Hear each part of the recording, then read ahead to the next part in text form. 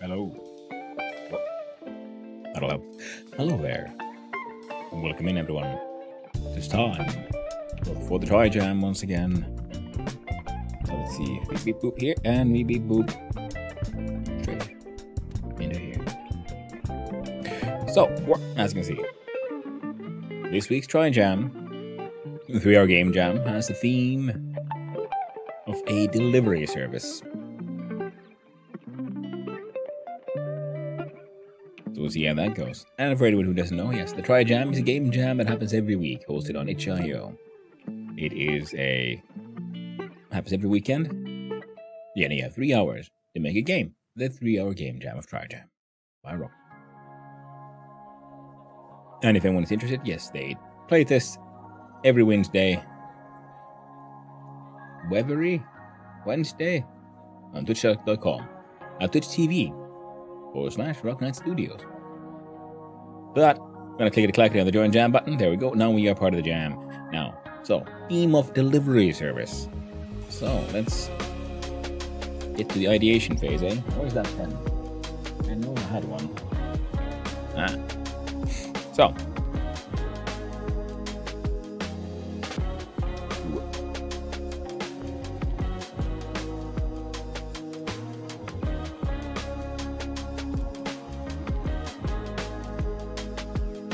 The theme is delivery service.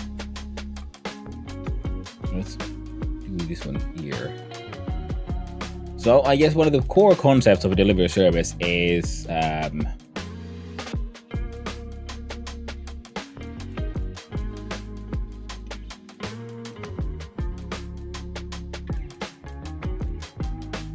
get the packet from point A to point B. Now, we don't want the package to break, of course. What we could do is revisit the physics nonsense that we were playing around with with the forklift game.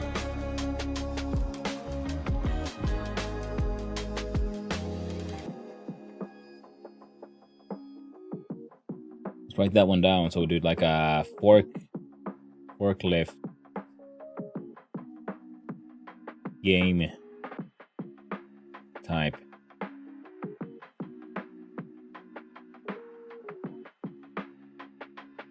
Physics. Shenanigans. Now the thing is, we could either then do pretty much a similar thing, get things from the left side to the right side. We could sort of copy the entire concept, but instead of like just lifting boxes from the ground, you have to then put them from the left side to the right side. So for example, we could be, okay, we are in a delivery service. Maybe we are not doing the actual deliveries. Maybe we are the logistics center. So on the left, you have boxes of various colors, and you're given a task of, oh no, you need to load a piece of green box into the delivery vehicle, which would be, I don't know, a van. And then you get scored for how long it took and whether or not the package took any damage.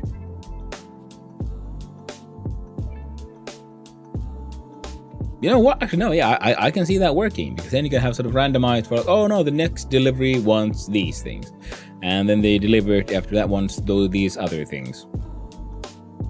Now we could then have a shift take X amount of time, and the thing is, how many contracts or things did you get done in that time?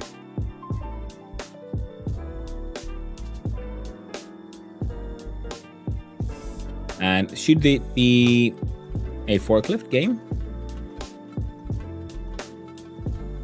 The problem with the forklift game is because if we take things from the left and put them to the right, as we had in that game, then we have to figure out how do we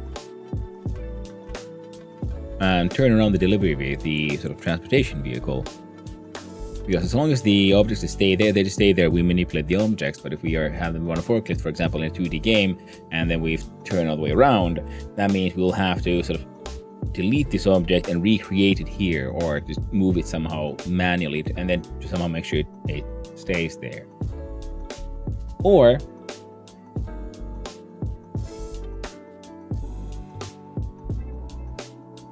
we could try to do it as a 3D game. So, similar in vein to Repo.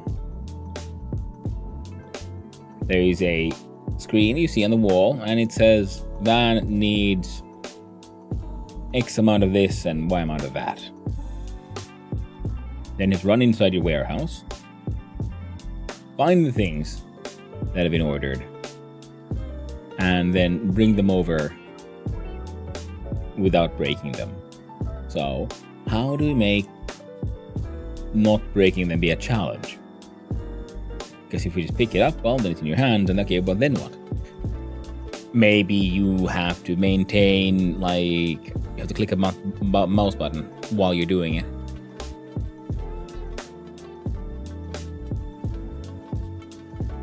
Maybe there's hazards on the path. You know, oil spills, they're like, you know, floor is wet sign, that kind of stuff.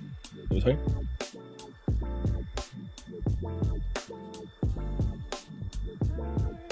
Whoa! Just in time for the ad break. Everyone got to watch me sneeze. Didn't get to hear it though. Possibly this one we could then have. Yeah, so that is question marks. That is like, should we do that? And then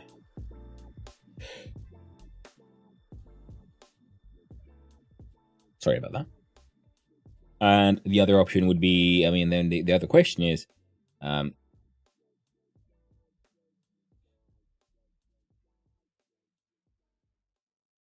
2D versus 3D.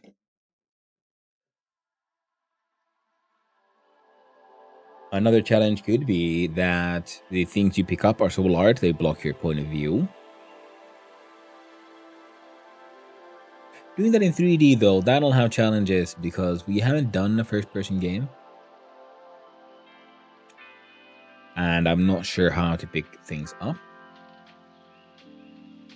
The good thing is we could use just geometric shapes for a lot of the design, so we don't need to do any like clever designs. We can just use a box, make the boxes different colors, and that way you know, well, we need 3 green, we need greens and we need reds, we need blues, that kind of stuff. game requests for a certain amount of them, be inside the van, and the van says okay, close the doors, drives off, next one drives in.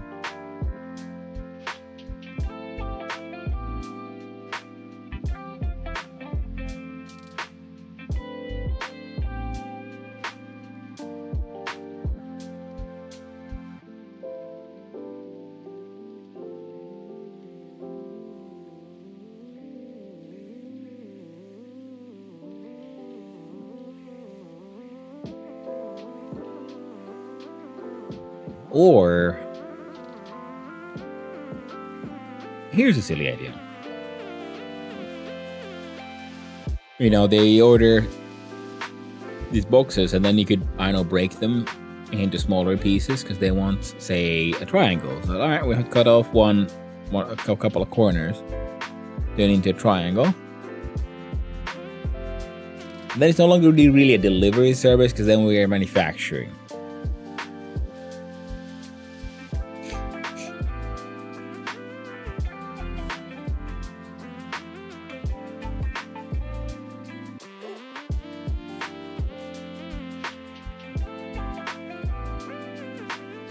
So we could have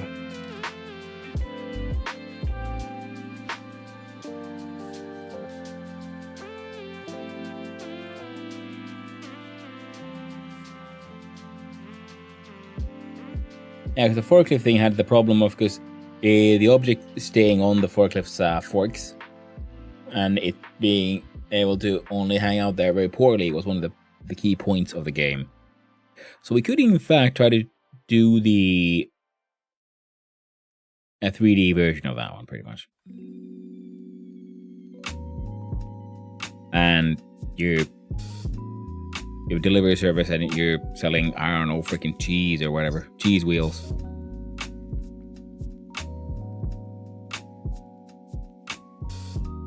Sorry about that. Get rid of the spoon. God dang loud spoons getting in the way. Being all loud. So we do a 3D rendition of our forklift game, pretty much. And instead of trying to put the things inside a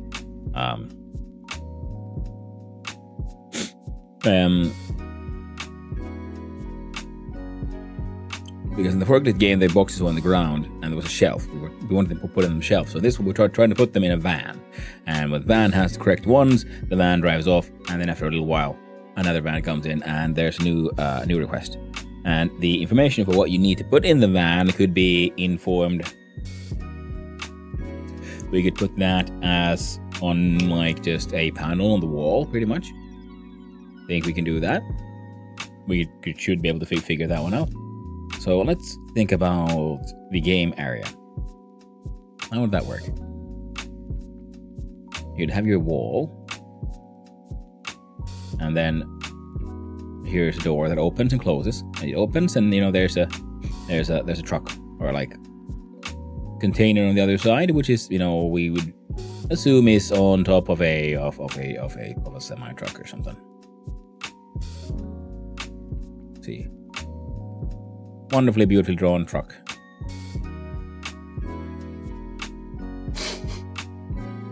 Sorry again. Ooh. So but that is like against this wall, and then the door opens and closes, and then here we have another wall, and this one has the panel with the information of blue or whatever, and then here we would have to have something.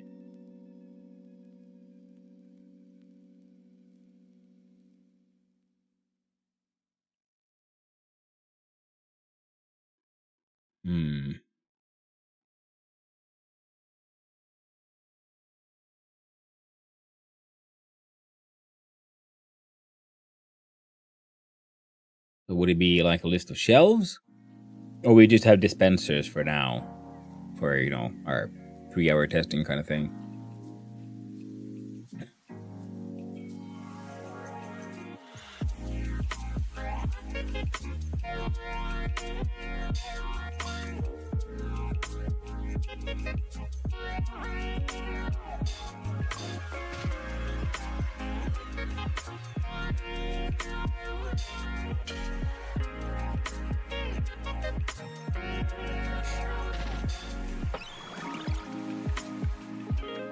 We could do that, and then you have... And the shift timer could be for how often you get a new request. So I guess it also has some parcel delivery simulator vibes to it. So we'll have shift, I don't know, takes X time, and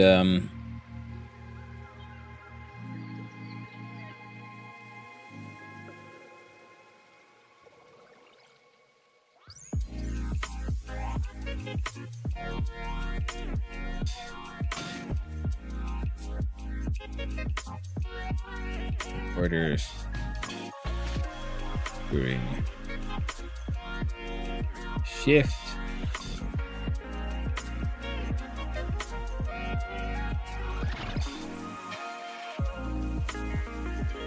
scored on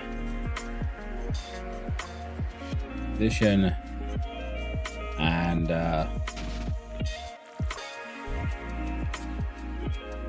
damage.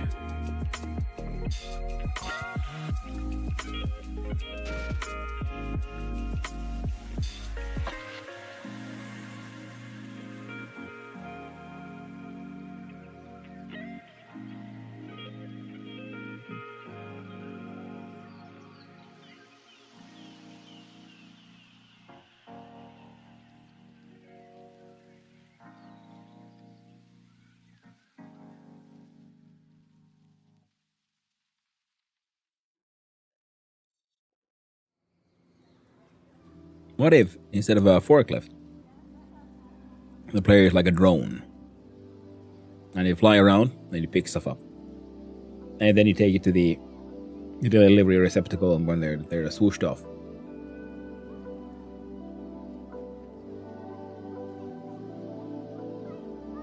That could work.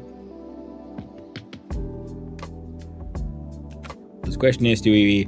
Because with the drone, we can then do like really glidey, awkward controls for the drone. You know, back and forth. You can turn around, you can do some strafing, but slowing down your movement is difficult. And as such, if you impact anything while you have your parcel with you, the parcel takes damage. You know, the player is invulnerable, but the parcel takes damage. That could be one way of doing it.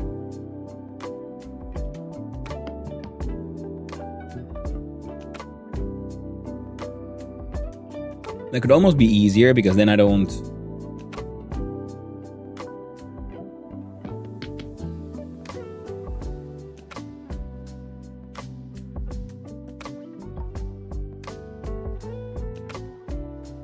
And then there would have to be like some sort of grid with multiple parcels, and you fly around there, you have to find the correct parcel.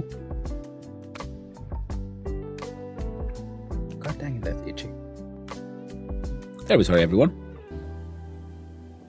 As usual, I am not at my best. First. On a Sunday.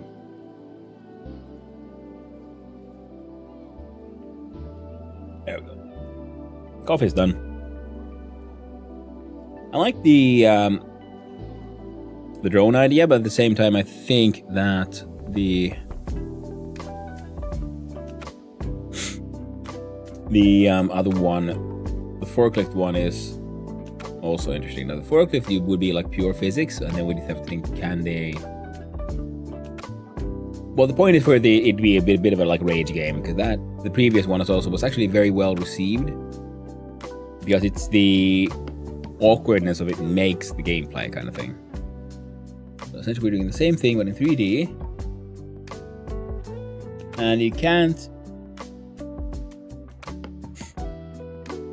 fully avoid damaging things. Now, of course, we could then have pallets underneath, because in a 3D it would be make slightly more sense, I think.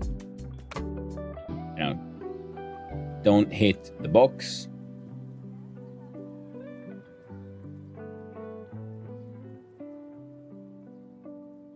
You could even actually have for get rid of the whole things maybe falling off the forklift. Like the controls just increasingly awkward. I need to stop rubbing my eyes because rubbing your eyes makes your eyes just itchier. So if you don't do it, it'll be better that way. We're gonna need a new page. Let's hide that one. So for the 2D forklift, one of the things was that the box slid around a little bit. I tried to make it do it less, but I couldn't like really get it to work the way I wanted to. But you moving around had the risk of making it fall down and added to the whole chaos of everything. Now, with a 3D one,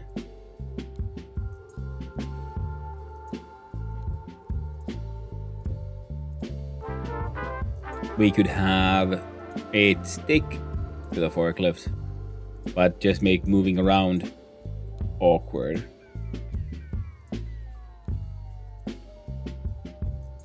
With that, yeah, we could have the camera be like, well, the forklift itself, and the camera is like really, really close by,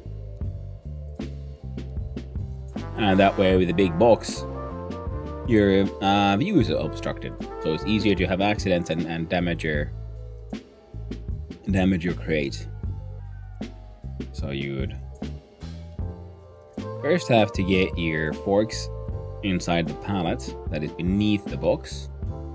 Fork goes inside, then you lift, then they get sort of magnetized, they attach. You now have box. You drive around when the forks go low enough, they at that point are demagnetized, detached from box, and box becomes its own crazy entity again, and can be pushed around and whatever. I think that would be easiest.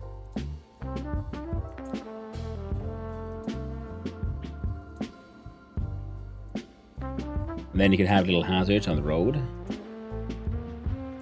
Maybe. But okay, let's simplify this. So we have screen says we need 3 blue. But where do you get them from? There would have to be some sort of giant shelf that spawns in boxes of various colors.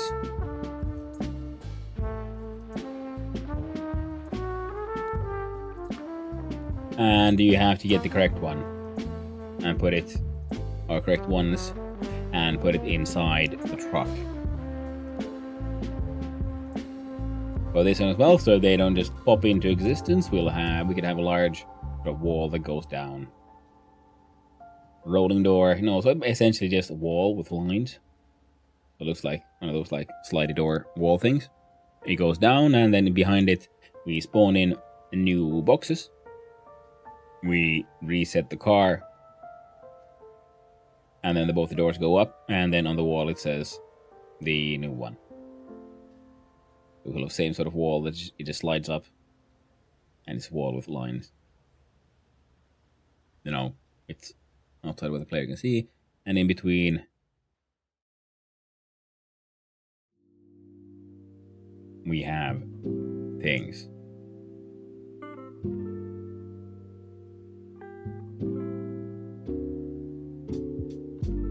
We could fuck with the player by having the colors of the text randomized, for example, and the number.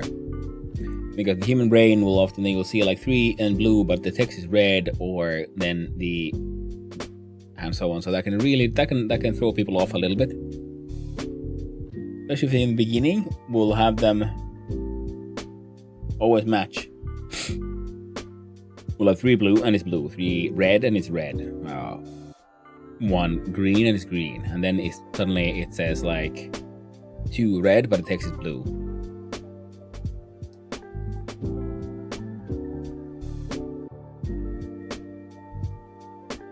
And we can have a detection area inside the truck. Big old detection area, and if the wrong item goes inside, we'll have a little light here on the side, and it like shines red. Hey there, Andre the Master, how you doing? Lovely to see you again, friend. And that would then have a quick feedback of, oh no, I made a mistake, and then you try to go back.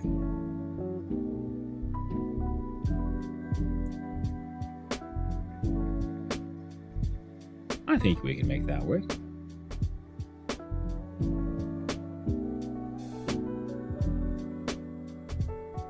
Good. Glad to hear that, friend. Glad to hear that. Today's the Trijam, so we make another game. And the theme for this week. So if I got a phone number to chat, I'm glad for you, man. I think it's cool. Yeah, it's difficult to live with a phone without a phone nowadays. So I'm glad you got yourself your very own phone number. And if you wonder what we're doing, so that's the wrong one. Here we go. So today's Trijam theme is delivery service. And I was thinking about how to do it, like how about the core of a delivery service is get a packet from point A to point B. And so what we've done, what I'm thinking about here, is, what is this? That's fine. Now thinking about the old forklift game I made, where you have to just put boxes on a shelf. Oh, well, let's do a 3D version, and you have to put boxes inside a truck, because it doesn't have to be a delivery service of taking things, to the customer. We're in the logistics part of it. Oh man, I'm so sneezy today.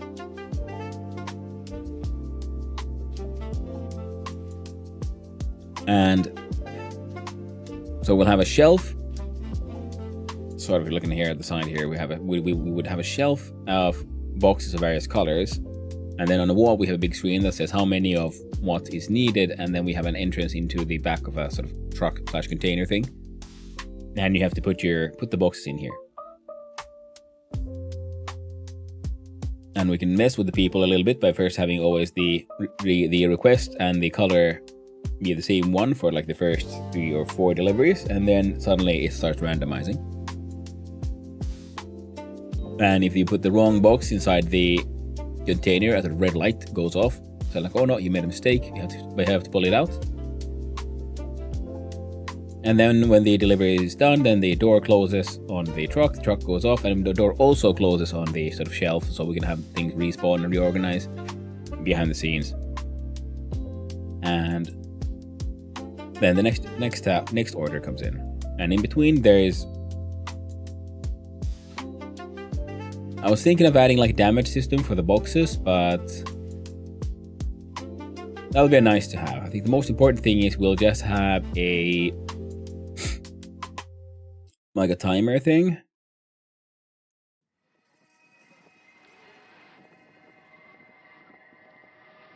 And how many boxes did you take off the shelf? Because if you take off the wrong box, that would be a negative mark.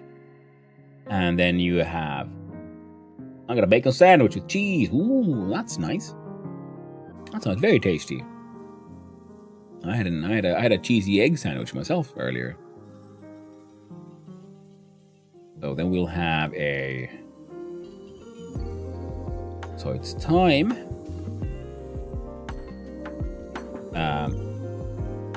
Time for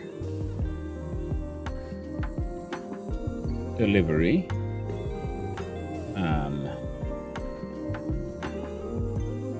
Boxes of shelf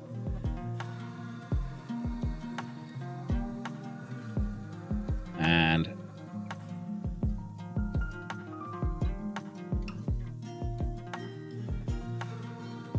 damaged boxes question marks. This is a nice to have, but we don't need it. And my Gary's mod almost a year ago, and I'm just playing it because I forgot I had it. Really fun. Ooh, wait, that sounds lovely. That sounds super fun. Yeah, Gary's mod. I never actually played around with it myself, but I know of it, and it seems super fun. Can I send a photo in general? Yeah, if you want to the Discord, go ahead, man.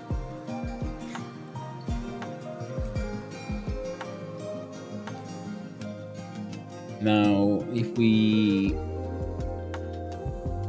do that, now The diamond box would make more sense if we don't have magnetization. But we're going to use the magnetization to make sure the boxes stick to the forklift, because I think that'll just make things easier for me.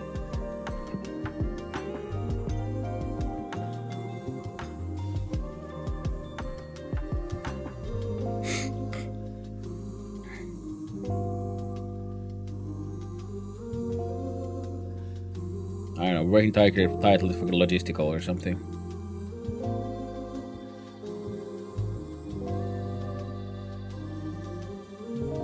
That could be fun. So, we have the core of the game. It's all planned out. Now I think we could have a... Alright, have a quick look-see.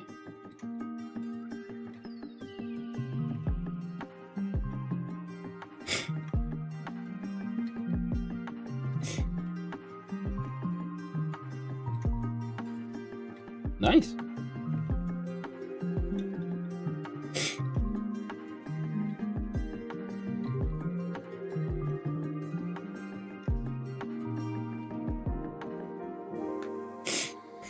Ah, oh, sorry about that. I have to blow my nose. Sorry about that.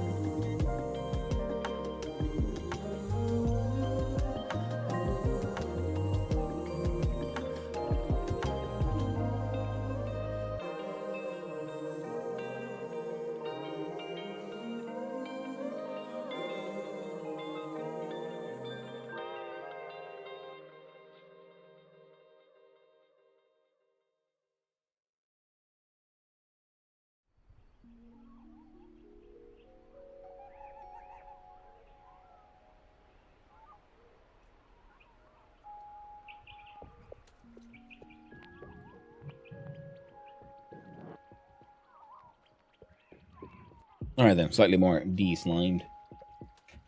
So, the plan is forklift game.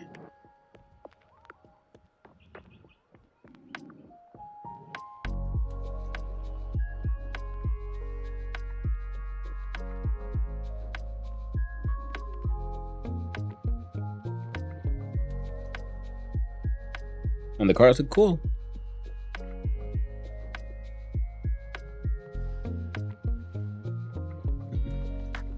Yeah, what seems fun indeed. But for us, right now, we'll make another boxy box.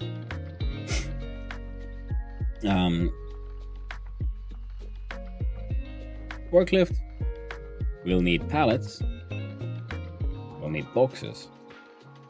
Well, box and pallets is one thing, so we'll have a quick think about the scenes, the objects we'll be needing here. So, what do we need? Well, we need the player. Flash. Forklift. Then we'll need the box, which will be box and pallet in one, and the box's color will depend on the data inside the box. Entity will need the level. I don't know, some menu shit. And the global for counting things.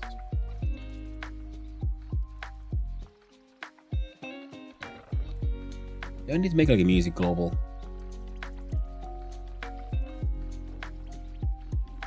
I might. Speaking of, HIO awaits.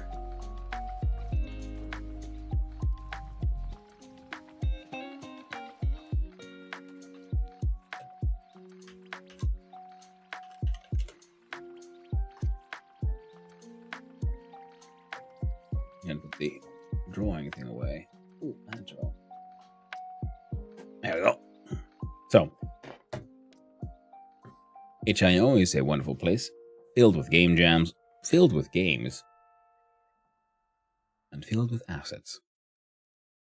If I was making a proper, serious project, I would, of course, try to then eventually find assets I can either make my own assets or pay for them, because the free ones are excellent for this testing and mini stuff.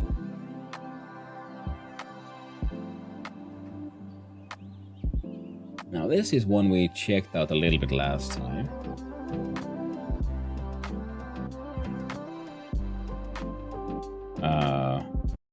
Thank you. This one.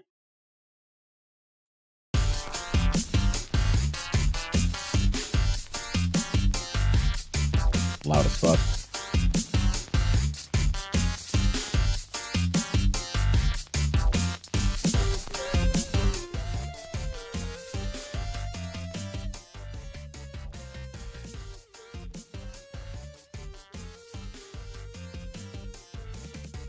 I am poor. I cannot pay. I am very sorry.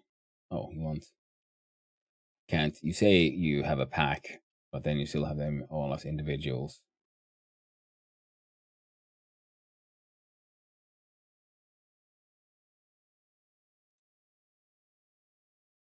Oh, I really should make a collection like that, apparently.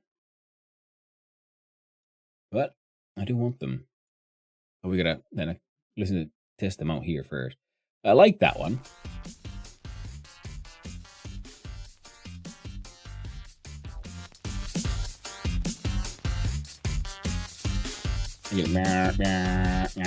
Just driving around.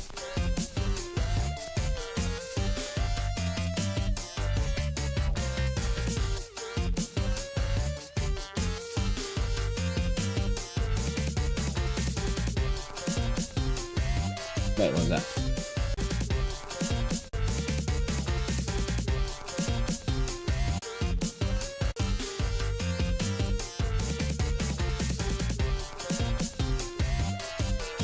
He breaks his own beat there. That is very annoying to me already.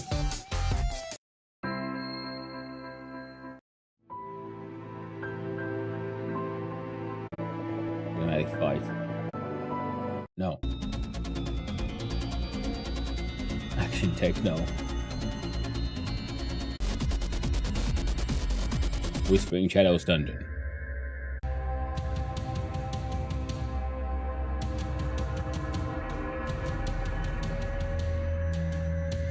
But life is full of joy.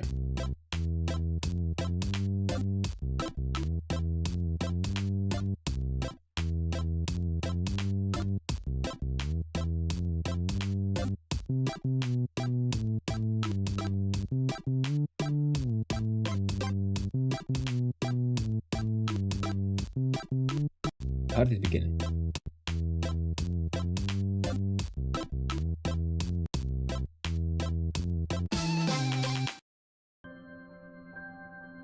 I like that one. Life is full of joy.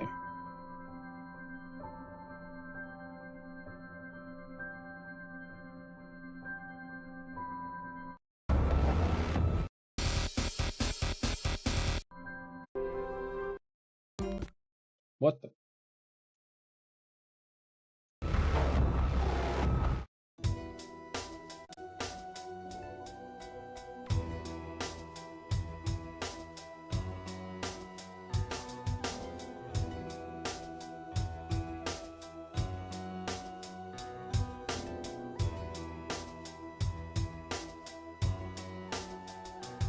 Good vibe, upbeat, pixel pop.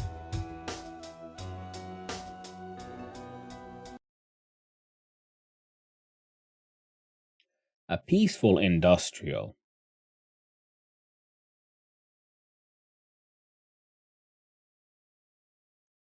I need to know what the fuck that means.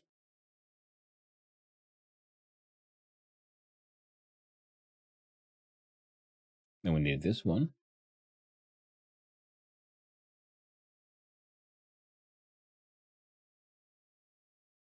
Upbeat 90s hip hop. Hell yeah. Alright, so now I got some music to check out.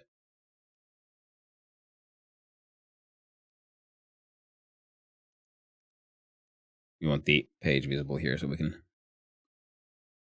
nicely and easily copy paste this one.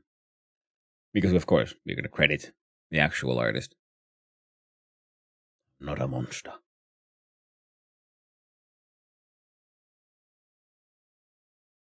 There we go.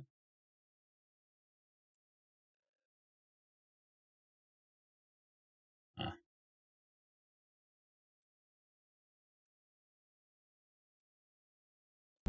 do that.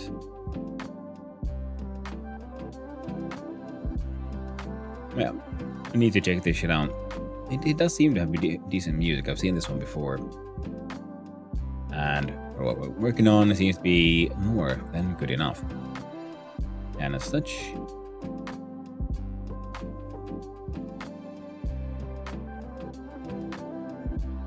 now let's see here. Chill Out Factory. You opening these strange signs. Not that one.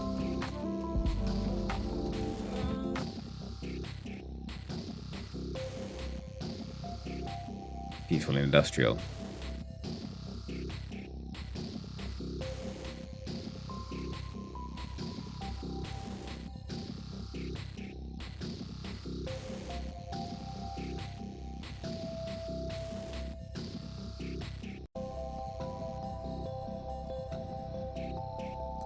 This would make interesting background music, but not for the kind of game we're playing.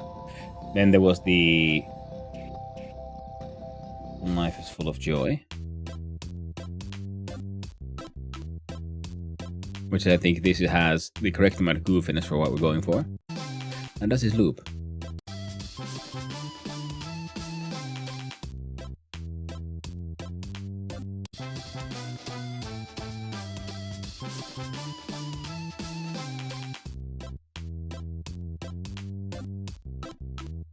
Not smoothly, but it does, so I can live with that. Now, what was this hip hop nonsense?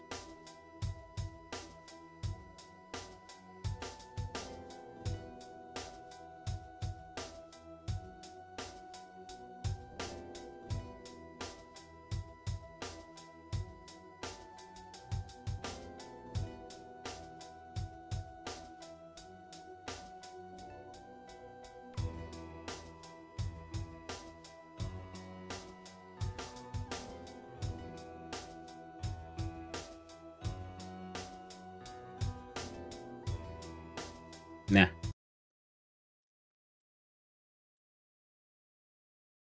Leave that there so we can lift the Dwarf Fortress if we need to. But in case we don't, probably won't. I think it's time. Well, let's miscreate the one first. In case someone's wondering, by the way, you open up Godot, you get this scene. Hey, Godot Engine, Project Manager. Most likely you will then have a empty list of projects if it's your first time. Then you click on Create. What's a new game project? You can choose Render Forward Plus, Mobile, or Compatibility. It explains what the differences are. So for the Forward Plus, supports advanced desktop platforms, only advanced 3D graphics available, and can scale to large, complex scenes. Uses rendering device backend and slower rendering of simple scenes. So this is more for, I want to make some like modern, complex gaming. Mobile, well, as it explains, it supports desktop plus mobile platforms, so you can make mobile games on Godot. Wouldn't that be funny? And then less advanced 3D graphics, so you still make 3D less scalable for complex scenes, and rendering device backend and faster rendering of simple scenes. So if you want to make something nice with 3D and so on, but it also works on mobile, and you need it to be efficient, then you can do this. So this is like, grandiose, but not as efficient. This is less grandiose, more efficient, and compatibility of desktop, mobile, plus web. And the least advanced 3D graphics, currently work in progress, intended for low-end / older devices, and uses OpenGL3 backend. And OpenGL being the graphics library used by, well, it's an open source graphics library, used by quite a lot of things. And the fastest rendering on simple scenes, which is exactly what we want. Oh, cancel. Let's give it a name, a proper one. It's called Trijam 339.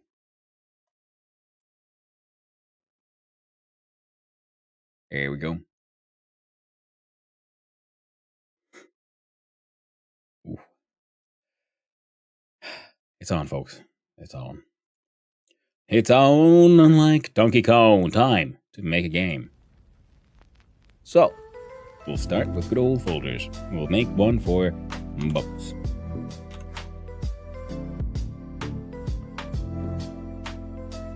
Sure. And another folder for player. And we'll need, of course, our level scene itself. We'll call this one, as I usually do, just level. And we'll need one for global. And we'll also create one for the UI. Not sure there'll be too much UI nonsense, but UI/menu.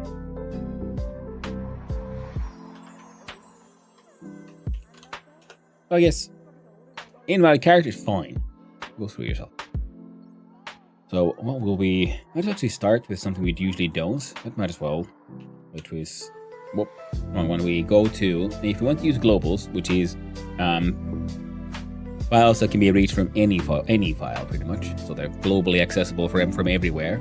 You go to project settings. Under project settings, so we go here under globals, and then we give it a name. Mine will be boring and give my most basic global. Exactly, global will be the basic node name. We click on add, and that's well, where do you want to add it? Here, and path means of course, what is the address of the folder you want to make.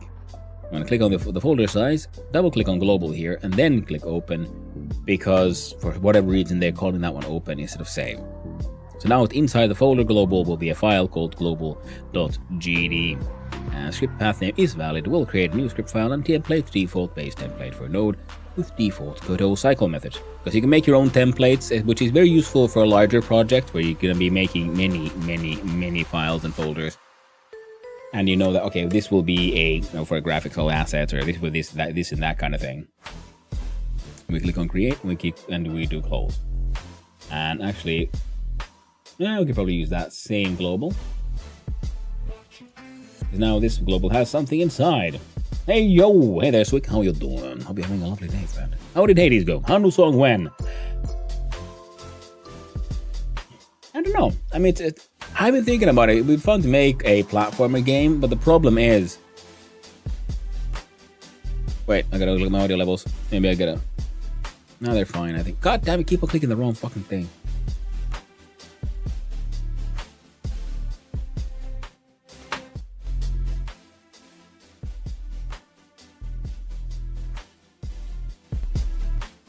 There we go, good enough. But a platformer like Silksong or Hollow Knight, it is very obvious to me why it took them so long to make it. And for one, it is the graphics. Like they say, it's hand drawn. There's no.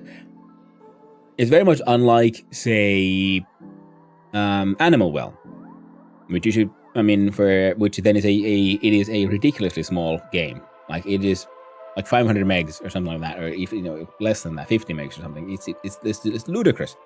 That's because all of its graphics is procedurally generated from mathematics, rather than actually having any image folders existing at all. Everything is created on during runtime, and that takes a lot of time. Then there's all the writing and all the level design, which takes forever. I'm not very good at level design,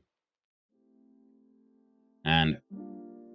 So I need to, but I'd be thinking about more like a vampire hunters. No, was it fucking vampire hunters killers thing?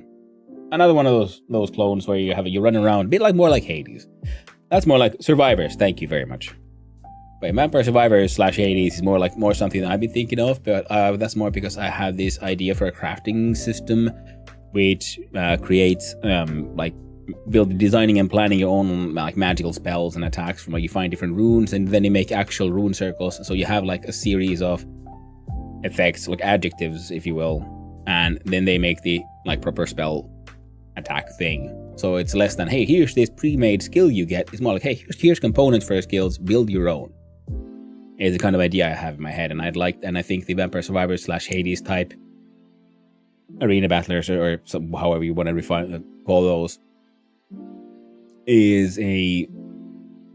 would be a good sort of game where to experiment with that kind of system, because I would also like to use that kind of system for creating things in for more complex crafting in survival crafter games. But I know those are even more complex games. So we'll do first a Survivors-like / Hades-like. And then from there, if my system works the way it should in my head, then we can experiment further in other games. But for now, we're going to make a game about driving a forklift. What the fuck am I doing? I'm totally lost here again. How did Hades go?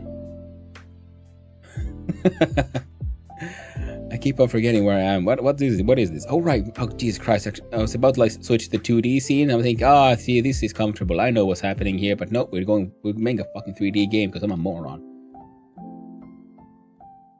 Now we can open the script here, and it is somewhat inspired by Abiotic Factor. Oh, my crafting idea? No, it's an idea I've had for a long time.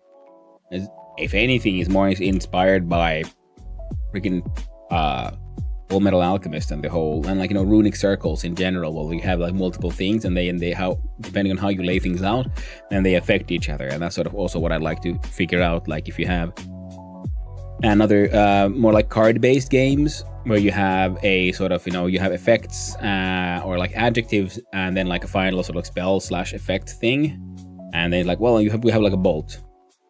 And then I have a sort of like fiery adjective, so I combine them together. Now it's a fiery bolt kind of thing.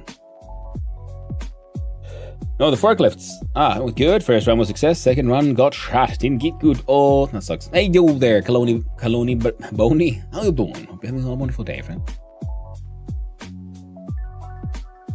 Didn't get good. That sucks, Swig. It sucks. You're the good one. You're supposed to get good. You're the goodest. Good-a-tite. Yeah, they about that's so difficult because I want to say Balthazar and then have Hazardous. Balthazardus. How you doing? Good morning to you as well, friend.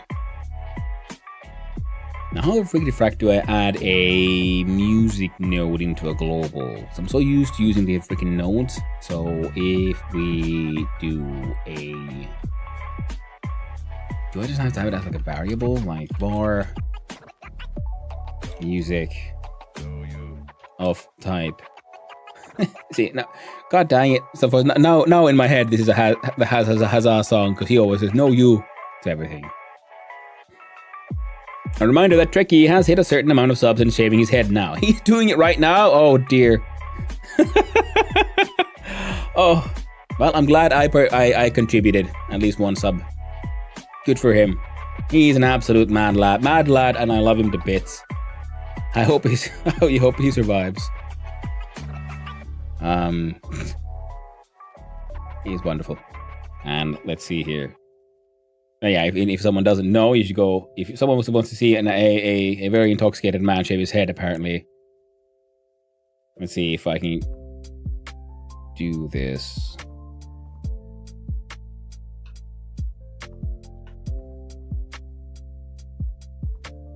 Shout out and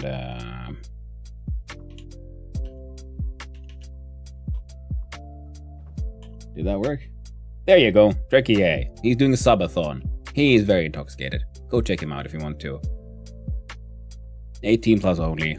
No, basic warning. He is not of sound mind currently. But if you like absolute degenerates having just insane fun, go check him out.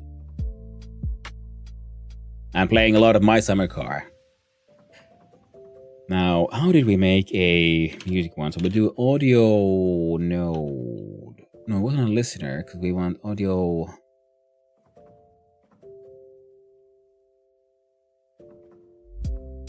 It's not an audio effect. All right, we're gonna have to do it the other way. We're gonna have to first create new scene, and it is a 2D scene. No, 3D scene. Actually, let's look at our 3D nodes. What do we have? If we want to make a actual playable character, which we had last time we did this, we did something very different. Character body 3D. Now, 3D physics body specialized for characters moved by script. Yes. And then we shall call you forklift. So now we've created forklift. Now, forklift will need many child nodes, but one of the things will be an audio node. So we don't know audio listener, stream player, yes, except we want this one, audio stream player. Do create, Forklift gets a script.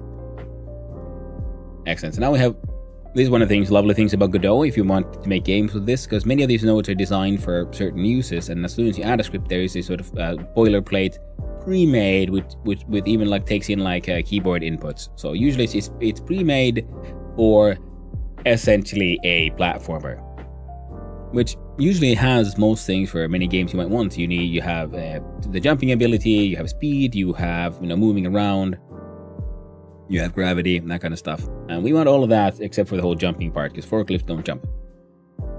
But one of the things I wanted was this one here, just so I can see like what is this thing called, this node. See, and I can pop, there we go. What do you mean? Forklifts definitely jump. This one might. We'll see. This is not a sensible game we're trying to make here. Equals Control V dot new. I think that should work.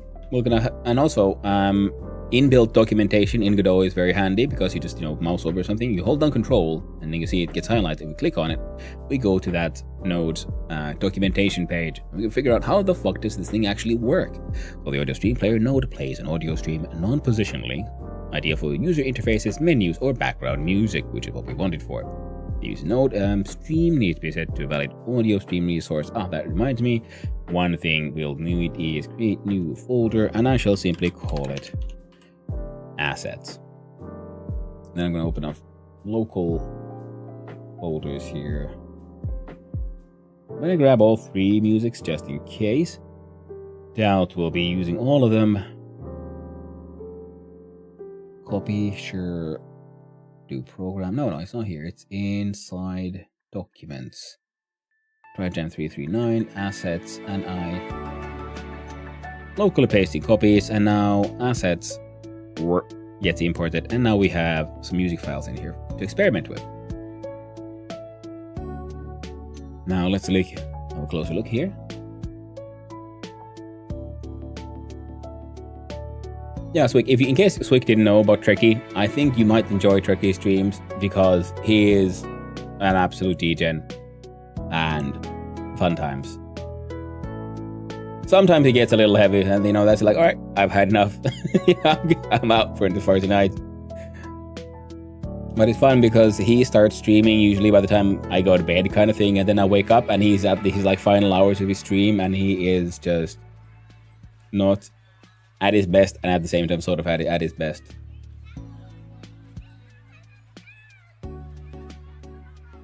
Duty to the creeps demo. I'm big on degen stuff, yeah. Well, it depends again on your definition of degen. Yeah. For me, yeah, I like him because he's actually a very nice person, and he reminds me of when I used to drink a lot. And it's actually pretty much, it's in the last year that I've been streaming that I've also sort of learned about the whole term degen, and I haven't fully comprehended what exactly that means. Because sometimes it's brain rot, sometimes it's other things, and it's like, I don't know, man.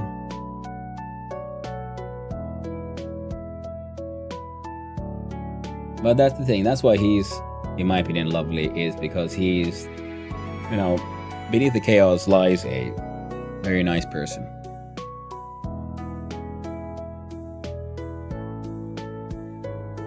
Because that's the thing, because there's other streamers, so sometimes you find people and you see like, okay, they seem nice, but there's something off about them, and like, I don't know if I trust you with my car, kind of thing, or like, they seem like on paper everything should be fine with this person, but there's something about them. You're like, I don't know if I trust you.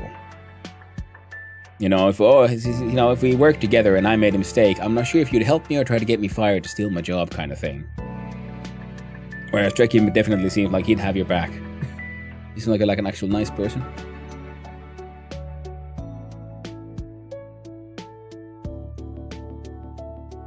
That's me. I like all kinds of types.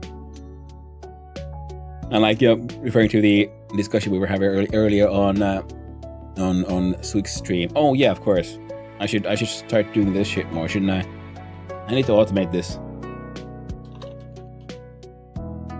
Screw machine. For anyone who doesn't and hasn't quite yet realized, Slick's an awesome streamer. Streams cool stuff, and he's one of those like actually good players. Like, you know, I play games.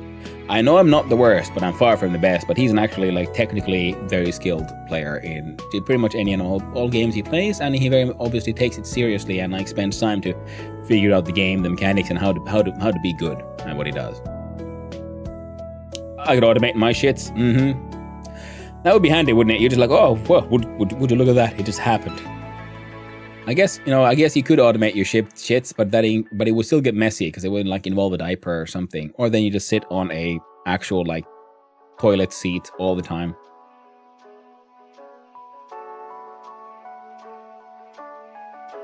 I mean, 1v1 me in a game that takes brain power rather than quick thinking, and you got me like a fish. I don't know, man. Maybe. Depends. Like, yeah, I'm good at like pattern recognition and then figuring stuff out. And I like games where I'm given time to think. You know, civilization games, those kind of things where the turns take a long time. But quick reaction and like making, figuring shit out on the fly. That is obviously something you're very good at, not chess. Heroes 3. Hey, I think you could be really good at chess, but maybe you'd be better at like speed chess, where the point is to like instantly make a move. Because that it's interesting that way, because there's like the classical long game of chess where you sit around, you ponder, and you think many moves ahead, and then there's speed chess where the point is to play as many games as possible so that you will recognize the correct move without really thinking about it. You're like, oh, this feels right, so we do this. Similar to in games where you have to react, because you don't think about it. I think if I jump left and then I like do a wall jump there, then I can get above the enemy and then I can do this attack. No, you just do things because it feels like the correct thing to do at the time. It's still thinking, but it's just in a different way. Now I tried chess, my shit has footprints in it for months.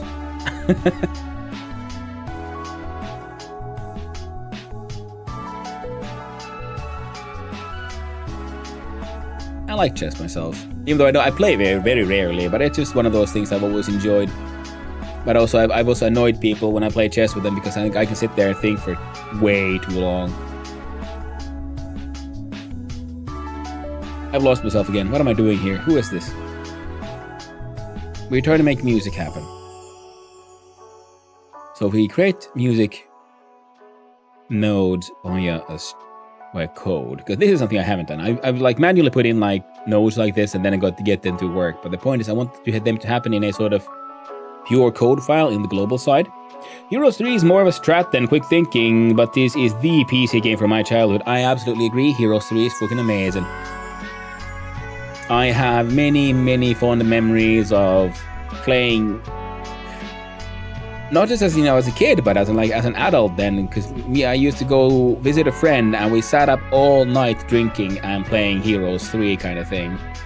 Or then just, but we didn't like drink heavily. We had like a few beers, but the point is we still like hung out and like just played games.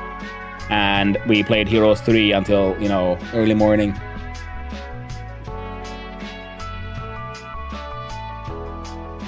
And good old hot seat, so we sat in front of the same computer. Good times.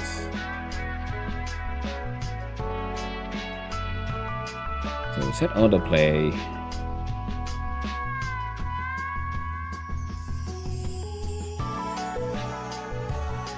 Runtime no boss was given the name of this.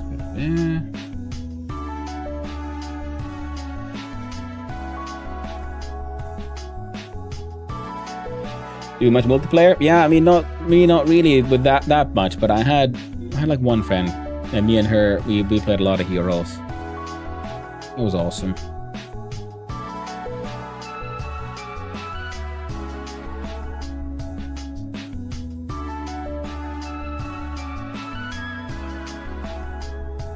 Let's sound from the beginning. It's very annoying because, like I said, I've done this by a node here, where I can choose here. So stream. If we do a quick load, Open that one, for example. Return the latest audio stream playback of... Ah, right.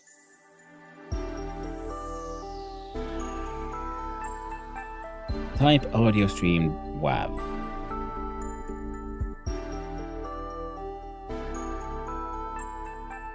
The audio stream resource to be played. Setting this property. Stops all currently playing sounds. So we need an audio stream. We'll do var. No fucking beep. And it's in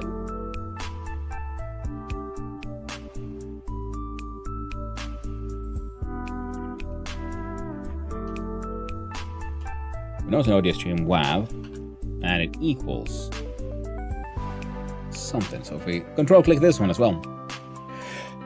Besides hot state with my brother back before he came a toxic cunt, and like one dude I was going to primary school with at the time. I was single digit back then. Unfortunate. Yeah, tricky part, especially if you fall out with family members, because it's one thing to leave friends behind, because life goes on, but you can't really leave family behind, now can we? No, I mean we can. I mean, of course, it depends on how. Depends on what happens. In some situations, yes, that connection is absolutely broken, but it takes extreme things. But usually, it is one of those like, well. Because because we're tribal animals, and the most sort of intimate tribe is, of course, the family, and our genetic preference for helping similar genetic material thrive. Audio data.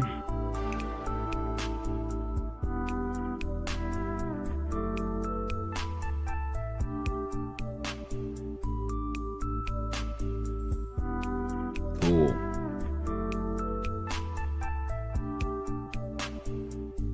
Okay, what else about loading? OGG Vorbis audio and runtime, not all files with OGG. Waka waka waka.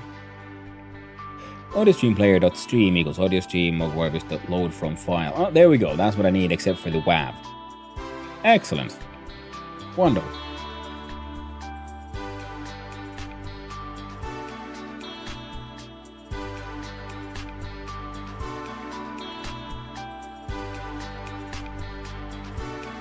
Video file, so I'm just gonna copy that thing.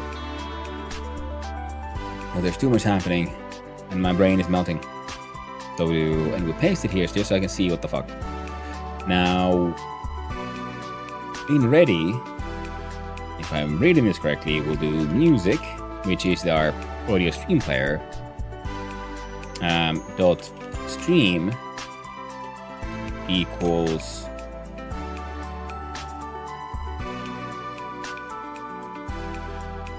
audio stream WAV dot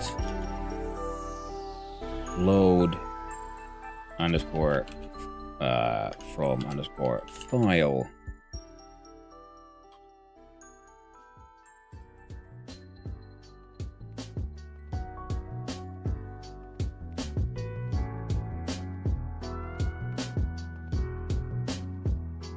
Well, let's apologize that one. We'll do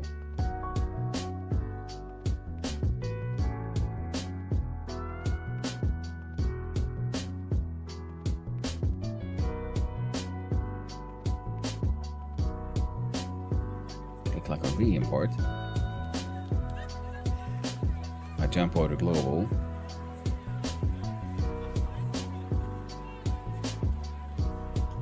Cop that out. Paste that in. Hashtag these. Save. Load from file. How do you load shit then, my friend? How? Save the wave. What?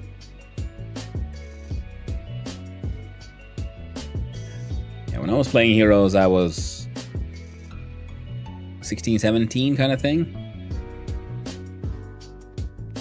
And then, a little bit of 18 as well.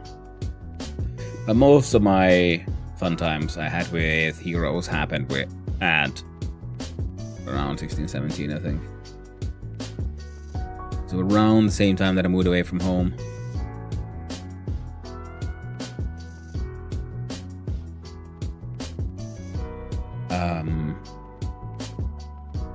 Contains the audio data in bytes. This property kicks back. Blah blah blah blah blah blah blah.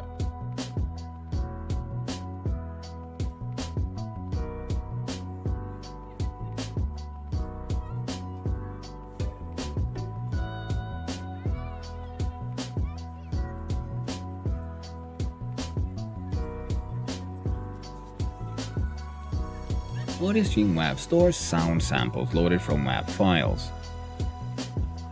Cool, how the fuck do I load it, friend? You have your properties. Method is an error.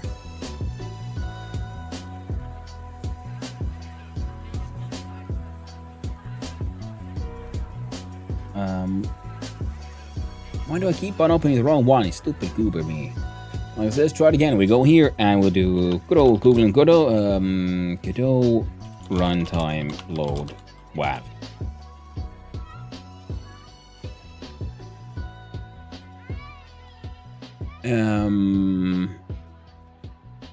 Here's script for whatever you want. Audio.gd, add the project settings, global, put the code below, inside it, blah blah blah. Exporting audio files wouldn't load. Interesting configure file reading through could be useful if you don't have the full path of resource. You need file demanded dynamically. And waka waka waka. Stream equals load sound. Sound is string. Am I overcomplicating it? I mean, it could be. Sound instance, audio stream player, new. It could be I'm overcomplicating it. This is one of the problems of learning my coding first being C, because I'm so used to that I need to do everything like so low level gritty on my own, and it could be what I need to do here is in fact we'll first comment that out, and we do .stream just load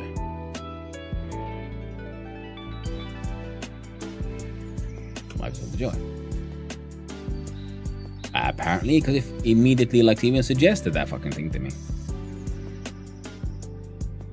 I see. And we'll do music dot. How did I make it? How did I make a loop, friend?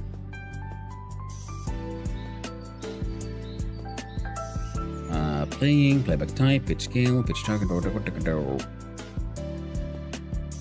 playback type.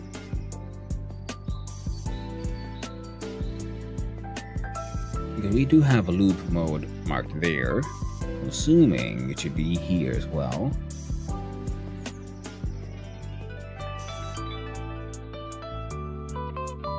Enumerations. If true, it's not called play when entering the tree. Control find. Zero matches for a loop.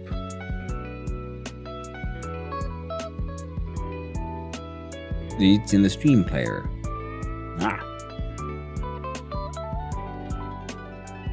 So then dot stream dot loop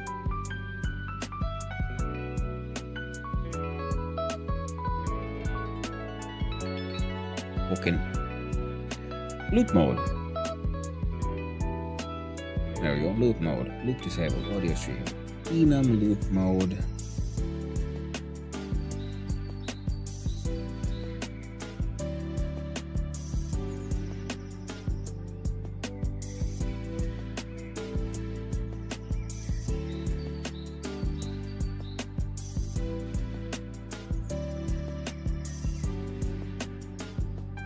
Loop mode.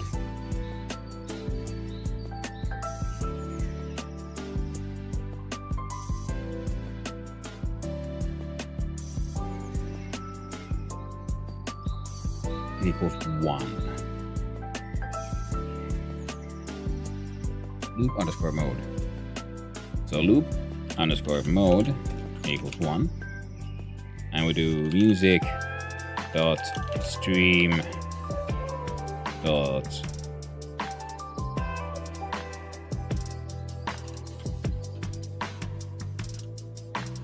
outplay equals true. Hey there, Reaper, how you doing? I have decided that tomorrow we shall worm.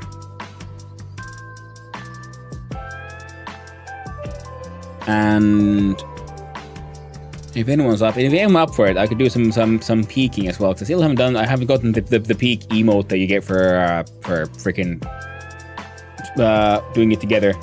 Prepare for your new life. I will.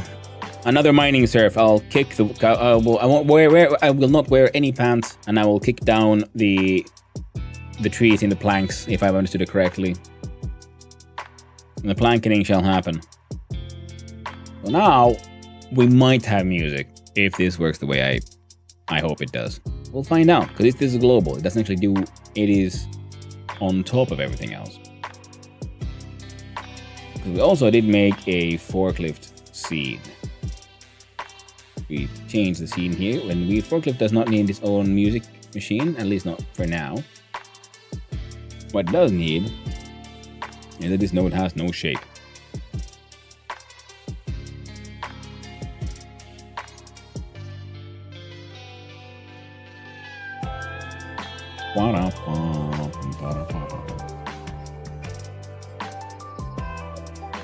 Do the collision shape or collision polygon?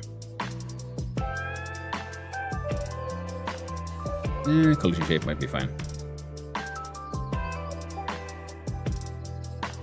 Yes, bro. Been trying to build a boat for 2 fucking days. Good old grindy games. The endless grind. A shape must be provided for collision shape 3D to function. We go here, we go to here, and a shape.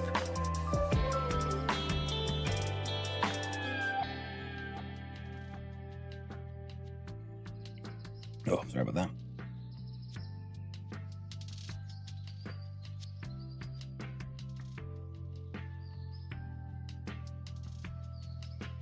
So the path to wizardry in Worm involves plank maxing. Jesus Christ. The planks, they shall be maxed. Add child resource. Well, it's not just I get sidetracked helping new members of village. We are at like 10 now. Ooh, nice. And clicking. Clicking our way to plank maxing. LCM.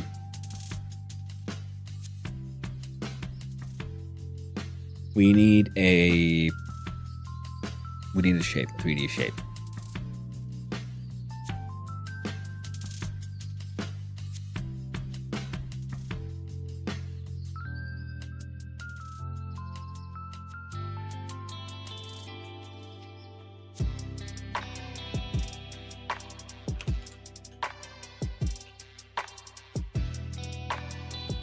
A 2D polygon.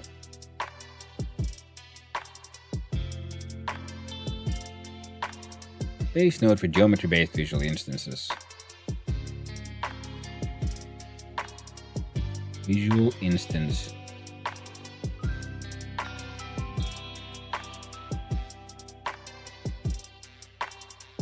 From here we find what we need. Sprite-based 3D. No. VG shape. No. Mesh instance.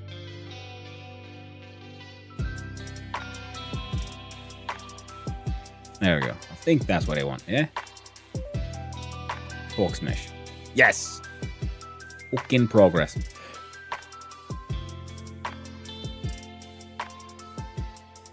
Include VS stuff? Yeah, Lord Thartharenek will be so proud with millions of planks.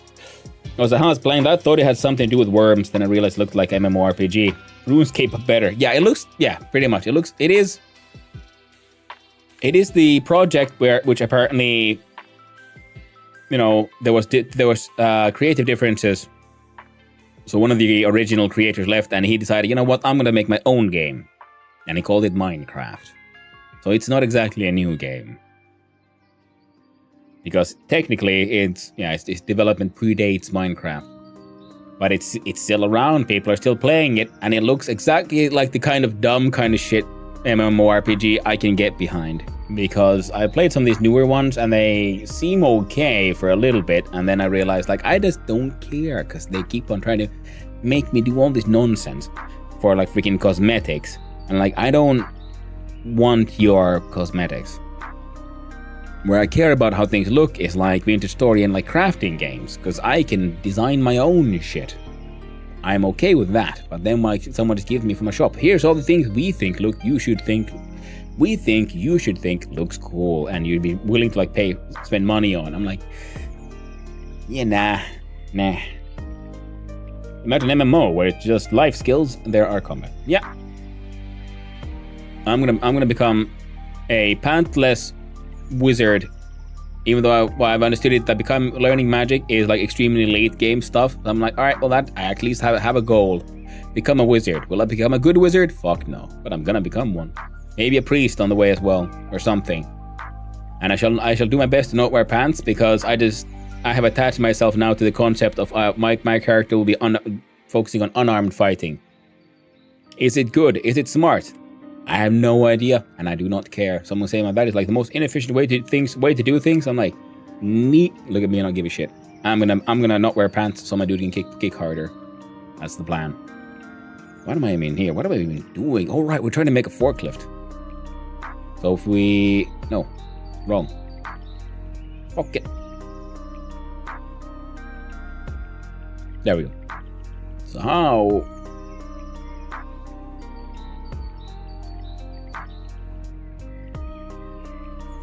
We got move. We got scale. Wait, no, I do not want to mess with the scale, to be honest. And your mesh.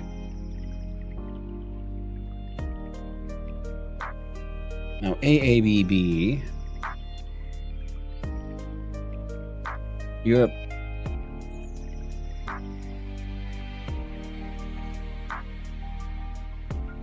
Wait, there's no rectangle. It's box. I'm like, cool, but I would like for you to be...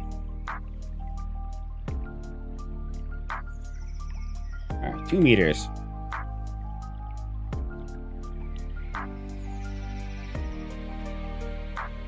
And X could be...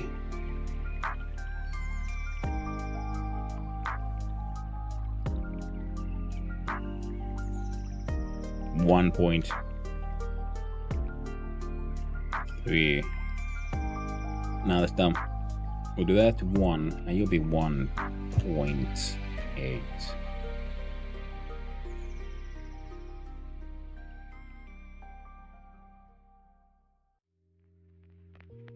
Acceptable.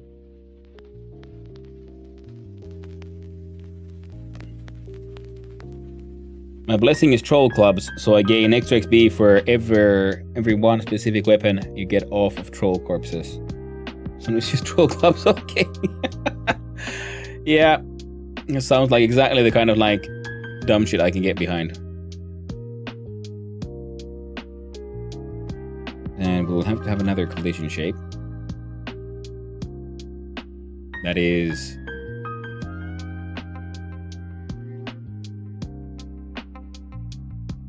Or should we do it the other way around? So we do a mesh instance that you own. It owns a collision shape. Now this one's shape.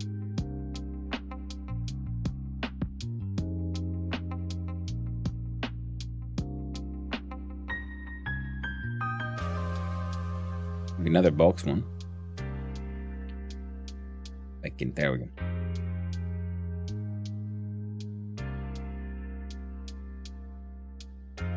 There we go. Okay, look, time, gotta shower and wake up and get back to work. Good luck with the game, homie. Thank you, my man. And I'll see you see you tomorrow for some worming, and I make no promises of sticking with the game, but I will at least give it a go. And then if someone would have some time, I would love to do play a little bit of Peak. We're gonna make an extra node here. We're gonna call this one just the Forks. No worries? Yeah, that'd be lovely. Now, just because I know that there is the Peak sort of emote thingy, and they have like, what, 2 days left? A couple of days left? Until the... put it that way. Excellent. They're inside each other the way they should be. Only a couple of days left until the sort of extra... the emote thingamabob goes away. 0.3. No. Jesus Christ. We'll do 0.1. A bit quick, but we can work with it. And we'll look from upside down.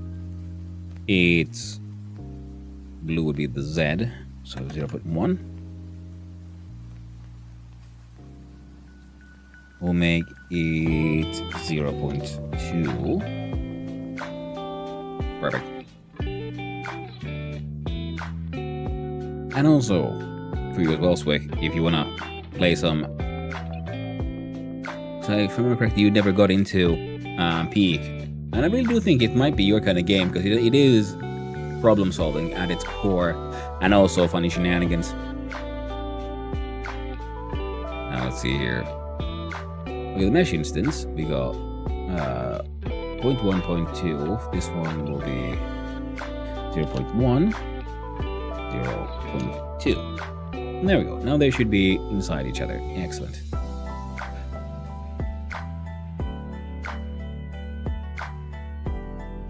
Child area static rigid. You are quite right.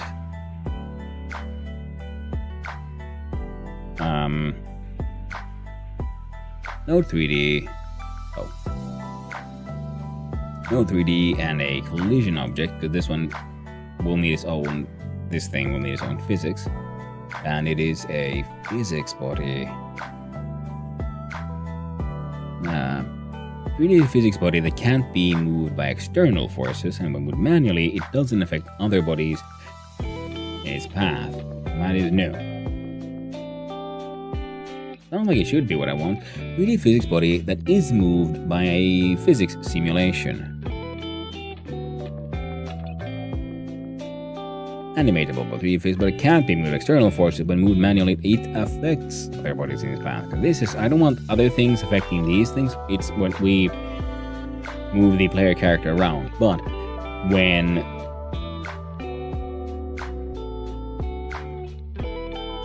now let's see here. A vehicle body, you say? We might need to change the forklift there to a vehicle body. But yeah, so if you want to play P, I think that could be fun to play with you, in case you're still there. And yeah, the Goose game, yeah, we need to find time for that. I'm just so sucked into the whole vintage story thing right now. So I want to like get the sort of creative projects that I have sort of in my head there done, but at the same time I keep on getting distracted by other things. So today on BS I will be seeing if I can get my hands on some bauxite so we can start steel production. Well, thanks for hanging out, Swick. I really do appreciate it. I hope you have a nice day, evening. I'm not sure with our time zone difference. I guess you'd be in the evening, I believe. 7 p.m. Yeah, nice. I hope you have a lovely evening, friend. Take it easy. I'll be seeing you around. And Worm is free to play, so also if you want to join in on like some stupid shenanigans with Reap and stuff, so on, join in on that as well. There's a paid version, but you can get in-game currency. Like I have no intention of putting any real money into Worm.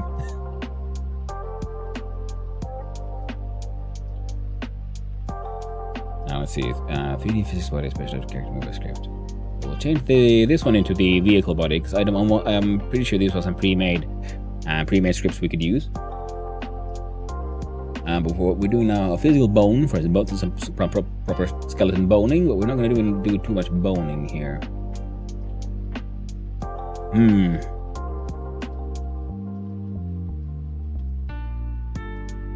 going to use this one. I think that should work. Then we can do a mesh instance goes inside this one. Collision goes inside that one.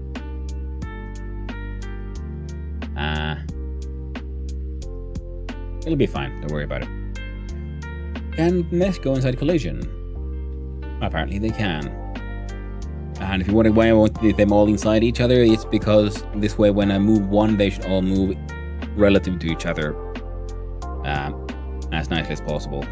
So now I should be able to, for example, duplicate that one. So you duplicated not only itself, but also the mesh instance. So now 2 of these, and I slide this one down here. And voila, we got forks for our forklift. Now, I do believe we have a local space.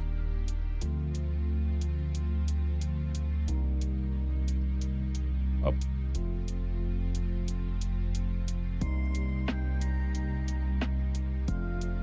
Alright, don't use local space.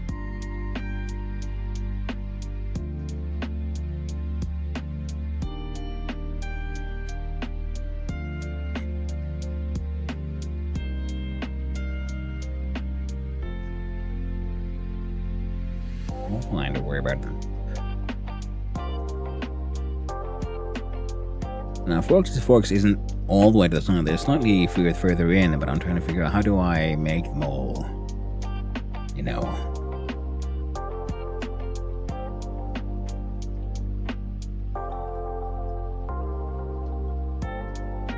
I don't, no, I don't need you.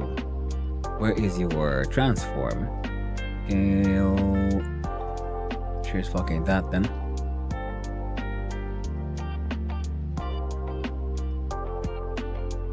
Part of my brain makes likes math is getting itchy. You know what?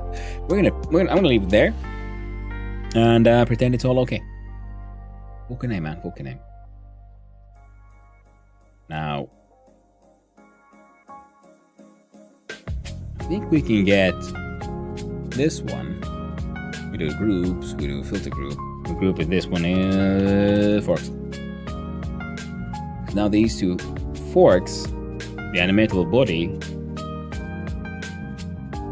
Maybe it's better if we put the forks themselves in this group, and we take you out of it as an entirety. So when the box gets the forks beneath them, it'll detect. Oh, the forks underneath. I can lift them and put them down. Hello there, Invisible G. How you doing? Invincible G. I keep on saying invisible for some reason, even though I know it's Invincible G. My brain, it goes, the words come out before I have enough time to think. But I hope you're having a nice day. We're making a game about forklifts, because today's Trijam, god dang it, wrong one again, has the theme of delivery service. So it's 3 hours to make a game. The music we're listening to is the unofficial 3-hour timer mixtape for the Trijam done by Rock Knight Studios, where you have 3 hours of music. So when the music ends, pencils down, everyone. Woke up? Nice. It's always nice to wake up. I mean, it's not always nice to wake up, but in general, it's better to wake up than not wake up again, because, then the story is over. But I hope the morning is going well, my friend. So I'm gonna rename this one into the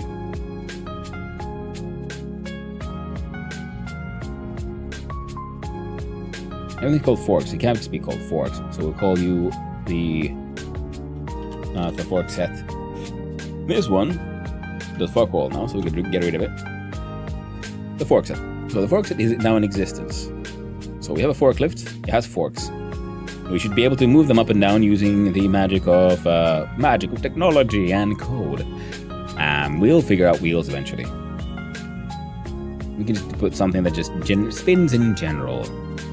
Now, our forklift now contains its own collision shape, a mesh instance, and the fork set. The fork set can go up and down. Now the forklift. Now we're gonna do something silly here. We're gonna go in here, we're gonna right click. Now first we disconnect the forklift and the forklift GD script. Then we look at the forklift GD script and we don't have the option there that I wanted. We go here and forklift.gd, which is the script here. Delete that.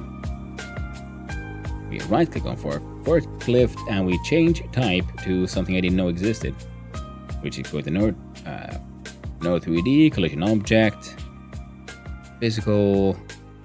I do believe it was under rigid body, vehicle body 3D change. And now I make a new script. How dare you, bastard.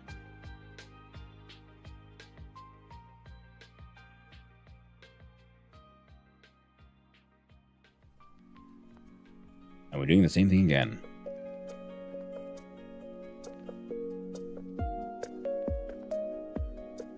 And change type. And go back to the character body. And if you're wondering why, it's just because the character body comes with pre-made code and I can't be bothered to write. We change, then we make, using the template, basic movements. See? We got some code for inputs, outputs, and other nonsense. And we can deal with that. And we save, by the way. And then we look at our... Oh, I fucked up.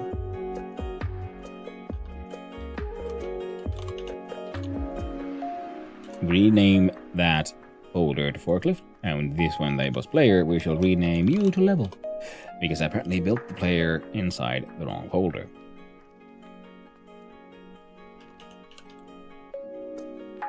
That'll be a 3D scene that we'll just call level. And inside level, we're gonna need not the renaming one. Who was the house control name? And under Node 3D, so now we need the floor pretty much. We're gonna do that by first looking at not the visual instance, but the collision object. Wait. Yeah, collision objects. We do physics body, static body 3D, a 3D physics body that can't be moved by external forces and when moved manually doesn't affect other bodies in its path, which is pretty much for walls and things. So what we used was the more mobile version of this one, which is what we used to make the forks for the forklift, because it has the same rules as a wall pretty much, but when it moves, it does push things around, whereas this one doesn't push things. And we need a Node 3D visual instance. We find the mesh. Was it a geometry? Mesh instance 3D. And the soft body, deformable 3D physics mesh, but we don't need to. We just need a nice little rigid one. To be a floor. Change this to the inspector, look at static body 3D. By the way, how am I I think we got everything zoomed in as much as we can. And our physics material, no. Silly goose. We still need 3D and a collision object. Oh, wait, no. What? This node has no shape, so it can't collide or interact with other objects. Consider adding collision shape 3D. I thought I did. Node 3D, collision object, physics body. Oh, there we go, collision shape 3D. My bad. And what is this shape, you say? Well, that shape is for us at the box. And we shall look at the box's size. Well, we want it to be along the Z and the X axis, which you can double check here on the top here. Blue is Z, X is red. We'll do it, and size of 50 by 100.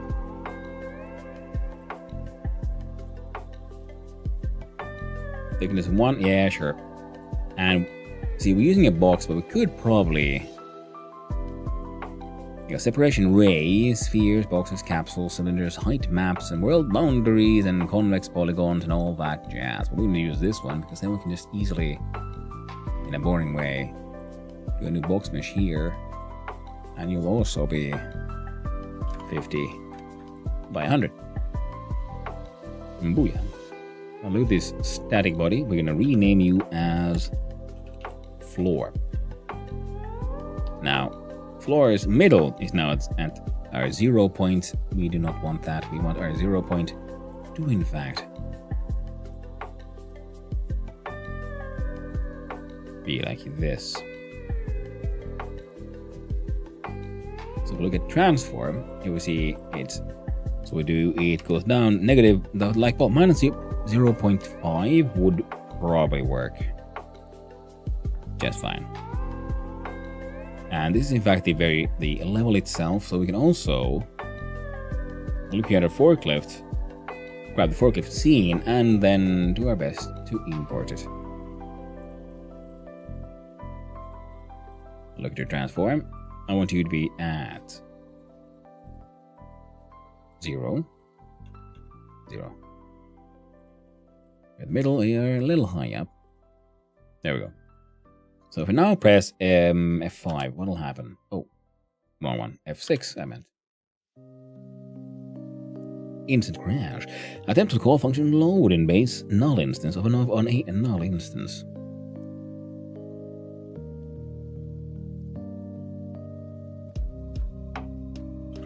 So do music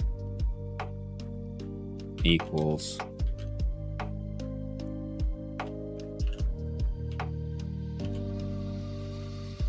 you know what? We can probably just do this. Or copy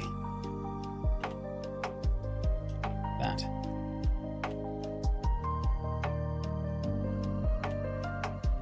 Or turn this into an on ready. Well, we'll find out soon enough. Level is still actually chosen, so we press F6 again. How are you a null instance?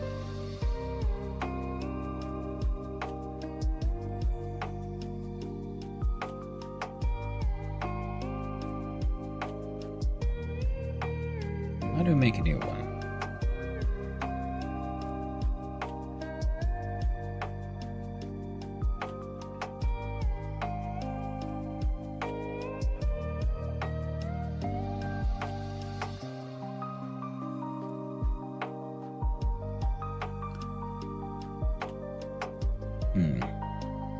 Var sound instance equals audio stream player new. Add child. Oh, god damn it.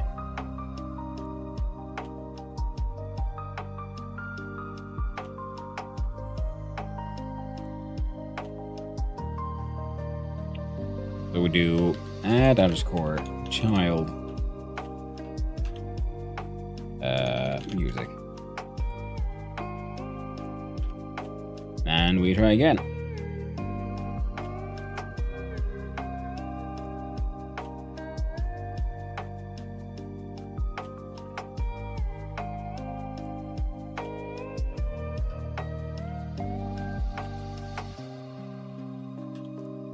We try again.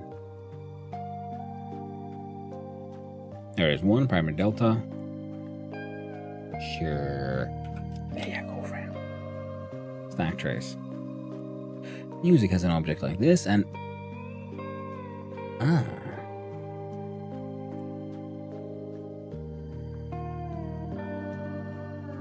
an in-base null instance.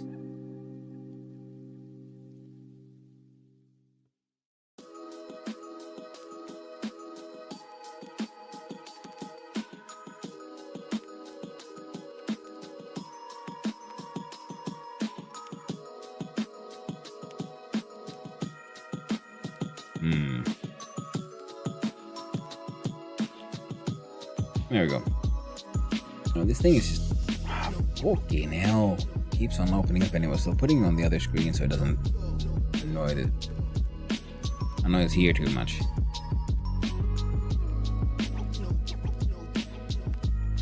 So play sound, creates and deletes everything. So we'll do good job, play music from global. Jesus, no. There we go. I like reading. I don't like your fucking YouTube video. Says the man who should be making YouTube videos. Family size been in the game for a week and results.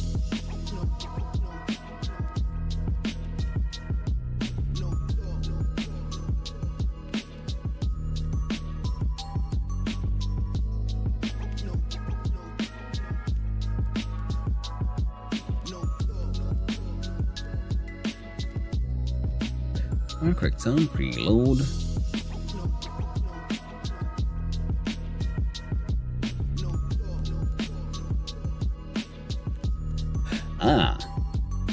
Well,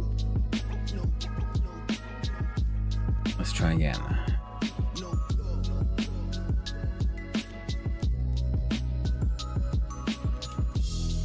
We'll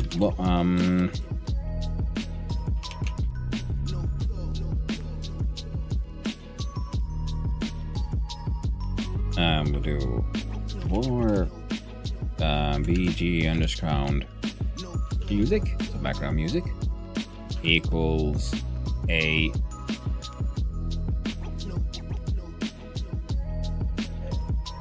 reload of that one. Stream load. No, stream equals BG music. F6. Animal assignment property key autoplay with type value of bool in the base of self audio stream. Wow.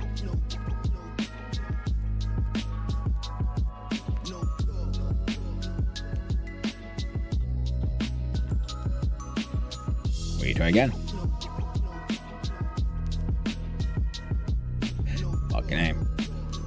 We're getting somewhere. We jump in here because we forgot something very important. Camera.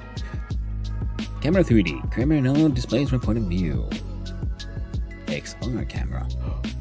A few overrules for AR VR applied, but we do not need that.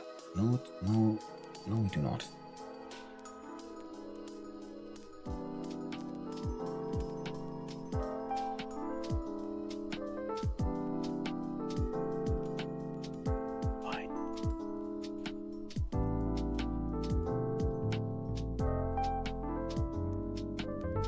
There we go.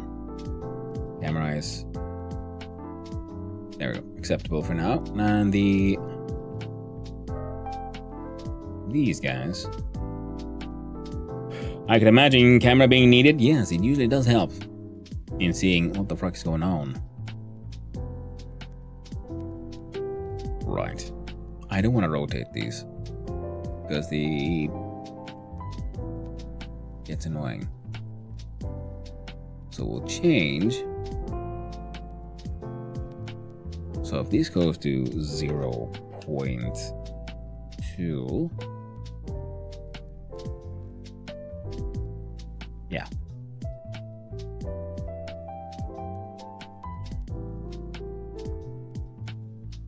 Zero point 2, 1.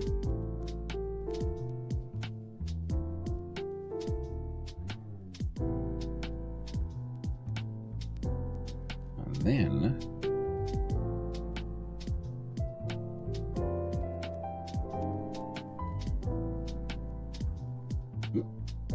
Z.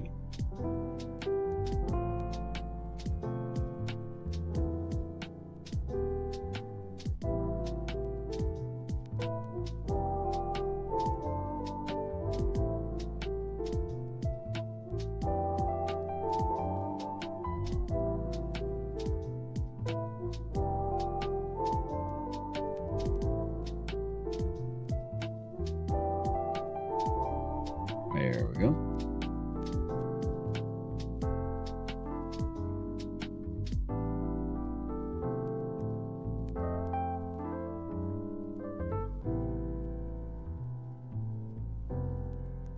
Oh.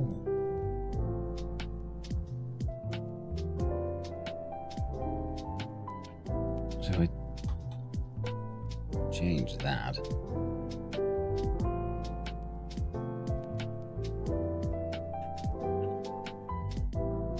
and let's negative 1. Which means this one.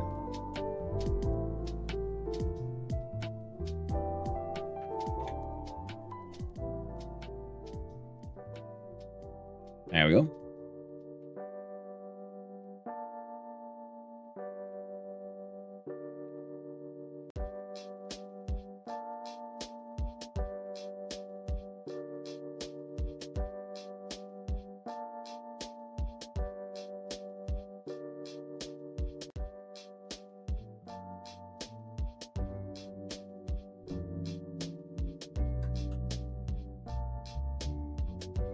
There.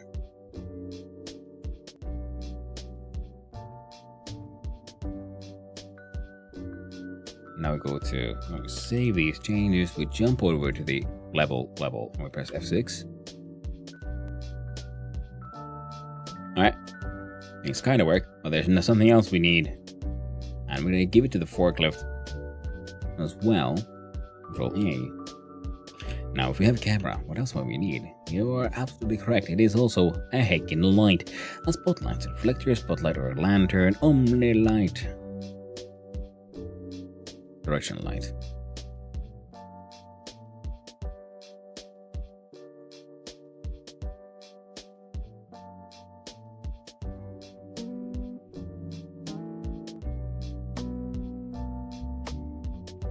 Sky mode.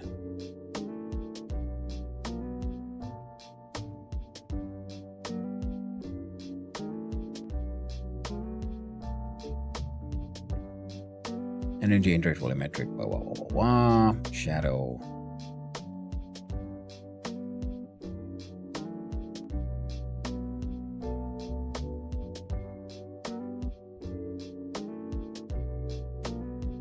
What is the... Why do you have a direction?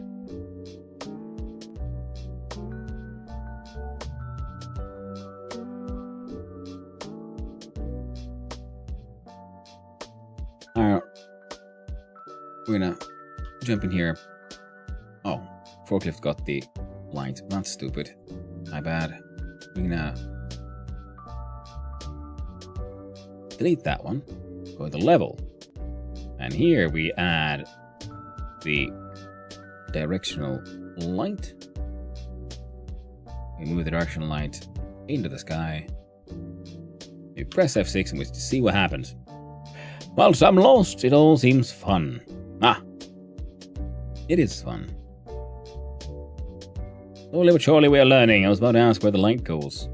Because the arrow kind of looked to be pointing that way, and that's why I'm like a little... I guess. There we go. I'm okay with this. Now we try again, F6. Because a directional light should be just light from in general, from kind of everywhere. So we're going to do it actually like that. So now it should illuminate behind as well.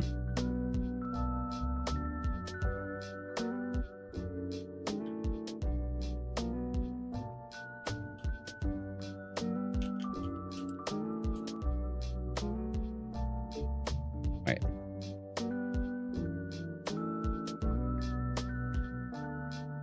Again.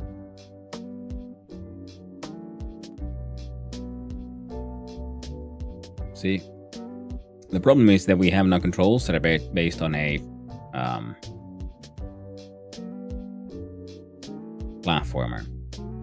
Also, I didn't expand the actual collision object inside the forklift too much. But we got some kind of movement happening. Things are kind of happening.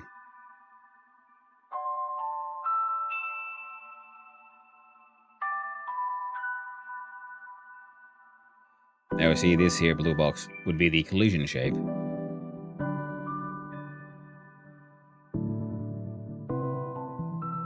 Well, it should hopefully snap into each other. Ah, right, just look at here. What's your size? 1, 1.8, and 1. So we'll look at here. Pretty close. Now the same center point, and jump into level, press F6, we do another test, and now we shouldn't be sinking in anymore. That's very true. Good, good. Now the camera needs to go slightly further back because I can't see shit. We do that.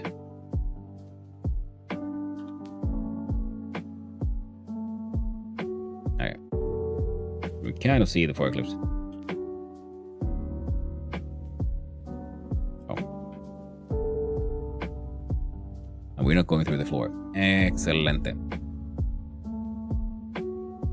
Make things slightly more clear, I do believe.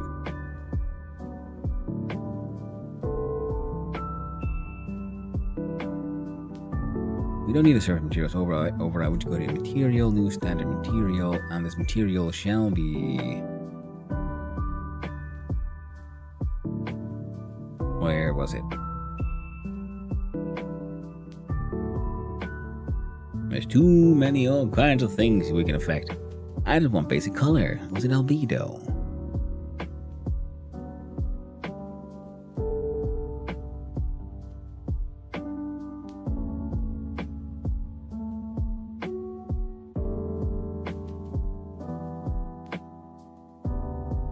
Well, let's get that one then. The fork set.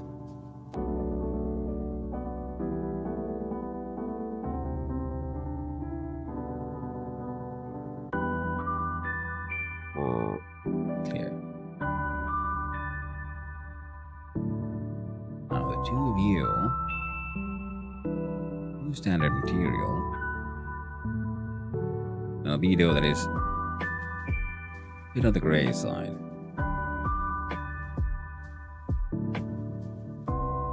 Should we make it more red? Is it visually distinct? That's a metallic vibe to it, I guess. Metallic, I don't know, metallic 1? Is this good? Is this bad? I don't know, man.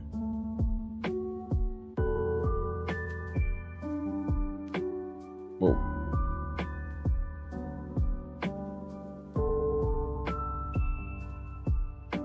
Well, the forklift is the fork duck currently. Maybe that will pivot. It's not no mere forklift, it's the fork duck. We haven't even gotten to any of the game stuff yet. That's what happens easily. I get carried away trying to learn shit.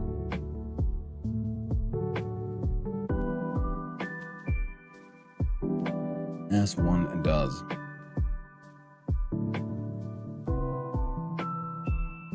Camera goes.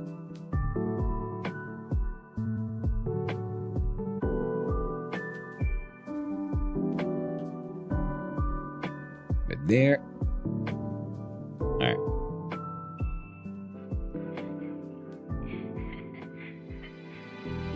Where is in project settings, we look at input map, and now we're gonna actually have to add our own inputs. So we'll have turn left.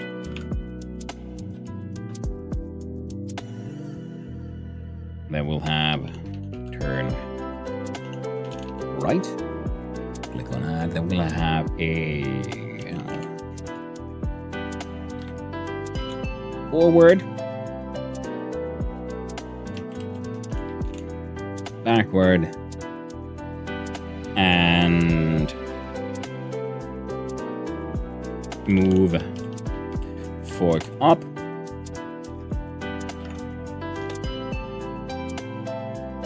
And move fork down. Then we click it like here. So turn left, well, that'll be A. Turn right, that'll be D.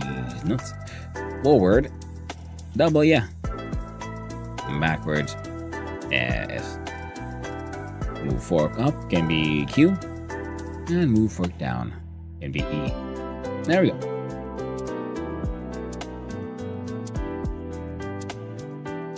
Then we'll have to go into forklift, look at the actual code here, and we'll have to figure this shit out.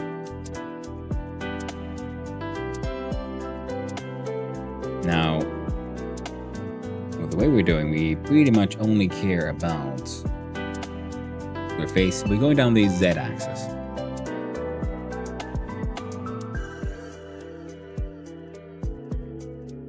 So do we change our...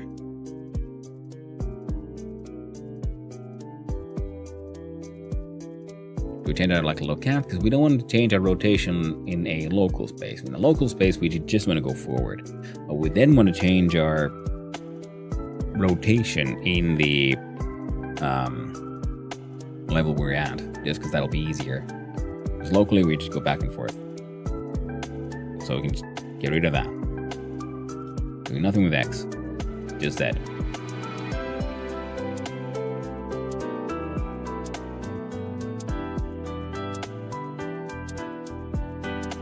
Input direction, input get vector, down. We'll do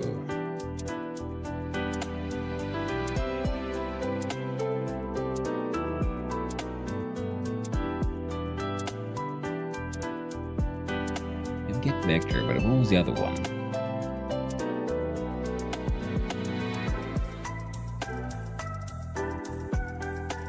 Just get access.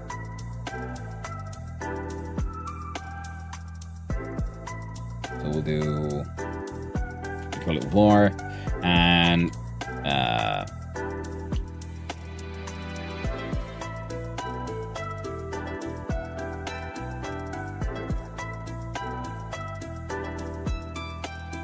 call your input speed or what I know input. Call your input move. We'll typecast it into input.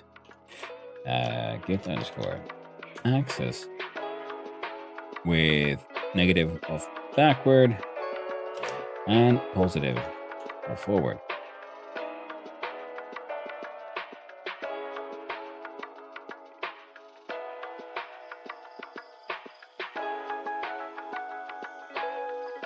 Transform basis. I can probably use the same logic here. We'll turn this into direction Z. What the fuck?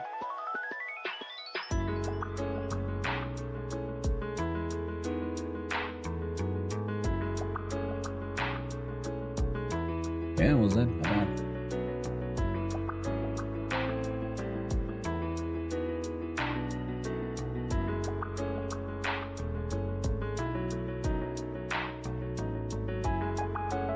Vector 3 made of X, 0, and Y.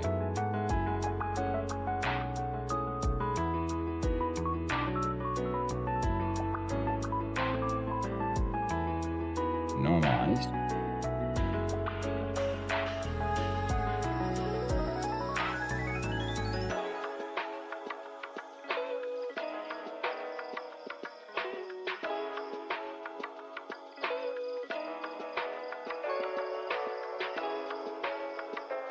What is the jump velocity?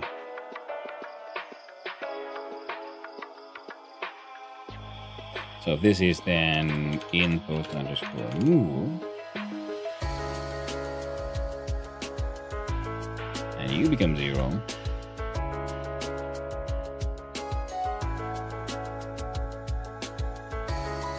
flow, flow, flow.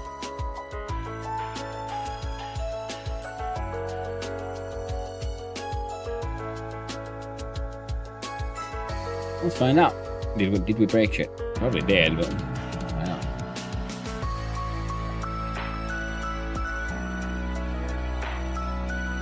Now forward to backward still moves on the old system. Somehow.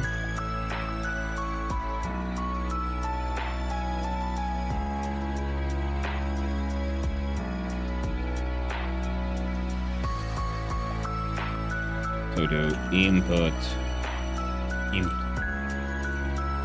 Right, of course, because yeah, input move goes here, and the first two become 0. So we actually got no jump. So now we do the same thing. W and S work, except the wrong way around. Well, that's easy enough to fix. Whoop. Okay, cut that shit off, paste it in here, move that, try again. W goes forward, Yes, goes backwards. Nay, nay. And whoa, and do one more copy. Input fork underscore move. And this one will be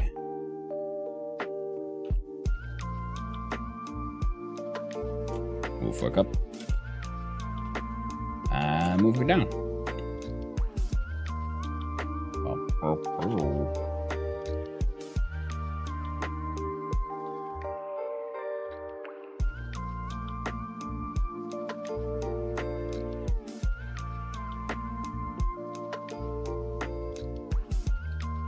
On ready here for the fork set, so that if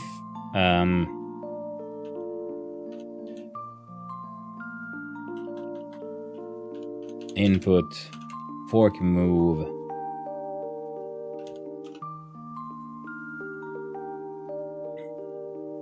will make that warp does not equal 0.0. Then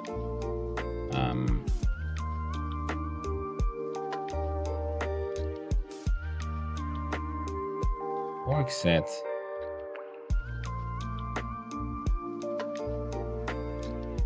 dot transform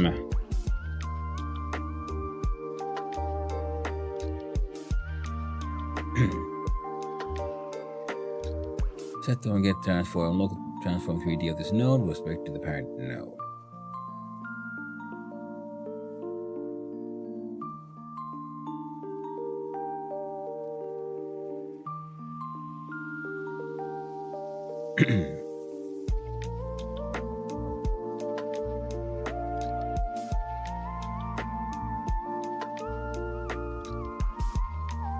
Here's a copy of the transform translated by the given offset. This method is optimized for multiplying given transform x with the corresponding translation.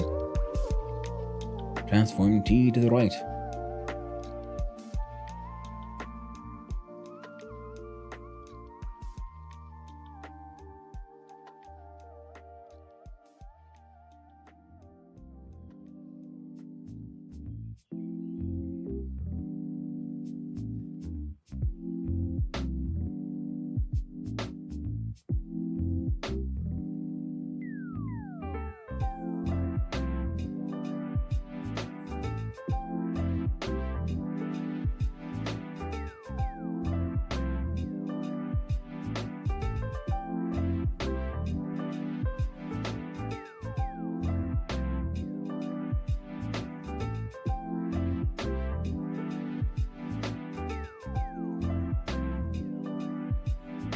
Let's see if we can do this one. So translate local transform.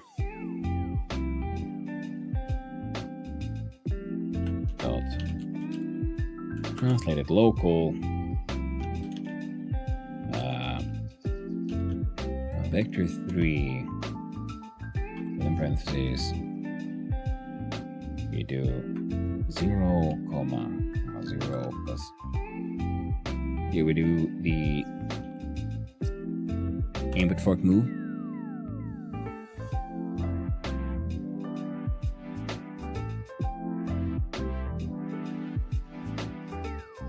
And something might happen.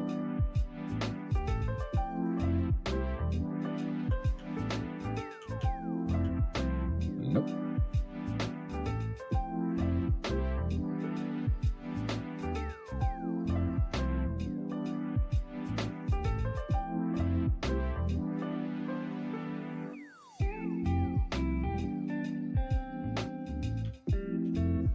How about that then?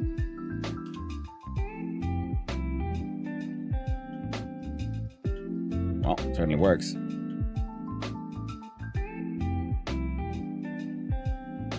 Times delta.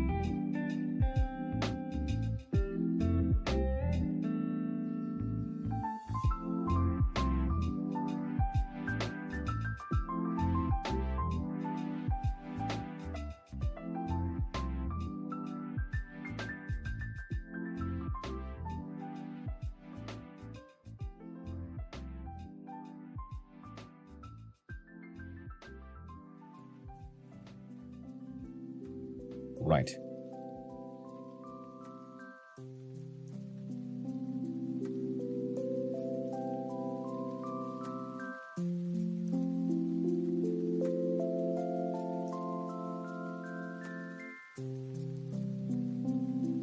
Right. This means we're gonna need a few more things here, and one of them will be, I do believe we have 3D markers. Yeah, that's good. Now 3D marker that we can then do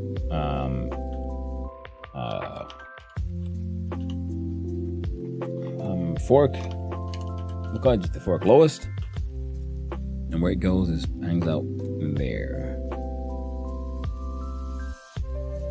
Now your thickness on the Y is 0.1. Your height, sorry about that,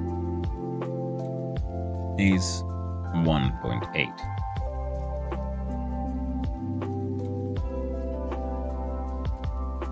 So half of this is 0.9. So it's down by 0.8. No.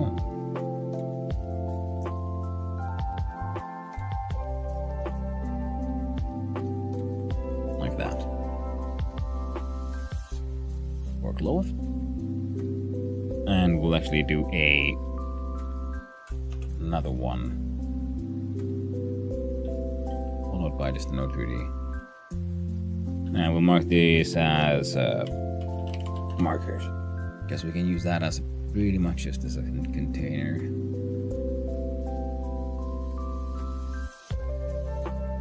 And we have to fork highest. Now the fork highest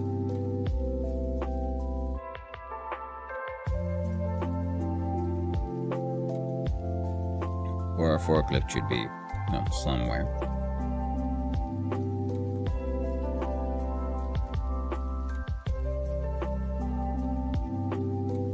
Add child node, mesh instance, mesh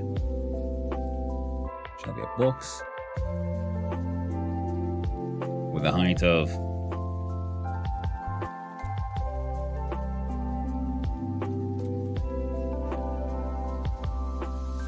2.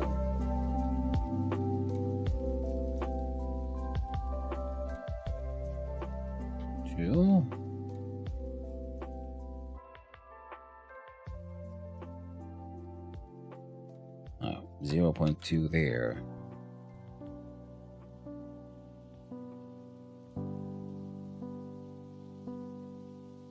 Now look from above.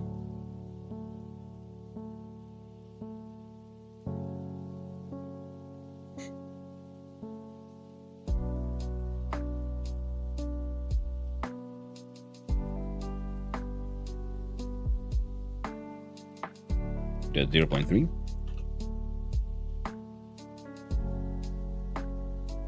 And I want you there. Thereabouts. Now, we'll get a color. You can do gray.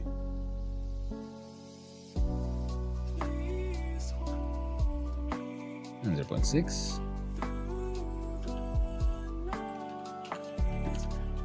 I'll call you the fork sports.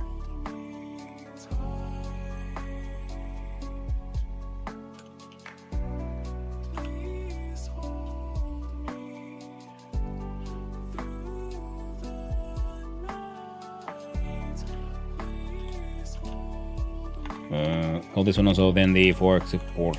And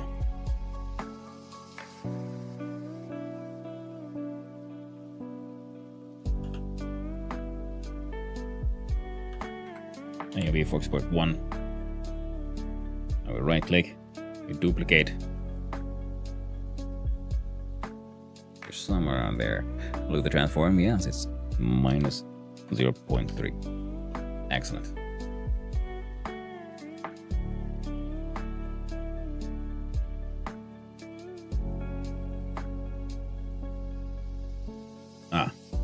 quite work. We'll look at this one.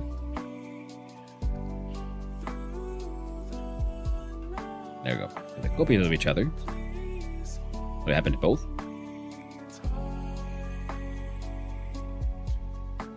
Excellent then. Oh, they'll have to go up a little bit. Now, 1 point... let's have a look-see here. We can get the math better later. We go here. We'll look at your... Okay, I don't care about that one. Ah. 0.2, right? Yeah, well, guess what? It's close enough. 0.2. So, forklift is getting into shape. Now, at its highest...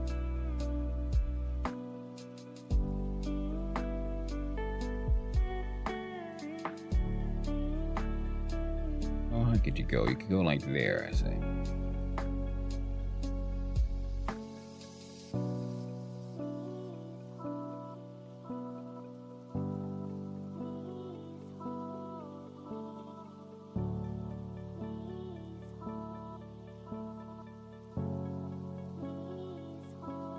I have 2.5, I think would be the highest point. We do Z.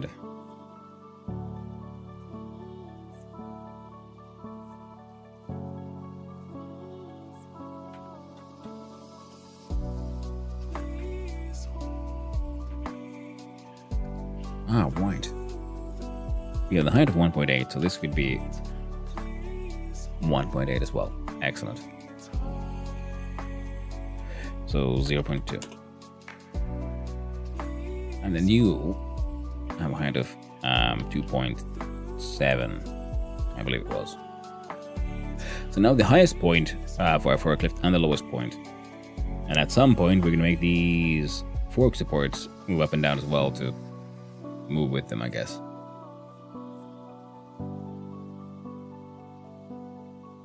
And then we jump into the script. We do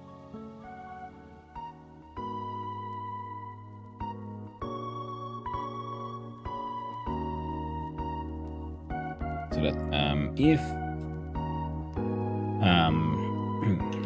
the input fork move is less than 0.0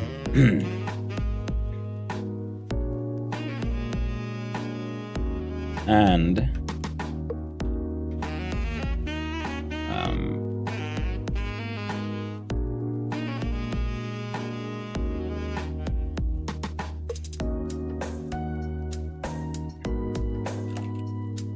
fork set dot position dot y is greater than fork lowest dot z position dot y. Then you can do that.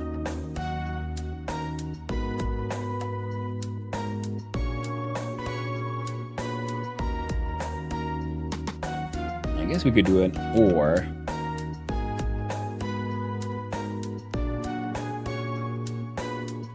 You might be able to do this entire thing into an or, but you know what? I'm going to do it twice instead. You can change this one out to less than, greater than,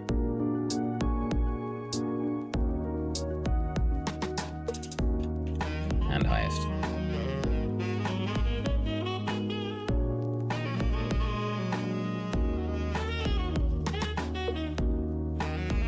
And that should be an, oh, there we go, elif. So else if. We save and we jump in and we'll see what happens when we hold down Q and E. Doesn't go higher than the highest. No idea if it goes lower than the lowest. hold down both, nothing happens. But we have a maximum height. Heck and A. So this here nonsense is absolutely working. Now we could also add one more marker. So I think it could be useful if we look at the forklift here. Look at it from here. Zoom on out. Add child node marker to the F2. We need to do default camera position. A default camera position should probably go where camera is right now. Something like that.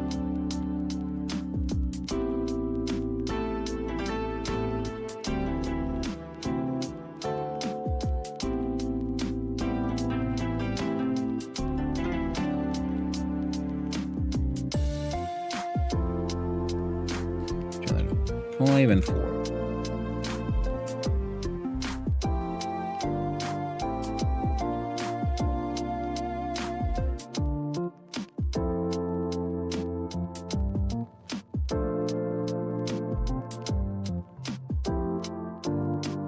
Script, and inside here we get the good old move slide, and of course we could probably have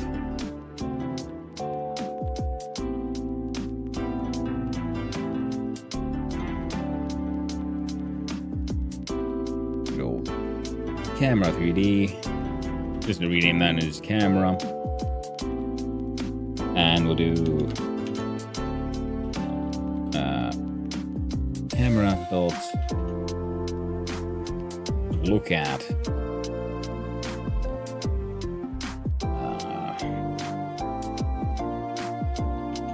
self dot position. We jump into level, press F6 to try it out. Yep. Camera is staring at us and are moving off the forks. Has a little bit of a weird glitch there every time we do it the very first time.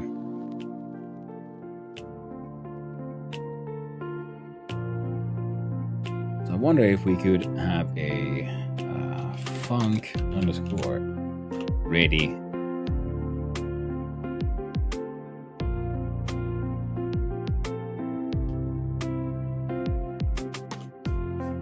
Fork set dot transform, form set transform, times the local vector input move times delta, and it should be a 0.01.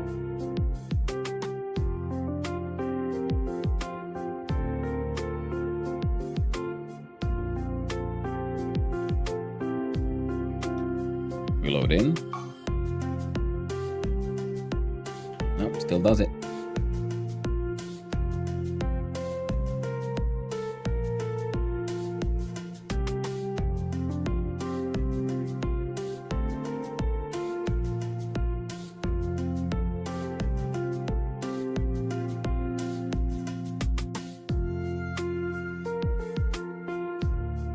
And we can hashtag that one away.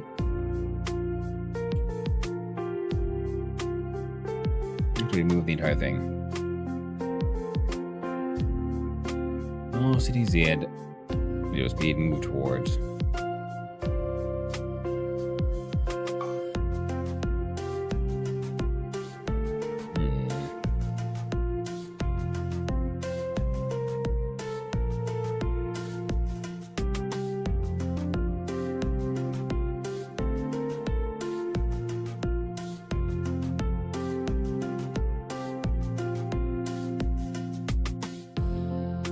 Transform basis vector region normalized.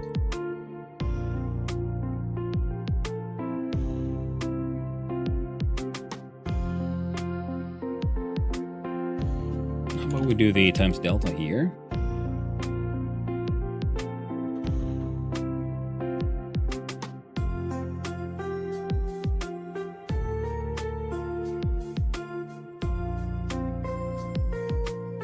Yeah.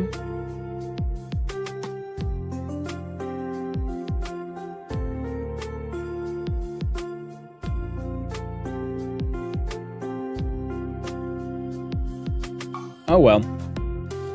It is what it is. Speed gonna go up to 10. Better than nothing. So, yeah. It's looking a lot like this will be one of those games we don't get to finish in 3 hours, but we are absolutely going to try and try to figure this shit out. Now, the camera should now be able to look at our dudes. We have add a little function here. We've got it called the func and reset underscore camera. It takes 0 inputs and fuck all for outputs as well. And what all it does is we do camera dot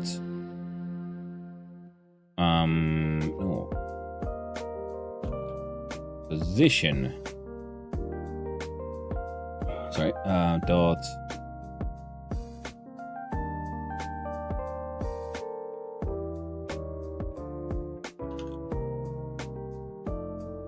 move toward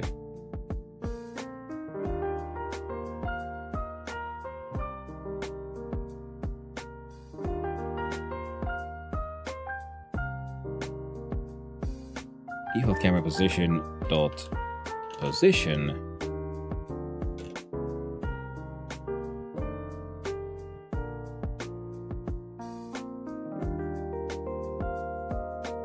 zero.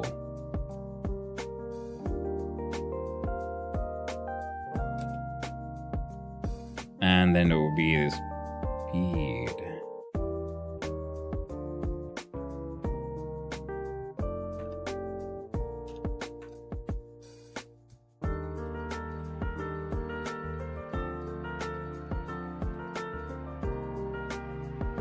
Two vector 3 delta float. Turns a new vector moved towards 2 by the fixed delta amount. Right.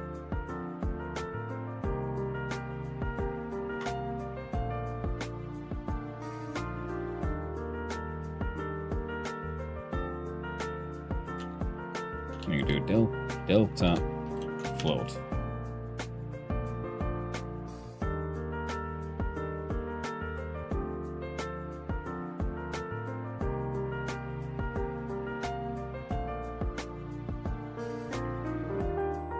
I'll do it this way. I'm going to copy this entire thing.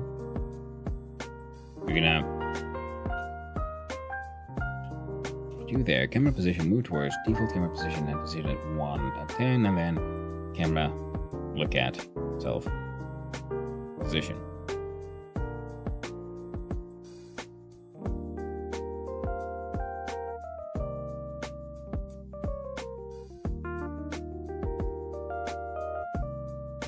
No, the more I look at it, the more I think about it, the worse it gets.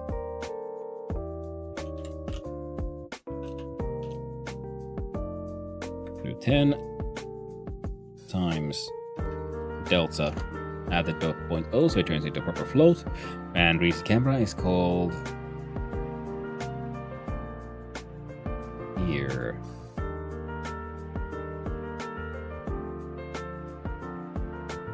If direction, velocity Z, direction speed, velocity Z.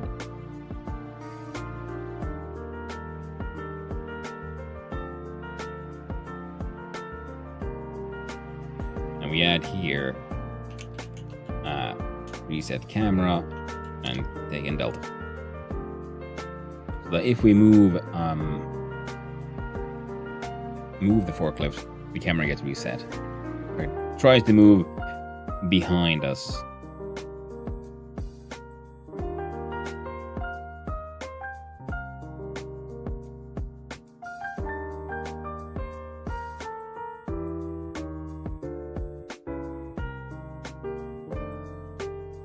We'll see if that works.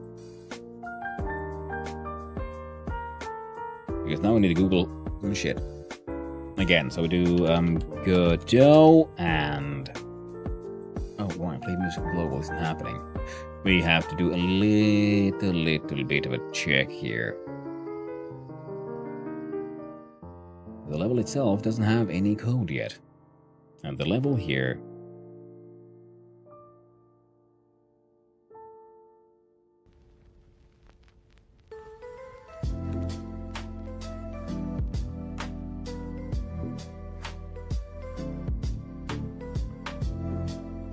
We do more music.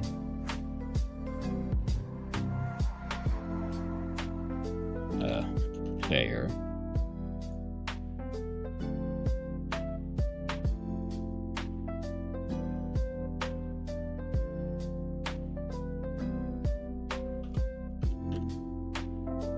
Music player takes the value of music. I know I'm doing things here inefficiently and twice over and whatnot. We're gonna have to just live with it. We do funk and we do play underscore music. No inputs, no outputs, and we do if music player dot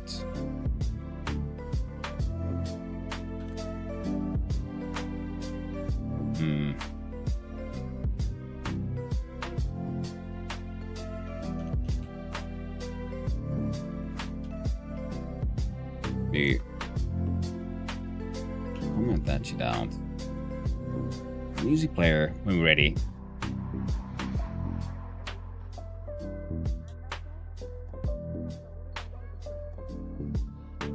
We do X V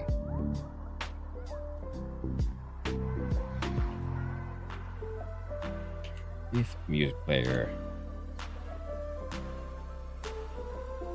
dot stream dot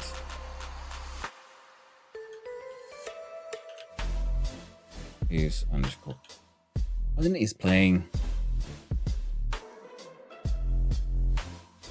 Yeah, video stream player dot is playing. If answer is no,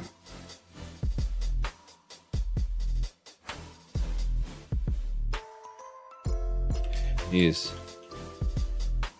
playing. If true, getter. If true, is not playing sounds.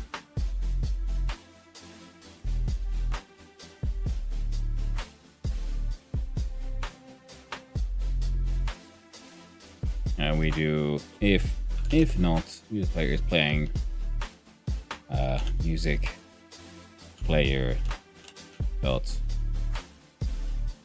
play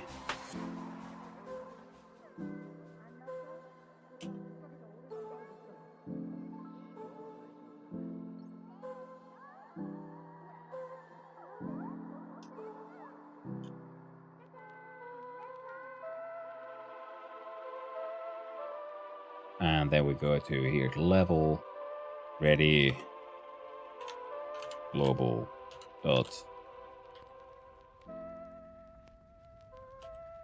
save our changes, play music. We have 6 in here.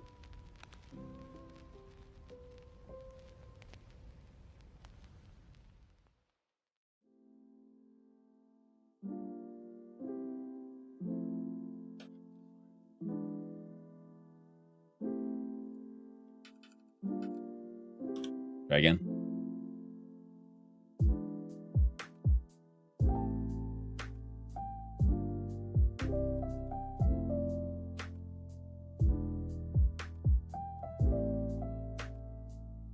I guess the problem is that the global can't do this. Not the way I built it.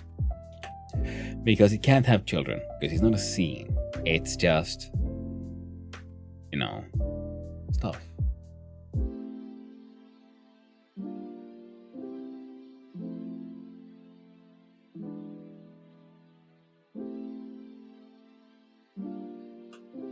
We'll do funk. Make music. No inputs. No outputs.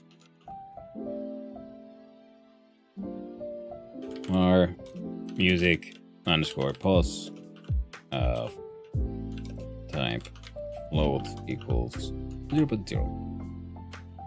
So I noticed play here. Change the position of the audio stream, the latest sound in seconds. 0.0 no sound playing. So we can use the get playback position if we need to change scenes. So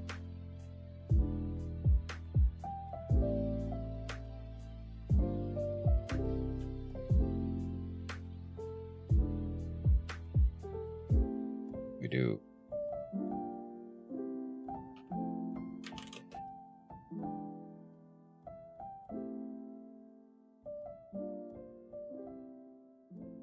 it does need an input, which is the scene where we want it to happen.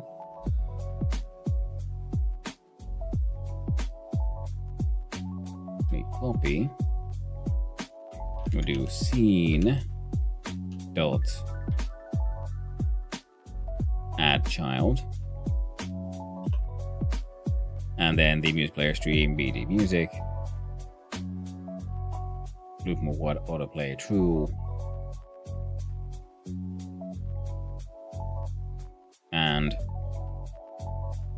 music underscore position.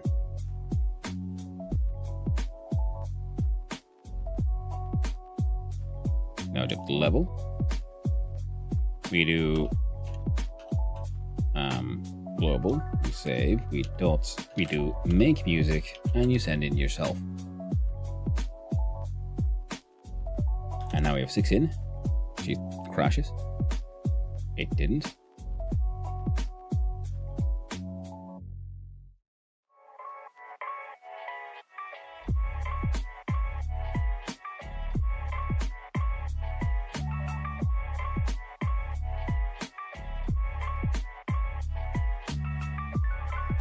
Oh.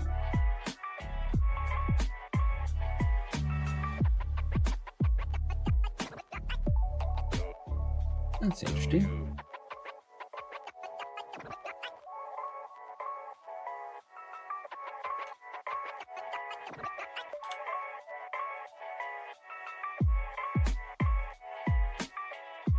Yeah, it's still here.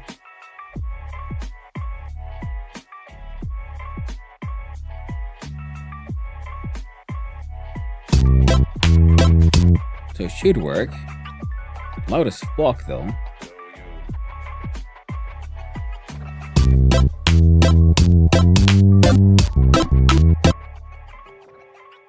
Jesus Christ, that was painfully loud. Why?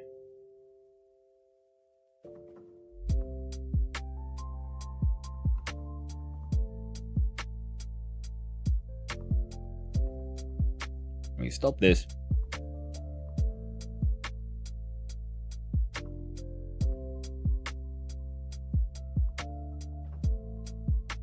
Go do var music. Let's expect an audio stream. Thank you, Kiddo98, for the hydrate. I do appreciate it, and I hope you have a wonderful day, my friend.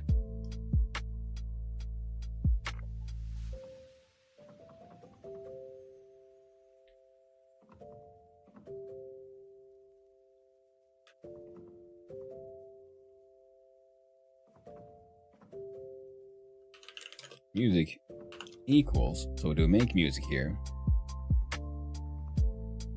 It has an output.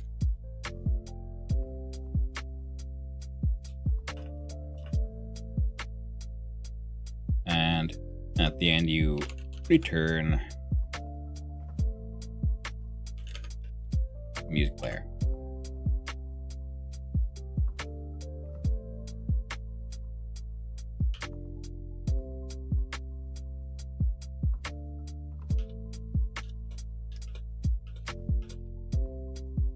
Hashtag, no, not hashtag, but more and pass. I don't think we'll be needing you.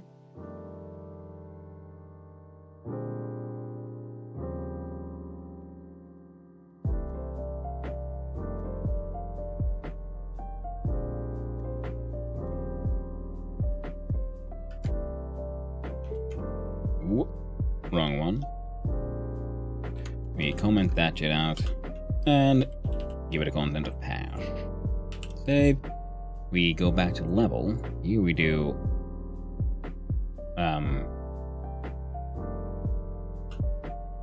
if music dot is underscore playing,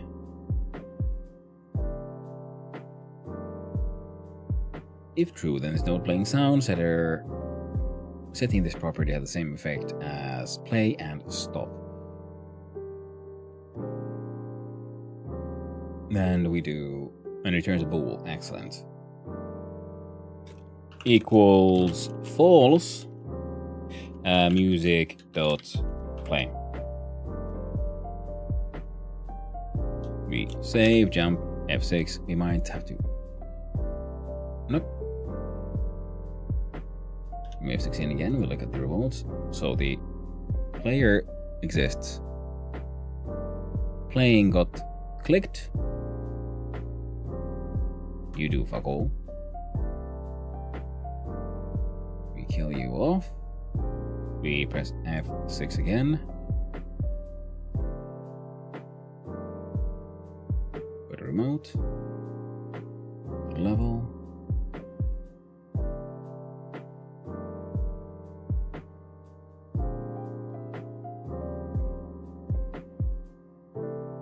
Very strange.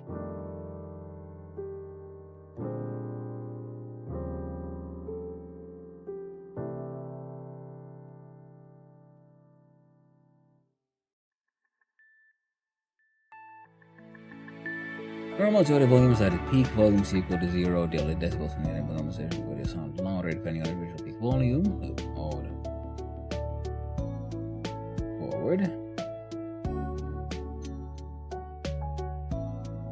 Trim.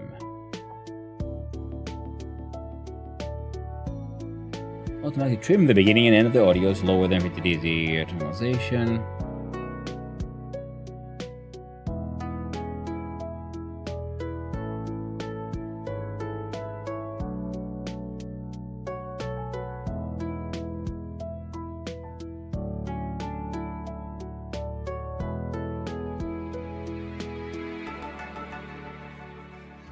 There's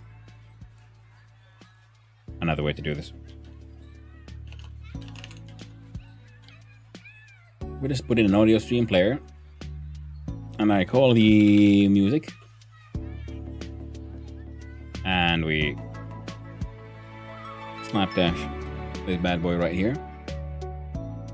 We get rid of you. We get rid of you.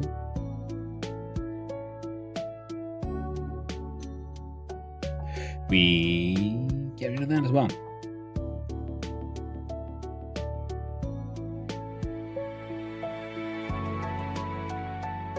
Oh.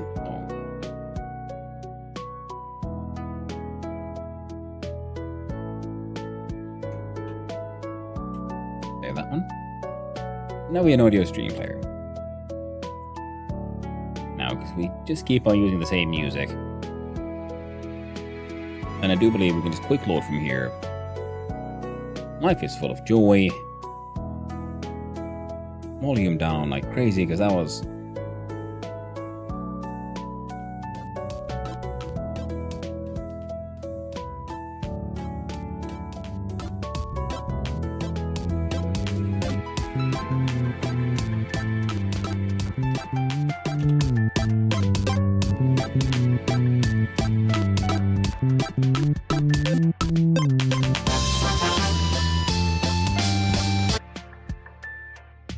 Alright, we're going to change that from -10 to -42. Very loud indeed. Welcome back from the end, everyone. Let's see. See? Goofy enough. Jumping into level, we should have music. No, we don't, of course, because there's no... Let's click on the autoplay for now. Excellent. And then we can have the if music dot is underscore playing equals false, then music dot play from global.music_pause. When we save, we check, we turn off the autoplay. Save again, we go to global, and music pause is in fact there. We F16 into the level, and it's working. That way, when we enter the level,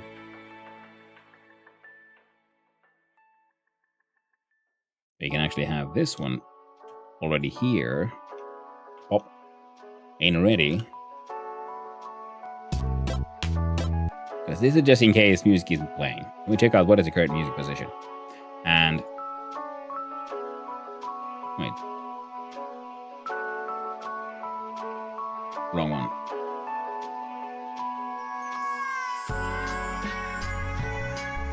I think we've planned. Get playback position, return position to the audio stream, and play the sound in seconds. So get playback position. We can even do this. Of global underscore no, not underscore, dot music underscore position equals music dot get playback position. Now it happens in process, so every scene it keeps on updating that number. So that number will always be the correct one. We can use the same one inside the menu and whatnot, so that we can have should, in theory at least, have a seamless transition between the places. Now, I'm sure we don't need that no more. We have any time left to actually have whatever. We got 1 hour left. 1 hour left. Maybe we still have a chance. Who knows? Because we at least need to now make a new scene that is a 3D scene. Now we might as well immediately jump into look at these 3D nodes. We need a physics object. A 3D physics object that is moved by physics simulation. Yes. And we shall call ye box. Now, the box, of course, shall need a shape. So we'll here in collision object 3D. Nope, wrong one. Here, collision shape 3D. And that shape is unbox shape. You should also need, if we right click, add child, node 3D, and from here we find the mesh instance, visual instance, and oh no, am I dumb? Geometry, mesh instance, heck yeah. We can switch over to our 3D UI, and this mesh shall be a box mesh.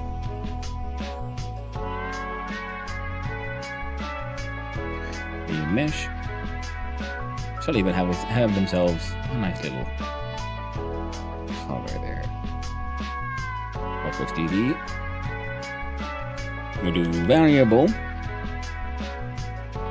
and we shall call ye color. Hey, Reaper's here too. I'm very possible to earn silver through in-game currency. I get multiple more every day. Nice. Sorry, Reaper. It took me that long to realize something happened on the YouTube chat. I still haven't had the time to just sit down and figure out how to get sound alerts from there as well. So I just get like so focused in what I'm doing, and then people forget. Oh right, yeah. I need to check the whole chat thing. Variable. What should we call you? Actually, god dang it. We'll call you time. And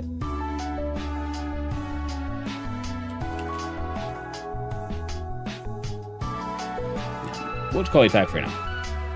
I don't know what the hell you're going to contain, but the box will have a type, and the type will determine its color. So I guess we could do a bar box color, and it contains a color.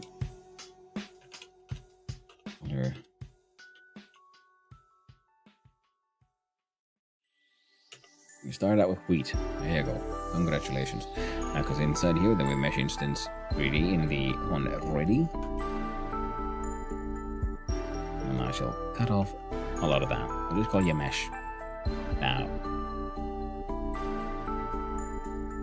we do if mesh dot material dot albedo does not equal box color, then let's copy that. Takes the value of box color. I'm gonna press F5. No. Cancel. F6 I meant. I'm expecting a bug out.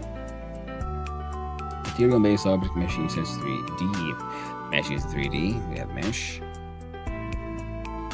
Mesh dot mesh.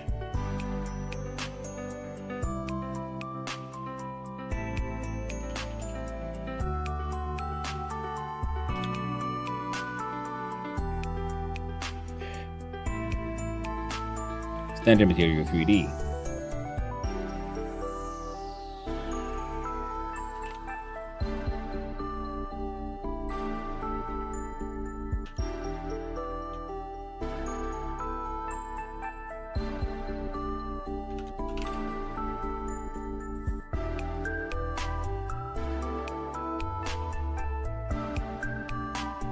Alright, look here. Inside your mesh, we have standard material.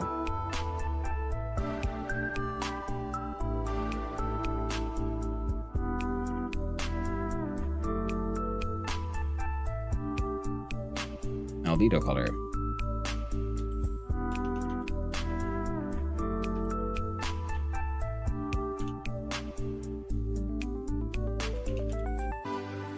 We'll draw albedo color down.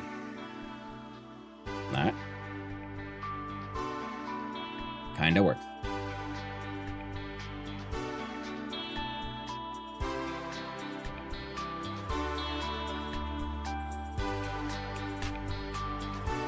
And we'll do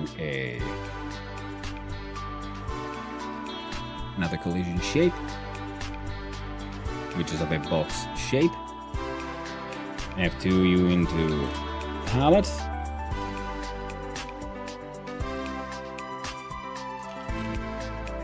Mesh instance 3D. Mesh is a box mesh.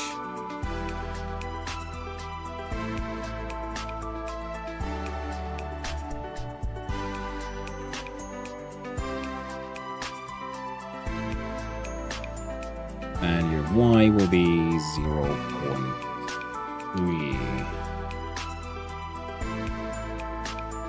That works for me. 0.3. And your transform is minus 0.8. Ah. 35.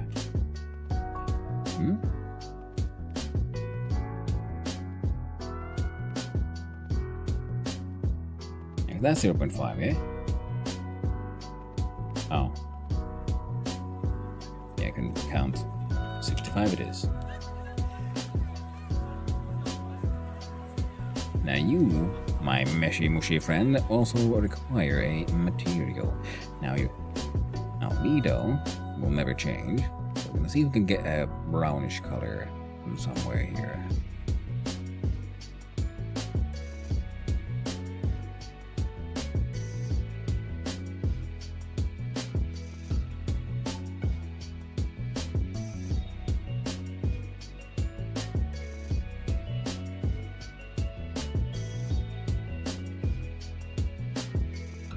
Slightly worn down sort of palette.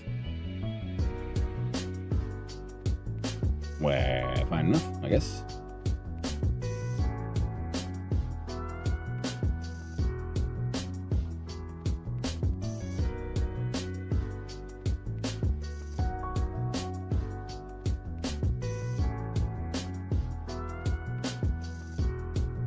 I'm gonna give you just alpha value because I can't be bothered to like try to like design a proper shape for it. There, you just have, this is the palette. Put your prongs through the palette. Thank you. You add a new child. Wait.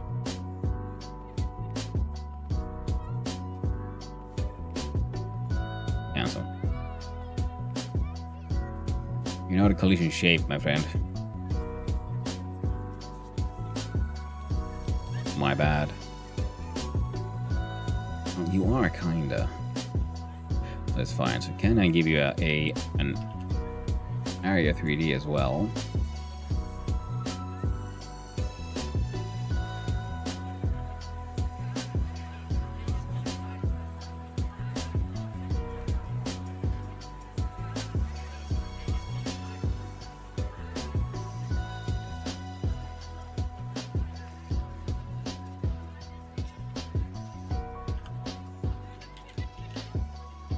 Palette. There we go. Palette collision. Okay.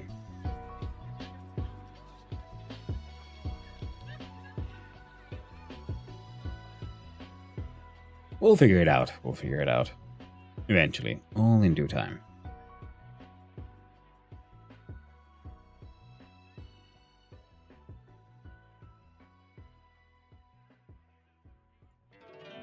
Now the problem here as well is, let's see here, the shape of this thing when it comes to visible one.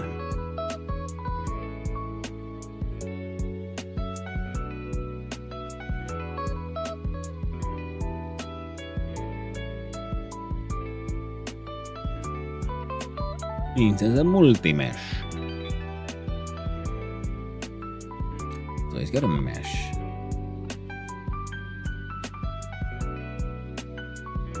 What kind of types do we have actually?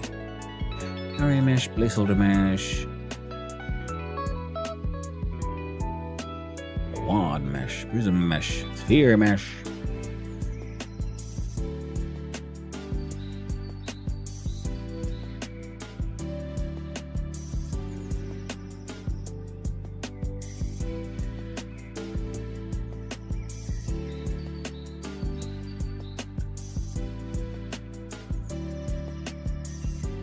Alright.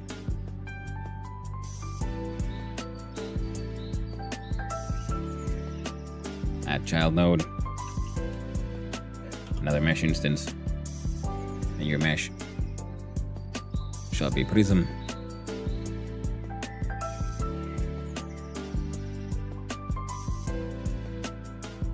Add this one for a little bit.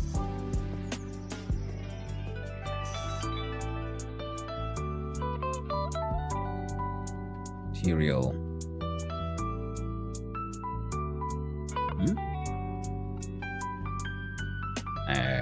Oh, alright.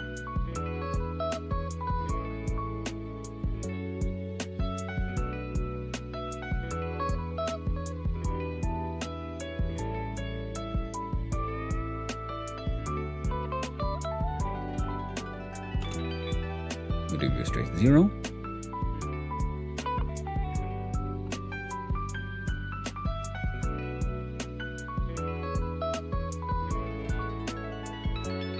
Size of the prism.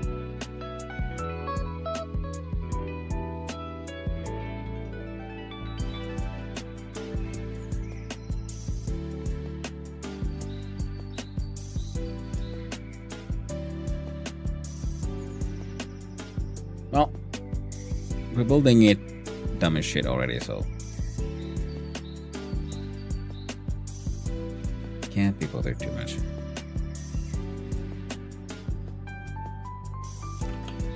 Do that to 9.0.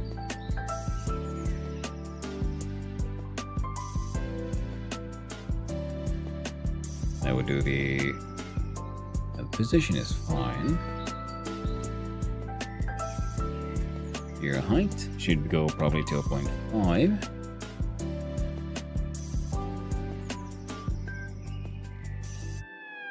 Or no.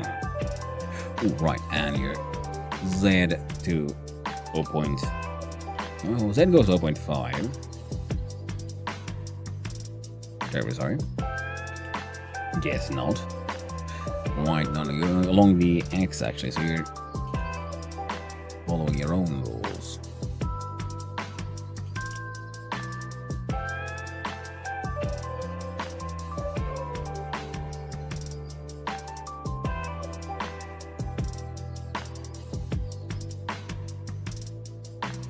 Another mesh instance. We're gonna make you a box mesh as well.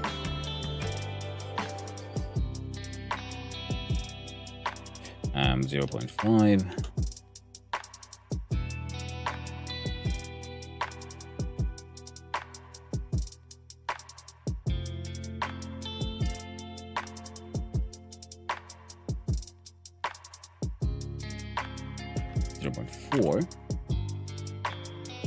For you, also 0.4.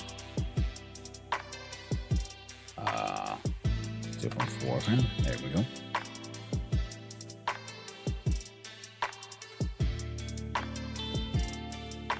There you go. And then you.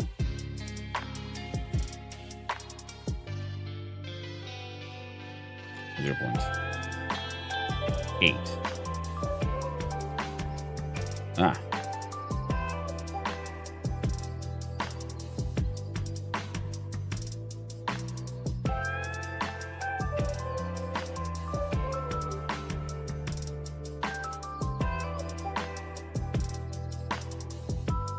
Come on.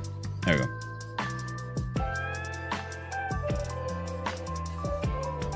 And minus 0.5. And with your size being 0.8, that's not correct. It would need to be 4. There we go. No.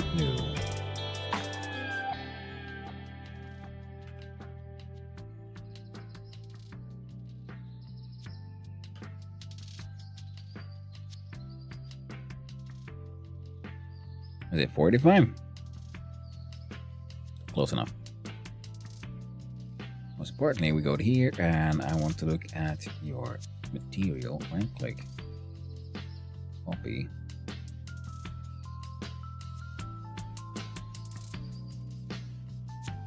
paste, paste.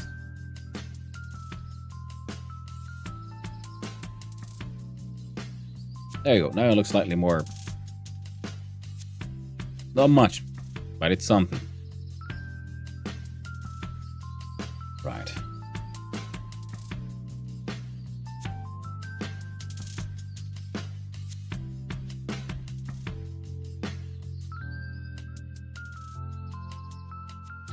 Now your height will have to change because we've done dumb shit.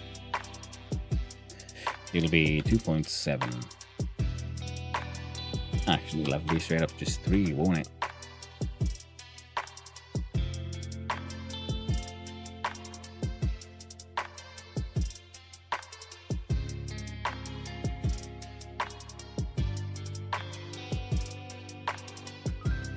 .4. Looks about right. Right there. Looks about right. And we look at our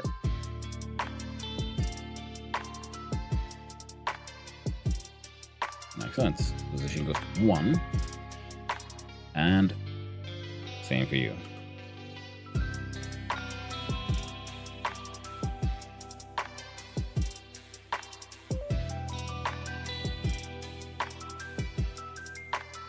And add another child node, another mesh instance. Can we make a...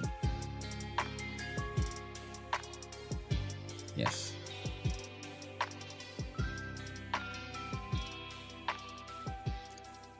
.1.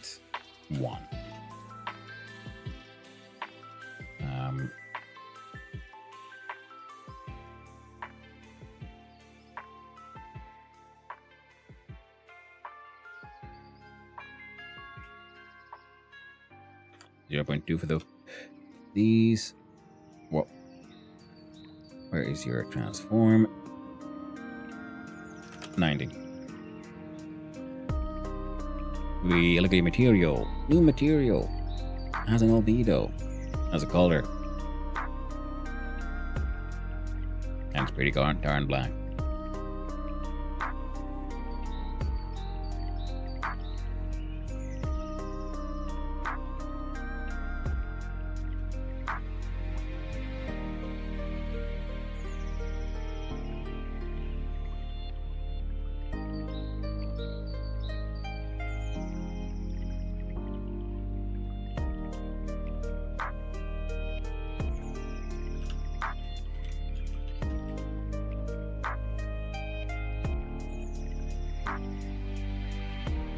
Cancel. Right click. Link. Duplicate.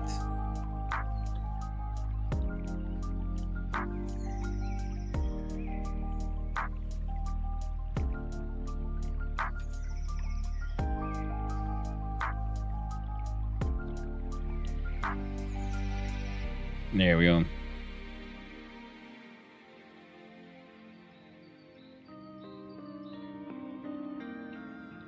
There we go. Here we F6 into the game.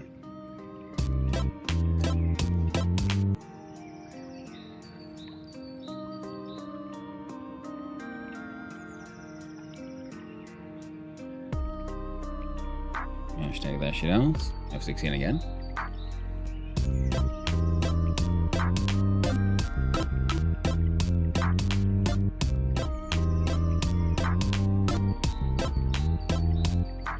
We look at our 3D forklift units. We come that shit out the fork set.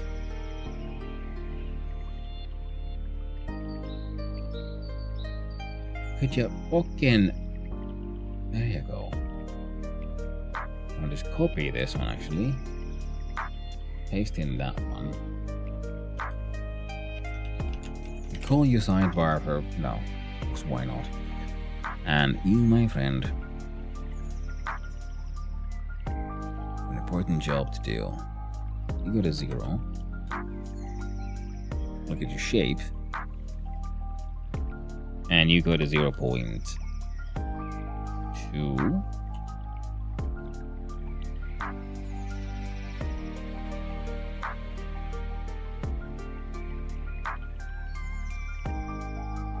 .2. Okay. Copy. Paste. Delete.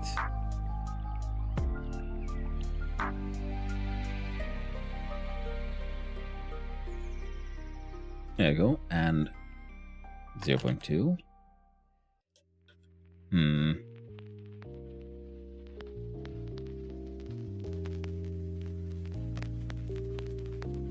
Do mesh instance 3D for you, my friend. The box mesh. X is 1. Y is 0.1. And Z is 0.2. Oh, there's ads again. They never do. They never stop. Control Z.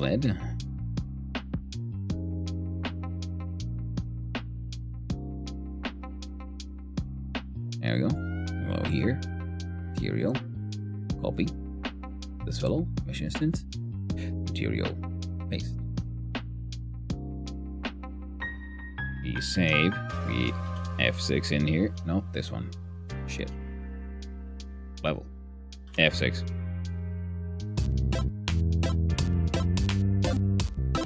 It moves. Nothing can actually be done in the game, but we have a forklift. It kind of moves. Ow. We have music that's too loud. We have no menu. We have a box. Alright. Alright.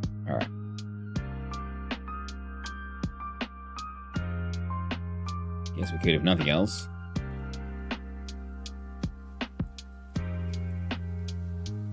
Bring in a box. Here is box. And And then we'll also right click add child node, area 3D, and delivery zone, and add child illusion shape 3D, and the shape is above. We'll do 10 by 10 by 10. Actually, height 5 will do. Its transform would of course have to be 3. And I'm gonna move you there.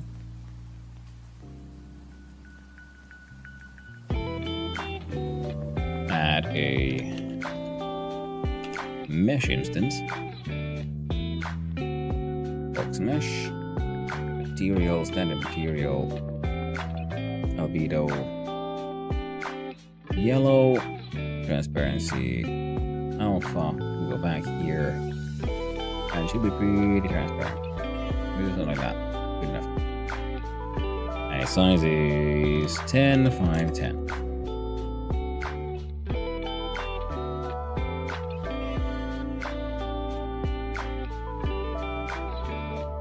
And your position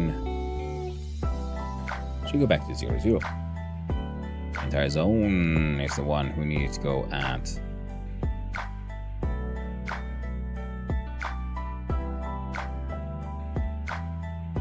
transform to 3. Let's do 0. There we go. There we go. Delivery zone is there.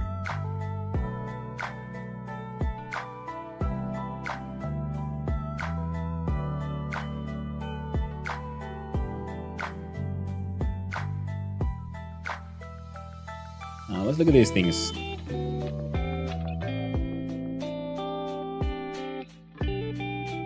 Make a roll. Remove that. None of the jumping business anyway.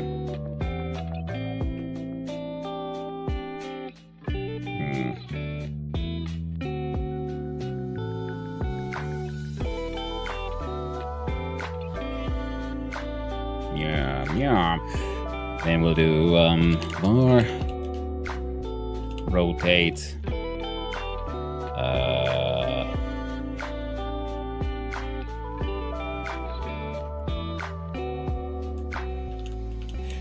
input rotate, typecast into input dot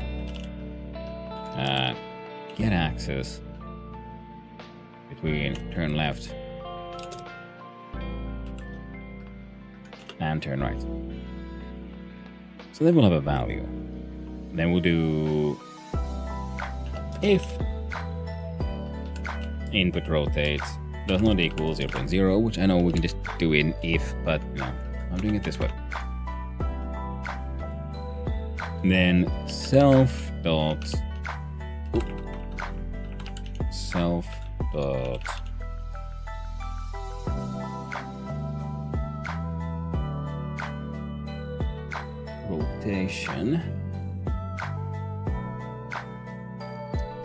rotation part of the local transformation in radians specified in terms of Euler angle. There was no such rotation of the order of the rotation order property.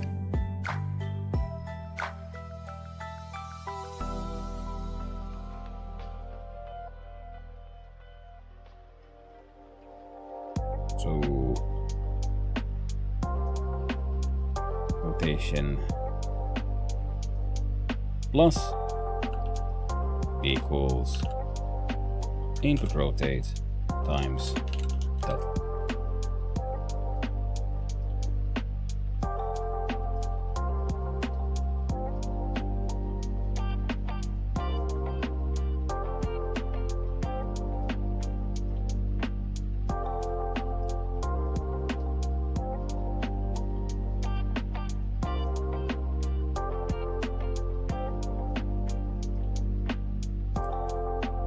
Angles can have rotation order. Blah.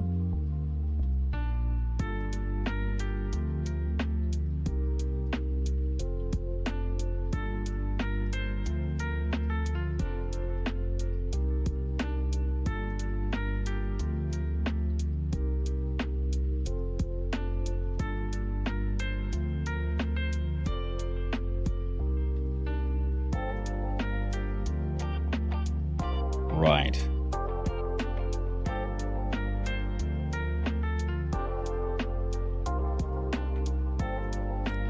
Do a vector. Vector 3.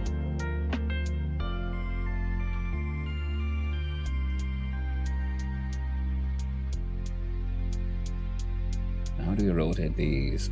Does this thing have a method for this one?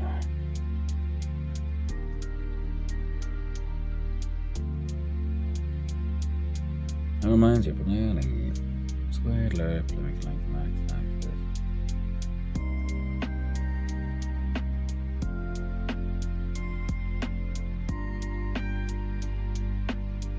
Rotated. Return the result of rotating this vector around the given axis by an angle in radians.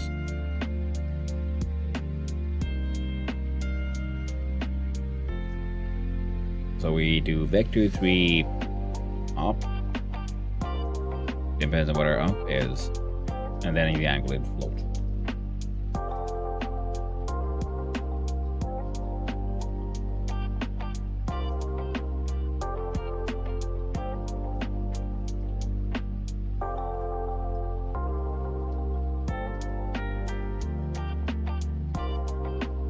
So do self-rotation equals self-rotation dot rotated with a vector 3 I do believe y, and then we do input rotate times delta. Cannot pass a value of type int as vector 3.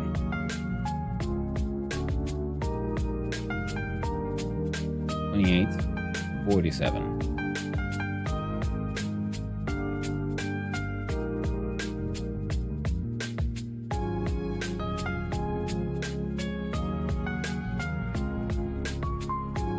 What?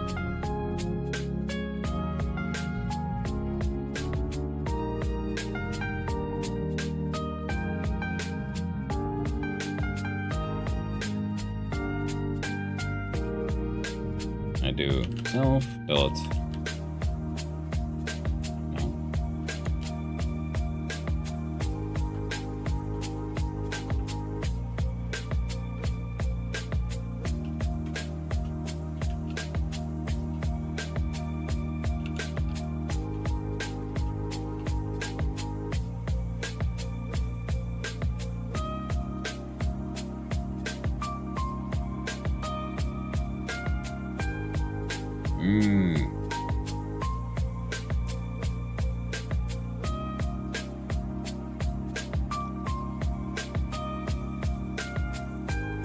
Would that work better then, eh?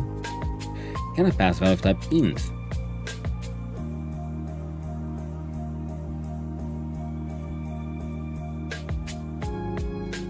Ah. 1.0 0.0 0.0. That should be the axis, ain't it? Not better? Double checking here. 3D. It is y, x, and y, and z. That is the shit that goes up. So we go here, and it is there. We go. We save.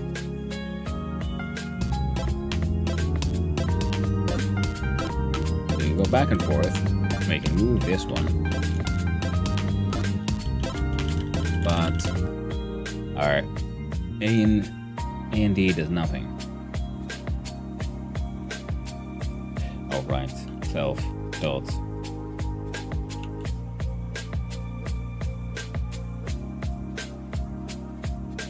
transform dot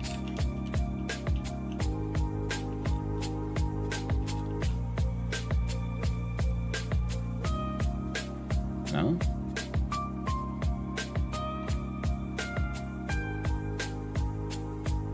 Value type transform 3D can be assigned to variable type vector 3.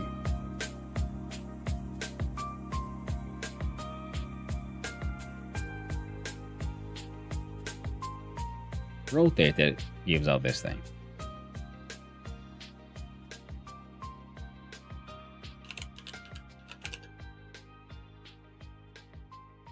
How about that then?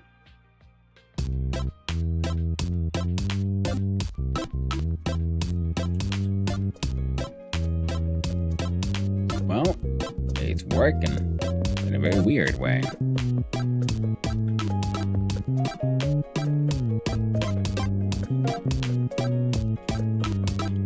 Jesus Christ. Well, let's look at forwardly here. 3D. I guess you... Okay, for the entire thing, it considers... Right.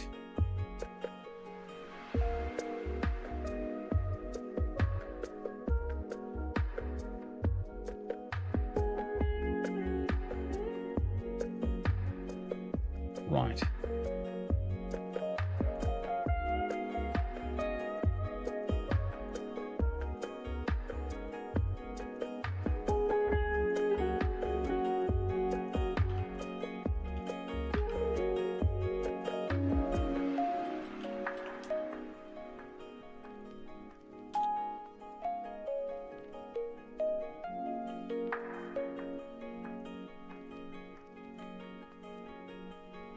F6.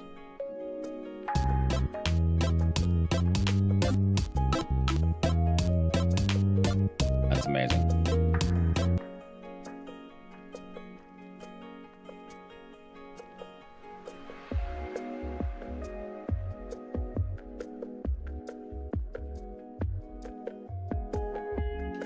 So it'll have to be the self. No matter what.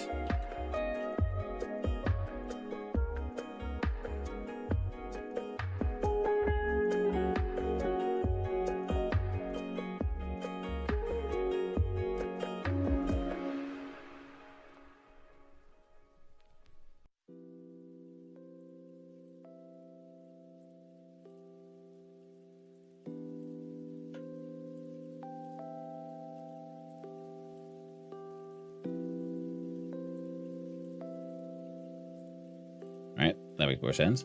And I guess now in level. Let me get your camera 3D.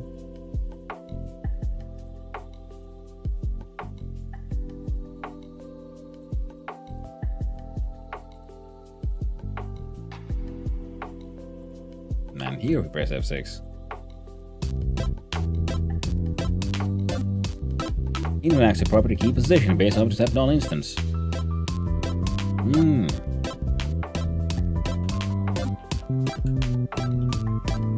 Hash.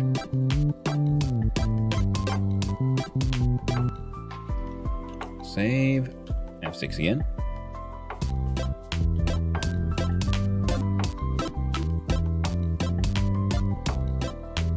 What are you rolling around from? Like on?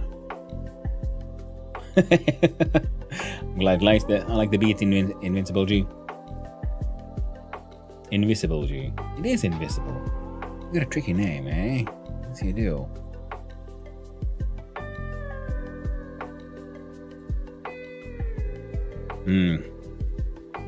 So we got the self transform.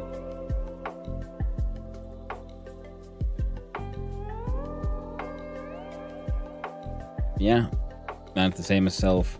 So that is quite fine.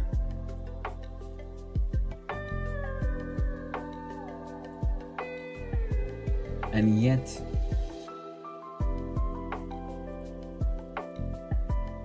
we see it all behave so weirdly. It was spelled wrong when I made it, and it stuck to me. In short is equally fine. I think mean Invi. I'll try to remember that. I'm bad at the whole remembering details. This one, I'm looking for some standard materials. Do we have any kind of like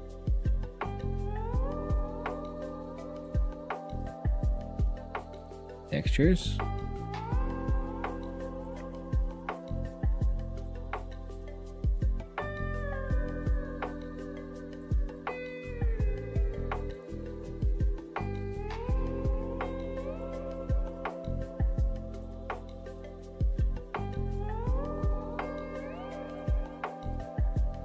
Let's see here.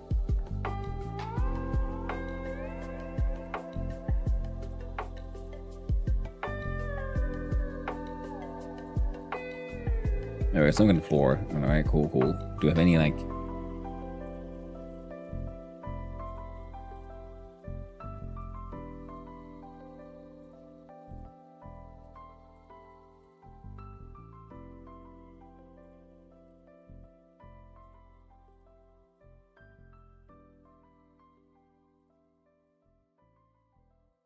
okay.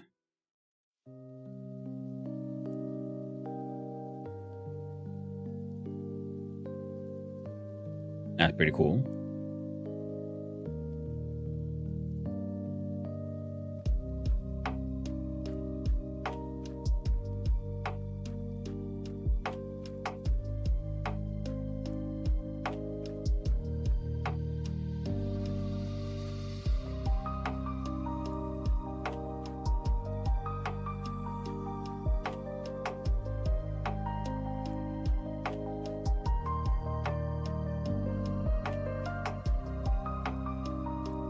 That looks neat. I'm learning again. New things about how we can do interesting patterns and shit. Alright.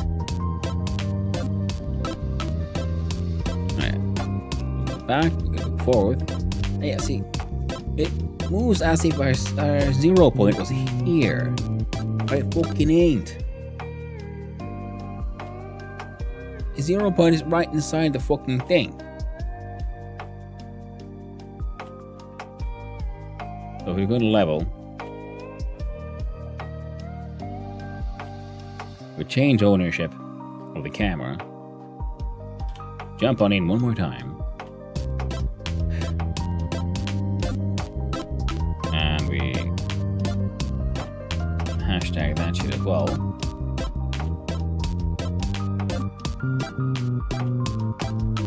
Hashtag that shit as well. Stop that. We save. We jump in again. Okay, now nothing's behaving the way I want it to.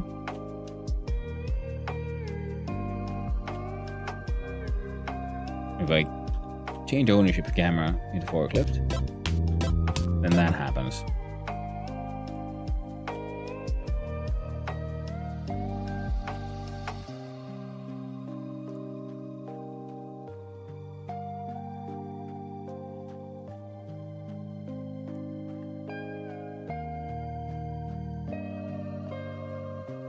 Lovely. Which means we gotta add a camera here. And we'll have cam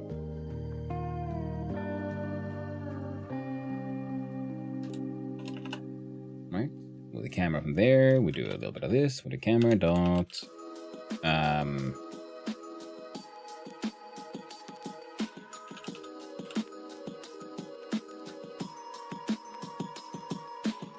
global position equals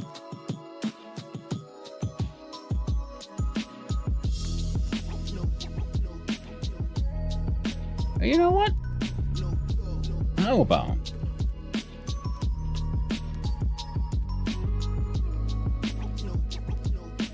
we just do something silly like this? Dot that. Jump into this.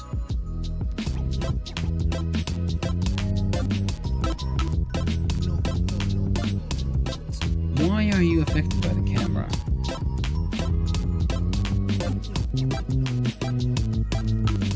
I was thinking, hey, fun, you can the camera's here and you have to like freaking use your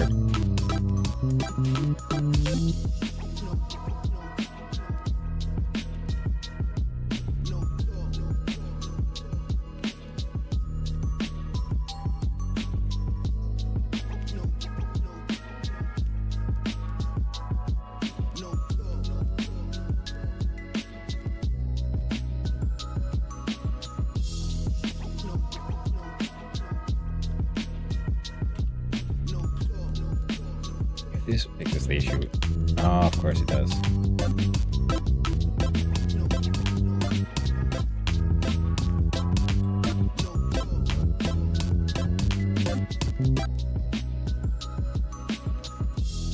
Right.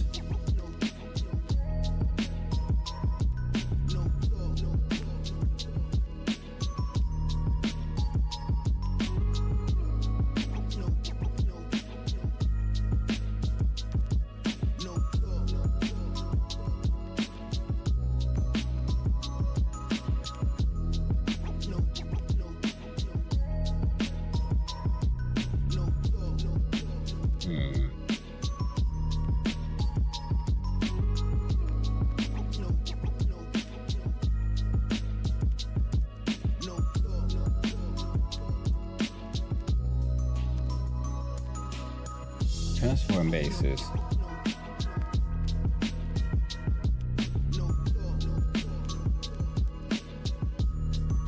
Vector 3. Input move.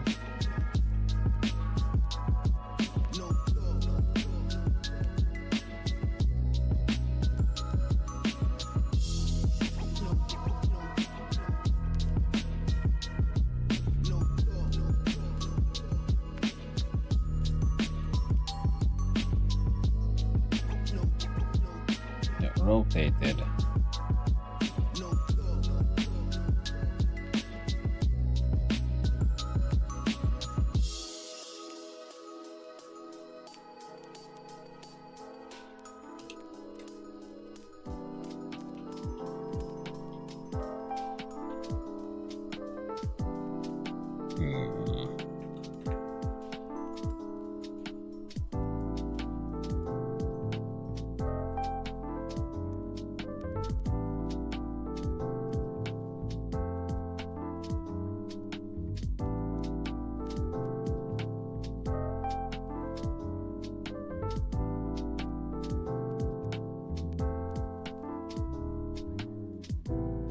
Let's go here. Oh, we got 12 minutes. And we're not gonna get this game done. Oh, amazing. Ah, Make injected in rotated object in 3D. Oof. I'm like, yeah, I know how these fuckers work. I need the code. I understand the logic behind these.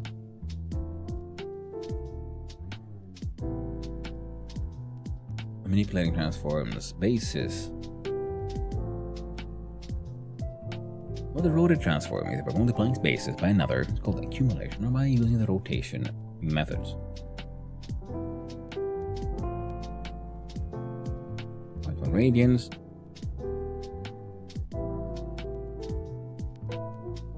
So we're going to rotate along this axis for this much. Rotate vector 3.1. Shorten to rotate x. Oh, okay. Okay.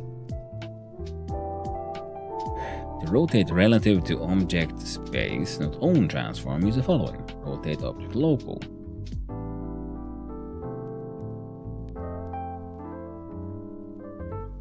Relative to the parent node. Relative to object space. 10 more minutes remaining.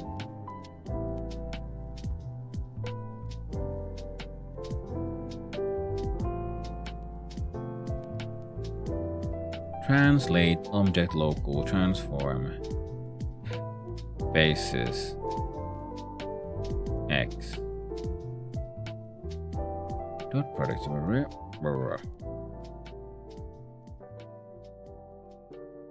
function dot animator z 0 continue.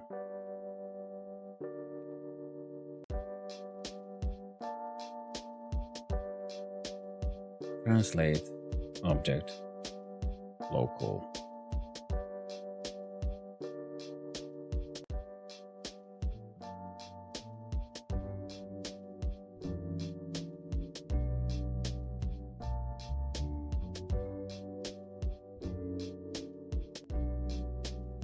So translate, yeah, moving. Transform is usually, well, it's all of them.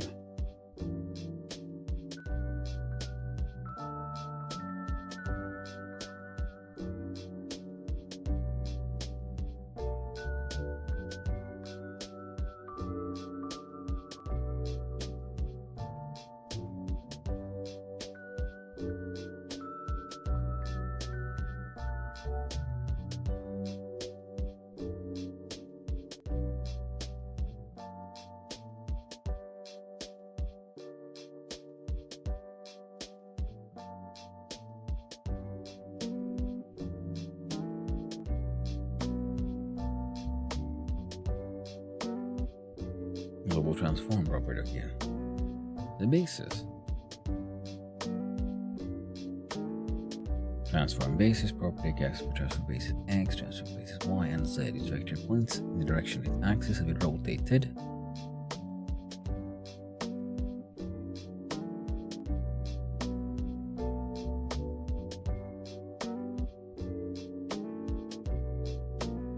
About identity matrix.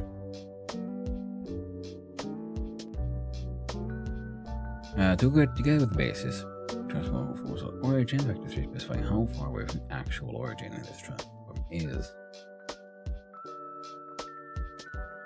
Unique translation, rotation, and scale in space.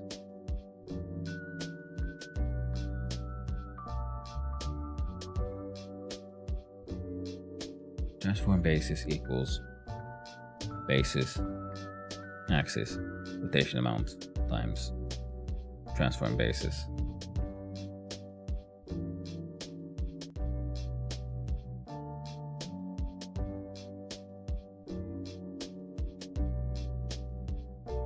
So you can change that to rotate Y with input times delta.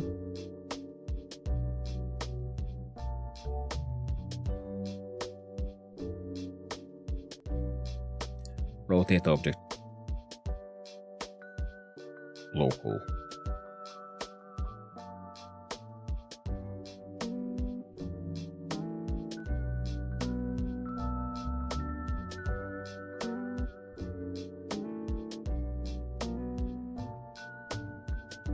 Vector 3 up. They're saying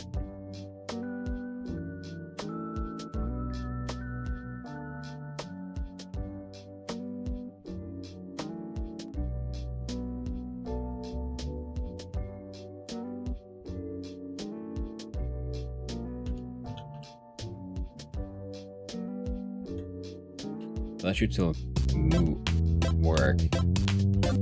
Yeah, so that works. But my back and forth does not.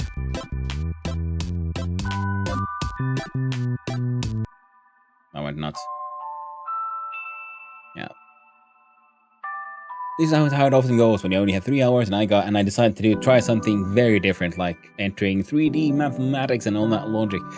And it turns out I think my idea was relatively sound. But yeah. I was not expecting. Well, I didn't know what to expect, and now I do. Now I've learned. So if nothing else, we're gonna at least fix the whole rotation and moving around issue. That is my #1 goal. And then we're gonna post it. Like completely unplayable garbage. 5 more minutes remaining. But I'll still put it up there.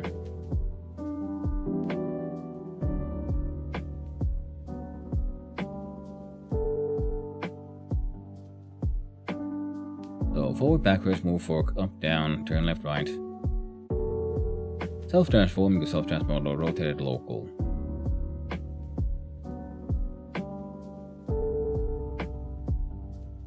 Can I just remove that?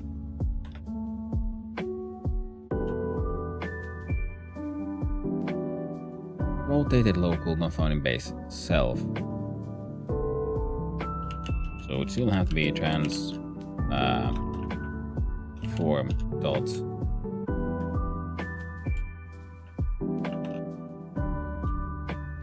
I'm gonna need to remove those self ones. Transform. What do you mean that's not a thing? It's totally a thing. Well, that's how the triams, form.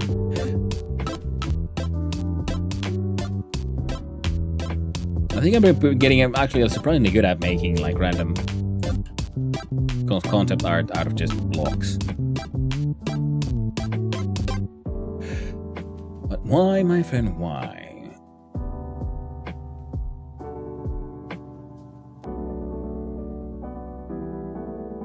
Transform bases. And the example they also used it.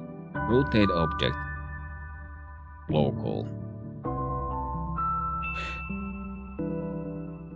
Rotate left object space.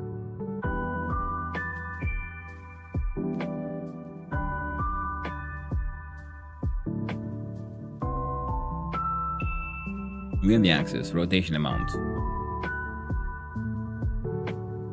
Basis equals basis. So, okay.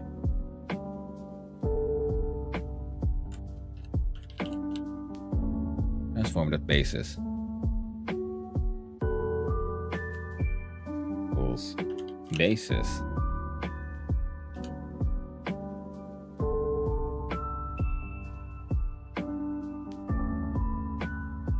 That's rotated local.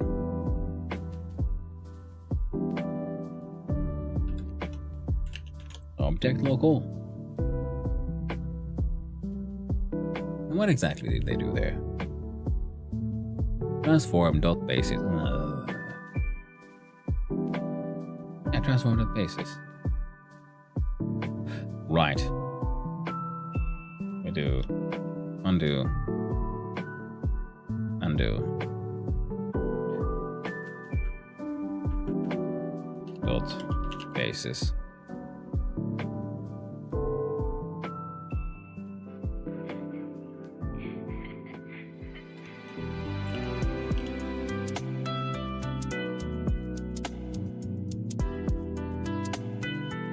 No, just for you, just rotate it apparently. So just gonna loop right back here. Now we have 6 this one. Okay then.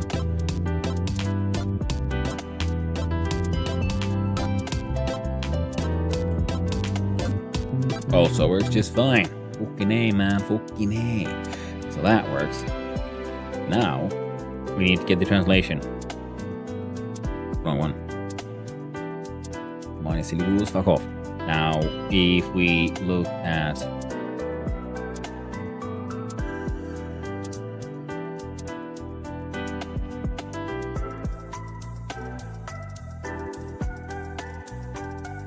doing successive operations on transform will result in loss of precision due to floating point errors. This means scale of each axis may no longer be exactly 1, and they may not be exactly 90 degrees from each other. Okay, so there's a way to fix that.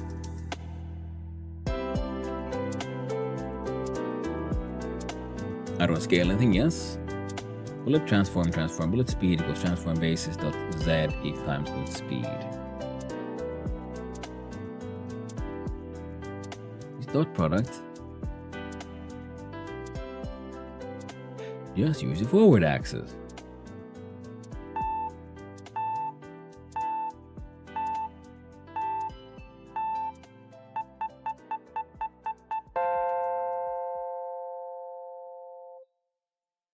Alright, music's done.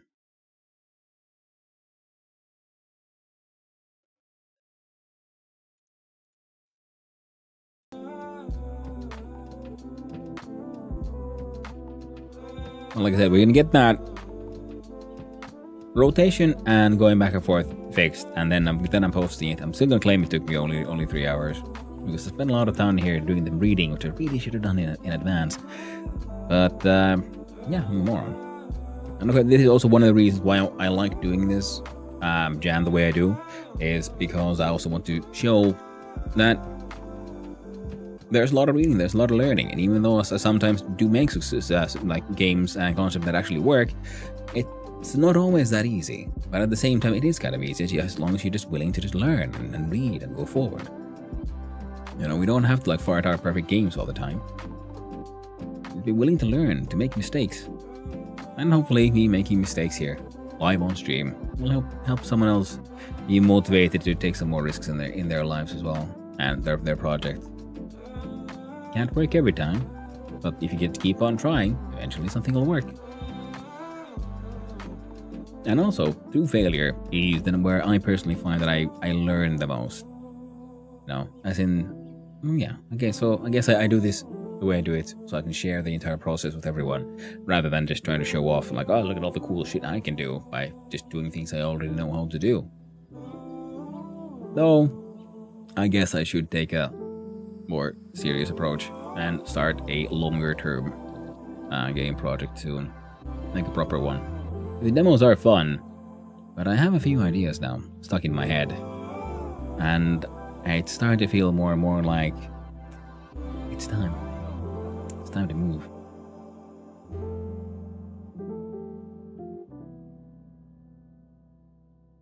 What the I don't get it. Dude, press spaces.x. We'll see what happens if I do that.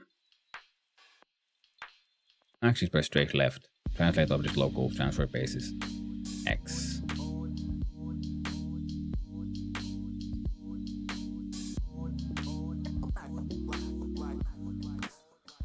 We'll copy it from here. And we'll look here. See, here we have input move being input get axis forward backward. Now if we paste that shit in there, we do that. I'm gonna hashtag you out of there. Oh, no. Input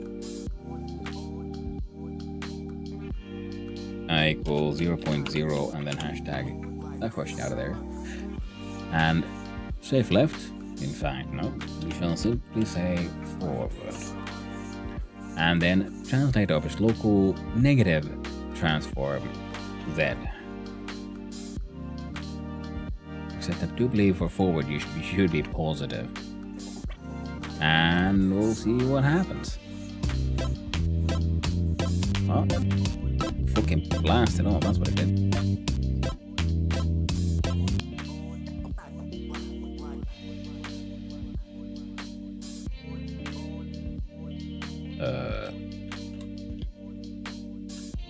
Second one.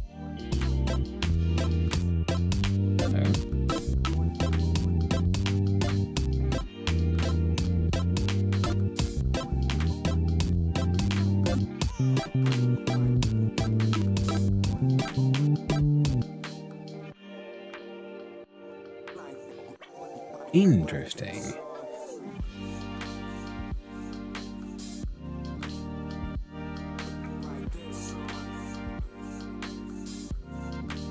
You know, I'm starting to realize, yeah, so we need a sort of like default, we need to like not fuck with the basis.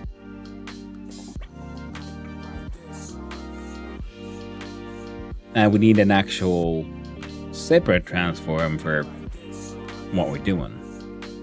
That way we always apply our current whatever to the basis, and based on that, we move.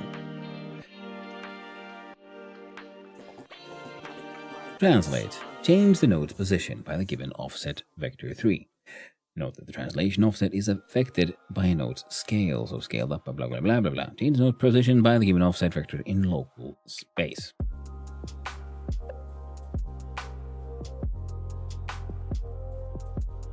Alright, fine.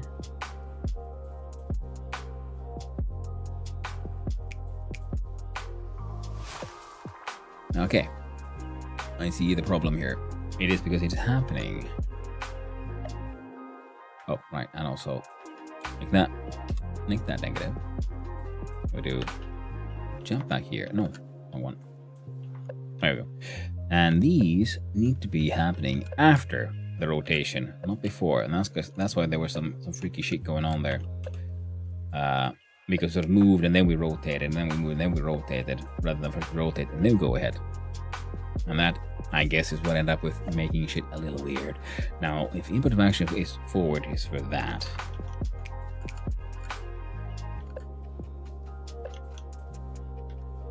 And we change this one to that one. Backward. Times speed times delta. This feels at the same time sort of, clever and dumb as shit. I feel like I'm doing something bad by doing it this way.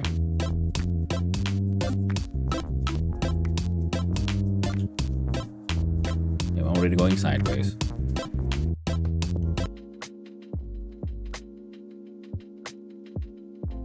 Translate the object local that.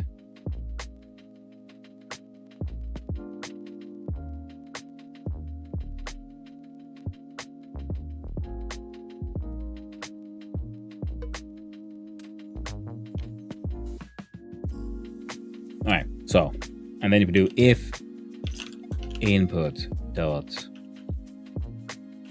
is action, sorry, what?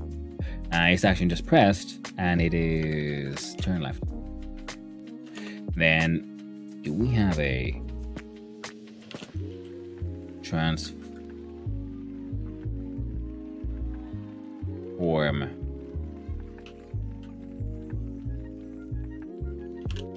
object local?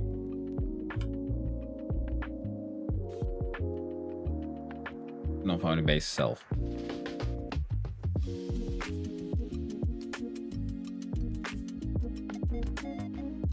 Why?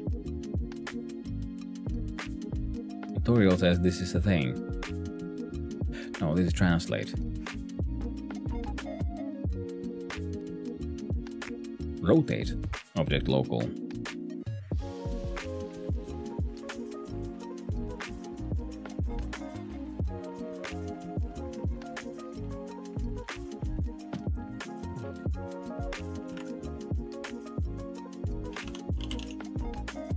Yeah.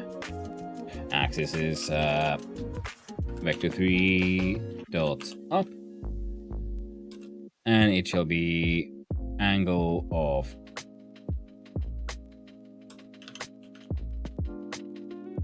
input rotate times delta. Delta. There we go, delta.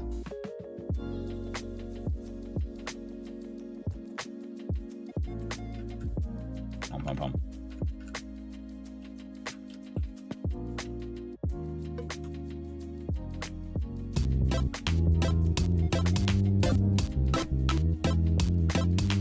So we're rotations. Interesting.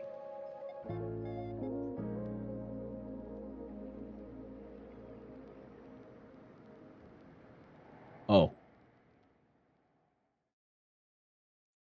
Or maybe not that interesting.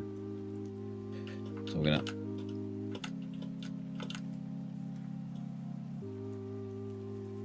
fork move can do this thing. I was doing the stuff twice, wasn't I? That's why things were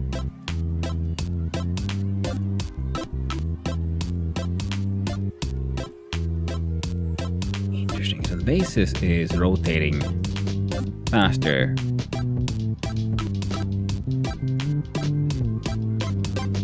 Is that twice as fast? I'd almost argue.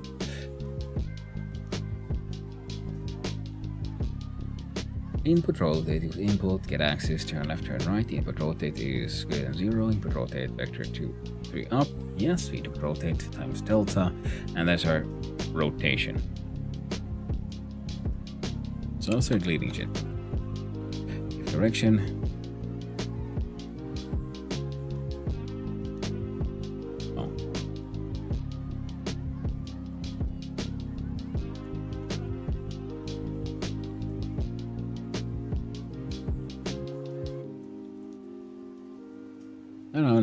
No. Fuck all that. Transform, translate local vector 3 for the fork set. Fork set is doing its own thing. They're fine. So what is happening here?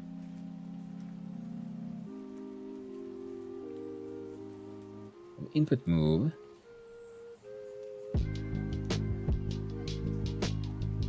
It's not you. Not you.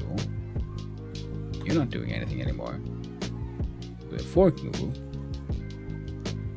Then we have the input rotate.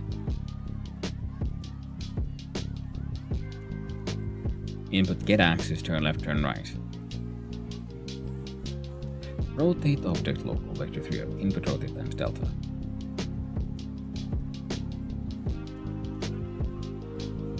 Basis Z.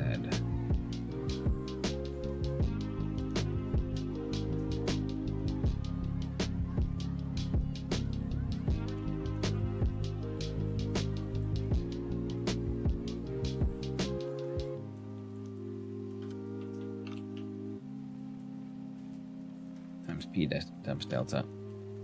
Now it shouldn't be.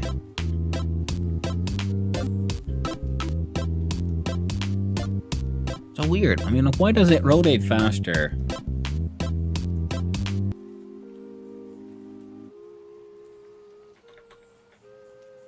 Like the physical object.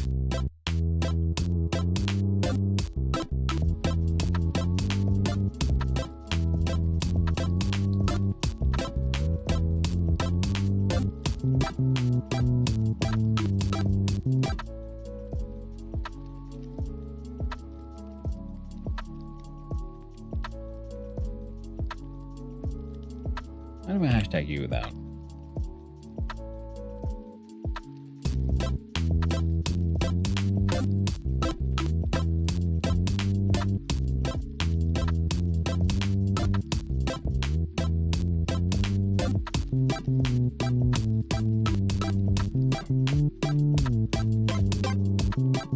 Alright, move and slide is important so that we can deal with the whole crashing into shit.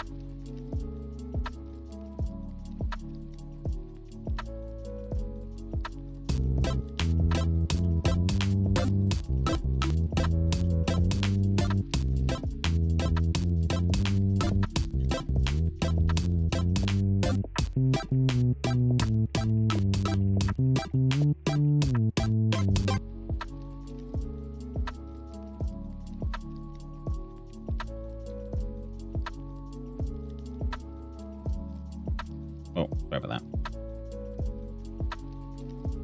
Do X B F6 now.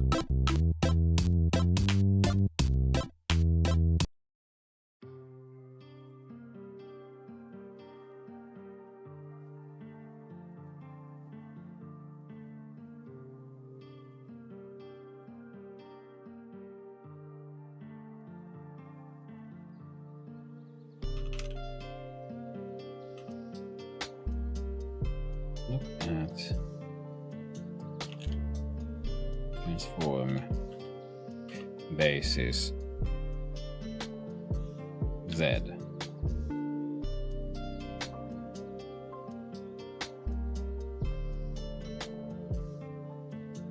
This feels really ugly. But if it works, Jesus Christ. No.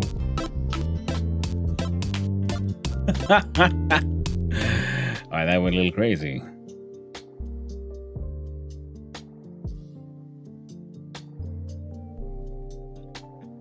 But it is interesting. How come this thing?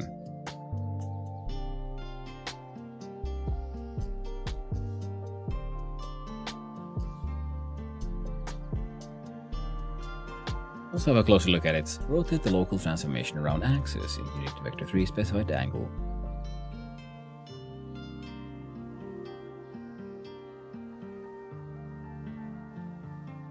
Axis is object local coordinate system.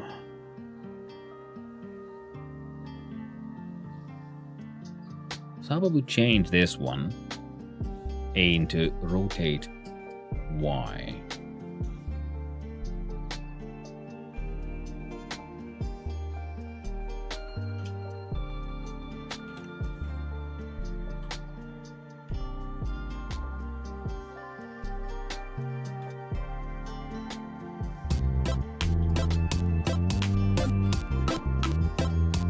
the rotation is happening just fine. Like visually. But then our bases seems to be moving at a different speed.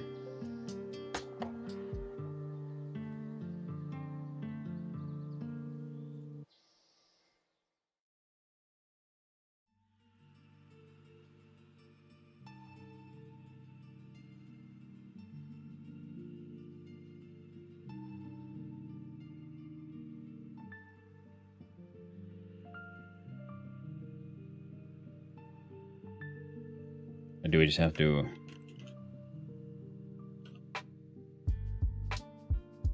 wonder what to normalize there. Yeah, no, there's something weird going on here. I got no idea what that could hack.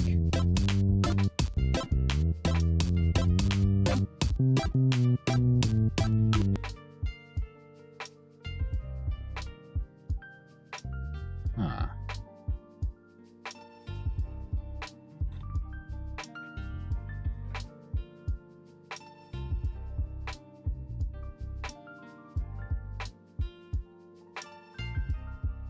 I figured out how to get the camera to follow the forklift as well. We should make the forklift just a normal node, and within it is the forklift entity.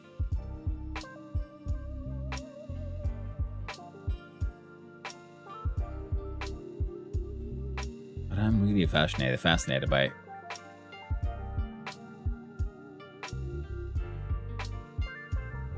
why the model isn't rotating like like it should. Rotate Y. Cool. Used in a node, just general node 3D. What if I do a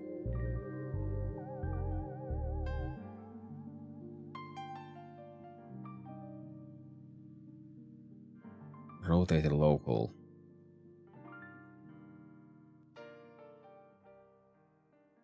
Let's see.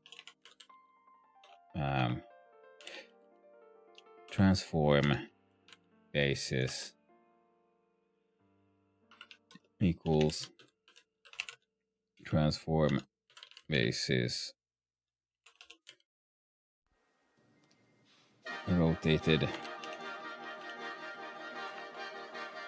vector 3 up followed by input rotate times delta, and we hashtag that shit out.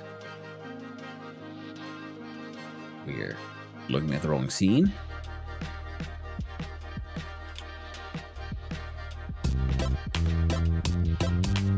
So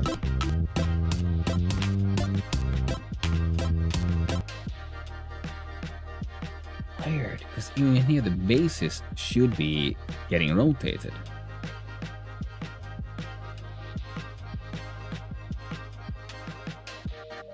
And we should only be following the z-axis.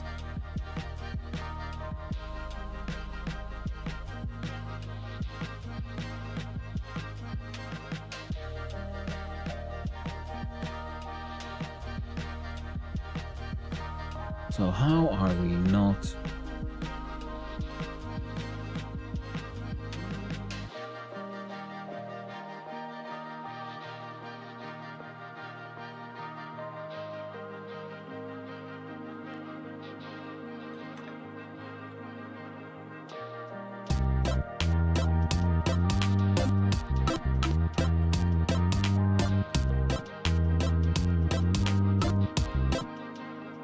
Interesting.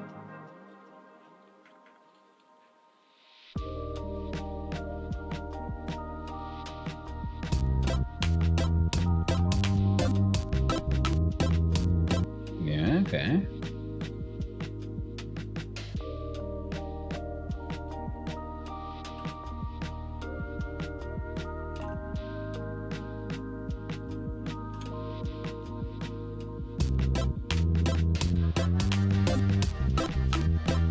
Does the same shit.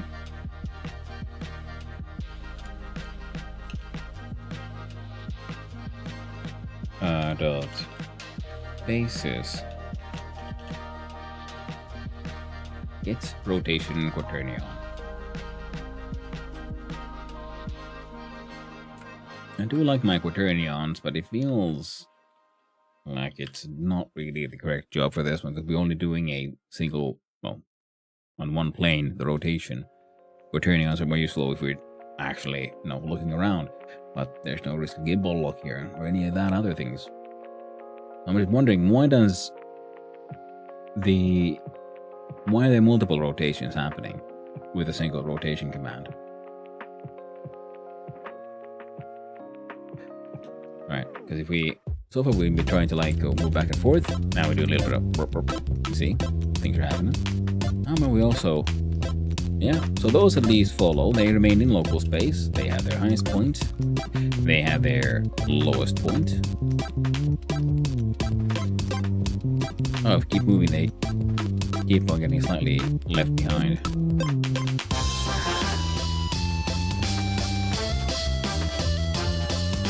Yeah.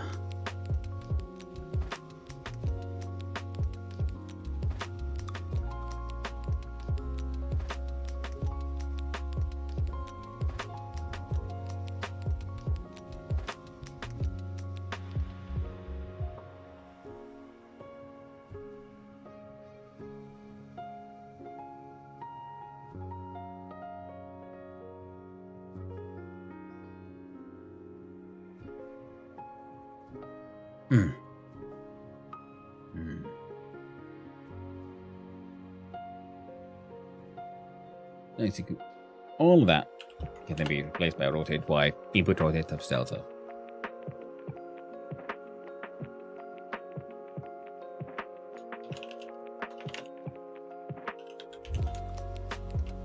That should not affect anything. No point in normalizing this, it's just a float. And there we go. Because if we look at get access, gives back a float.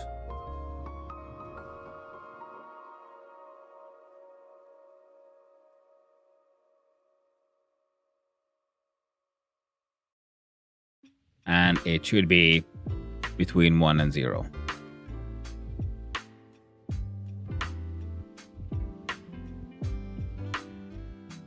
So that shouldn't really matter. Either way, what number we come here, because then we do this thing.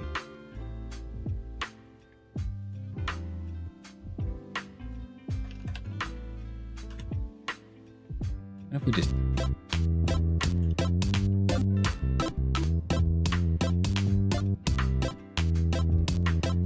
No, still doing the same thing. Nothing really changed there. Da-da-da.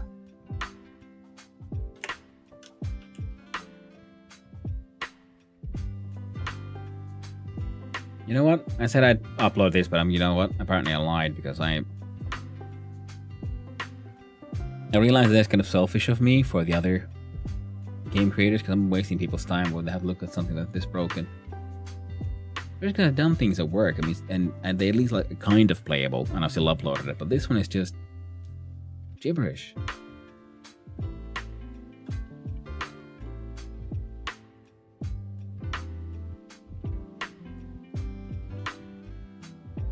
We can cut out reset camera completely. Forklift doesn't do anything with the camera anymore.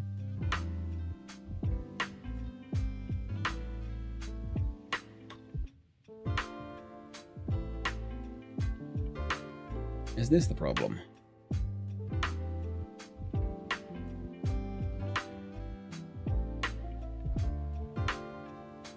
Change the node's position by the given offset vector 3. Note that the translation offset is affected by the node's scale. So the scaled example 10, 1, 1, translation on by an offset of 2, 0, 0 would actually be 20, times 10 to the x coordinate. The given offset vector 3 in local space.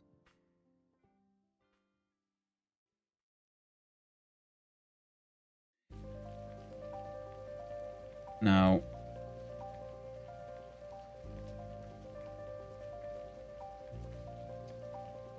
What are we doing here? Why is this?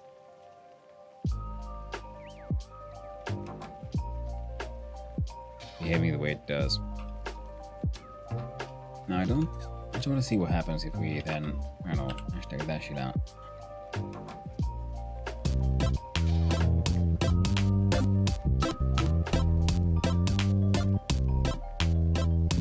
Yeah, we're just much faster, but you know, whoop, there we go, rolled off of the world.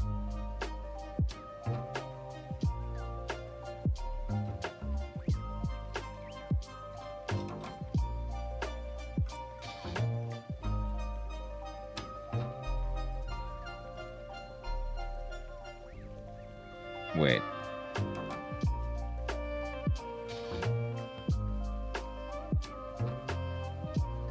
Translate object local.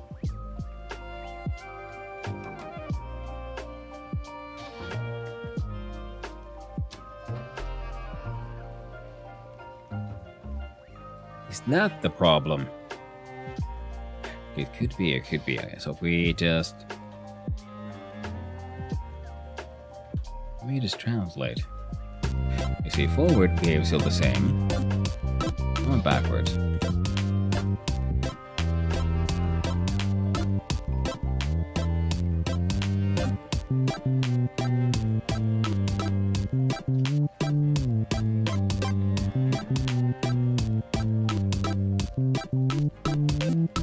I'd say new. See, fuck all. That's what that is. Again.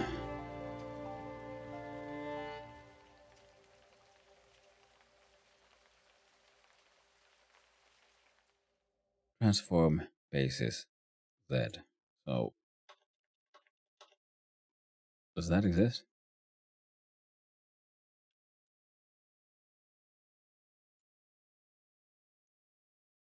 Remember for matrix representing a 3D transformation.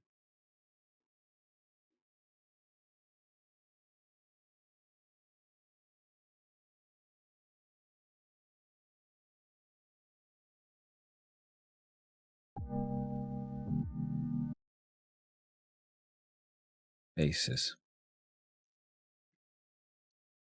3x3 matrix for representing 3D rotation and scale. Base is built in variant type 3x3.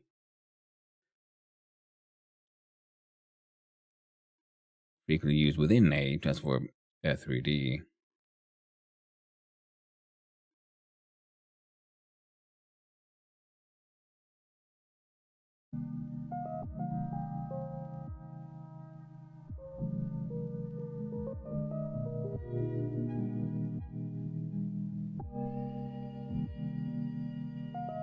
A voxel game demo.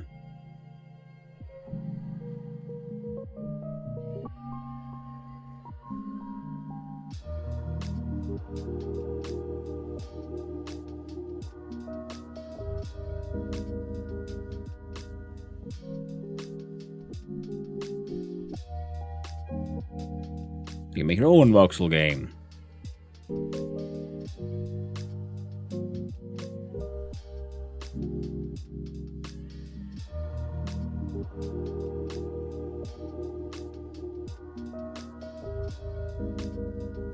Right. Let's have one last test.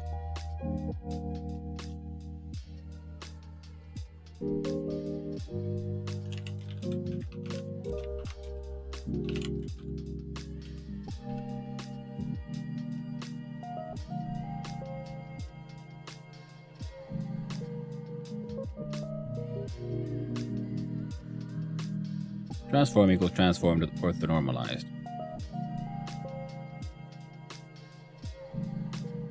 Cannot find property orthonormalize. Fixed it.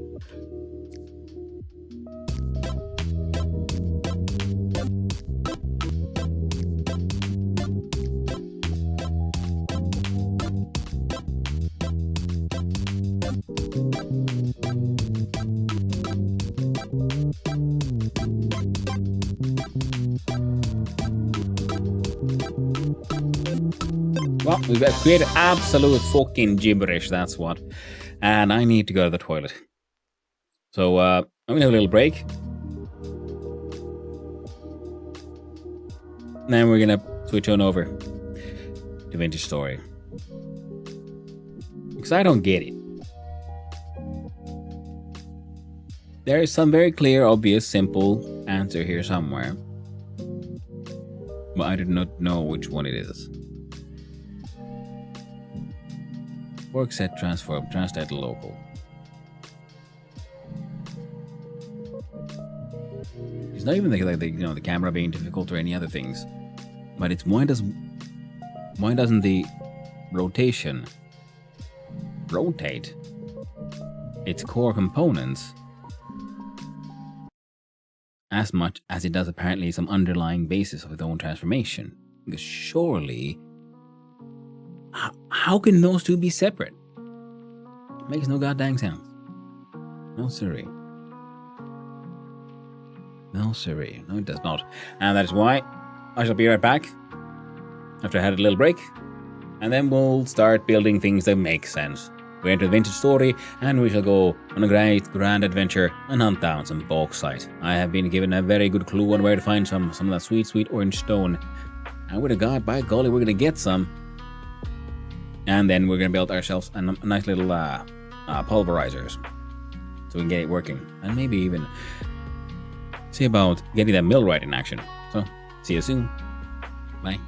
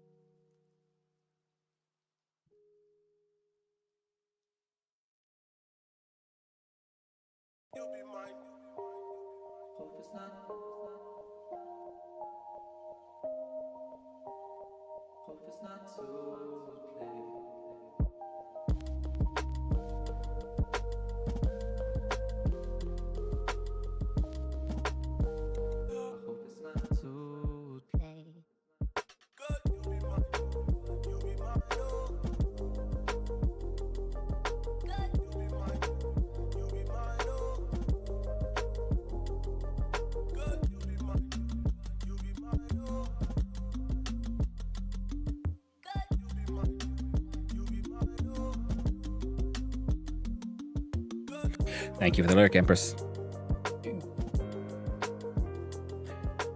Oh, perfect. We had the ads off and on and everything. But yeah, didn't get a functioning game done. It wasn't even to the point where I really feel comfortable putting up there. I just waste everyone's time. So, let's change the scene. Yeah. Save and close.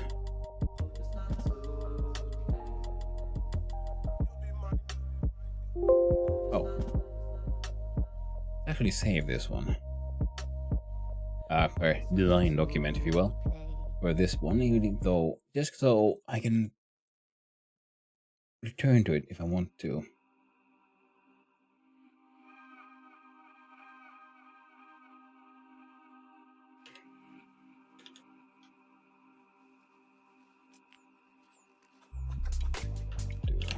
Trijam. 339 GDD.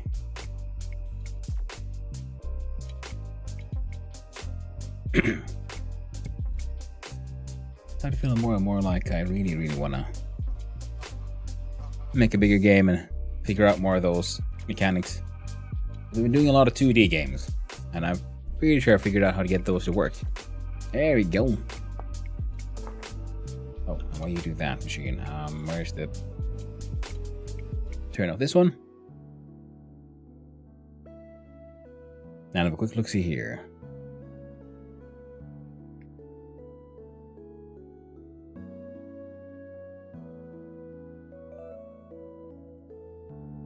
Now we wait for the game to keep loading.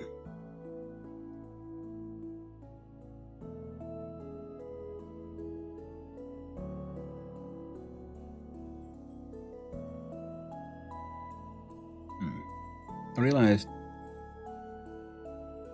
as game dev projects, you know what, I shouldn't just focus on trying to make like, well, what is the end, like the end goal? What is the game I want to make? But like modules.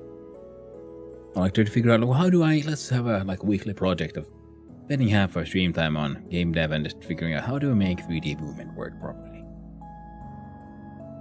That could be a fun one. There we go. Cause there obviously something happened, something strange, because well, my previous attempt at 3D was very different. We didn't have that kind of movement involved, and I feel like it's good almost likely has its own tips and tricks for how to handle movements and rotations and whatnot. And I feel like there might have been some logic for that. My earlier I thought that the camera was somehow influencing it. Because I think I might have like a little misunderstood what exactly Godot considers local versus well, larger spaces.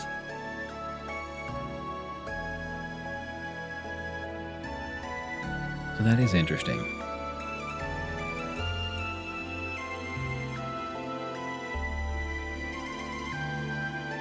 I would like to try to make something a bit more 3D. Nothing else, make a little 3D platformer, or one thing that has been also stuck in my mind for a little bit, try to make a racing game. Something inspired by the classic Wipeout series. Your anti-grav ships sort of flying around. I think that could be neat. Ooh! What a time to arrive. Hello, Key.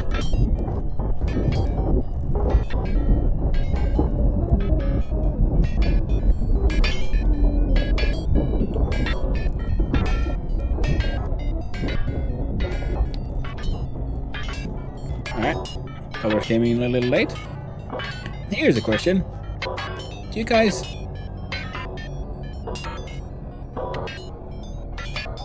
Perfect timing, isn't it? Yeah. Came in here to all their worshippers are coming in. Just gonna have to hang out with the cat, I guess. Okay, Kuhn, you're keeping me safe, right? How are you doing, Saber Zero? Oh, more. Hey, nope.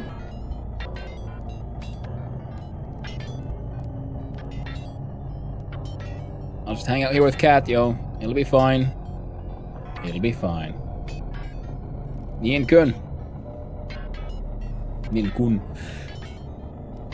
Oh. It's a tier 2, by the way. Ooh, nice. So hopefully it shouldn't take too long. Last night before I was mucking about a little bit sort of off stream here.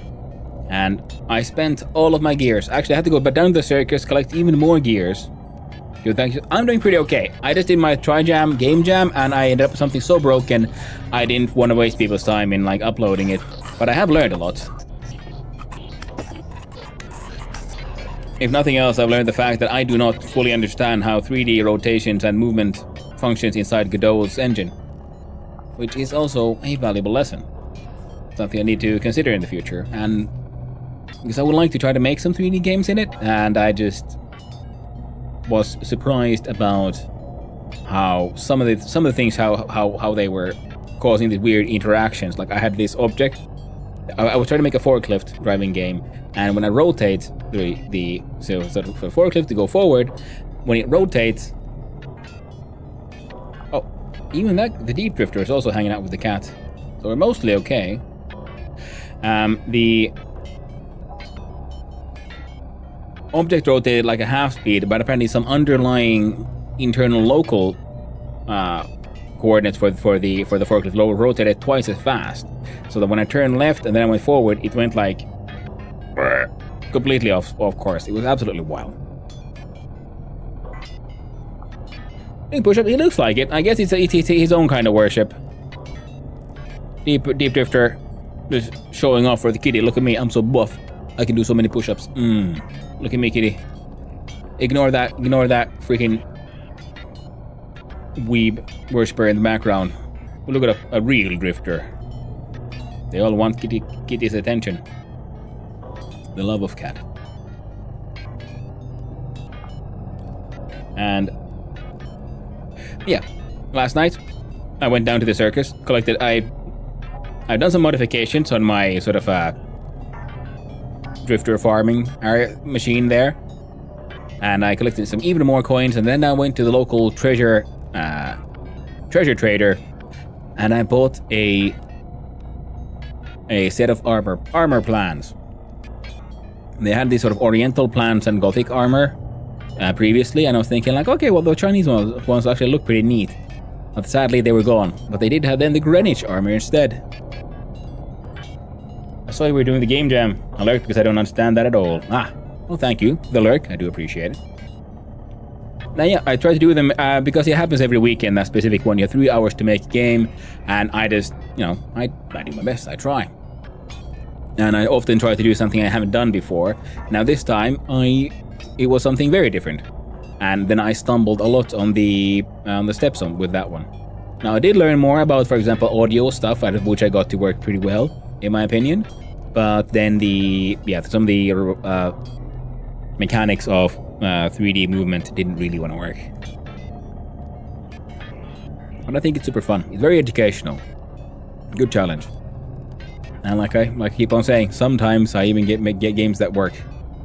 Not always, but sometimes. But yeah, we got Greenwich armor blueprints now. I need to make iron plates so that I can make the millwright mill, so my hammer system will become even more violent. As long as you're having fun and enjoy it, go for it.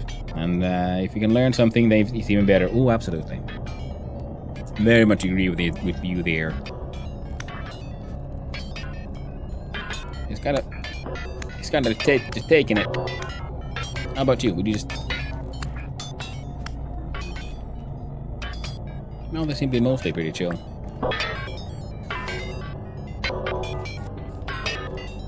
I like the hammer sounds. How's the rest of the place?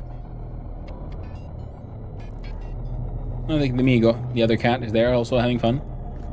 Getting worshipped, as cats should.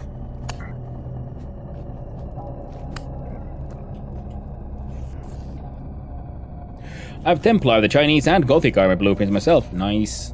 That's a lot of money. To be fair, only yesterday's on broke day.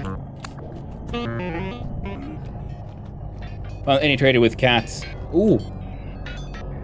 After yesterday I'm broke, yeah. Yeah, I've only got the Greenwich blueprints, which I have somewhere. They're not on me.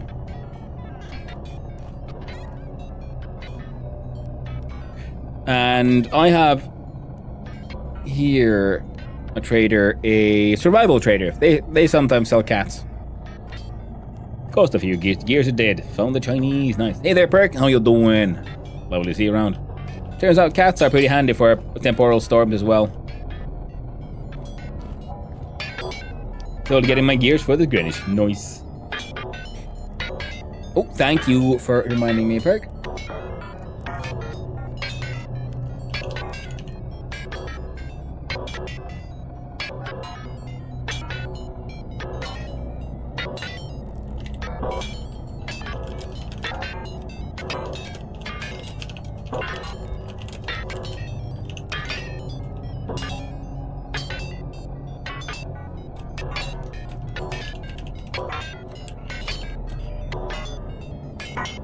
Now let's see here.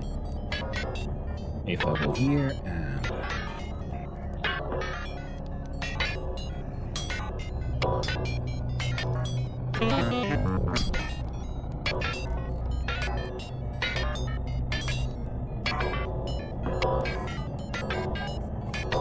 copy that.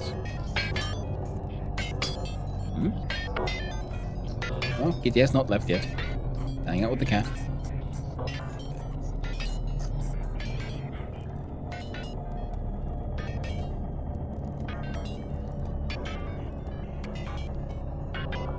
Come on, OBS, you can do it. There we go.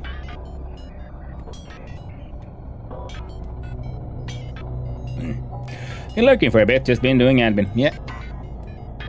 Thank you for the lurk, I do appreciate it.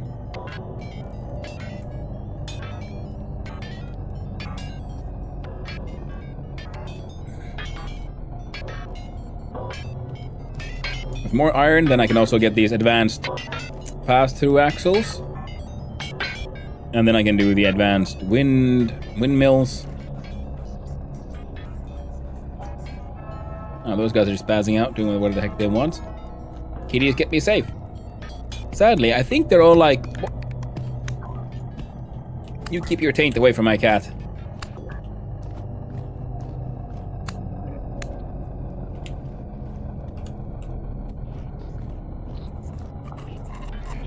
Wait, is it Trijam? Because deadline's in 3 hours? I clocked that now. Yes, that is the thing, yeah. It's the Trijam. The 3-hour game jam. And I've had issues other than the 2 separate incidents by which we're quickly taken care of. Just trying to make patches to mods to patch out EU issues. Yeah. It happens. I'm glad there hasn't been much more bad behavior. I've got some cream bricks and a whole bunch of fire clay, so now I can do a lot of bloomeries. You know what? The boogers are gone, so... Wait, do I have any food on me? No, I don't, because I'm a moron. Oh well. We got some copper, though. Yay! Come on. The epileptic shivers. The cream storage vessel already also looked pretty nice. Pretty happy with it. And I need to get the and then I need to finish my kitchen. So many things I need doing. Whereas first popular as it's been less than at the first era. Ooh, nice. That's good news. Okay, we're about to starve. Which of course means we're gonna ignore it.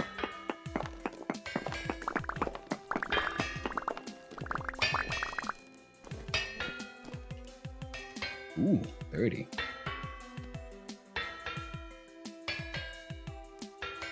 that's more than I was ready for. That's fine. You know what? I'm gonna put these in the box.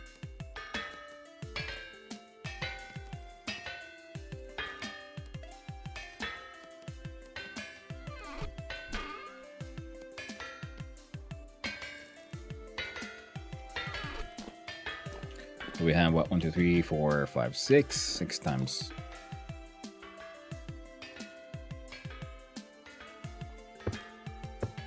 Three. There we go.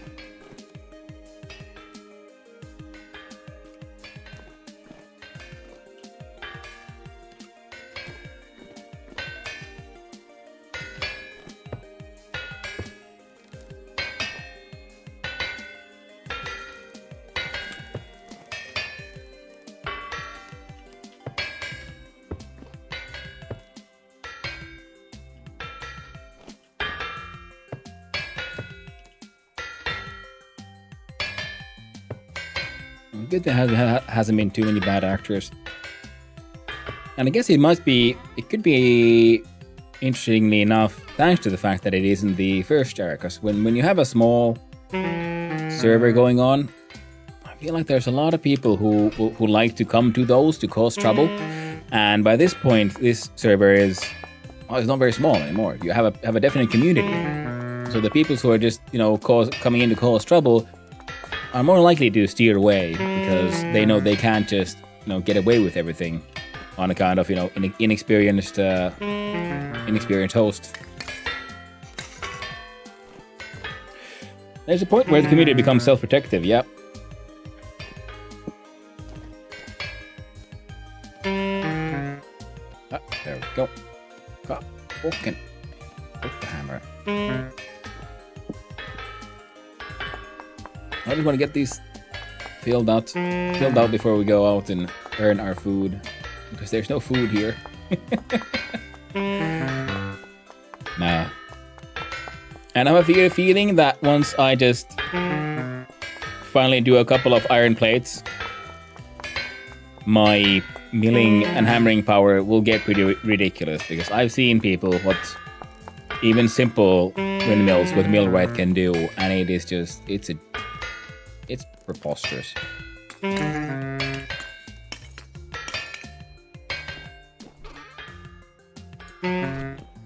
Considering I have two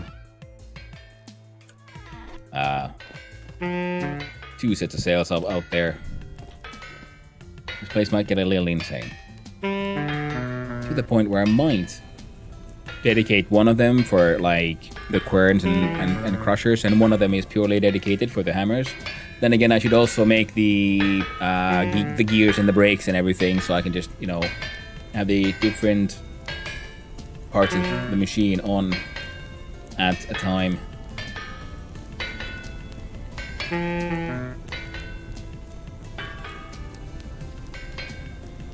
This is embarrassing, like, running around hungry like this. Alright, they're all on. I'm not carrying with me... Oh, I am. Anything I shouldn't. We do that, we do this. I've got bees out here and everything. No food, though. And I've also made the advanced mining lantern. And I have a large amount of different kinds of fireflies, which is very nice. I'm not sure if I'll be able to make a hellhammer worth using for blooms. My windmill is not really that high. Well,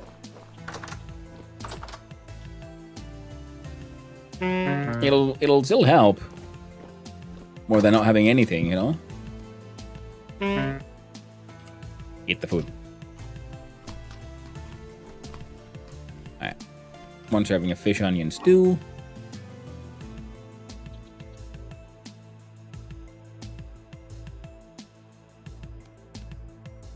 That'll make 6. There we go. I'm doing some fish onion stuff here as well. Oh, would you look at that? They still actually have some freshness left. Because I remember doing the weekend when I came on yesterday. Most of my things were just rotten. Even though I've been thinking like, oh, things have like so much storage time left. Suddenly, nope. That'll be 12. That'll be 12. That'll just onions. We can actually put a little garlic in this one, just because we can. Now, because the mere fish. I don't have a hammer here. Well, screw that plan then.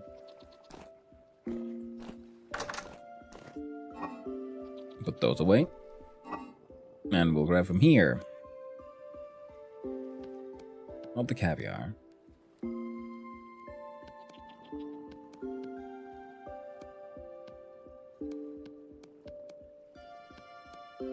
We're saving the caviar. Set it fresh for 295 days. Well, 3.3 years, 3.3 years. We're going for a fish soup this time though. With a pam. I think 5 should be enough.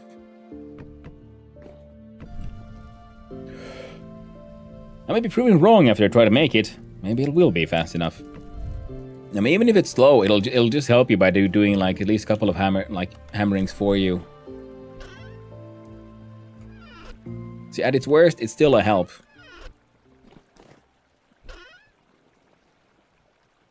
And once, especially because you want to get a couple of blooms done, and you have your hammer and everything, you just bonk away a little bit. Then you can make the advanced, the millwright mills, and they enter a whole new land of insane. All these junk in here. What time is it in game? We are at... Okay, it's a little bit on the late side. Nothing too bad, but a little bit. I'm thinking I'll probably like just continue with my copper knife until it's steel o'clock. So I've got one meal in here. I'll probably snag it under there.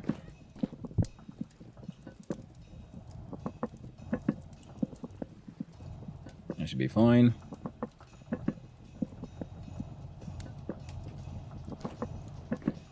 My collection of temporal gears, they grow. I kind of want to show Perk my... I did a few upgrades at the down at the circus. My collection of Jonas parts is also growing, but I'm still like missing any stuff I need to make anything... Well, make anything from them. I have many, not all.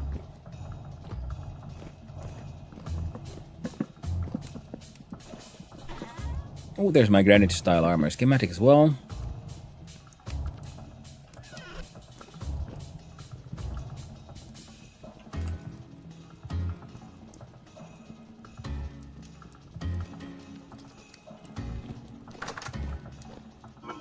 No, I think I'm gonna do that again.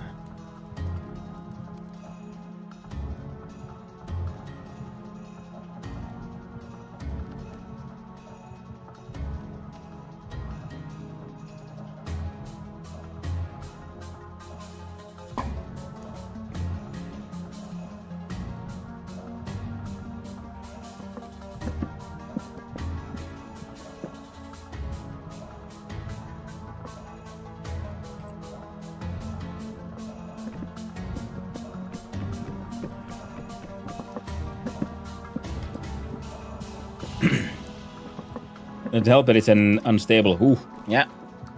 That does make life a little difficult. That's why I'm very much enjoying being a miner. When I can just, like, hide underground and be happy. That's 4 servings worth.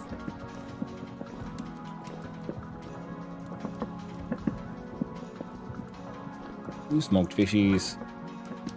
I like so many capers, it's kind of dumb.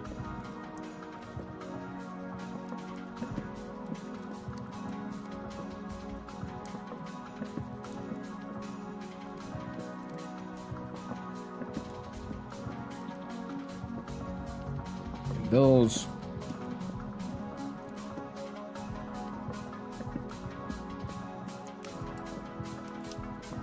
And those.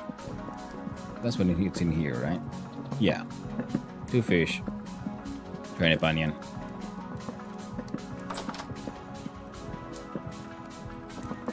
There. Now we should be able to put that inside. 3 rocks.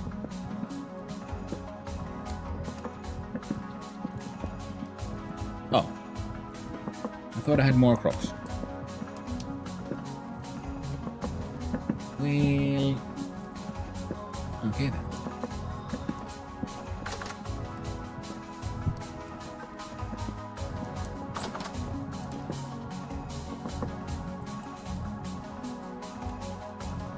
What's service 18 plus?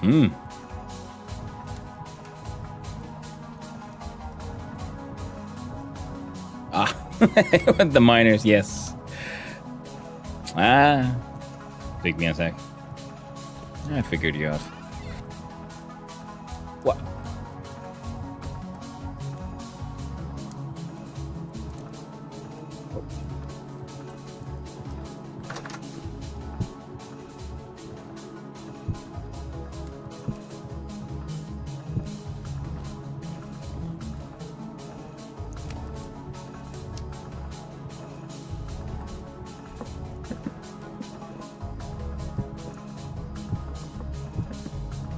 There we go.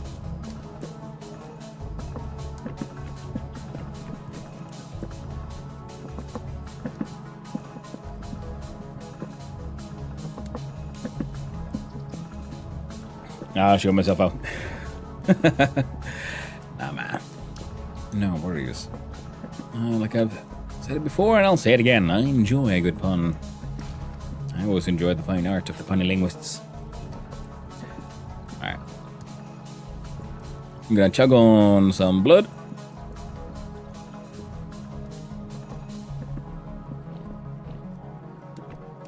I wouldn't be happy to be... No, they're all done. Oh, we got some compost. Isn't that lovely? What all could we do with compost? NPKK. We can... Calcium-rich soil. White lead. Or we can turn thatch into fucking... Okay, then.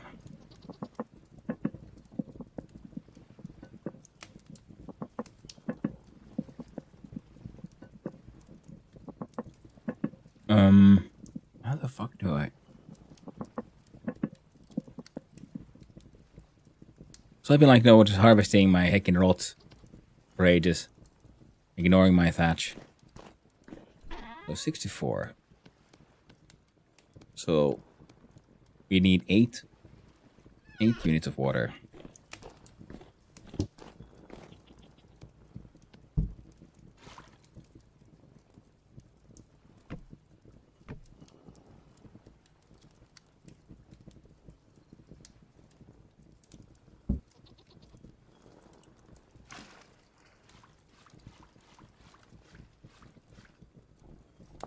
There you go. Alright, give me a quick sec.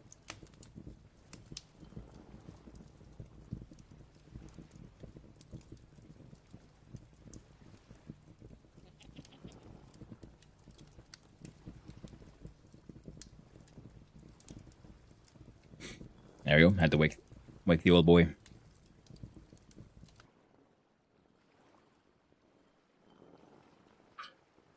Four servings, and Limpon still has 4 servings. Nice.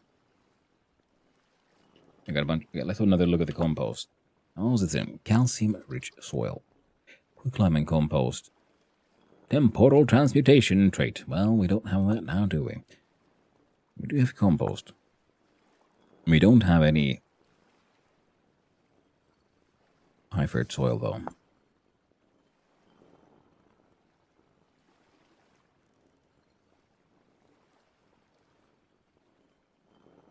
Correct rainfall and temperature. No spawn at high elevations. There's a very low temperature. There's low rainfall.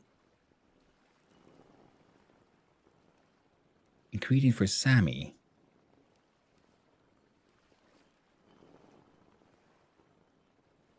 Fair enough.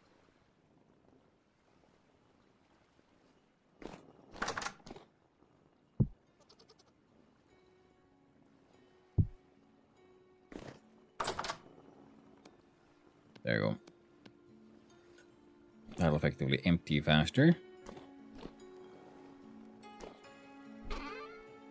I'll just put the compost in there then, I guess. Low for soil is always good to have. Granny fences, debatable. We have some mining lantern, cordage, sinew. We have all kinds of junk here. Powdered borax.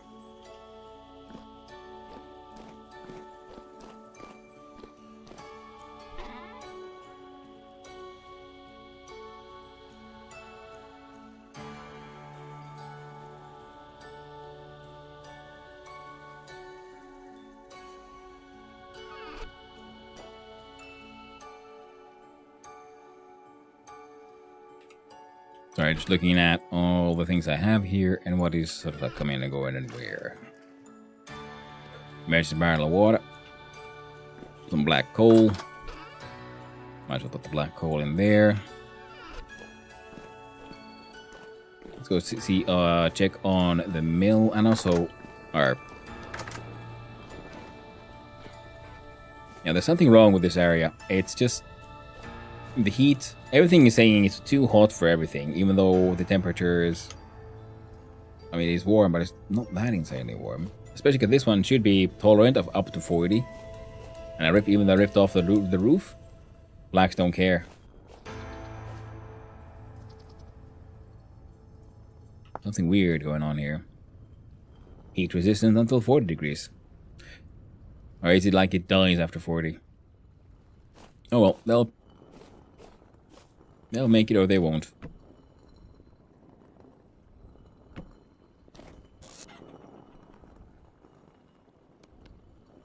There's mulch, there's compost.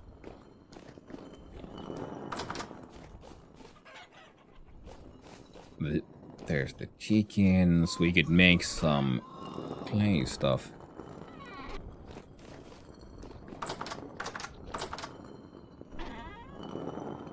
Powdered calcined flint. Oh yeah. And let's have a quick look-see, by the way. So what do I need for the Greenwich armor stuff? I quite like these winged things. Look kind of neat. So I'm gonna need to make steel armor, pretty much. The Templar, Great Helm, the Greenwich, the Gothic, a Plastic Steel.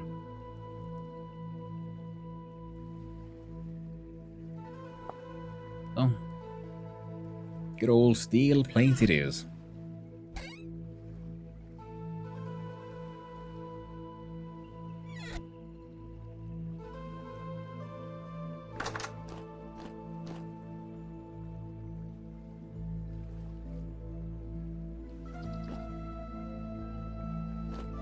Uranium ingots, silver ingots, brass, lead,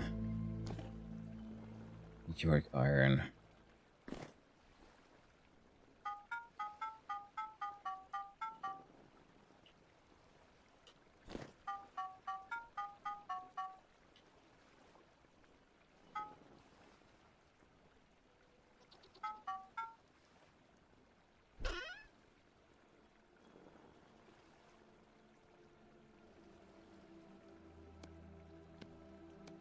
Taking all kinds of stuff with me.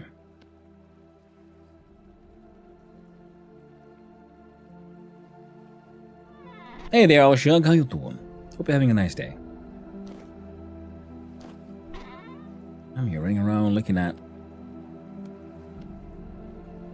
Hey, would you look at that? It's another flavor of lead. Freaking wolfenite.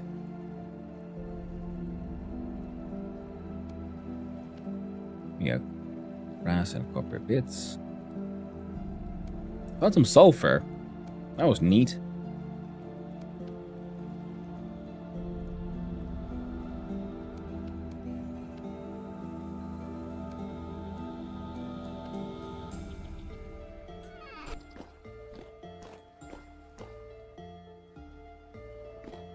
A lot of this is going to need to be moved from point A to point B.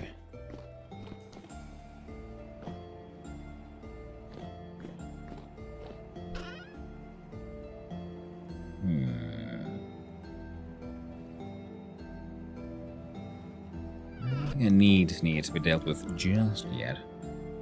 Well, that's really enough. We have some food.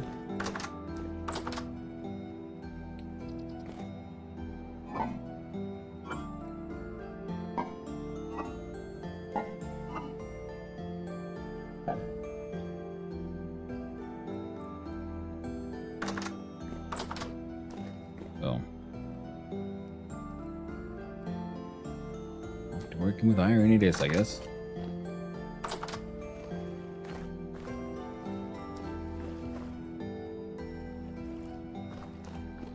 I like these firefly lights. Like this one makes, see, reds and greens.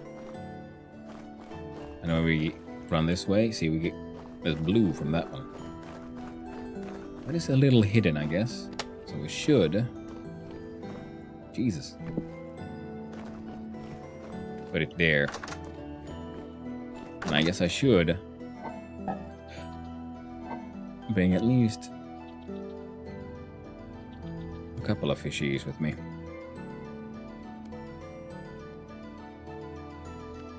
That should be enough. So many shells, yes. My fishing brings in a lot of shells as well. So you got blue RGB there, you know. It'd be fun if you could put colored lenses on normal lanterns. Can't you do that though? Or is that a mod thing? I've seen people do that. If you just make green glass and use that to make your lantern. Vanilla? Nice, that's what I thought. You need your peridotite, or they can make your purple glass and something. Blocky showed me. Nice. I haven't done it myself, but I saw. Ooh, we did have an empty crock here. Gosh darn. We need now is a hammer, so we're gonna apply the hammer to fish and turn that into a couple of fish fillets. Because we need to feed our kitties. I'm trying to figure it out then. Nice. That's one cat. Yago. Miog. Now where's Kun? There. The kitties have been fed. And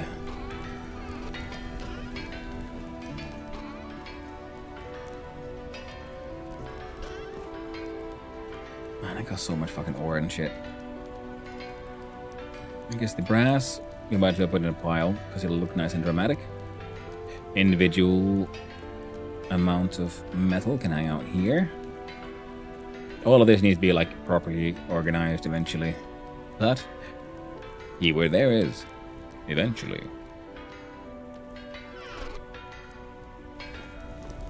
I'm thinking like my workshop space might be a bit too big, and now I'm realizing, man, no, what it is not large enough.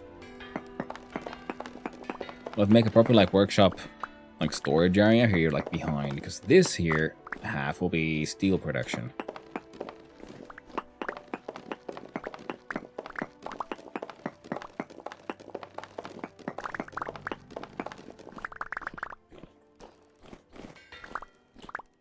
Another one of you bastards down here. Yeah, this needs to be no. Sure. You do you, man. You do you. There we go.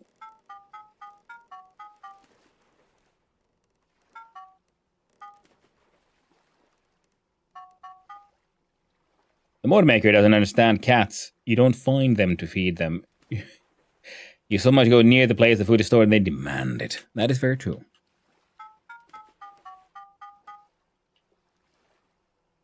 But they are limited by the technology of their time.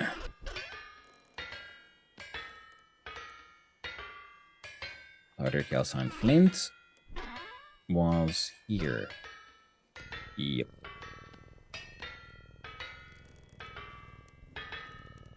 I'm still gonna have to make some pit kilns because some of these things are just inefficient to try to do in a big kiln. I got some rocks apparently. Some soil. Iron hammer goes back on wall. Yeah.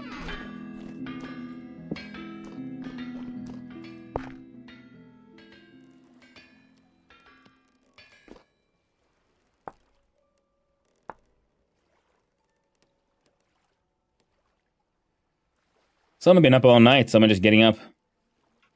Chill, please. Remove the animal. Hey there, dull and dark. We can remove the animal for a little bit.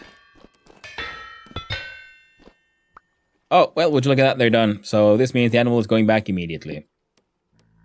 Sorry about that. Whoppa!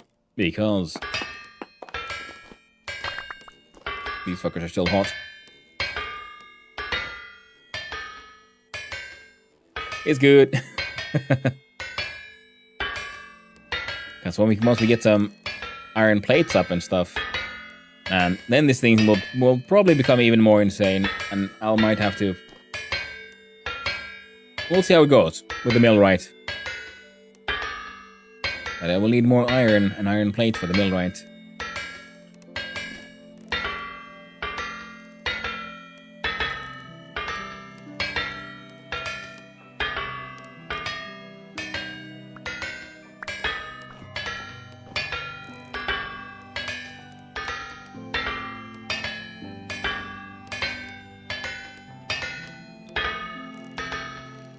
You know, with the beat, you could have 4 hammers on one anvil, and then it'd be a constant ding ding ding ding ding ding ding ding ding.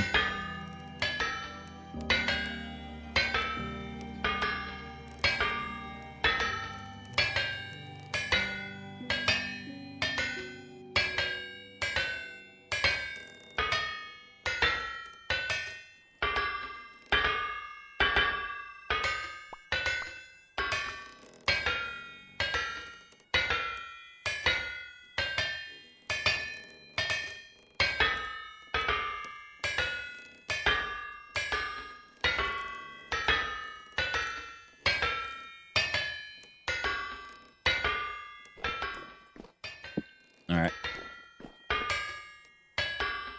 Be boring about this. Oh.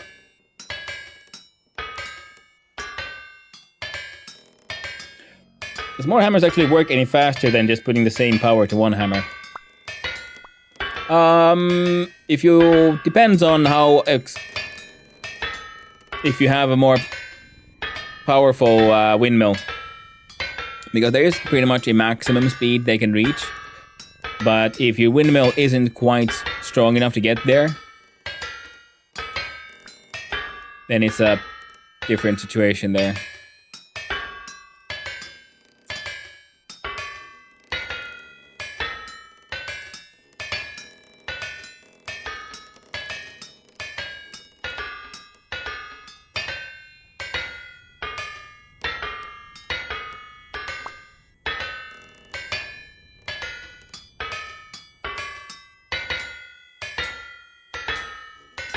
Now, of course, the maximum speed is then easily broken through with millwright, though. Millwright, all logic goes out the window.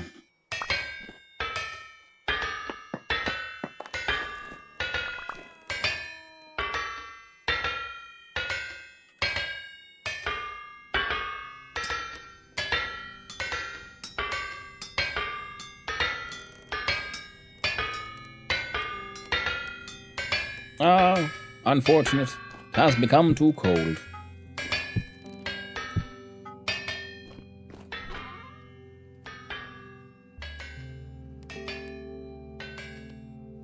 So it's starting to brown out some cold, yo.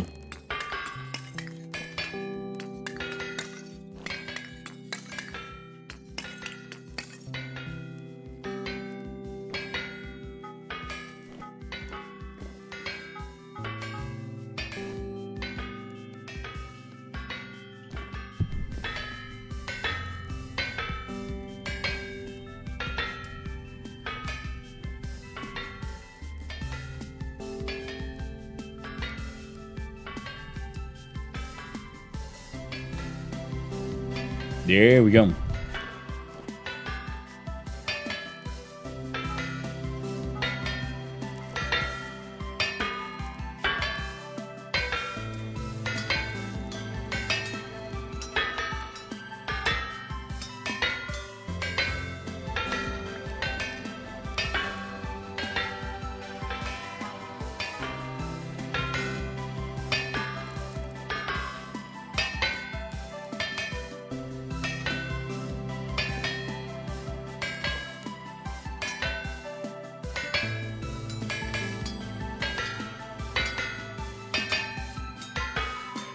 the with multiple hammers, it really only really matters if you have then a windmill that can run them, because if it does demand a lot of power, and if your machine can't put out that amount of power, then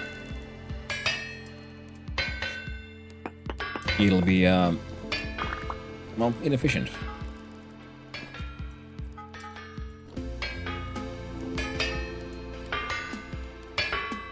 Sorry, there we go.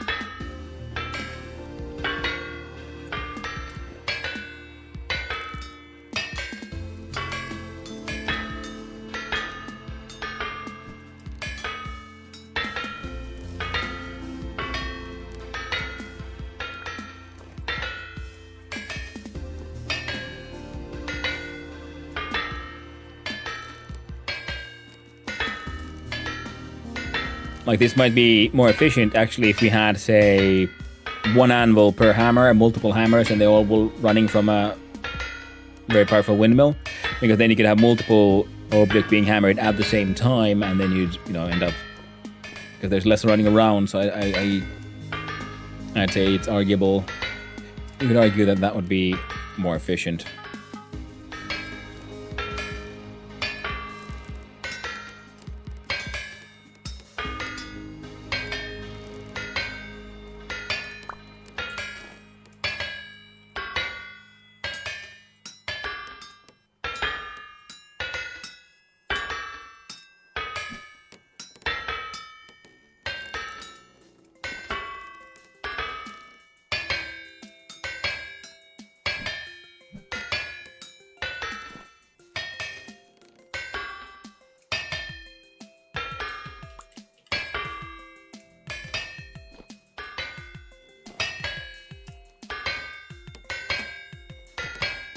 Actually, here's well, your own hammer's like splitting function is more efficient than the helve hammer, because they really do go one voxel no matter what they do. One voxel at a time.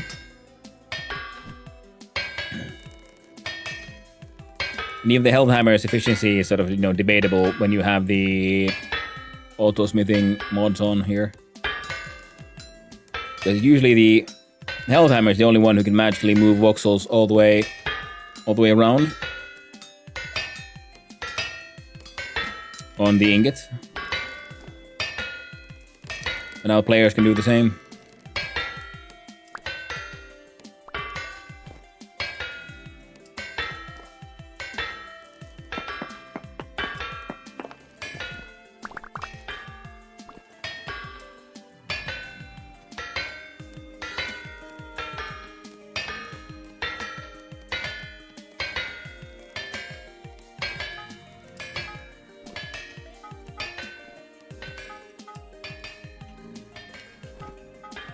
There we go. But your splitting for removing the slag is still more efficient.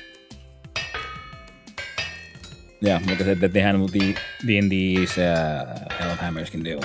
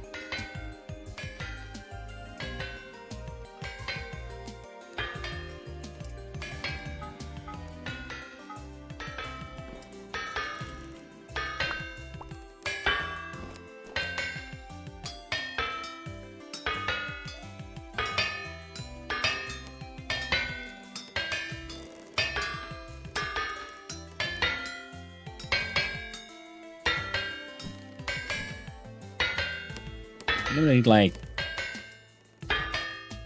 at least 4 plates of iron. You're absolutely right, kitty. Maru indeed. Maru indeed. Then a lot of these will then be... We'll get to wait around.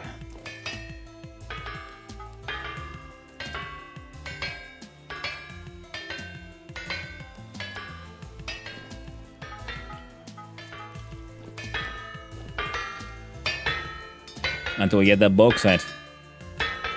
And we start turning shit into steel. Oh yeah.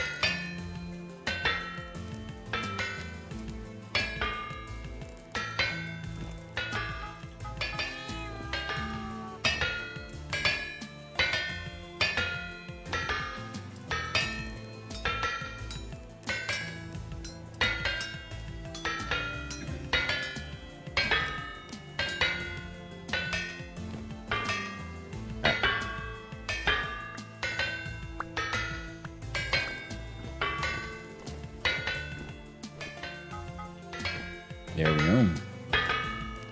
That to the pile. And that to the other pile. Welcome back from the edge, everyone.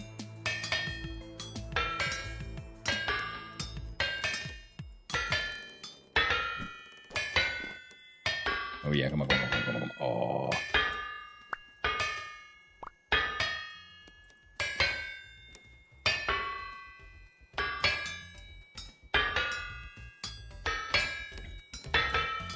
I've been mills before, they haven't always been that reliable. But I gotta say, the Megalomania tower that I built for this one has been very efficient.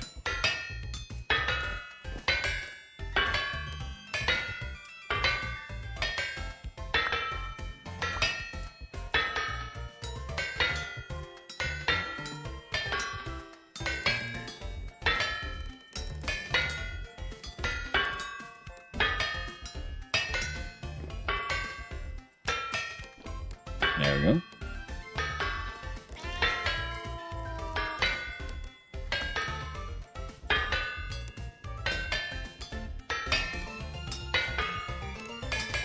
It's been very stormy lately. I'm almost surprised that there's no thunder going on right now, because for the longest time, I've been here for many days, I feel like thunder happening all the heckin' time. Like, no matter what I do. Now, the Helmhammer can fix things that are broken. Now, remember that, because you could end up with an iron ingot like this that you couldn't actually fix because the base ingot did not have enough voxels. That was a thing that could happen in vanilla. I don't know if they fixed it. And the only way to sort of save that ingot was to then put it in a Helmhammer, because it could just fart out voxels that don't exist. Now, we have a mod that allows for cut-off voxels to be saved as little nuggets. So I'm wondering, could you have an infinite iron bloom if you just keep on cutting out nuggets from it while the Helmhammer keeps on adding voxels to it in its desperate attempt to finish the thing?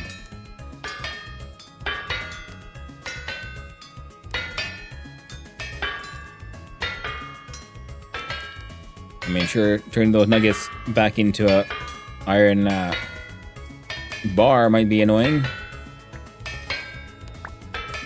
There'll be a lot of foraging, but it's doable.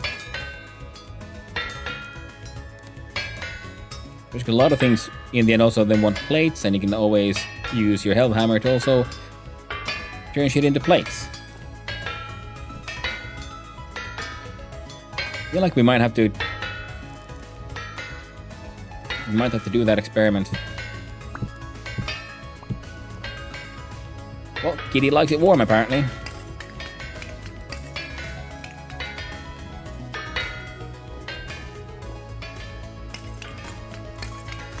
Good old Lignite.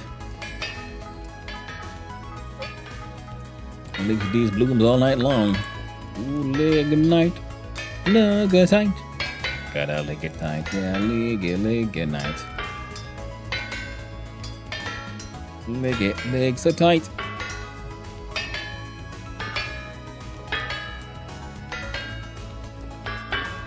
There's no night quite like the Lignite.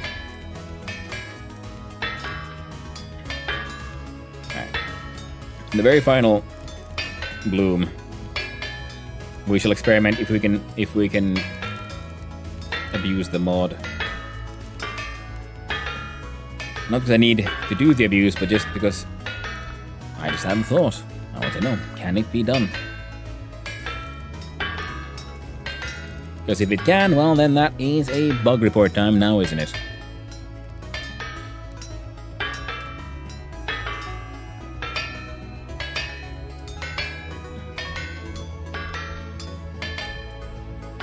I don't know how many bugs reports you could do with it. And how would they fix it if that was actually an issue? No idea.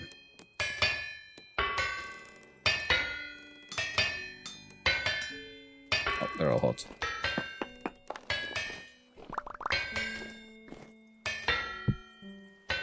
Bum.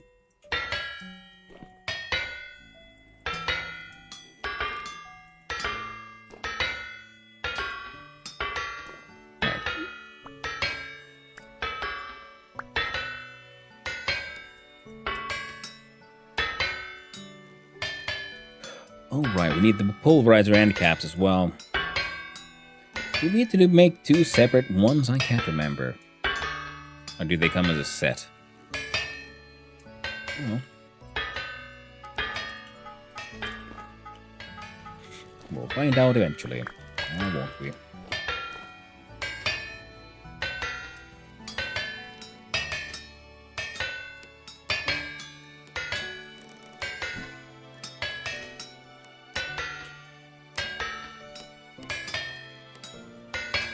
The good thing about the game iron that is that unlike normal iron, we can just have it in the forge forever. It's not gonna oxide away. Yeah, that's the bad part, because you know you want your metal to be this hot, but super shiny when smithing it. Get the job done faster, but the longer it spends it at that level of heat, then the faster, you know, the metal quite literally burns away, rusts away, oxidizes into non-existence.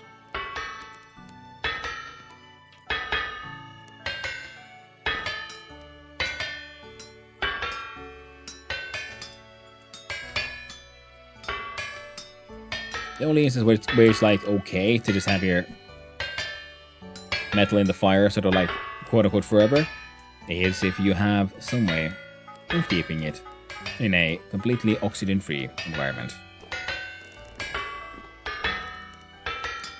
Which is something they can do in like proper industrial-sized metalworking facilities and foundries and whatnot. But your basic blacksmith here, nope, no chance.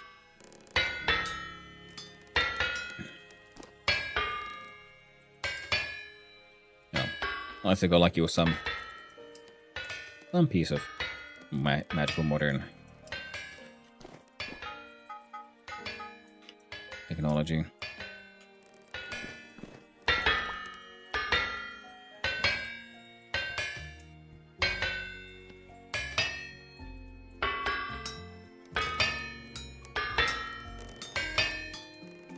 Alright, so we'll be left with one extra.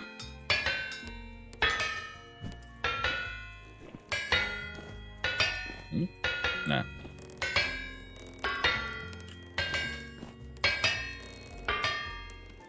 Keep on plumping those there.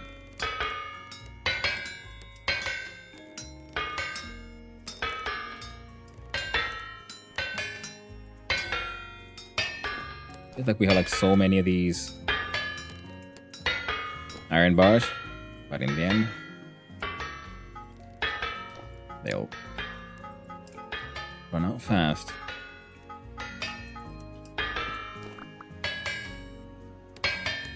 They always do.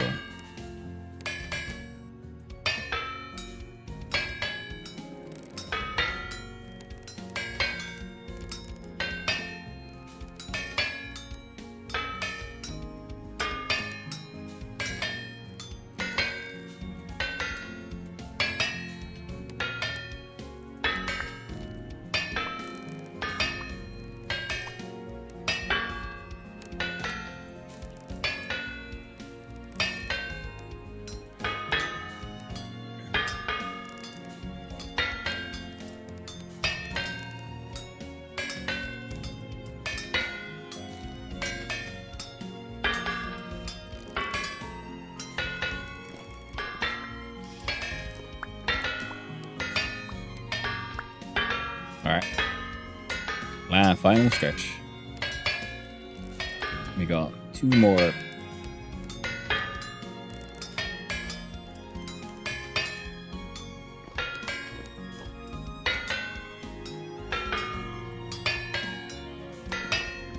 Two more of these buggers to finish.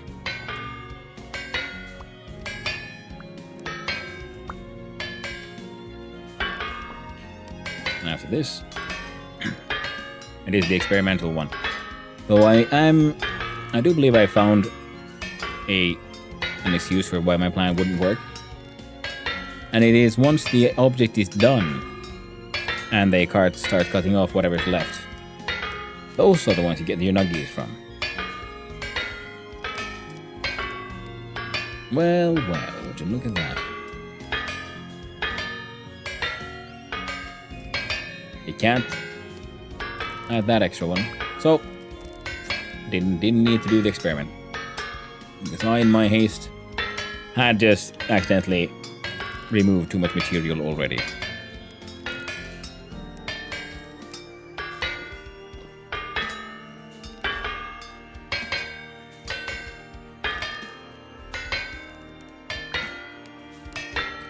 And iron plates are...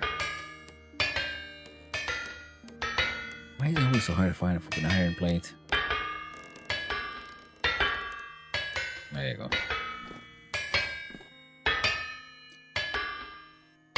And here we're gonna be boring.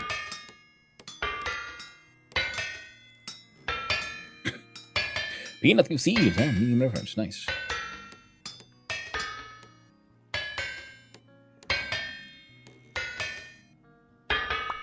And was just here. I don't know why this layout keeps changing every now and then. I haven't really figured out a logic for it.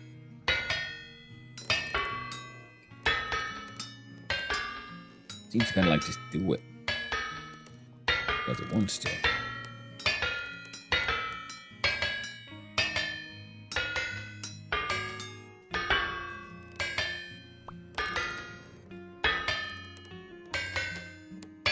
Oh dear. There we go.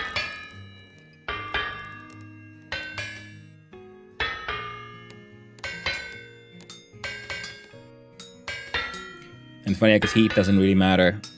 Normally, you'd want it extra hot so that the metal is as soft as possible, because it allows you to finish as fast as possible. You can cool down, and everyone's done.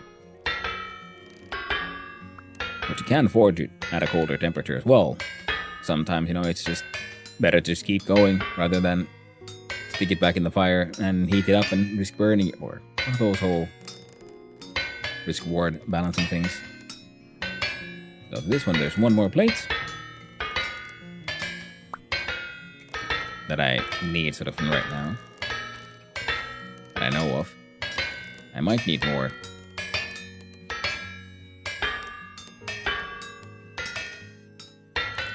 Oh. Forgot to put in the extra bits. Happens.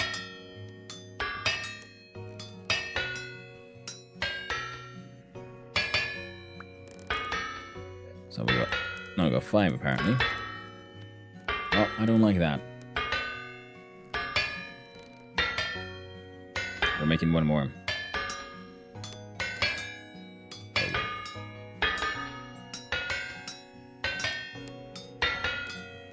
Right, and then we can have a look at some of the other things we sort of quote-unquote needed.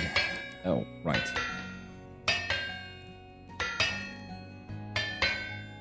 Another thing we'll be needing is, of course, the iron door.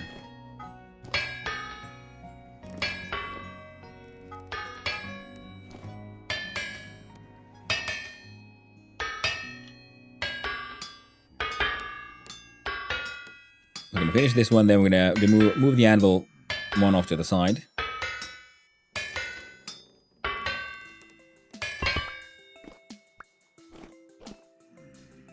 There we go. Alright, there you go. And where were they?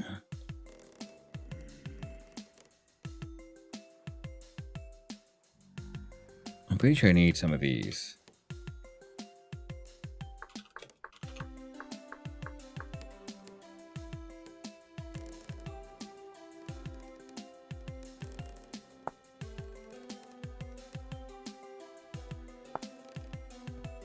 Windowed iron door. 1, 2, 3, 4, 5, and 2 rods.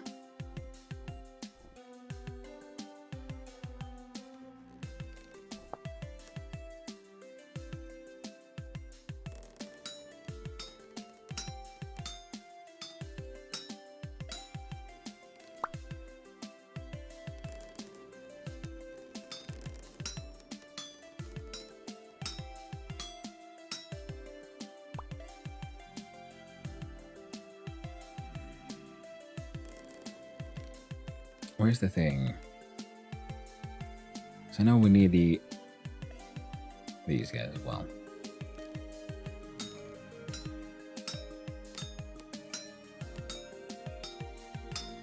No, I'm using this recipe because, well, it's here. I don't like it.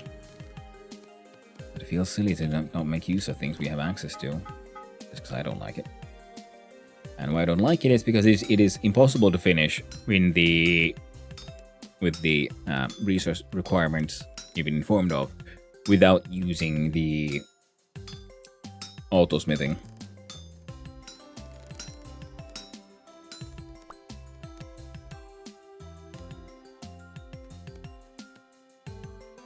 It's possible I've done it. Ooh! Well then. I am wrong. And there is some shenanigans. Of course, as I was explaining it and I was looking at it, I realized, wait. I think I could see how it could be done. And that will be for another point. There, iron pounder cap.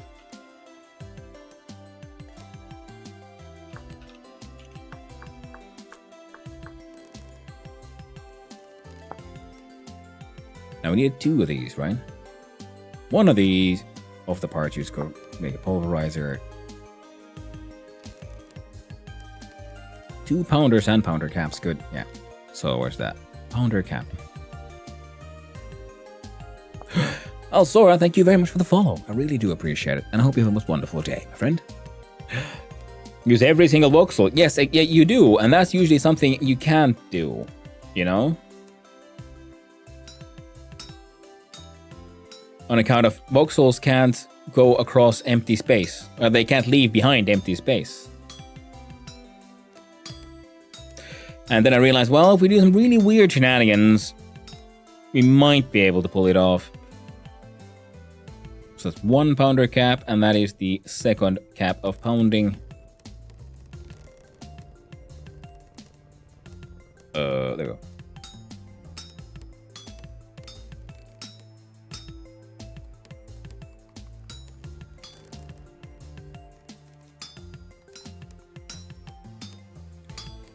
Right, I haven't followed earlier. Well, thank you, Elsora. That is very kind of you to say.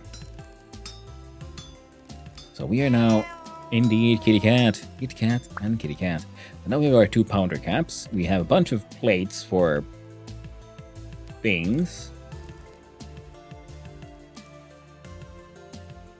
And, well, the rest will be... How I don't think if you need anything sort of right now immediately, so we're gonna actually be boring and just declare that enough. Ah, wait, no, good thing I didn't do all of it just yet. We will test out, can it be done? So we do the recipe for 9 nail strips. See, so it says we can do it with 2 bars. It says we put in 2 bars. Now we have 84 of the 81 required voxels. I'll grab these things because I have in the past left things in the water whilst in the throes of the joys of crafting, only to realize that I can't touch that shit anymore. I mean, that they've despawned. Now here's the question. See, because if we do it manually, can we do the 9 set? See, because we can. All right, there we go.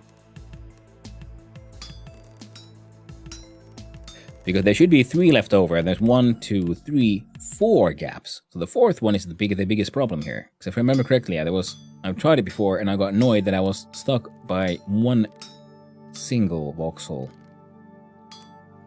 Oh, fuck it. Bum bum bum bum.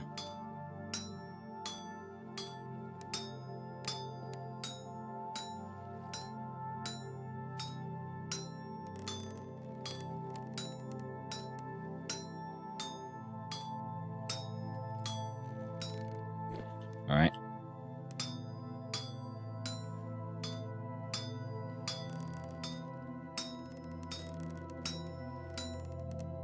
The question is, can we somehow separate ourselves without burning a voxel?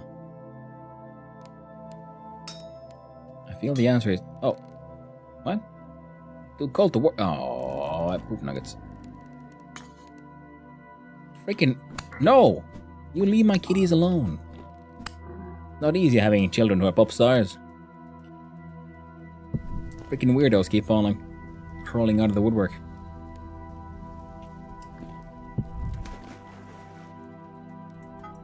I don't know how cat-like you are. They do like swimming, and they have also spent time just sleeping in the water.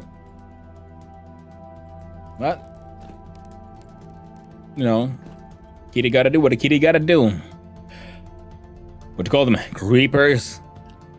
Oh, jeepers, creepers. Where'd you get those peepers? And, yeah. Well, they're a little bit less explosive, thankfully. I'm wondering where they're spawning. Is it this corner that is a little too dark still? I guess it might be. It's that, and then inside the... Oh, beneath here. Alright. Let's try it again.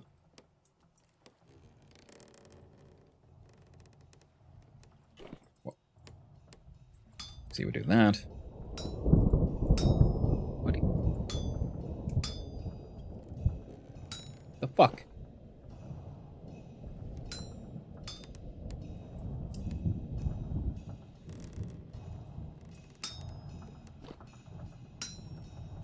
It's supposed to go back. Oh well.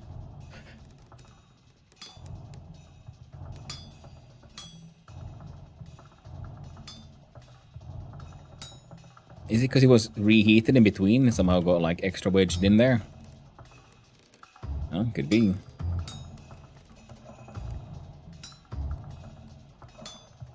That's weird. Yes, it is. That's annoying because I know how to get it out of there. It's called autocomplete.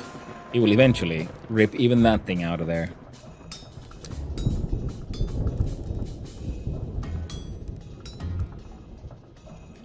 What can I do? I can't do that. Can I do it like this? Holy butt nuggets. Oh shit. Perk has proved me wrong. It can be done.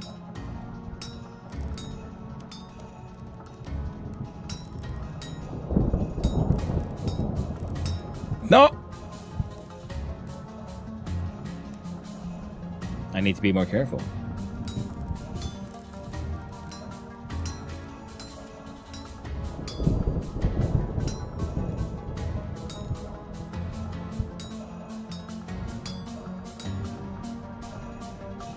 we do that one away. That one away. Well, now. I find this very, very fascinating.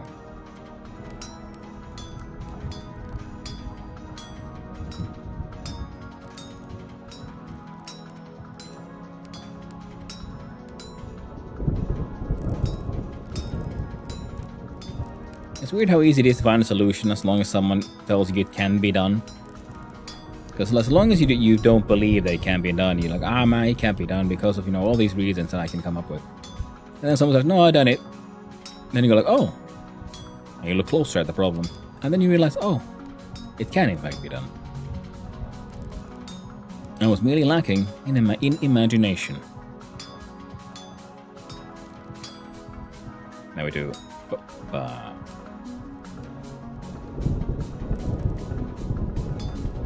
Scoot this one over. Put it down. We do down, left, down, down, left, right, up, left, left, down.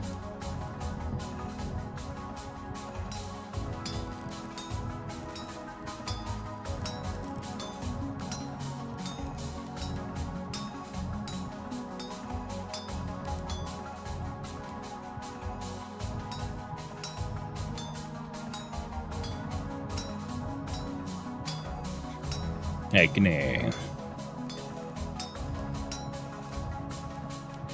now, do I need all these bits? I don't know. Not right now. Maybe in the future. The plates are usable for the windmill shenanigans. And I've seen some of the things that are born out of the horrors known as millwright. See what those engines can do.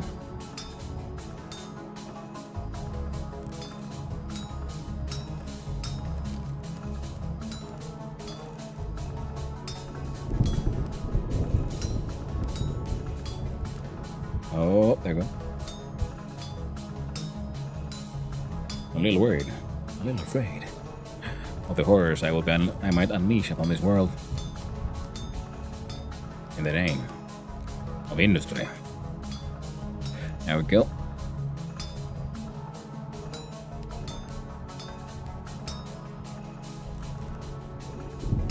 Left.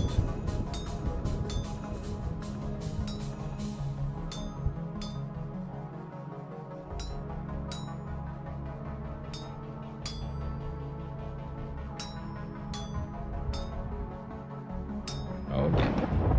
Almost done. You're right, Kun.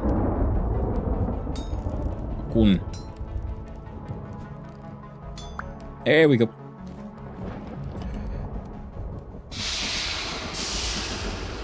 A noise. So now at least we have a whole bunch of bits and pieces. Wait. Oh man. Came here without having a chest on my back.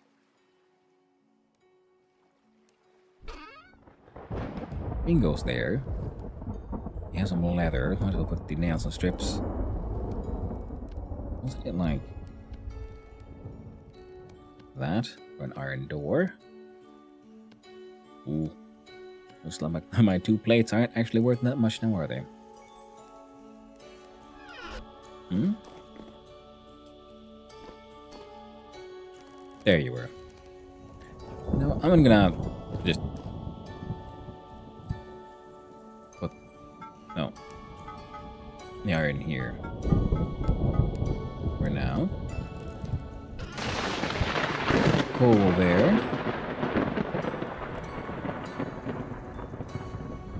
Got hematite. We got iron bits.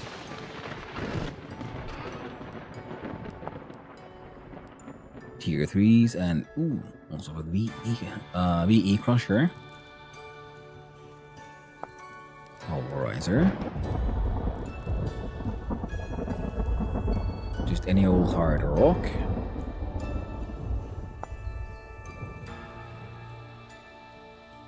And logs. I do believe I have.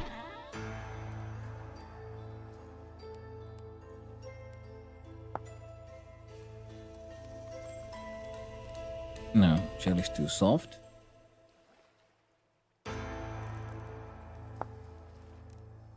Salt can be used. One. Oh, most rock for still lava. That reminds me. One thing I haven't really looked at yet.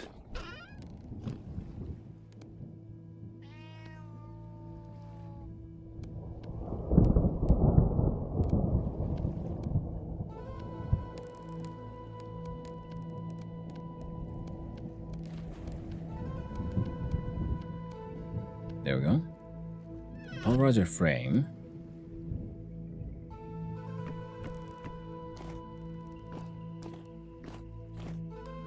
Grab the chisel. The chisel, hammer, and 3 logs.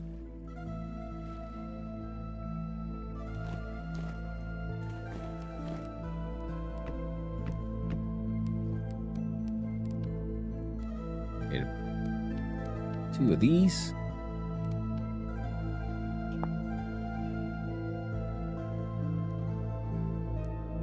Toggle.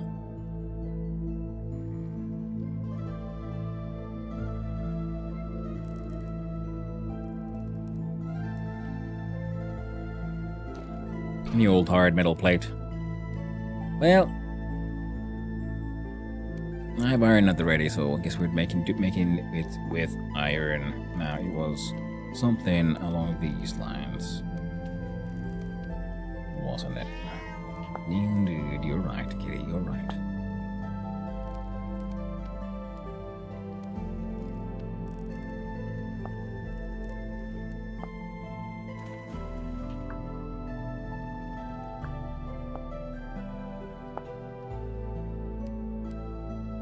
Now, I have a vague memory.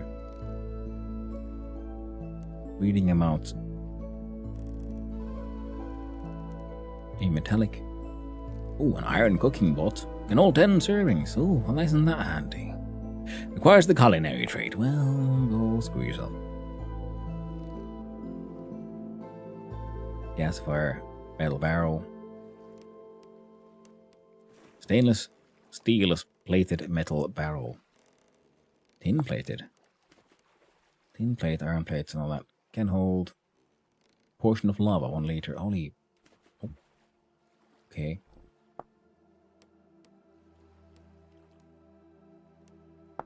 Prospector's pack. Well, still need chrome before we can get there. I'd love to have that thing, but no. No chrome.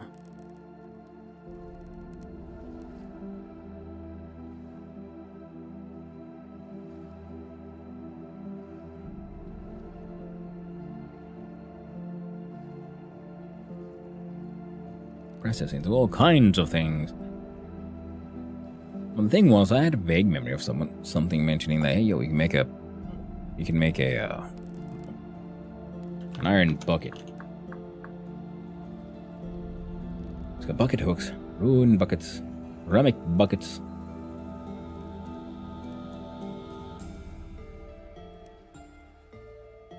The Jonas paintbrush? What the frickity frack? A fading relic of the past. Use the Jonas palette from now on to get the lights. No longer craftable. And to get glow colors, put bucket of dye in hotbar slots on 1. Right click the material you want to change, make them into full lights. Next, put a bucket of white dye in the hotbar slot 1 and right click the material to change it from glow to only bright light. Grey makes a glowing cyan and black will make glowing white. Like so.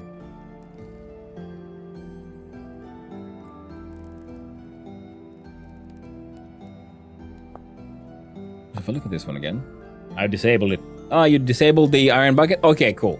Good. So I was wondering, like, wait, why can't... Because the handbook mentioned it. That's why I was wondering, like, why isn't it there then? Am I missing something?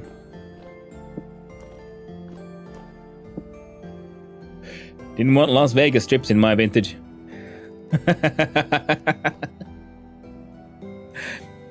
Oh, you meant the Jonas brush. Yes.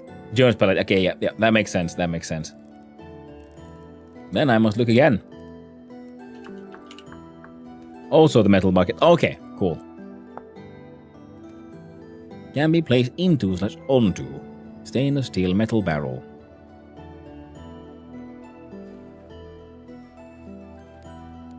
Ha!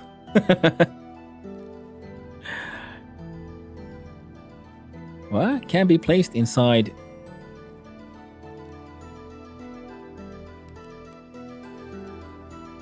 Because lava would be prime time for griefing. That is very true. It is absolutely true. Why do you say I can put it inside things? I'm assuming if I put it inside a barrel, it'll start burning. Or a wooden bucket. How about a ceramic one?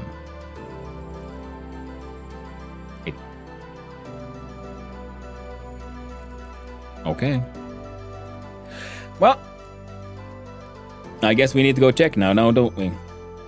The pulverizer and its pulverized parts will have to hang out somewhere with a little bit of space.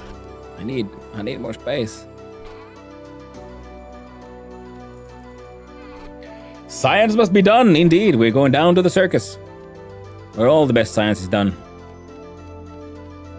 We do 1, 2, 3, 4, and 5. The nuggies of hematitis go inside here. Heckin' perfect. We have slide saw stays here. You come here with us. Fire clay bricks. Well, might as well put them here for now.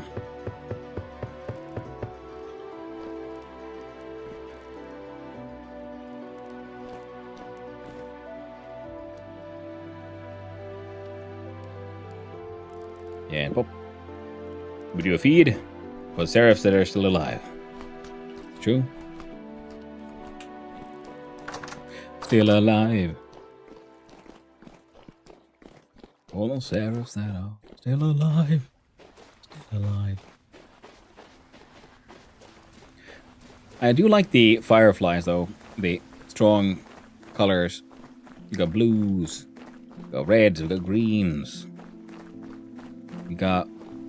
There should be something over there. We got...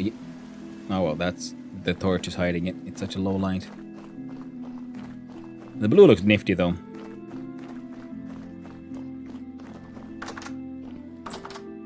Alright, we're gonna bring us with a bucket of... A clay bucket. And a wooden bucket. And we shall attempt to apply lava into bucket. We have no healing items. That needs to be fixed.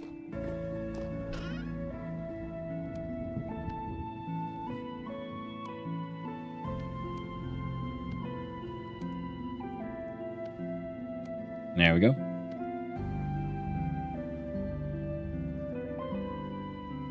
Yeah, food is usually what forces me away.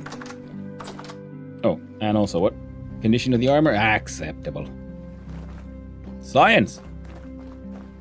Nice, you got the jars going. Yeah. Well, because finally it started getting like over 30 degrees Celsius here. And that means fireflies.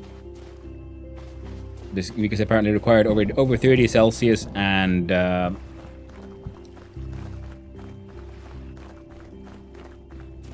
lots of flowers.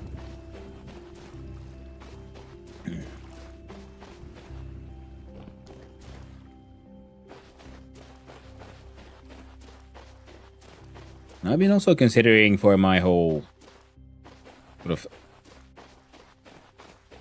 farming things, trying to figure out how to kill more of the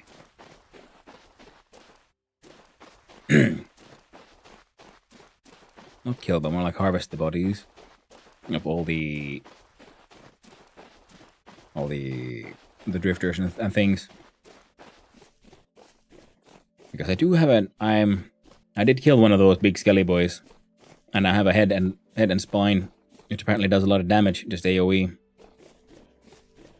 Oh, someone lives here, and I activated the teleporter. Just, you know, if you goes to place with a lot of peridotite. Should you desire green rock? Also at depth, like 12-ish.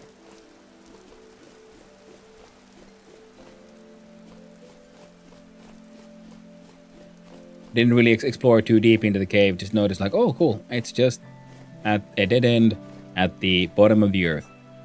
So I just plugged up the hole with some dirt.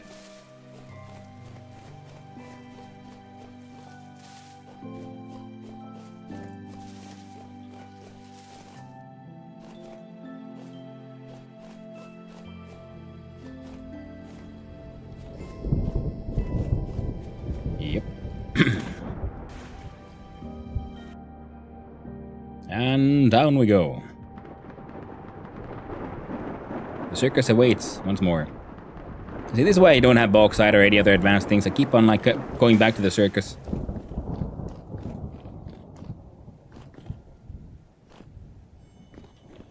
This is when we can't have nice things. My endless hunger for violence. The violent entertainments.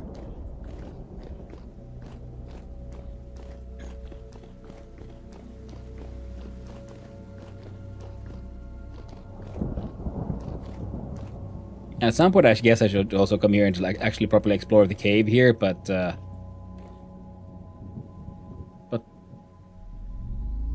circus.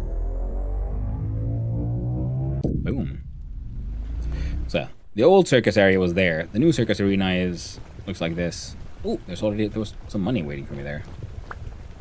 You gotta go like oogly boogly boogly boogly. You tempt them over, and you go down here, and we have a whole bunch of spikes. And a bunch of water to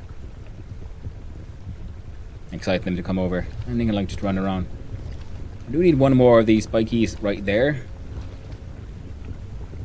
I tried because they used to be too wide, but then I realized a lot of the shivers wouldn't fall down. Even with this one though, they do seem to be able to climb a lot of walls.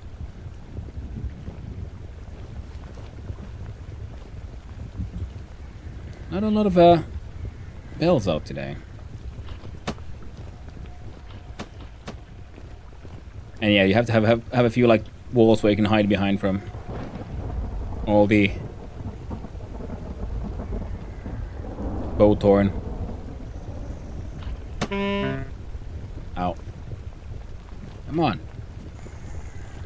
There you go. And also apparently the bellhead shiver now works. Hey, come here. It fell down. He'll probably make his way up. Shivers are like spiders. Hey, okay.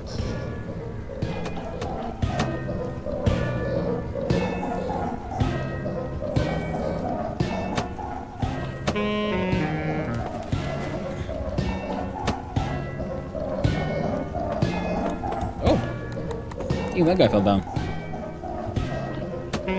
Ow. We're gonna have it down. Have a little bit of a look.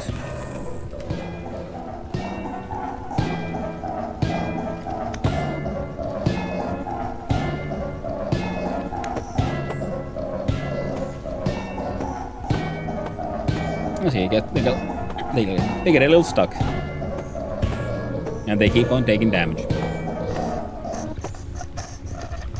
And that guy just spasmed into the air, into the skies.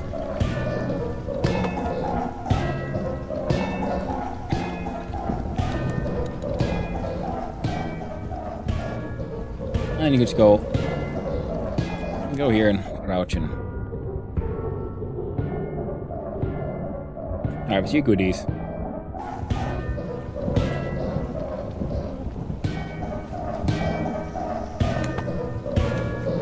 Down you go. Oi!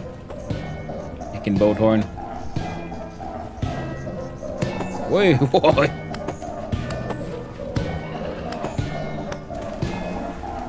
So yeah, somebody have to like go out right at the edge to hang out so that they aggro and start pathfinding to you. And then you back off a little bit so they can't actually hit you. Ow. Except for the boat horn, of course. Oh, we already made 8 rusty gears and a temporal one. The big boys. Oh. They fall down a little easier. And the water behavior is there a little weird. I'm not sure what exactly why it's spreading out the way it is out down there.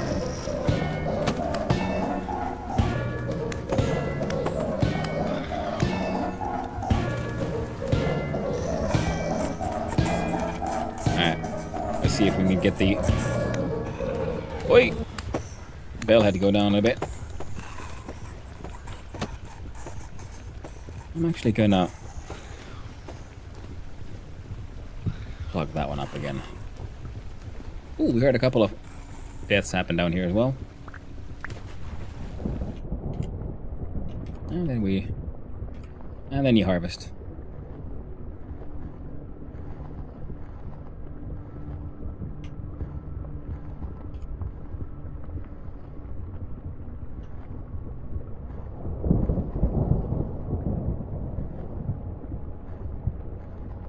Come on, Bellhead.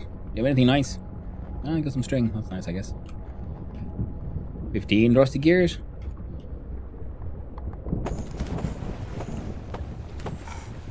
Ooh. Hello. Oh, that guy's body is just jammed in there. Come on, still chipper. It's even better when they come here and try to kill you.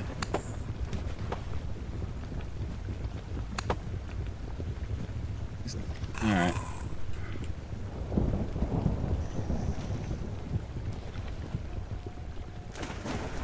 Come on. Aggro me. There you go. Ooh, still chipper. Jonas parts. No. Got some more gears. Yeah. Circus seems to work.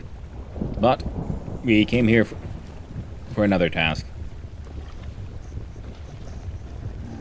See if we can figure out how to deal with it.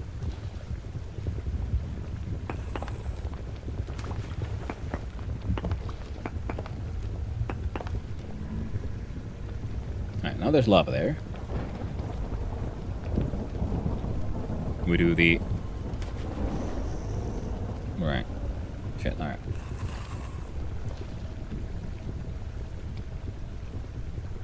It's empty.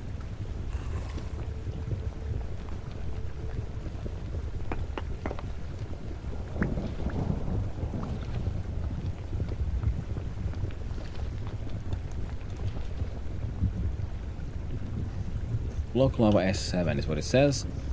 But no, we're not getting anything. Do you have any? I do have some dirt. Then I can do...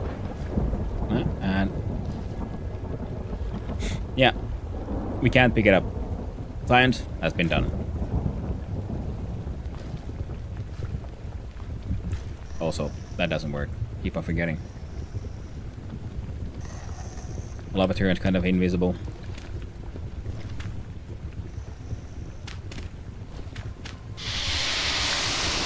Oh, now it somehow got the contact. Oh, it's fine then. But yeah, you see, I was trying to like make sure the water just flowed down here and here, but now the more I try to do something about it, the weirder it's behaving. Oh, hey there.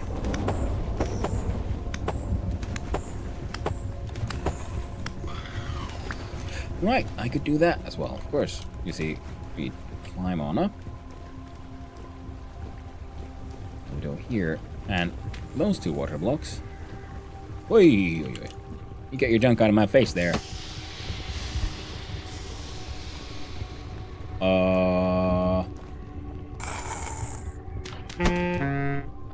There we go. What?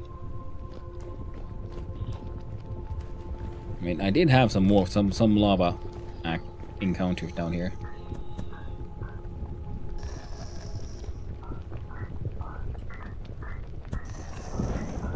Oh, this seems almost better. Because the water was mostly there to help push the enemies and the stuff down here. But now, without the water, these guys can't climb up now, can they? Yeah, with this design, the water actually isn't that necessary. Because the water was, like I said, in the previous one, pushing the gear and stuff out. I mean, I guess it would still be good, but we don't need it all the way up there where we had it. We could just have a couple of water blocks like here, I guess. So we did this and like this. Hey.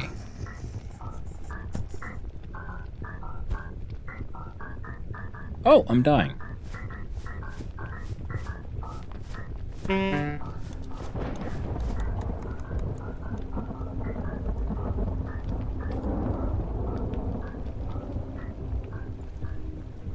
Gonna go hang out here for a little bit and hope I'm relatively safe.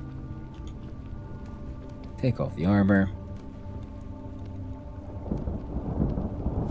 and apply healing shit. Oh yeah.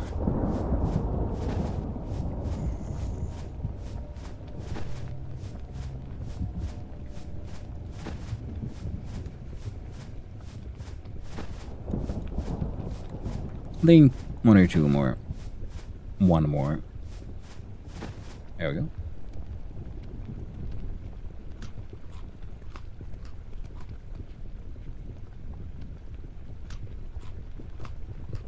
There we go.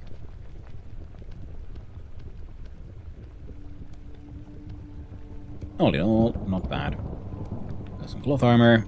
You already made a decent amount of money. All those little buggers are dead. Now let's see about...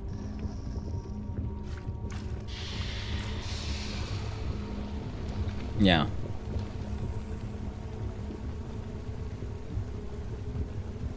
Oh, right, yeah. I was wondering, why does he do that? Then...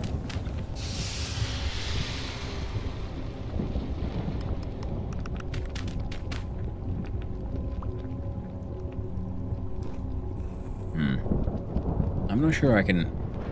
Oh. Come here, you spazzy dude. Yeah, we can't take those out. That's one of the issues. Whoa! Oh. Just got out in time. Because when they do the little lunge attack. There you go. I guess I could see about some block manipulation like that. Oh, it still flows all the way here. So I guess it gets over the... through the fence. Because the fence is necessary. You see, without the fence, they'll just murder you. But they can totally go through like a one block opening. But the fence being sort of 1.5 blocks high means nothing can actually get through here. Hey, hello there, Shiver. See there? He got a hit too there.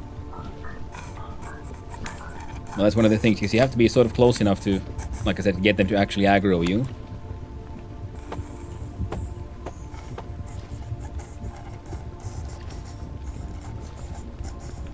I'm wondering, like, if I would expand it that way as well, so it would be like a shaft down and then it expands from the sides, and all of that is covered in spikes, then hopefully they wouldn't be able to climb back up that easily, because the Shivers escaping is annoying, is frankly a little annoying.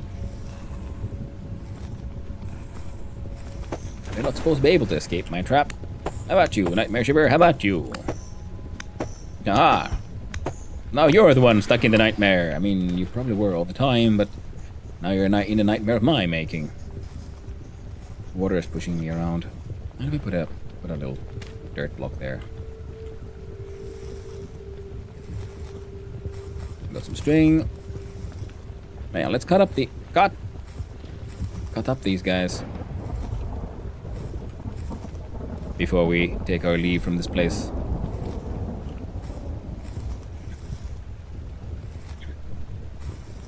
Yeah, but you pretty much need some kind of water flow or something here because of if you're using your falcons, because the enemies will be randomly dropping items that way.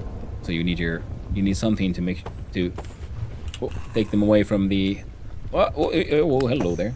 From the spikes.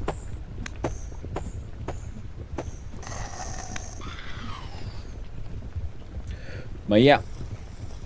Another example of, some mods are a little imbalanced. Like, I like the idea of spike traps, but the AI is in no way capable of dealing with these. Like, no way. Now sound like from there. Okay, so one of my other exploratory holes has been like now spawning in enemies. So the exit has been slightly compromised. I got me some string, that's nice. I want that guy. Come on, give me. Get into this corner. There we go. And then yeah, see, the water flow brings stuff here, and I kind of put the stairs here because when I was building this was slightly hard to get out of, and then I noticed like, well, if I use these stairs they can hold me at the bottom here much easier, which makes the whole cutting up your enemies easier, which is nice. Yeah, the circus trap. I'm pretty sure I heard enemy sounds from around here. Then again, yeah, that's why there's dirt here now, and an extra light. Surprisingly enough, nothing has happened from here. Now, at some point, I should dig a hole from here to the west and come up here from through the land, because it is pretty far. I'm at like, what, 5,000 blocks to the east. And pretty far north as well. So if we are all here. And that is a pretty good time save. Like this translocator here that I showed you would bring you there, which is a decent save, but it also adds like the bottom of the earth kind of level, whereas the orange one here takes me all the way here, which means it could be a fun place to go exploring, except middle of the ocean and all that. I was thinking if I just dig a hole to the side and then a hole straight up, could be a plan, could be worth doing.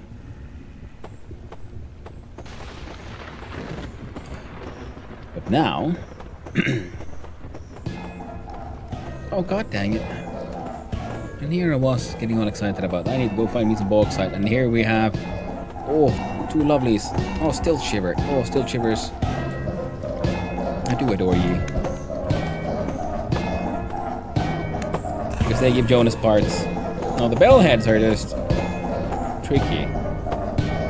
Because they move in weird ways, and because they have an unnatural hitbox. Oh. They sometimes teleport through walls a little bit. And they don't drop any of the cool stuff like bellheads do. Hey, no.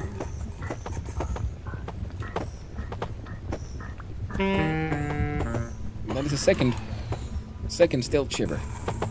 Ah! Hey.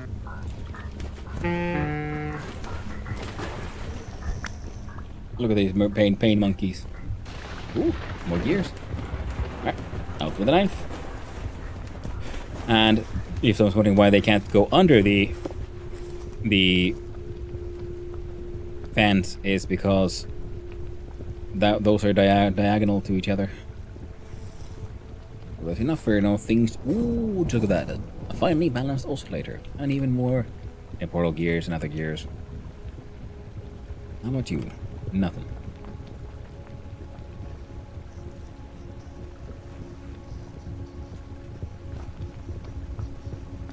Still chipper, come on. Alternate injection valve, nice. So 31 gears of the rusty variety.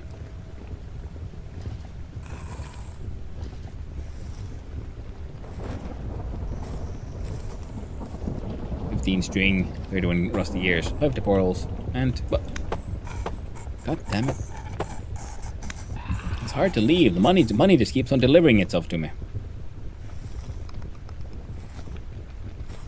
And even more strings. Oh, 32 strings, all in all. Yeah, well, we gotta go.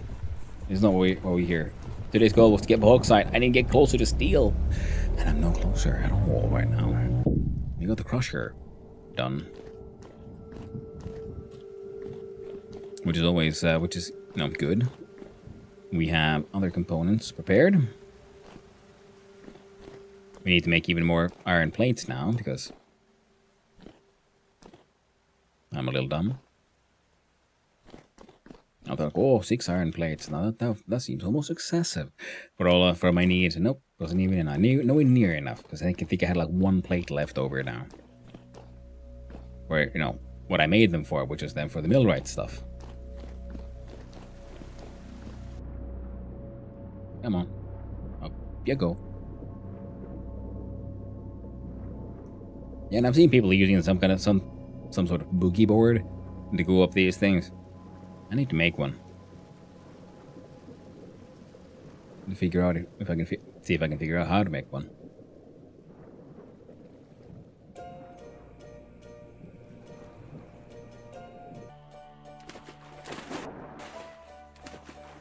Weird how the music kind of slows down when you're out deeper underwater.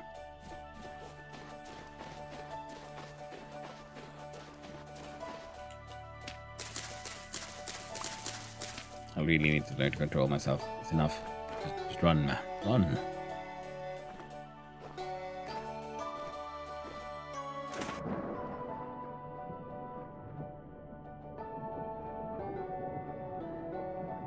I was making a tunnel straight up from there if the boogie board things are not too hard to make.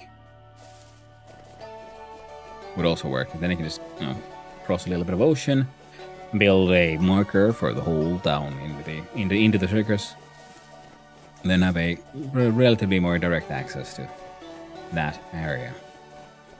Now, of course, further exploration of the caves might reveal some other nifty things, like more teleporters. But now is not the time. No, sorry. We're gonna bring this junk with us back home. Drop off the empty thing. Also, quick look. Do you have any more cats?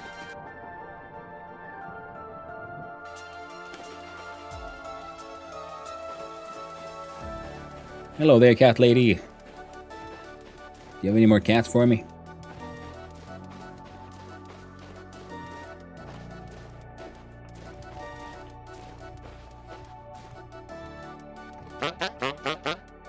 Any more kitties? Yes.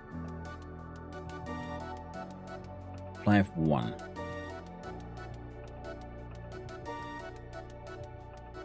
Sewing kits.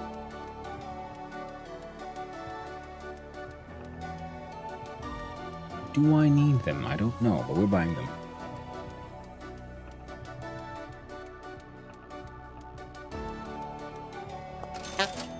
Thank you.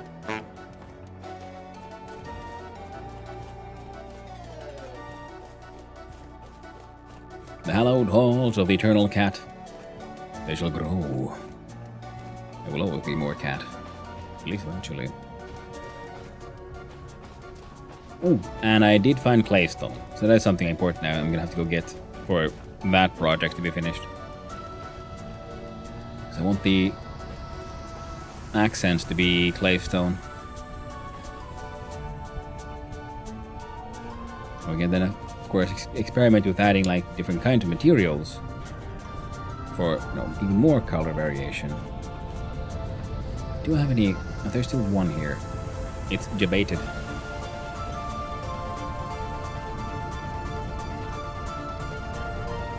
Oh, there's 2 ducks there now. Neat.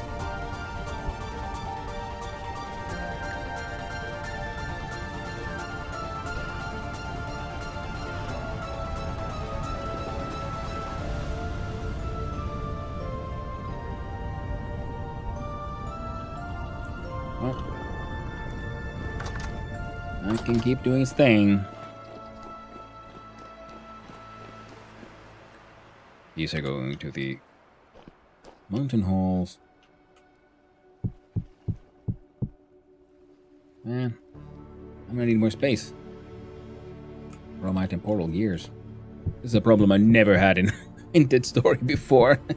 What am I even gonna do with all these gears? Like, the money at least is I can spend. This is just neat. And I just wish I had more temporal gears. Then I could make the Terminus teleporter, which is the good. Alright. We already had copies of those. Yeah, there we go. Like, what do you... What do I need for making a resonator, actually? One parallel, one dual valence. One finely balanced oscillator, one of these. Lead, electrum. Oh, I can make one, but that's they're so expensive.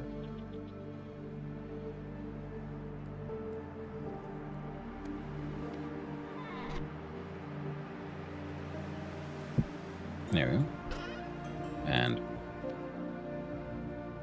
we can do this. Yeah, we can live with that. This one will be left behind.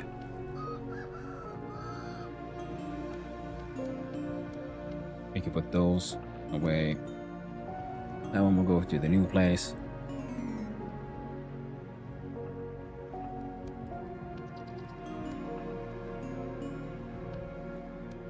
No, we'll leave them here for now.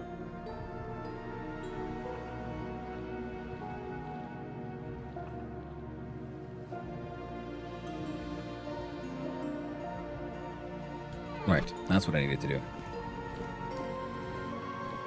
I had a bit of a brain fart there. I had to sit around and stare at things. Just thinking, why am I... There's something I was going to do. Oh, right, yeah, it was this thing. All of this is coming with us. Do we have the space for it? Let's see, we'll just save slightly faster if we don't. Well, unfortunately, no. Oh, right. Pom pom.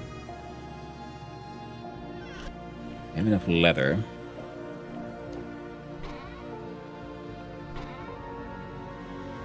Yeah, the leather's already been moved. Leave these here.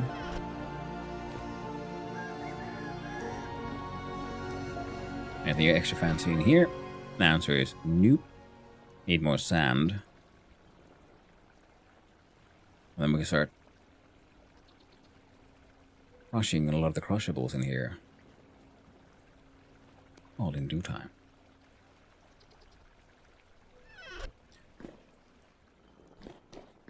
Now we're gonna have to bring some cat food. Best for 54 days, 18 days. 1, 2, 3, 4, 6.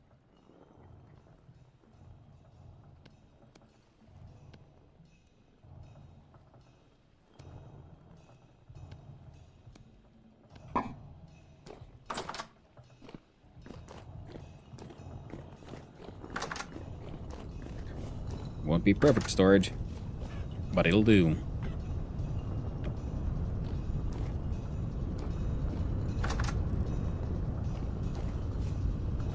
I'll deal with that, all of that, eventually. Right now, what? You go there.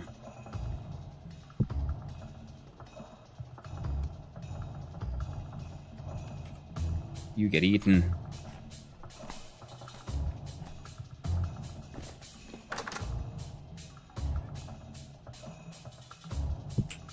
Wanna use a little bit of extra food's coming with. These are getting smooshed using the magic of hammer. I might as well actually have a quick look. Anything else I want to bring with me? Sort of, now. Not really.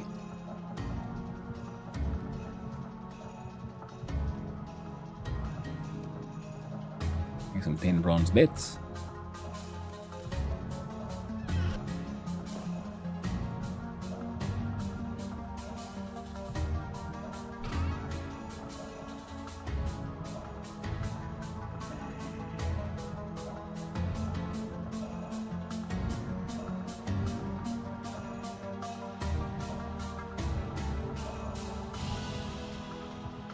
Doing the beeswax.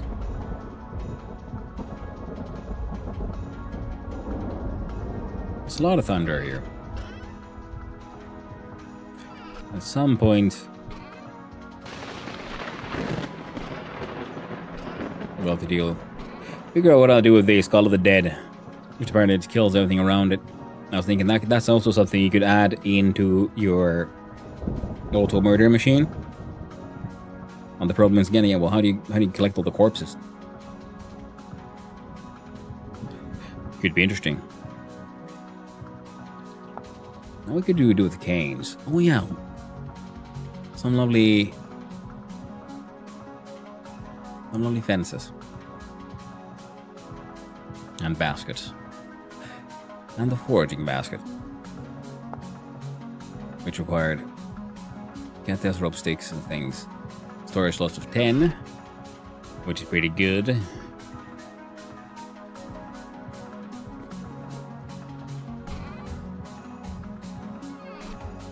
Alright. Guess we're doing one last look. We can take. So I can't keep bothered with the nuggies. But I guess we're doing it now. Fine.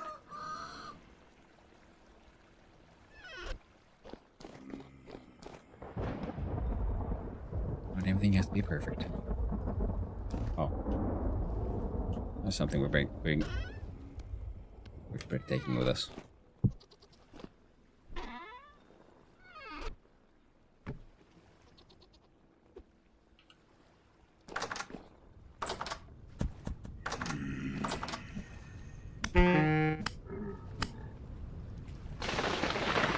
Got anything for me, friendo? Ooh, a temporal gear. Don't mind if I do. And nope, their entire wall is full. And yeah, I really want more of these fireflies.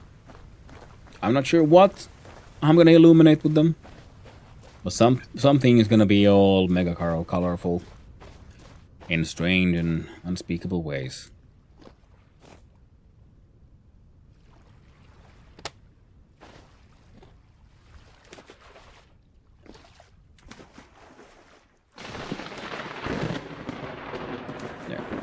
No, slightly further away from the other lights. Now, yeah, now the green is actually visible. Lovely. Hecked lovely.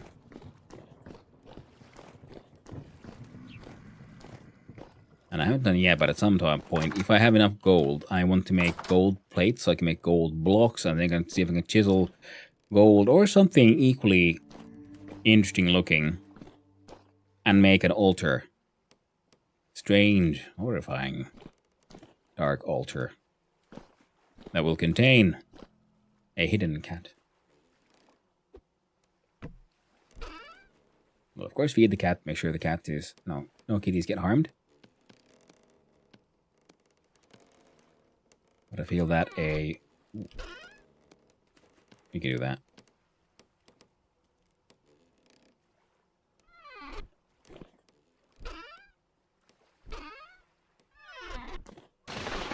These are full of fucking stuff. These at least have a proper place to go.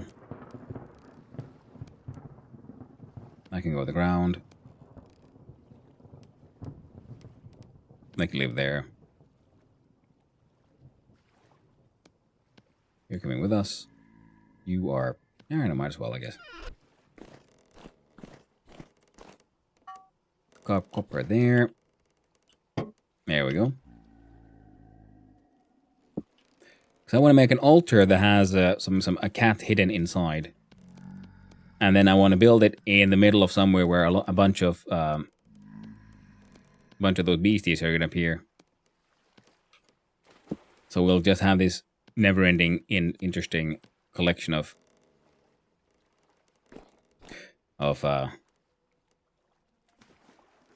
worshipping drifters. Oh, a red cat. Come here, you. Eat the thing. You as well? There we go. Now, What? Health 0. Miog, no!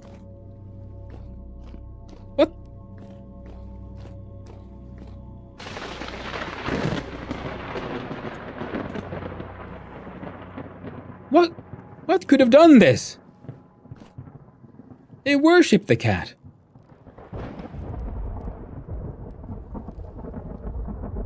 I fed you. Well, hey yo! Do you have temporal gear? The cat really needs one. You did? Thanks, awesome. Very handy. No wonder they came to worship. They're like, oh no, poor Miog, we must help them. We shall revive thine cat. Don't mind if I do.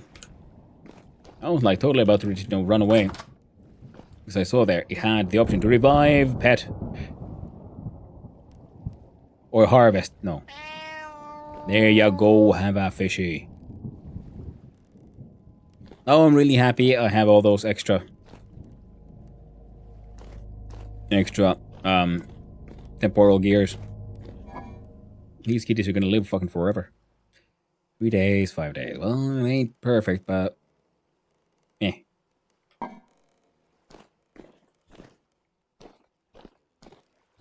Yay! Indeed. My cat has been saved. And now we need the heckin' bauxite. I know, kitty. Bringing some nonsense with us. Some useful things. That was... Oh, well, fine. Not the plan. That was not what I was supposed to do. No, doesn't really matter. They're both okay. Because I was watching Perk having adventures, and I remember they were around here when was mentioned that there might be some bauxite.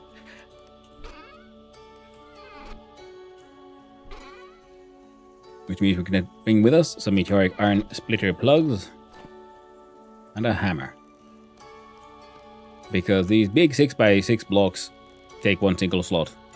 So, yeah.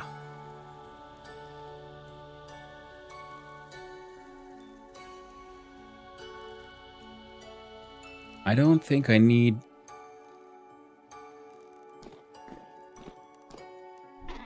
Do I want... I want to. I might not need it, but I want it. We're taking one of those with us.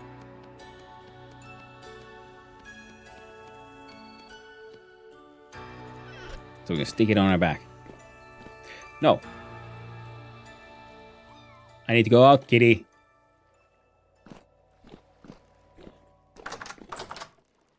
Better stay in there. Can't afford to be reviving you all this, back and forth all the time. You guys better live. I command it. Also, I could have just gone up the stairs. Oh well. We're doing it this way. There's a little bit of lag here. And again, it might be because, there's a lot of stuff happening here.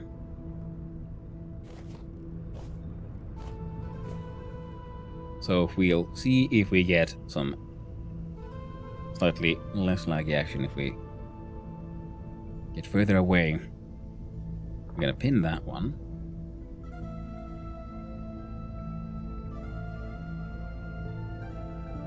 We're gonna unpin that one because we have probably around 4 skips populated now. My B location had been populated and someone's built a base around it, so I just snuck in and sneak in. I just walked in and placed in a whole lot more flowers and some empty skips, and then did some other adventuring and realized that this one ruin nearby that I thought was pretty well cleared out wasn't. So I found some cool stuff. I went in a hole and I found some sulfur, all the good stuff.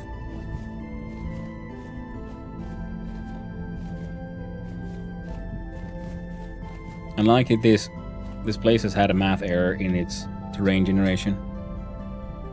Because obviously this one probably was, you know, supposed to be a bit more better linked. Give us a quick sec.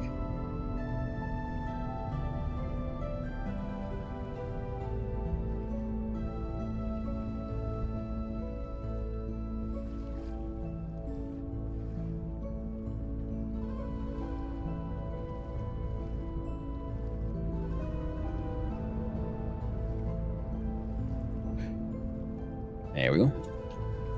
Apparently we need to have a break soon, walk the dogs and stuff. But first... Oh, no, see, this is correct, but the map is wrong. That's interesting. That's weird.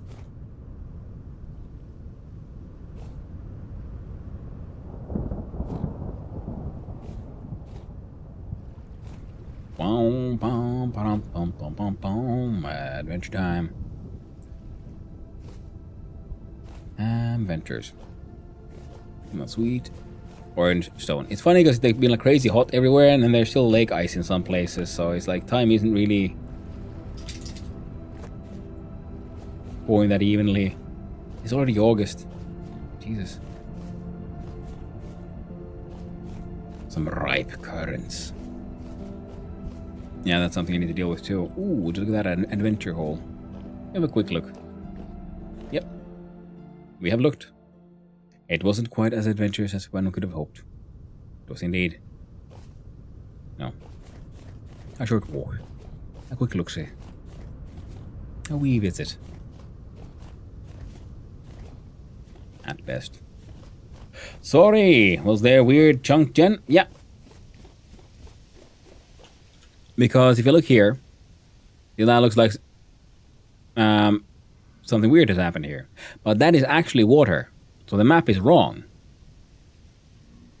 This is actually normally like grown. Those artifacts too? Yeah.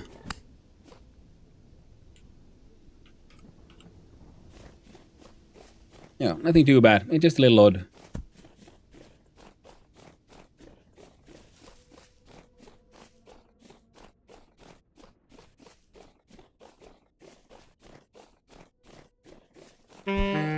I've seen those even in vanilla. Yeah. That's good. That's good. So nothing too crazy. This is sandstone. It's a map oddity. Oh, right. I was like, oh no, I'm getting hungry. Then like, well, I'm not hungry. Why does it sound like I'm hungry? Oh wait, no, I got a shiver on my ass. There we go. I'm gonna have to do a little bit of a reset soon.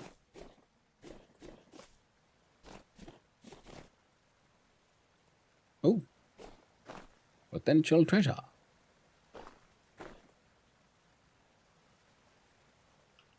Oh, and my shovel's about to break. Right, I need a new shovel and everything. Wait, where'd it go? There we go. Ooh.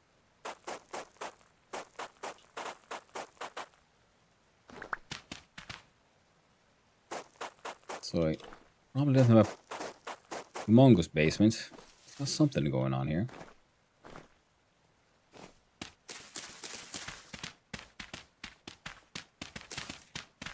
There we go. Is that a... No, just cobblestone.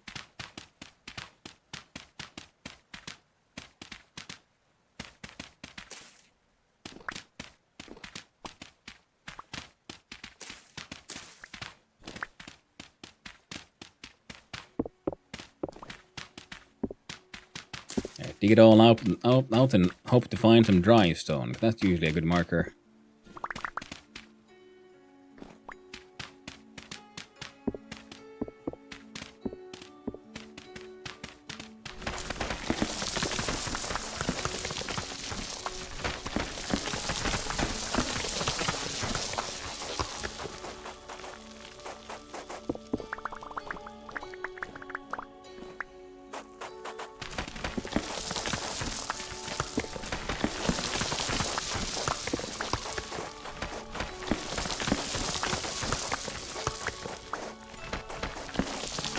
Hello there, Kim Stockholm. How you doing? I hope you're having a nice day.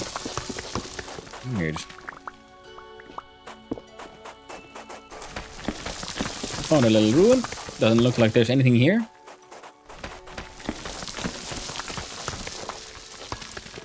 Hey, we found something.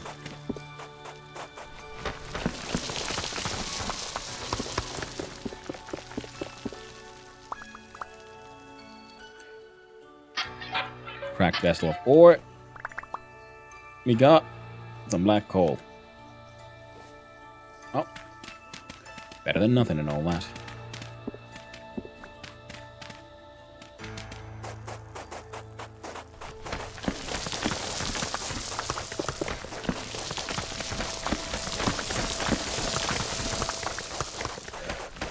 Oh, you. Ow.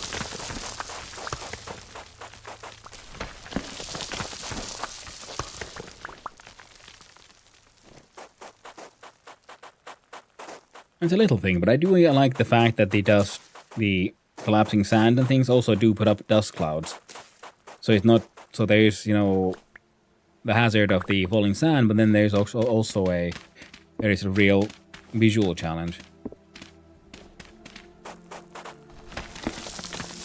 It's one of those, I like it when a world follows its own rules in a sensible way. I love the Better Ruins mod until I lost, buckets. 40 minutes in a mine shaft. This is my first encounter with Better Ruins actually on this server. I'm just enjoying like, ooh, look at that nice little classic ruin where you want to like dig out everything. Because what if it has a basement? Because in the Better Ruins ones, I've noticed that your basements and hidden rooms are a lot more easier to detect. Well, it doesn't look like this one has much else going on. Oh. Ooh. An adventure hole. Nope. Just a squirrel hole. Oh, someone's been here.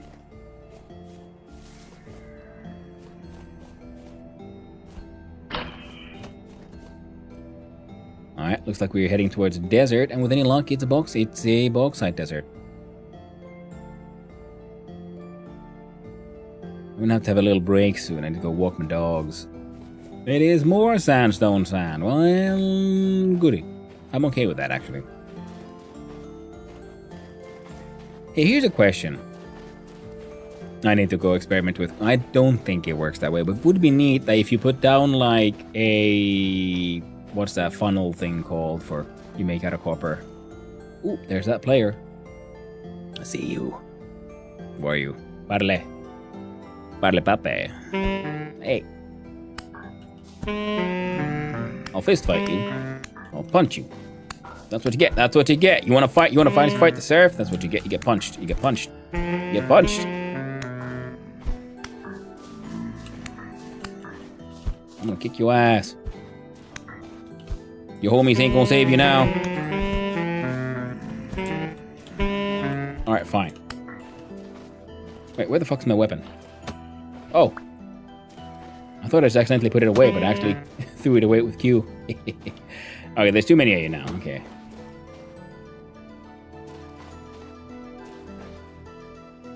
Oh! Ow. I was not paying attention to where I was going. No 3. Ooh, one thing I should do, though, is take some samples. So I'm gonna just bravely run away, as one does. This looks like a good place for sampling, so we can do a quick sampling of the local delicatessen.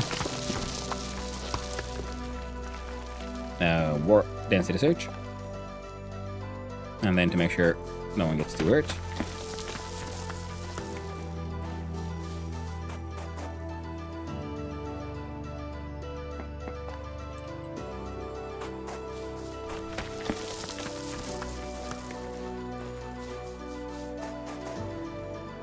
I don't like leaving too big of holes.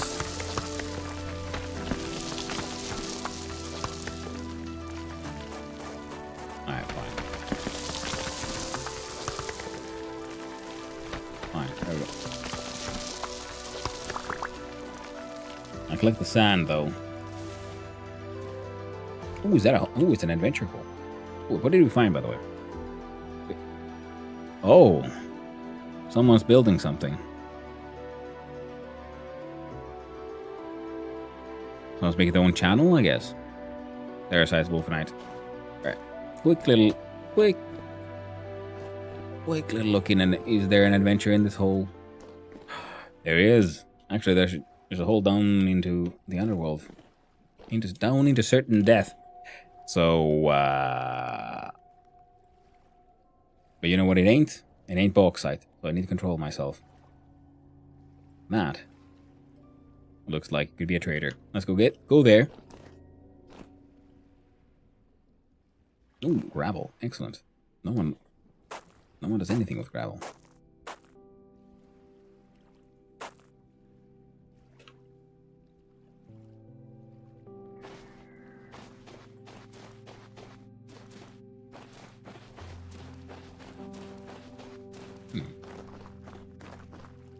When I saw a trader. Oh, yep, it is someone. Nice. That is kind of cool. The piles and piles of blocks. Nice. Nice. Okay, now, I wonder where it leads. Well, probably saw to build or something by Parle Pape. Because that's who the map says is over there. Oh. It was just a ruin, not a trader. Now these deep dark holes into the underworld? Kinda.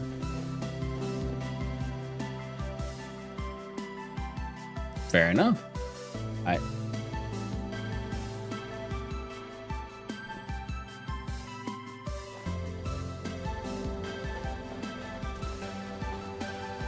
What the hell is that? Oh, it's a rust portal. That's one. Sadly, there was no trader, so we're gonna get on this hill. Whoa.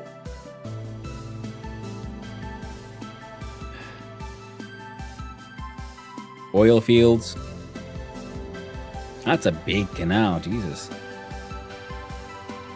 Someone has probably trying to connect two rivers, is my guess, that are like parallel. But I'm relatively close to my destination. I'm, you know, doing some of the things I really enjoy. Out adventuring when I should be doing some serious building. But, like I said, I'm gonna have a little break. I'm gonna go walk the dogs. Then I'll be right back, and we're gonna get that goddamn bauxite today. So we're gonna clickety-clackety on the BRB, and I'm not suicidal, so we are gonna disconnect. It'll be 10-15 minutes, and I'll be back. So, hope you all have a good time. In the meantime, we're gonna put on the Dwarf Fortress soundtrack. Well, this just finishes disconnecting. And then having a little bit of a think. That we do here, and we do that.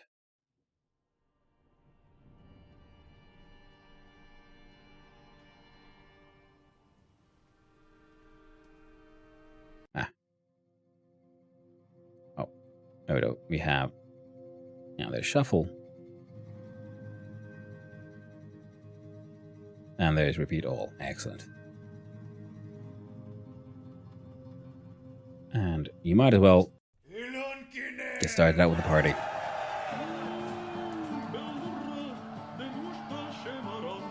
Excellent. And we're just making sure this thing doesn't interfere. There we go. So, I'll be right back. See you soon.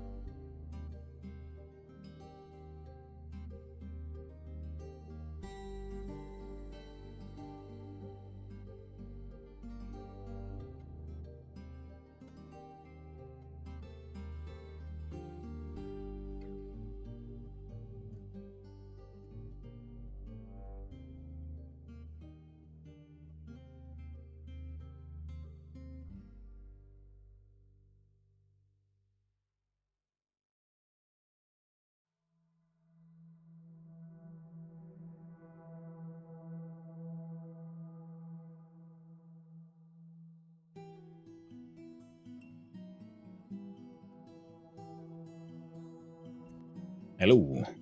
I returned on the crow's nest. Shall be revisited. Oh. Glad to be back. Invisible G.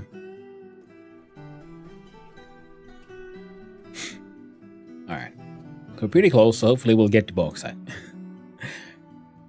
And yeah. We did find some peridotite.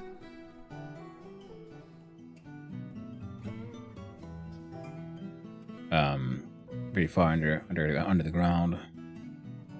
But it's usually pretty high up, so at least I know where there's like peridotite country for the olivine. And the olivine will be its own little challenge. Can I quarry ores using quarry mod, or are they just stone?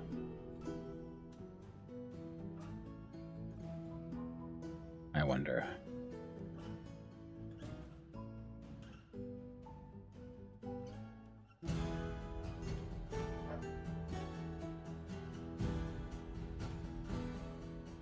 I wonder.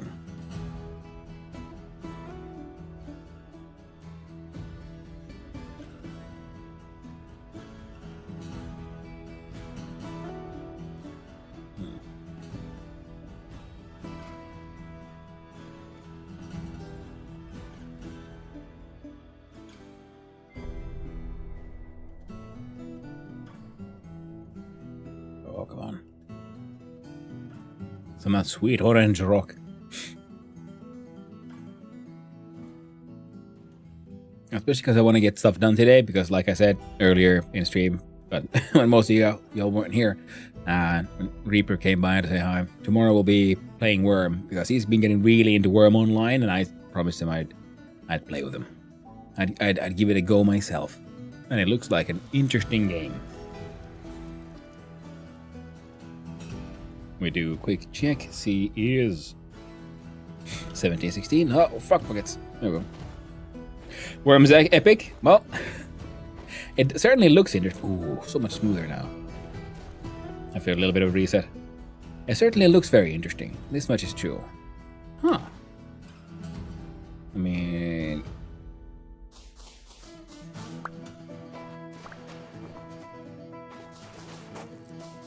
So I'll be giving it a go tomorrow.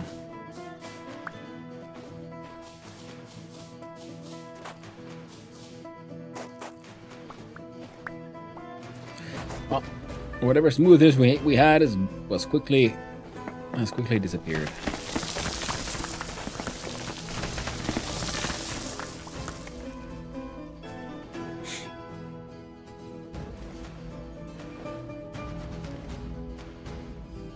And promise, like I'll play the Worm, and I'll be apparently plank maxing, because apparently planks is worth money,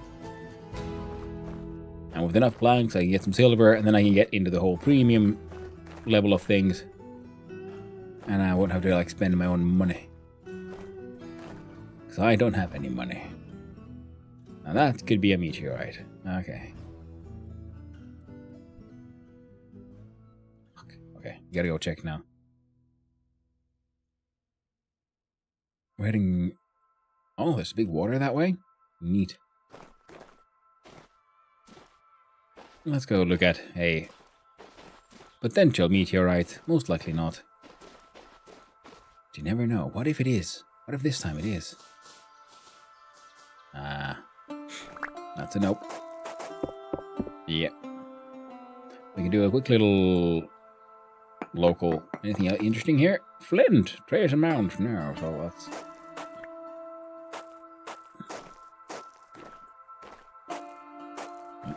Okay, that's enough. No one needs gravel. I guess I could have smooshed the gravel as well.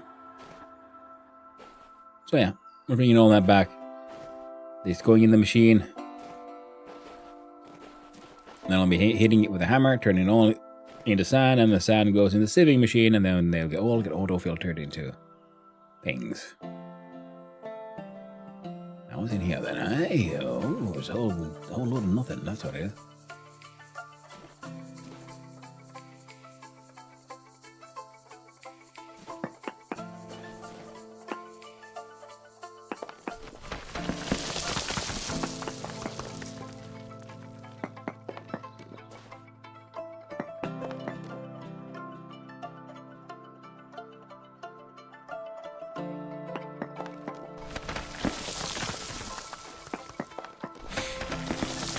The old game Worm? Yes, Danulis, the very one. The one where creative differences led to one of the creators leaving and starting his own game, known as Minecraft. Missed that game. Yeah, I never played it. I never even knew it existed. Now Reap has gotten really into it, and he's been hard at recruiting more people to join his join the serfdom. So I'll be playing some of that tomorrow, and because it is free to play and it's still there, and they're still updating it, still getting new content and all that. So seems neat, seems worth checking out. And I do always have a soft spot for old games. A little long-winded, but many games are. And especially the MMOs that are still built on grinding. So of course it kind of has to be long-winded. If you think about how the mechanics work and all that. I was lied to. It's all sandstone here. There ain't no bauxite. Lies. Deception.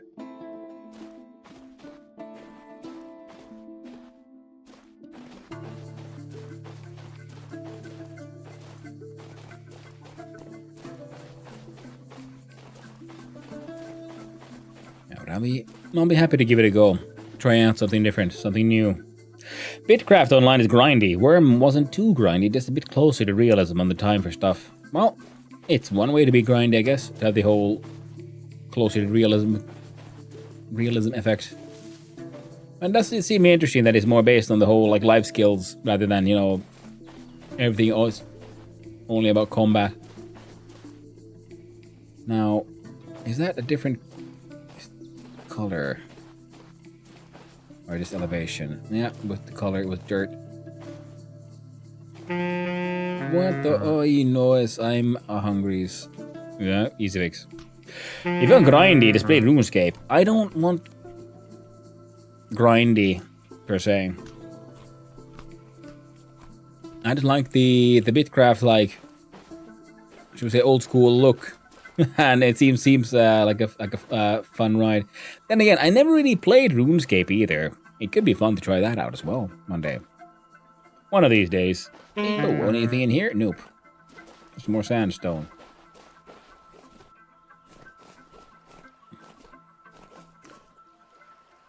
Oh, that's neat. So it gets waves when it's underwater. I hadn't noticed that before. That's very cool.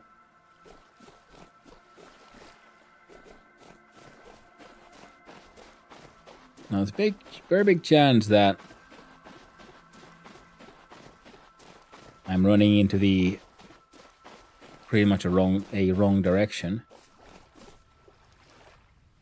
Ah, you will see the canal. The plan is to connect the river to the sea, I guess. Now, if we head this way, there might be more desert. That is.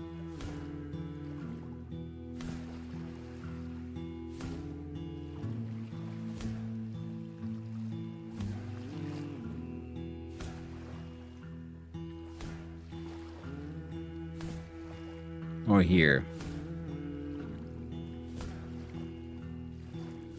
So I think I'm going to run down the canal, then follow the river south. And see if we come up from here, if there would be bauxite there. There's ocean starting there. Yeah. Ah, shortcuts. Mm-hmm. Now, is this a giant death hole I see on the map? Perhaps. Is it death or is it adventure? Only one way to find out. Dead end, that's what it is. Grand adventure in disappointment. Lovely.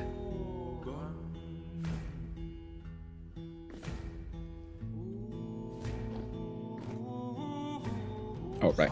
Let's do a quick sampling.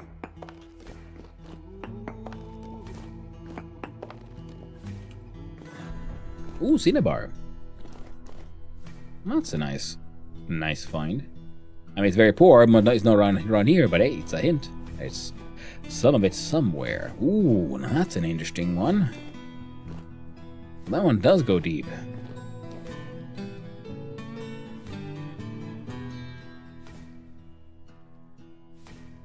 Oi. Stop that. But again, not where we were supposed to be going.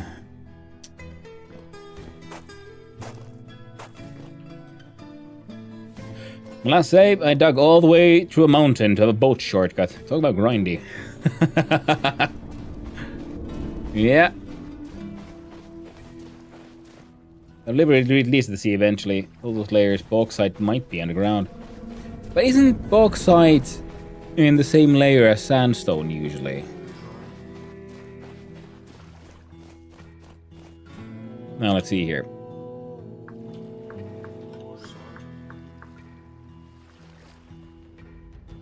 Wasn't there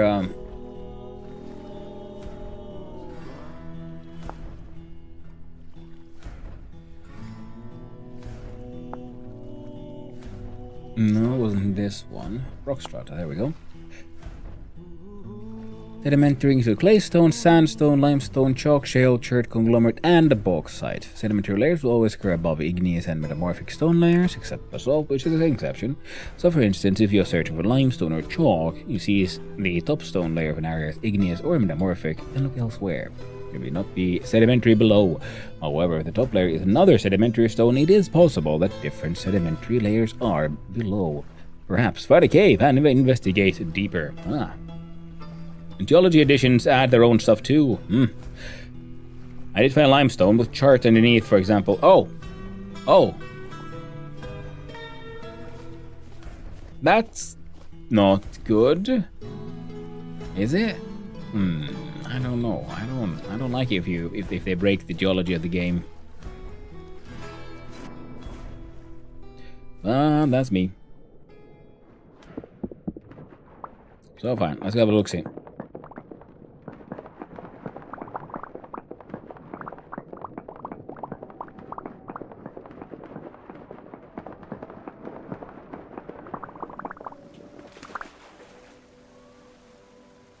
Adventure!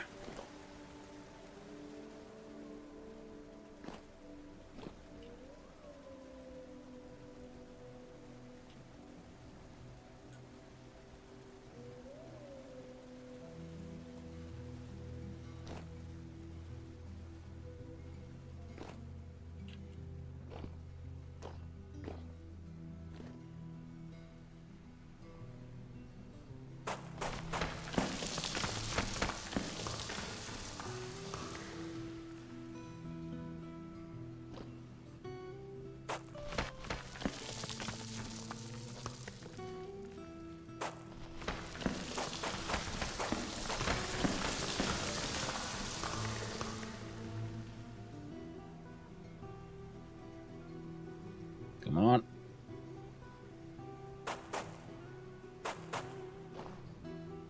Alright.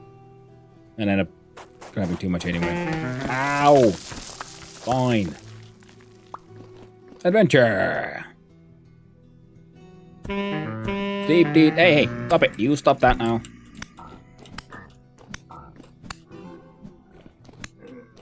And by that, I mean living. No breath for you, beastie. No breath for you. Steel pickaxe? So fast. Nope. Not a steel pickaxe. Iron pickaxe. But I'm a miner. Ooh, would you look at that. Was there an option to clip a branch? How did that work? Yeah. Oh! I found halite. I haven't found halite in the wild, pretty much. So, neat. Gonna mark that one.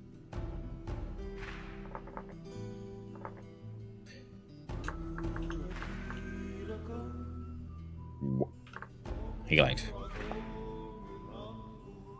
Ooh, lucky find. Never made it to iron. Ooh.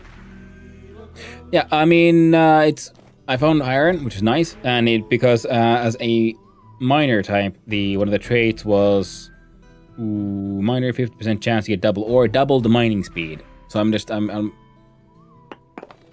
be interesting to see how it all ends up. Wait. How it all works out eventually with once I get to steel as well. Alright. We got 1, 2, 3, 1, 2, 3, okay.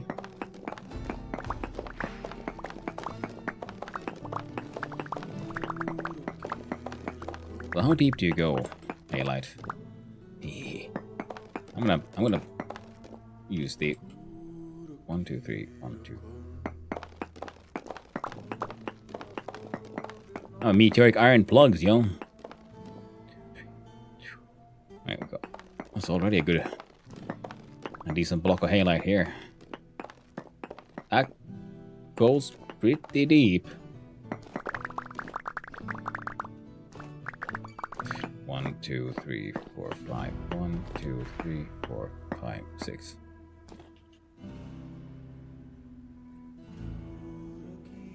One, 2, 3, 4, 5, 6. Oh yeah.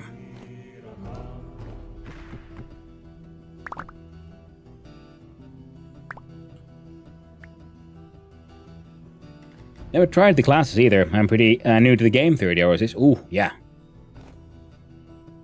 Yeah, the classes thing. I'm playing on a very modded server. For example, these plugs don't exist in the vanilla. 2, 3, 4, 5, 6. So yeah, above there. And so a lot of the stuff you might then see here is actually not something you probably will ever encounter in a vanilla run of the game. Just be aware. 2, 3, 1, 2, 3.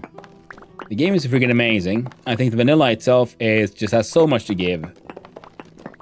But Perk is a really cool dude, and he has this cool server. I just stopped counting. 1, 2, 3, 4, 5, 6. Right? 1, 2, 3. Yeah.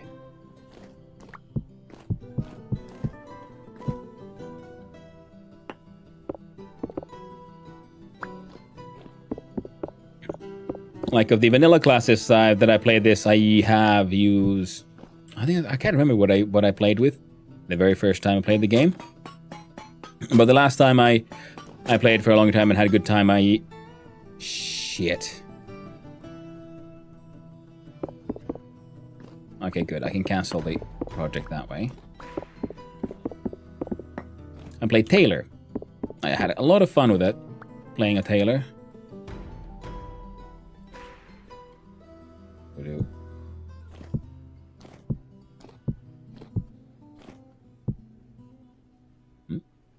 That can't be right. 1, 2, 1, 2, 3, 4, 5, 6. Ah, it was just a little laggy. Only install the better ruins because it looks so great in the backpack mod, so a bit more space. I mean, I think the backpack and storage challenge of the vanilla game is a very interesting take and a cool way of doing it. So, but if you want to have more backpack faster, that's fine. And here as well, we have the mod where we can pick up like the chests and crates and put them on your back. Oh, dude, it's all halite. Well, I guess I'm good for salt. Yep, don't need no salt no more. I was hoping for like a majority halite. No, all halite. Fuck yeah.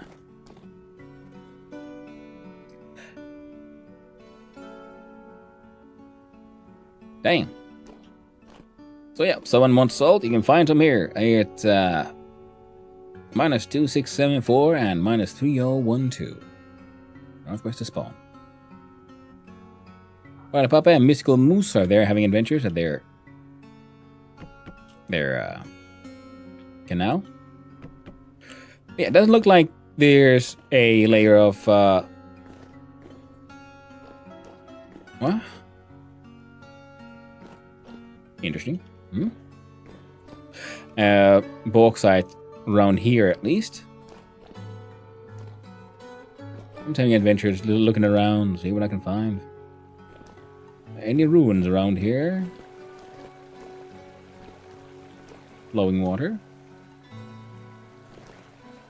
Not by my doing. Well, let's have a quick look see in there as well.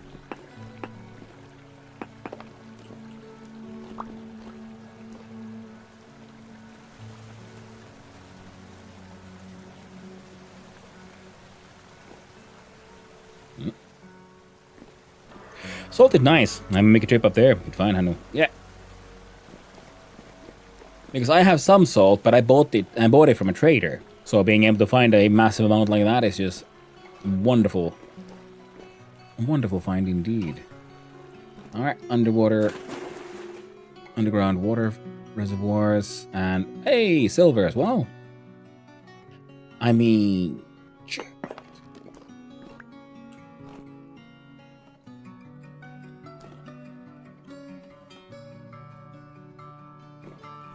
now these would be the oil.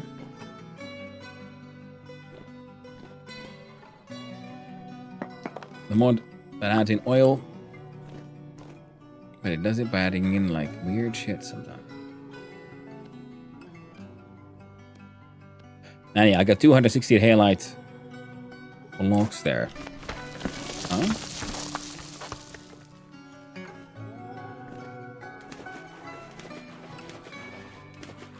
Keep on like thinking like, what if there's something cool to be found here inside the...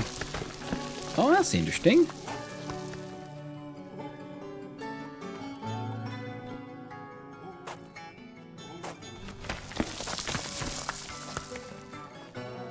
Now, stop that crude oil from flowing in there,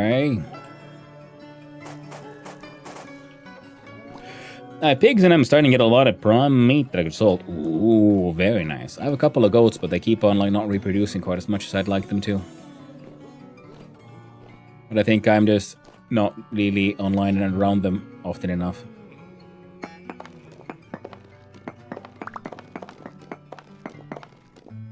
Oh.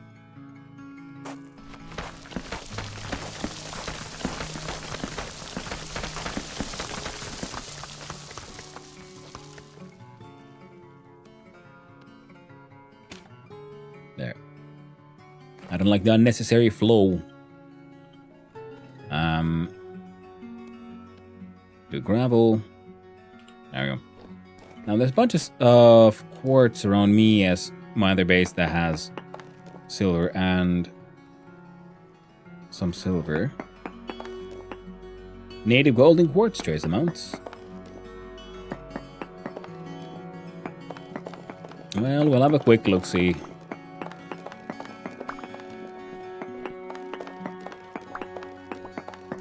It's hard to say no to gold, even though it's not bauxite, and I should really learn to control myself, but it's a problem.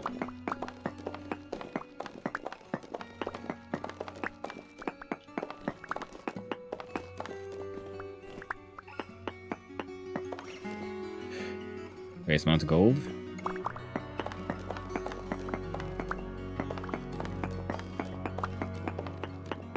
Where's the gold? I was promised gold.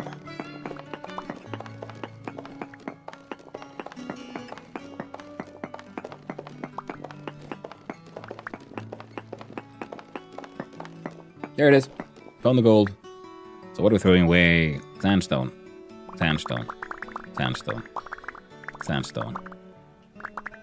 Sandstone. Sandstone. There we go. What's that? Bountiful chunks of native gold. I'd say. Oh, there's still more gold around, you say? Well, shit.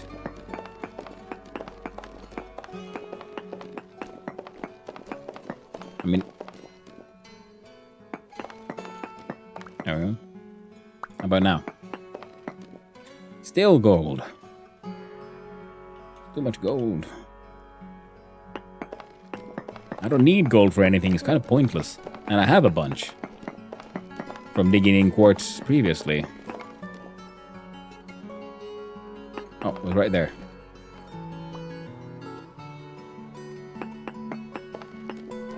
Alright, I'm gonna have to run away. Escape from myself.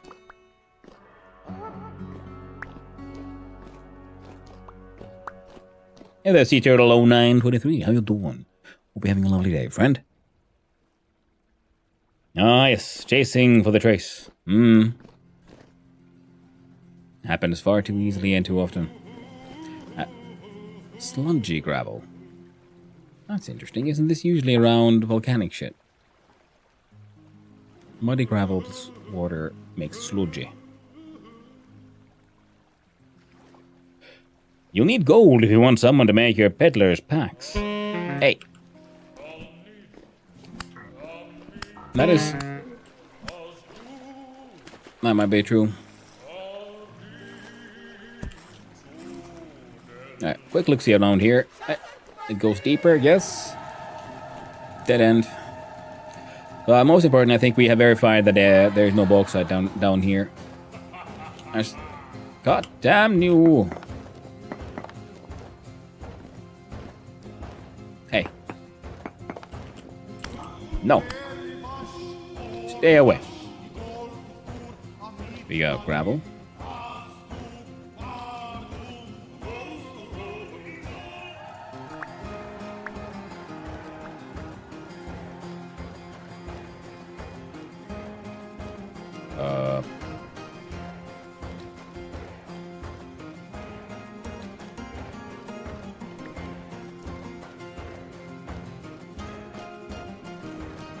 I wouldn't mind. I'd appreciate a little ruin or something to hang out in for just a wee bit.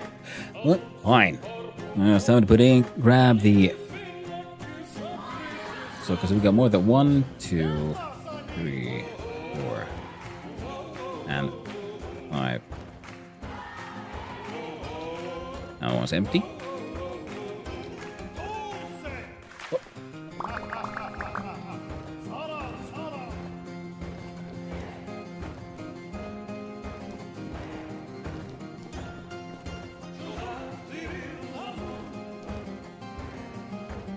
Peddler's packs. I don't think I've even checked those out yet. Like in the book. I'm assuming then there would be handy things.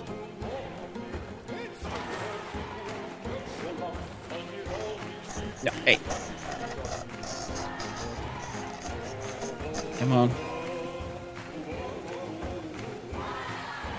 Where did I come in here from?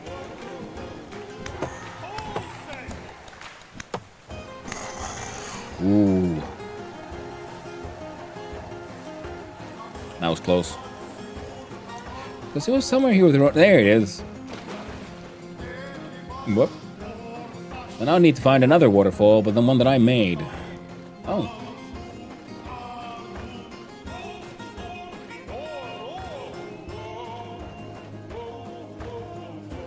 Oh yeah, that's that place. Shame we can't put some of these things in here. Unless I'm carrying with me way too much pointless shit. Steel all unlocks all the fun bits. That's why I want my bauxite.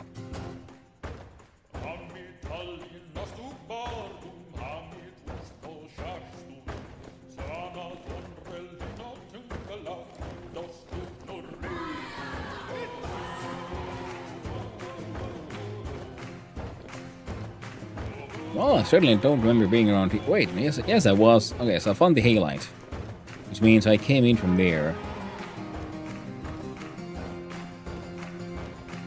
Which means I'm not sure if I've checked this place out yet.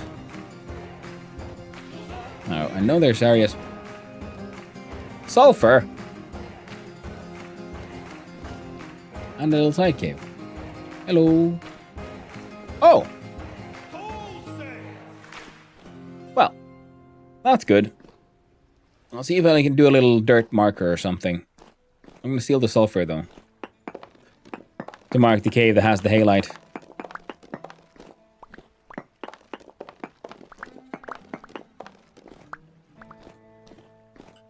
Whoop. Come on.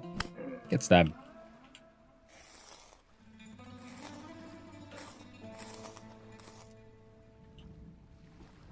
Ah. Not sure where I brought this thing. Hey, what? Okay, that's good to know.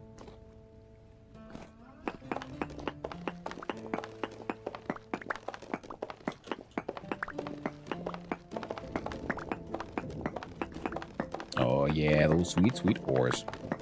I'm not entirely certain why I want sulfur, but I know I found some, so I want it. It's gonna be mine. All mine. Oh, in case someone wants the miner's lights, I can make some more. It is a handy one. It's what I got right now. It has the brightness of 24.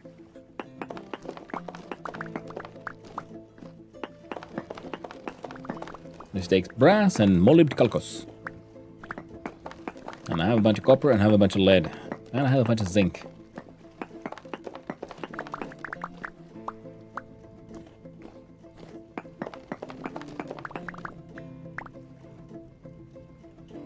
I wish you could put more tools away. Ah. Ah, there we go. Thank you. Local check. Sulfur, trace amounts. Sulfur, trace amounts.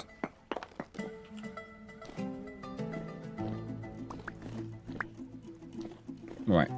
That stuff.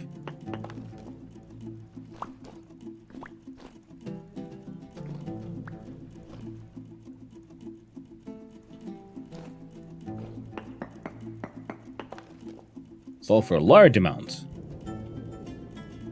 Yeah. Or the next one if they want their sulfur. You can get some here.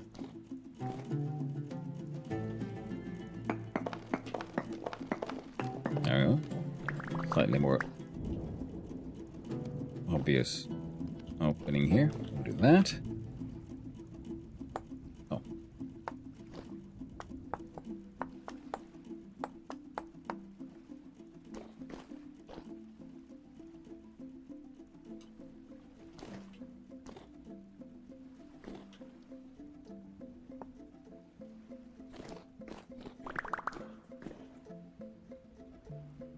Oh, that's cool. So this is one of those boulders that can generate, but it can generate inside the hole, so it looks like it's like crashed through. Very neat. Very neat indeed. Oh, it was this hole.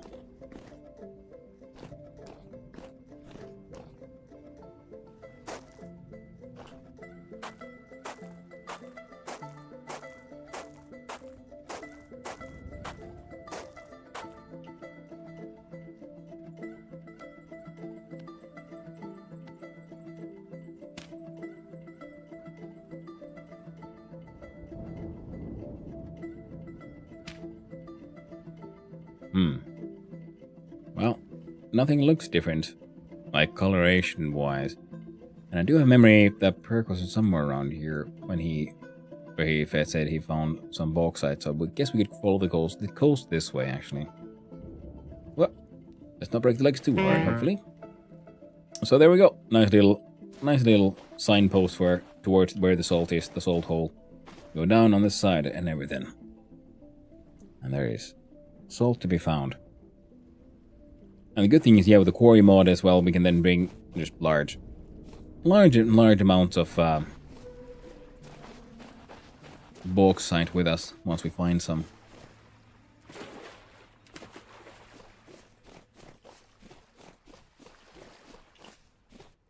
Right, we're getting a little hungry.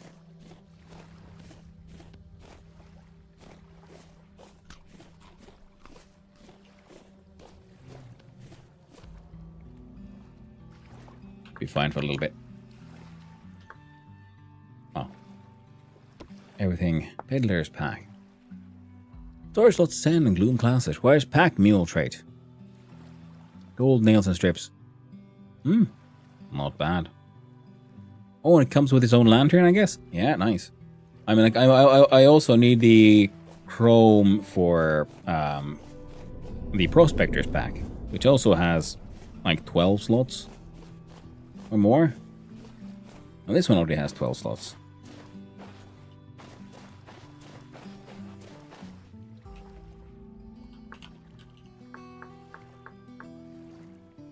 So make up the Prospector's pack. Has 16 slots for your ores and goodies. And This one takes tin, bronze. And as a prospector, I can make one. Takes 3 candles on there, so I'm assuming it would also then give off some light. Oh, sorry about that.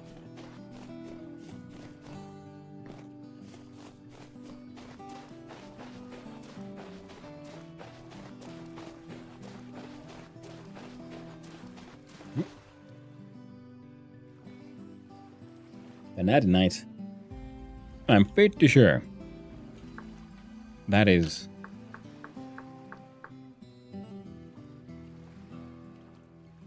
that's gonna be another flavor of lead. Yes, yes, it was. If you're not sure what it is, it's probably lead.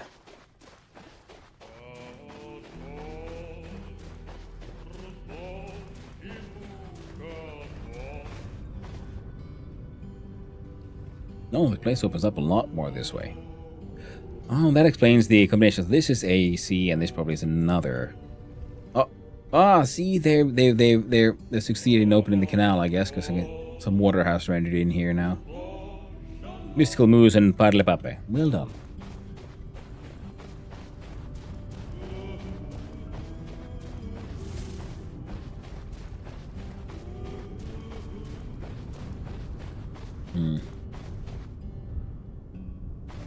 I guess we tried going slightly more directly west for a little bit.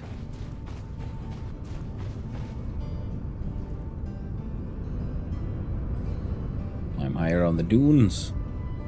These dunes. That's interesting looking terrain.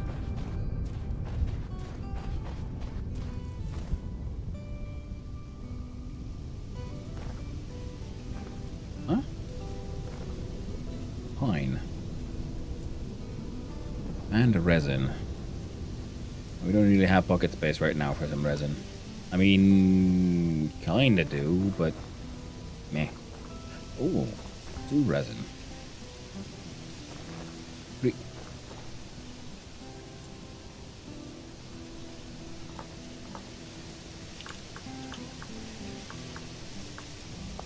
There we go.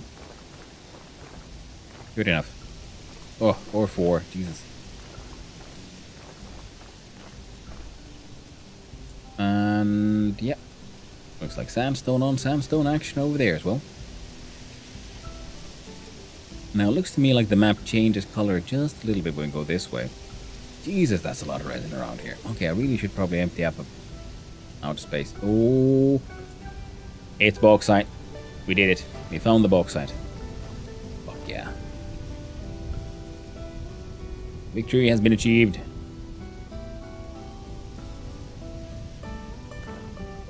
Now it's a quarry like nobody's business. What is that? That church. What are you? Yes.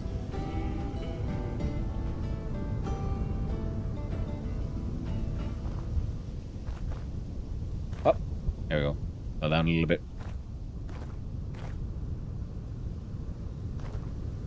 This is making me. Looks like there, okay, so we have some bauxite, but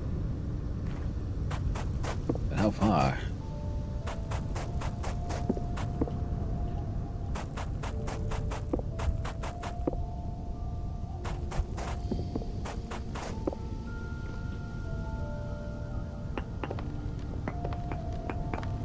Okay, good. So it's still mostly bauxite. Oh, let's just choose a corner, I guess. Might as well go from here that way.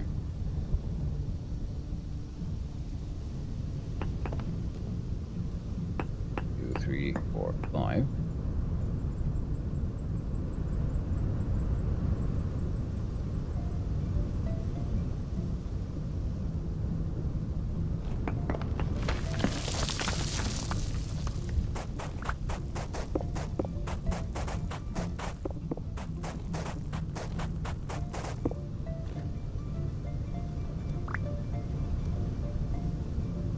Gravel away.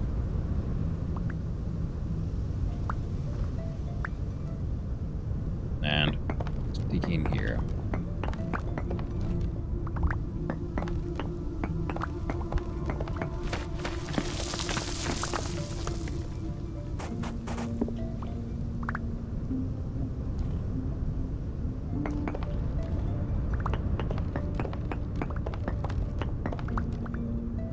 One, two, three, four.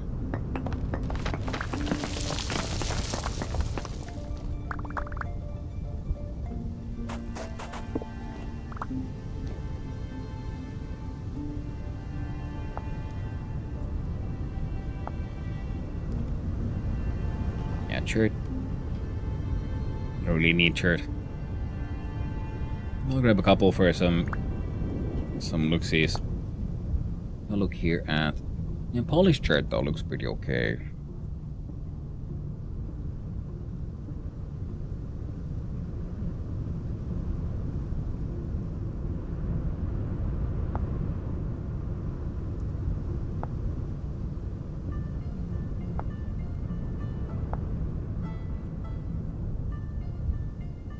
That's not the shirt actually. Okay, we might need a little bit of shirt as well. So, 1, 2, 3, 4, 5.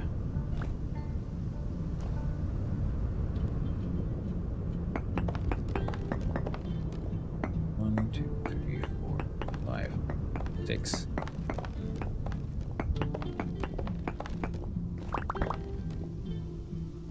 Yeah. 2, 3. 1, 2, 3, 4, 5, 6.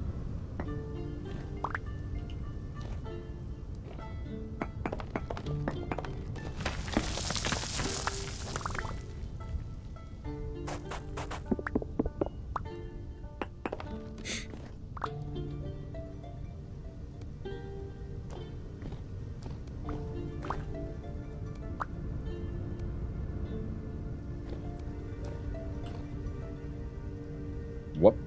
And do what? And we do 1, 2, 3, 4, 5.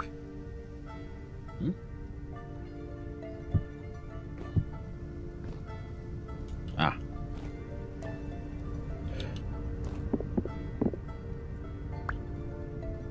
Right. 2, 3, 4, 5, 6.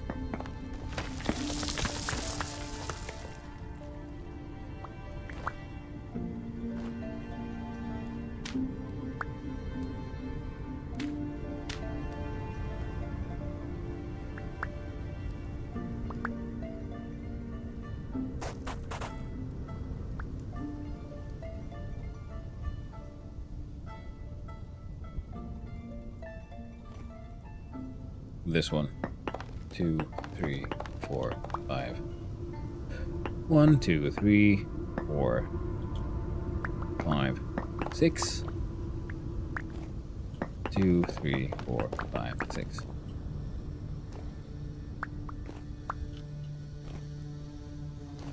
Alright. To do 1, 3, 4, 5, 6. Down the hammer.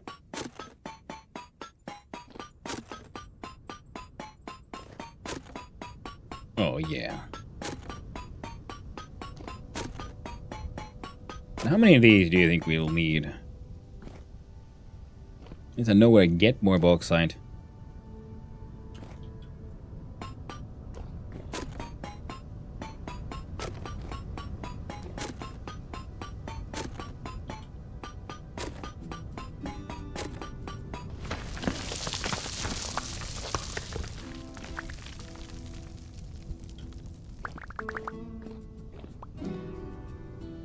Ooh, the giant stone slab go in here. 216 halite, 216 bauxite. Let's do it again. 1, 2, 3, 4, 5, and 6.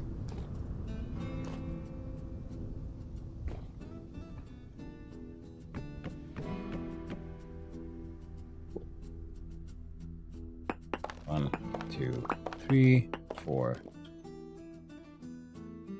5. 3, 4, 5, and 6. 2, 3, 4, 5, 6.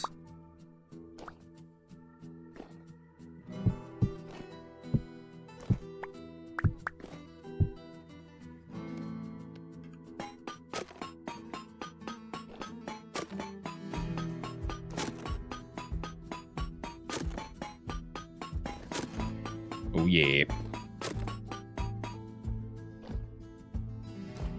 Now bauxite also does have the benefit of actually, looking nice. A little hurt. Nothing too bad. I should hopefully have a bandage or two left.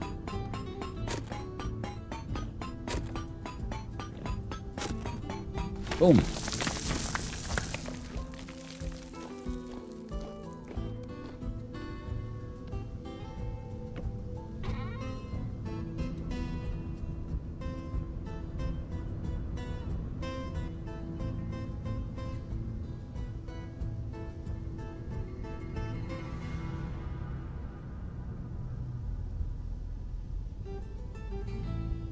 Hang on to the back.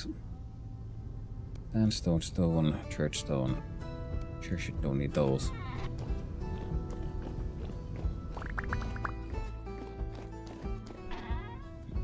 There we go.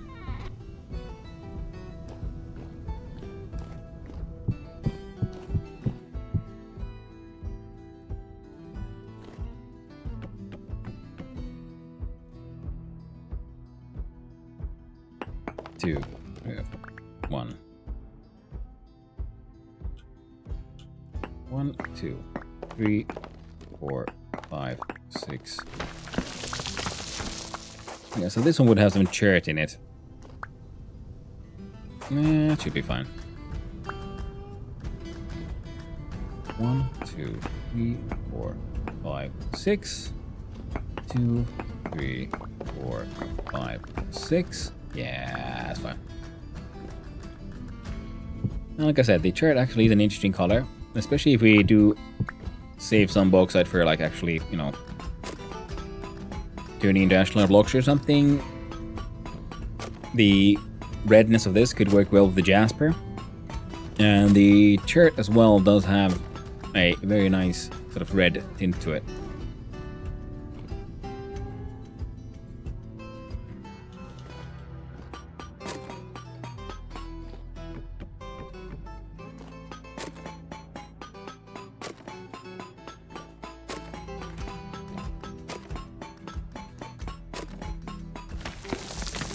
Nice.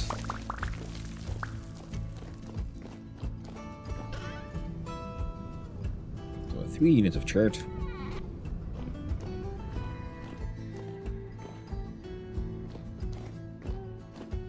Guess we could try going deeper this way. So it'll be 1, 2, 3, 4, 5, 6.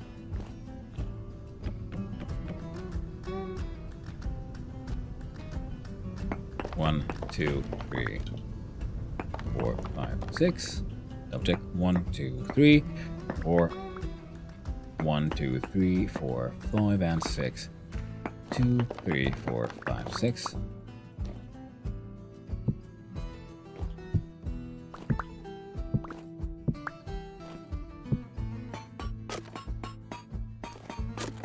Oh yeah.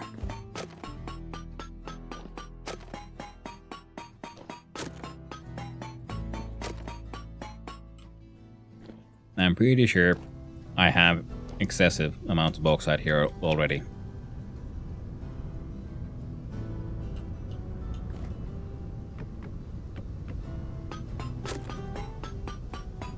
But yeah, maybe this will be enough. The adventure went well. We have an unexpected haul.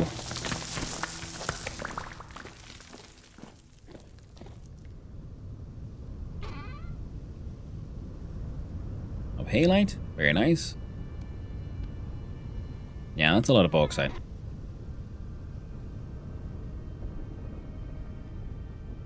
We'll take it.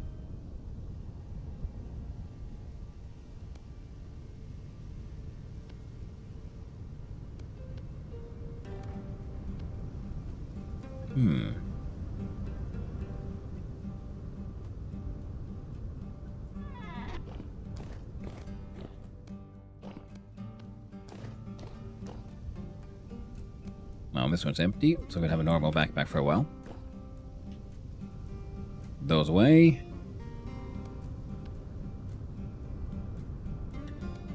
Have a food.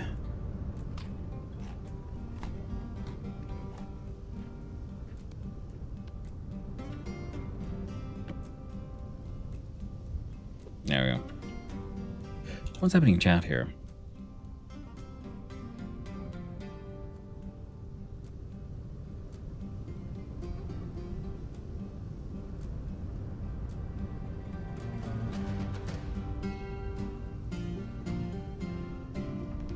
Ah.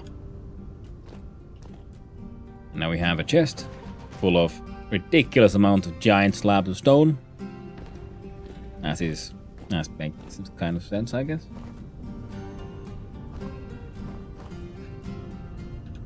That works just fine. We do here, we do where's the rock one? There we go. Rock. Orange. Bauxite.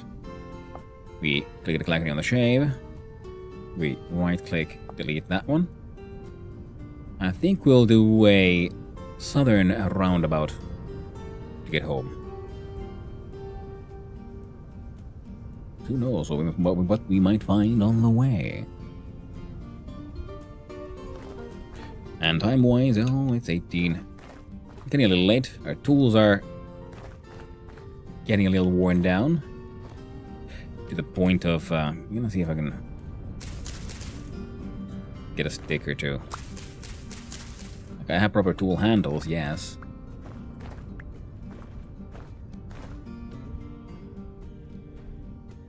But I don't have a proper replacement for this guy's handle. The Falx. It's interesting. We got chert. And then sandstone.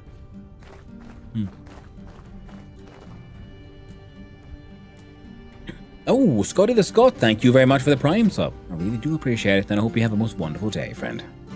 Very kind of you. Oh. Sorry about that. Nice. The adventures do keep us going, and we found... Ooh! A hole! In the tree, what's inside? You pick up. What is this? It is a poor crystallite chunk of native copper. That's... Is it right? Cabbage seeds.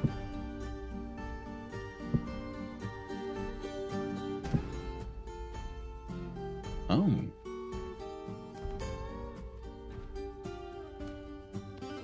Pineapple seeds. Oh my. It's salsa time. Flax seeds. Anything else? You're done now. Now, I found one of these and I broke it and I used it as a chest, and now I've realized, if I've understood it correctly, there's a chance that they might reset. So we'll do Pine Tree Hollow. Nice green star. There we go.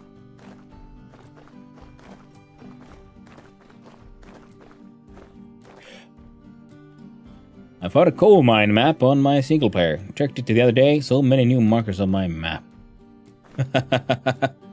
Nice.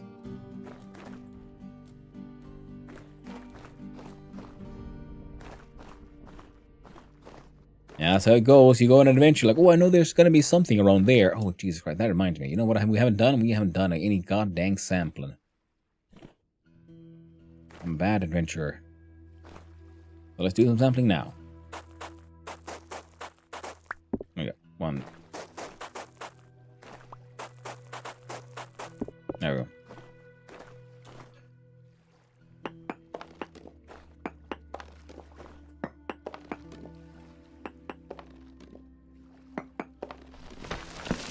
Or cinnabar, smithsonite, halite, or surface copper.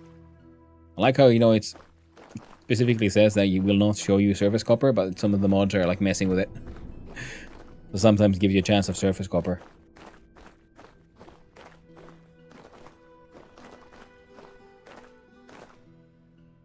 Is there one stack of hollows? I don't know. I found one hollow and I kept on, like, you know, new things kept on like spawning inside it. I think because I have a hollow at home and it is effectively a chest. So I'm thinking that when you look at it from outside, you know, you see the hollow and you see some things, and you just whatever is the however the items in the chest are sort of organized. Oh, that's a nice wide one. That's a lot of bauxite again.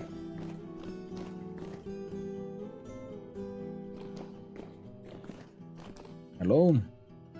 What the? Oh. What does clip branch do?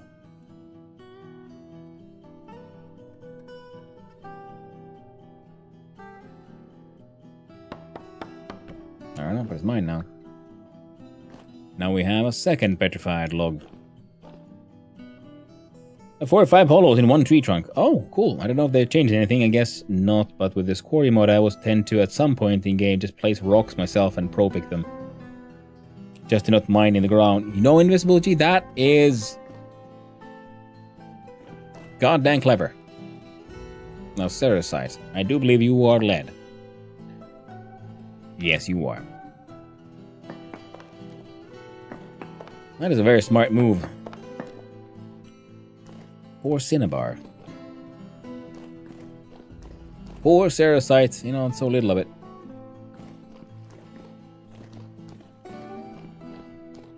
Gets that. Whoa, chicken hype train.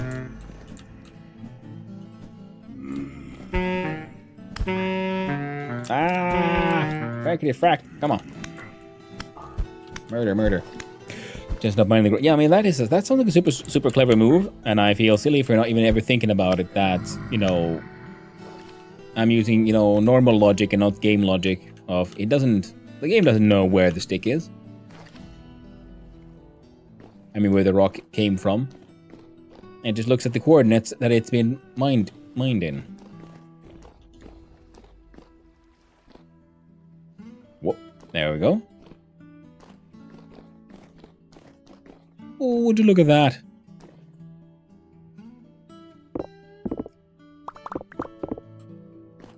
Hello. Have some gravel. There you go. Oh, hell yeah. Aged torch holders. Fuck yeah, man.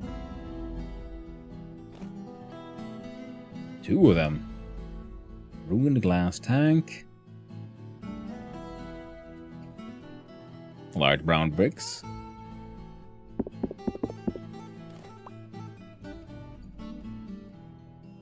Not bad looking ruin, yeah. That gun's got some rots. Broken metal barrel. I do have use for more of those. These are nice looking at. Oh, a jug. Wouldn't mind one of those.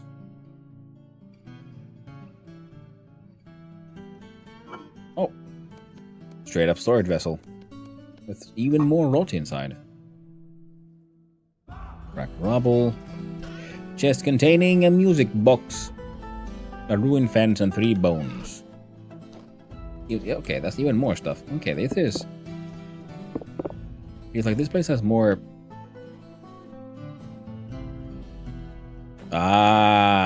Feeling. This is looking, feeling, having. It feels a bit like one of them better ruins ones because there's a bit too much stuff here. Oh, what do we got? Let me in. You can't hold me back.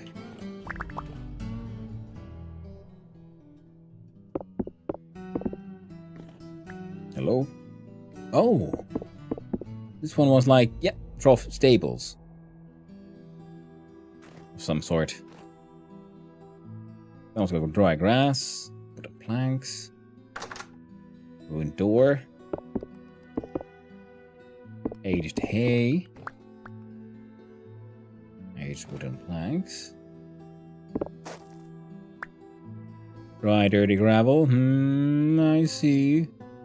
What inside you, gravel? Nothing.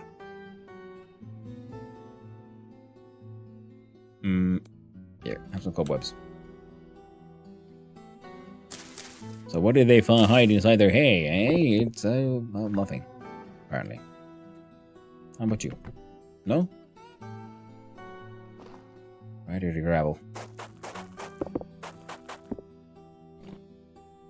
Ooh.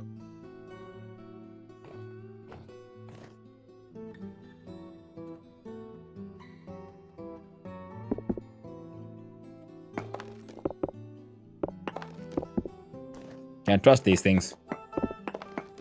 Gotta tear down those walls, yo. Never know where they hid their treasures.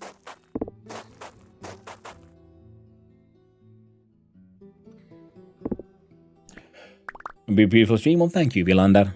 I do appreciate it. Been very nice so far. And I hope it continues that way. And I hope everyone's having a good time.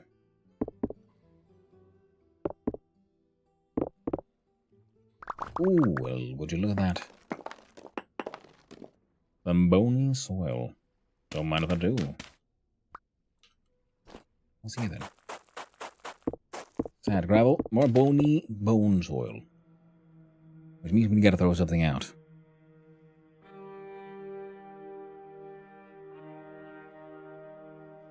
I kinda wanna keep the aged hay, because, you know, it's different. Pine seeds.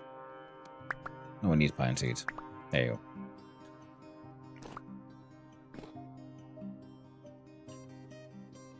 go. A large trough, you know, seems nice, but I have enough of those of my own. Siltstone. The hell?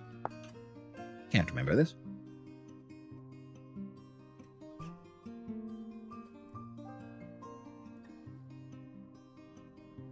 Huh.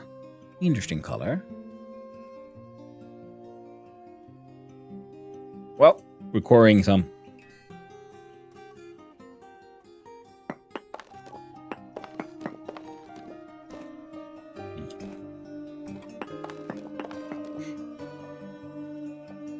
There's density and then the local.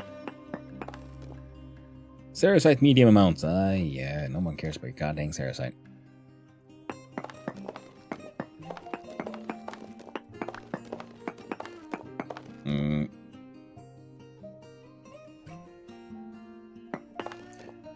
Right. We'll mine from there. 1, 2, 3, 4, 6. Not that that really matters. 1, 2, 3, 4.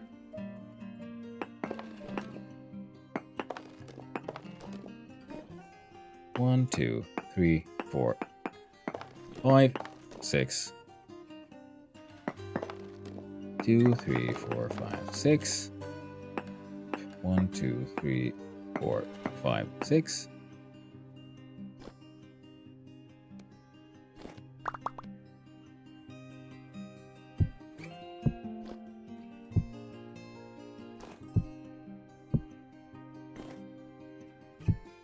There we go.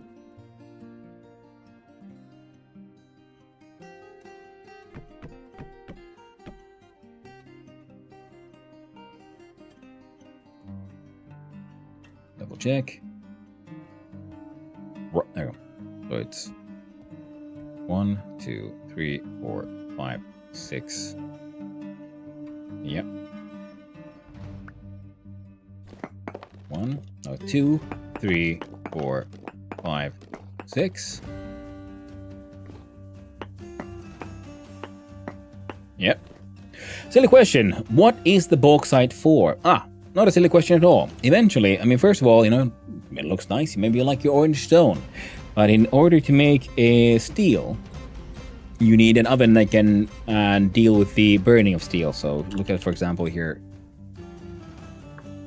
Sorry, with all the mods and everything, it's loaded a little slow. So let's look at guides. Steel making. Here it explains that to build a cementation furnace, you require 65 blocks of refractory bricks. And the very first tier requires, let's see here, unfired one. It's made of fire clay, crushed quartz, and a crushed bauxite. So we need it so we can crush it into a fine powder, mix it with quartz and fire clay in order to make refractory bricks, which is the very lowest tier of bricks that are able to take the heat of the cementation furnace, and even then they'll eventually break down and need to be replaced. And that's why I grabbed a bunch, so I don't have to make this trip ever again.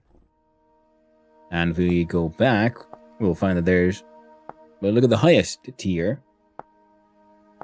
So it requires crushed quartz, crushed bauxite, and crushed olivine, which is only found in peridotite, so the green rock. Also handy for if you want to make green glass. And crushed ilmenite, which I believe is the titanium ore.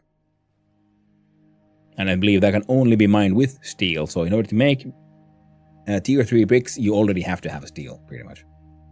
And that's it. So the very first one has quartz and bauxite. Tier 2 has bauxite, quartz, and olivine, and so on. So if we find olivine, that'd be amazing. But quartz is the minimum that I need, because bauxite is the minimum that I need because I have a bunch of quartz already at the base, and also generally close to where I live. And chromium for tier 3 was a modded thing. Didn't know that. Ah, yes. Never need that before. Yeah, I mean, that is when you get to the level of steel, and that is pretty much where I kind of want to go now with some of the stuff I got. So we got 1, we got 2, 3, 4, 5, 6. Okay, we can get even more bauxite. Well, that'll be fine. It's not really something you need to worry about until you get into the iron making levels of the game. It's more like, it's one of these things that if you're playing a single player, you'll start just noticing things. You find on a map like, oh cool, there's bauxite here. Good to know for the future, just in case. So then I would leave a marker on the map. There's no point in harvesting all of that before you need it. And now I need it, so now I found this biome, and now I'm playing around with the mods and, doing something I normally wouldn't be able to do, which is quarry like this. Now this will be interesting to see. Will we actually get a block of stone, or will we open a path deeper into some cave? Well, that'll be interesting. Oh, would you look at that? I have entered a rock.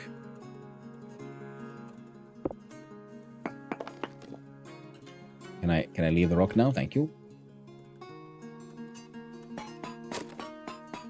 I do believe the whole crouching, going prone like that is also a mod thing. And oh, well, that answers that question. I was wondering, like, can we quarry ores? And apparently not. But we can use it to reveal ores. That's pretty neat, actually. That is something worth remembering. I'll throw away that one. Anyway, splitter plugs back. And we're gonna put this in the offhand for now. Okay. 184 siltstone. Nice. And I wanted just the siltstone because it looked like it could, well, it looks like it might look nice, pretty much. Then I'm gonna throw that away.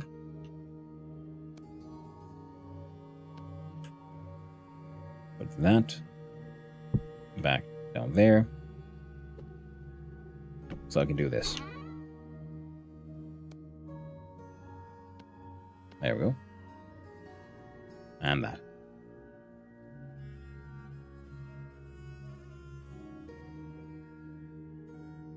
Poor crystallized chunks of copper and tin. I think I might have to just chuck these. These are kind of pointless and tragic.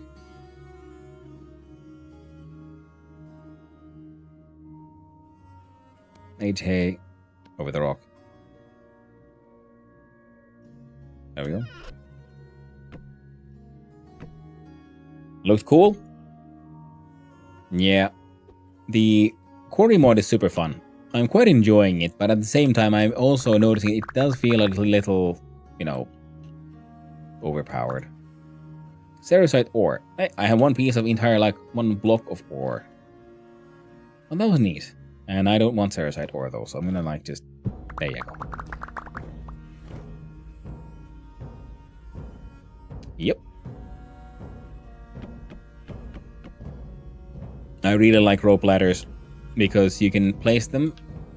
If you see a surface, like I want a ladder there, you go crouch and you just click here. And I keep on clicking and so you can build the ladder downwards. And when you're done, you stand up normally and you right click and you pick them back up again. So you reel up your rope ladder, if you will. Excellent for when you're going spelunking in caves and you want a way to, go down deep holes. Now, I do believe that would be everything from around here. Double check and just... Yeah.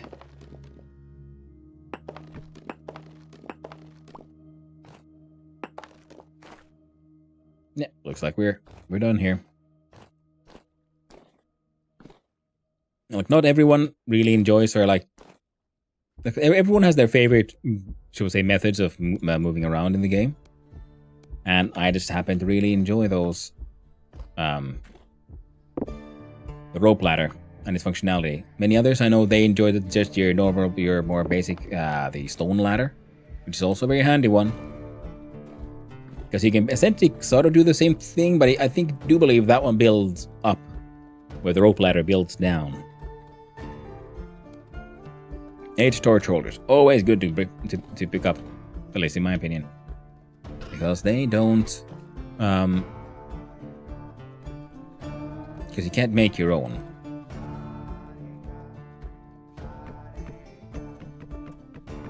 No. Also, aged firewood is, it's a basic game. It's not something you can make by yourself. Yeah, dry stone. This would be just the...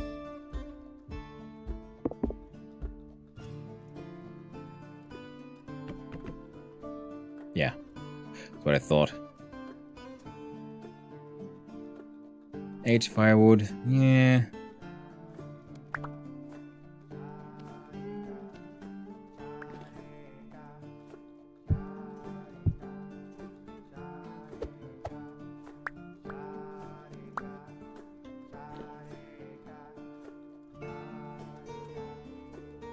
Now the bowls and pots and things, they seem nice, but we don't really need them now, do we?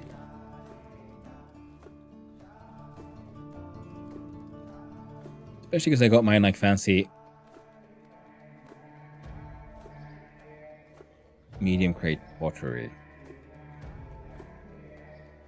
That one has some rot in it.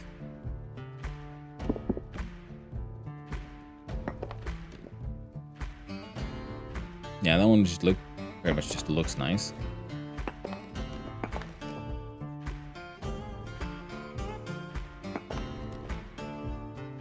Have a quick look to see if they hid something behind here. No, they have the old fire pit.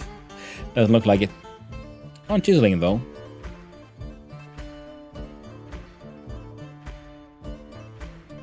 It's a neat place, but I don't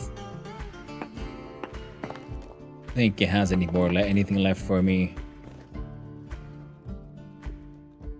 Oh.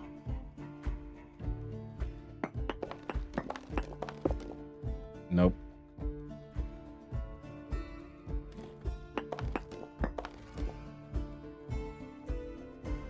Just found out yesterday that the torch holder keeps torches burning forever. That's so cool. Yes, that is one of the reasons why I very much enjoy collecting them, because they look. You can't make these yourself. The one that look like this, you can only find them in ruins, the aged ones. And yes, the fact that you can have a torch burning forever is very, very handy.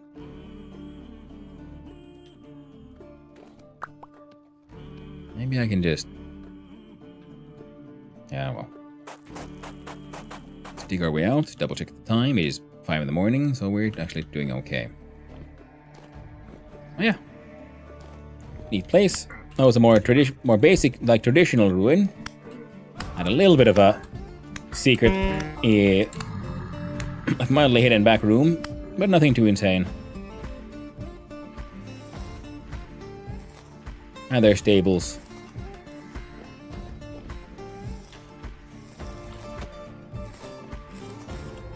There we go. I heard you, Botorn. Don't worry about it. Oh.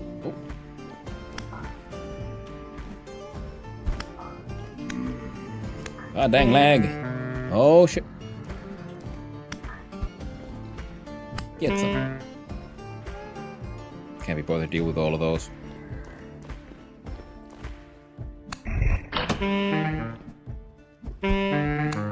Suck it, ape. Ooh. Oh shit.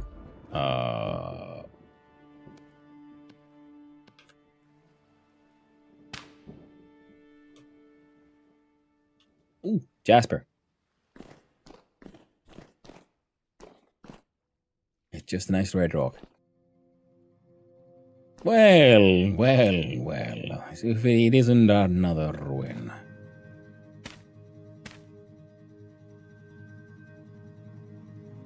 I feel like one of the proper adventures now. Keep on like finding ruins left and right. We struggle with trying to decide what to bring and what to leave behind.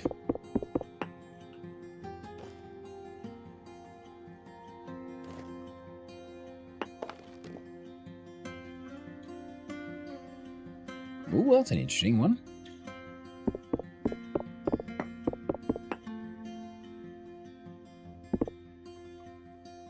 Ruined gear. Ruined lectern. Ruined chandelier. So is this like... I wonder, is the story of this one that it's a flooded basement? Looks a bit like it.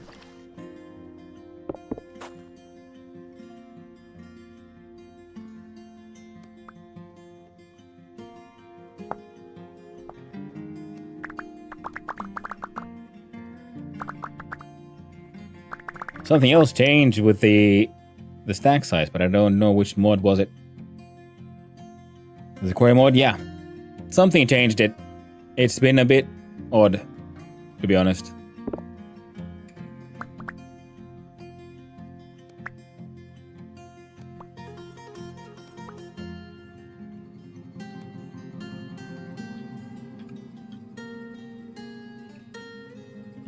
Oh, they were in my offhand. Oh, thank you.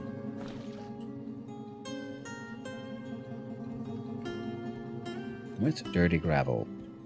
Is there secrets underneath?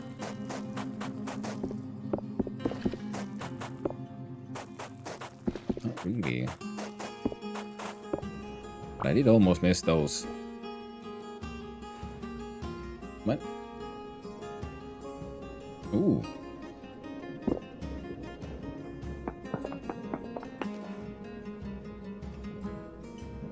Metal pieces, some jasper.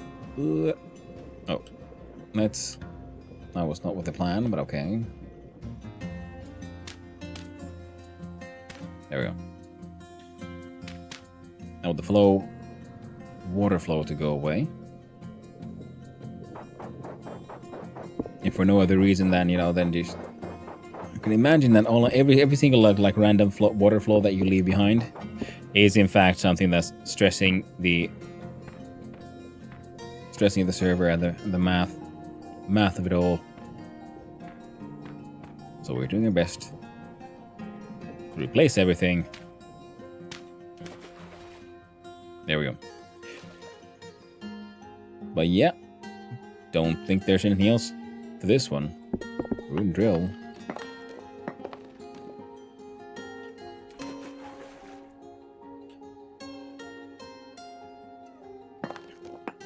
I do very much like the vanilla ruins. Also because they don't always give you treasure, Sometimes they just give you more story, lore. Like, oh, it's almost flooded basement. These people, they struggled. Oh, how they struggled to live here, underground. The aged tables look nice, though.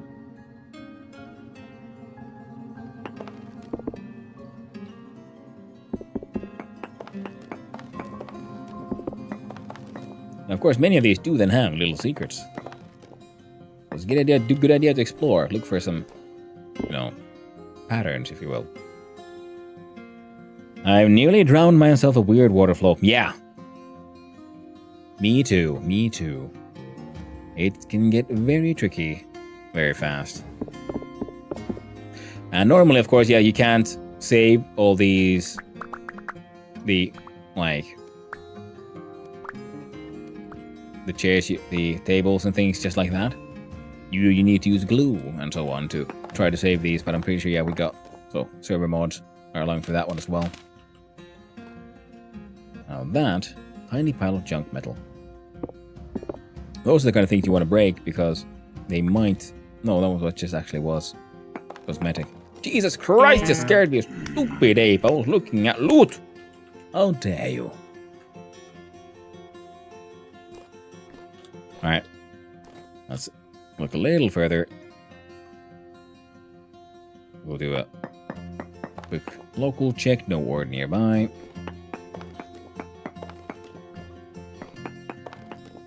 The scrap metal can be used for some dye. Yeah, the black ones, yeah. But that one was a cosmetic one. It didn't break down like proper scrap.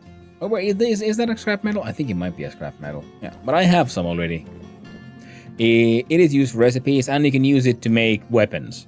There's like scrap weapons, which can be done using, I think, like rope or something, and those scraps. And yeah, quartz. Taking quartz everywhere. Okay. Let's see if we can find our way out.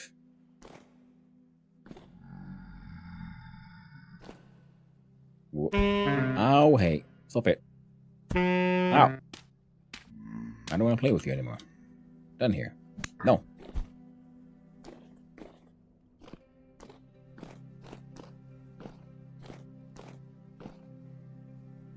Ah. I see. Wait.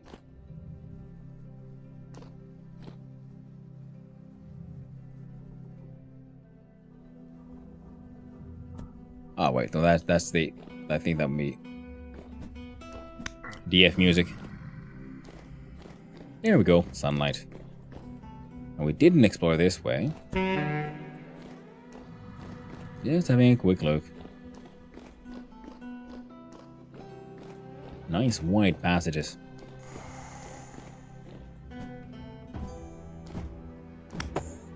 Hey yo, shiver.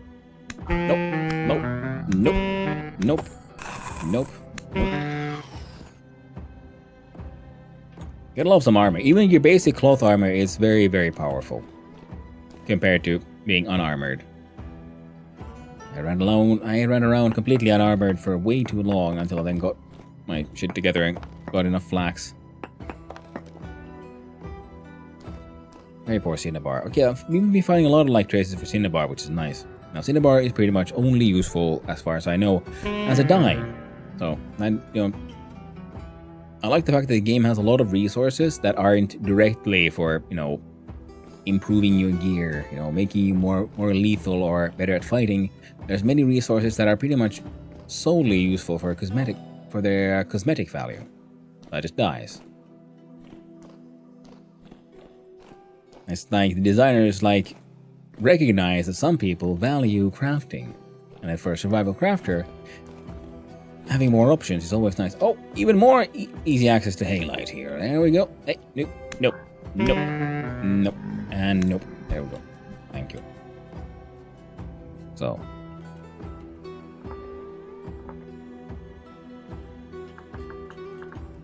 Good old Halite. You see, I've been looking for Halite in other games back in the day. Very aggressively. Never found any. Here, now I'm just finding Halite left and fucking right. Got some here, we got some here.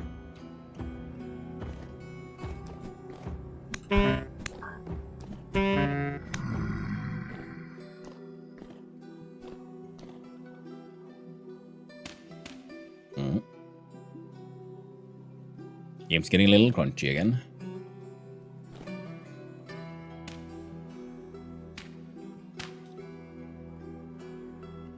No mercury poisoning for us. And with such low readings, you found twice? Yep. RNG does what RNG does.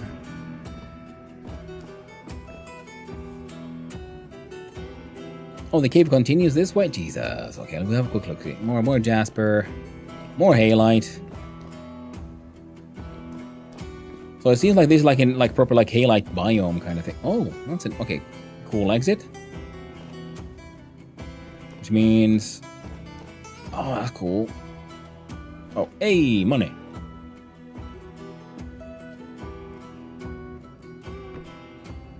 Hey, I'm trying to steal the... What's your allowance I stole? Sorry about that. Mine now.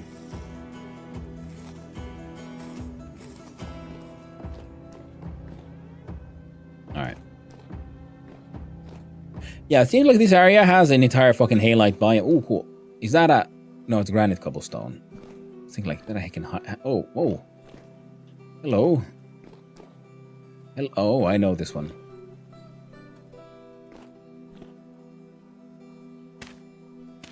Yeah, even more halites. I think this is a halite biome, so there's an entire layer of halite. So for those watching, in this area, you want salt, apparently this be salt. Negative 3196 and negative 2651. There's a route that they are. If we see, here is spawn. No, that's Pete. Here's spawn. So, all the way here. Halite, halite, halite. Much halite. I'm gonna start my own store. Alright, here we see. Large pile of junk metal. Where we get nice bitsies. This one gives us coins. This one gives us coins. What do we have? Crushed alum, spelt seeds, and peat. Crushed aluminum, you say? Hmm. And I also happen to know that this ruin has... You see, if you find gravel in strange places, it might be a good idea to see, like, I wonder what's behind all this gravel. It's... more gravel, actually, apparently. Oh, would you look at that? Inside all the sand was, in fact, a heavily collapsed chest. Oh, a free hopper. Copper axe? Well, I do need a new axe. Solid door aged. Well, now. I think I have this tuning cylinder already, but might as well bring it as well. Bonk bonk. I got hit by a falling rock. Cobblestone, cobblestone, stone overlay. Granite, cobblestone. And also when you look around in these, just like in all ruins, if you find dry stone, that usually means there is some kind of, let it say, ceiling or something.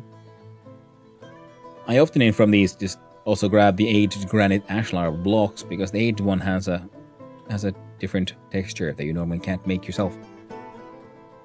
Rune tools, that is an actual thing. So, flax seeds, cabbage, I don't need fucking turnip seeds though. So the money goes in there. There we go. Now I can bring out my chest backpack. And we'll have a look-see at who gets to live. We can probably throw away the halite stones because we have an entire slab full of it. And we'll replace it with... Do you care about aged firewood? It mostly just looks nice. Well, that's true of about a lot of things. Ah. If I put stuff in here that is... Yes, okay. I realized I'm a moron. You see, we should put the things in here that we cannot put inside a mining bag. I'm totally saving the pineapple seeds and the cabbage seeds.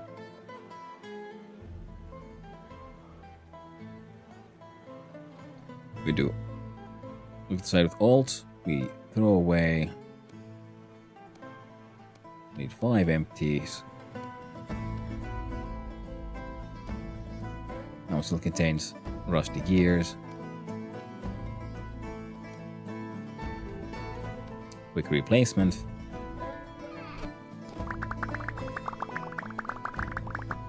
All the wonderful things we threw away now fit inside the pockets just fine. Hidden stuff, didn't know that either. Yeah.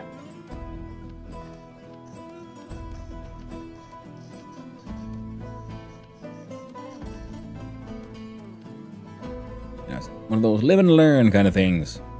Just by exploring more, you just start noticing patterns like, wait a minute, that's something. Just like when you find a ruin outside of the, on ground level, you dig down and you notice that, okay, there's cobblestone, and then we have some like, oh, that's a dry stone.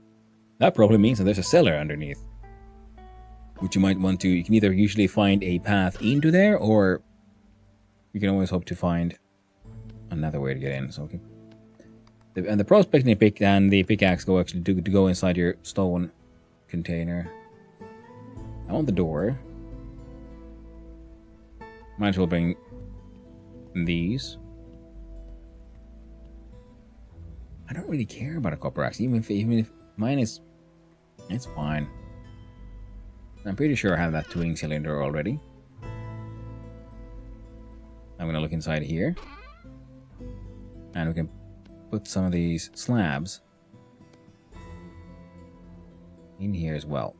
Actually, we're gonna make sure we don't, in case shit happens, and we want to throw away an entire slab. Make sure the ones we throw away and the ones we have more of. Now the hopper and the aged one. Hoppers are technically not that rare and easy enough to make. It's just 3 copper plates, so we have to hang on to that one then in the proper inventory. We might find more of those. Black coal.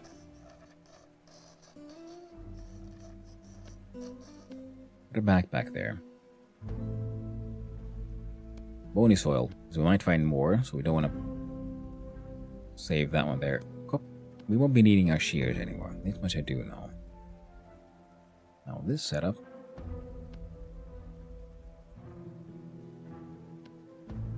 Do flax seeds.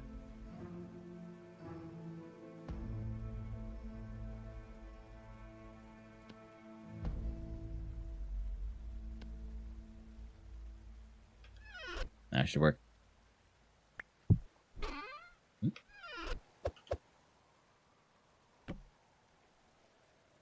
Some new stuff. Now I want to start up a save. Yeah. I know the feeling. See, okay, nothing beneath here. But you never know. That's why I often end up digging them up. And I've actually found many of these sort of secrets and noticed these patterns just because I noticed hey, I like actually how the like I said, the aged granite ashlar blocks look. So then I see getting in these ruins and I harvest those, and then I notice wait a minute, there's an entire room behind here. There's more to this ruin than meets the eye.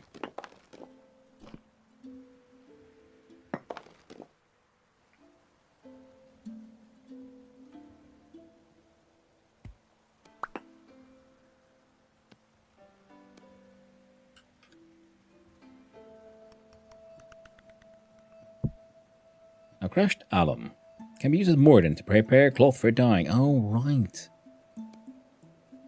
I won't go there in its crushed form.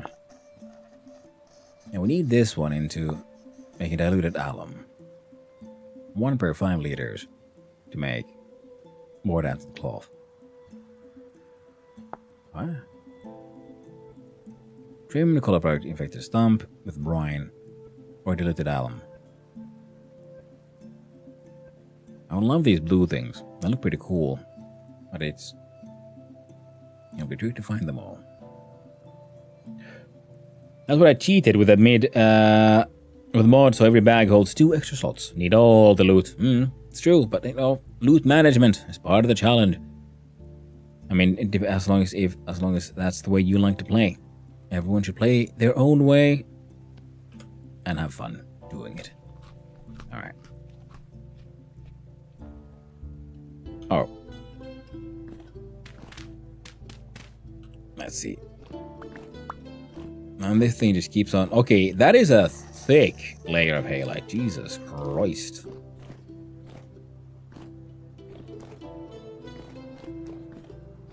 Yo.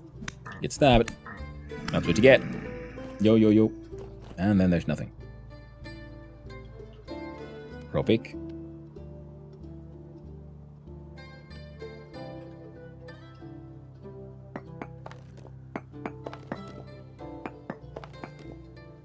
Very poor cinnabar, and very poor halite. I like to say very poor halite, but there's an entire giant layer between, or amount here between the layers.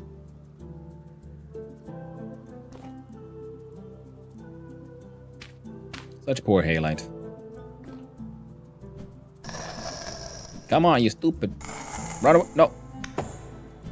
You're gonna keep chasing me. You're gonna get stabbed. Ow. There you go.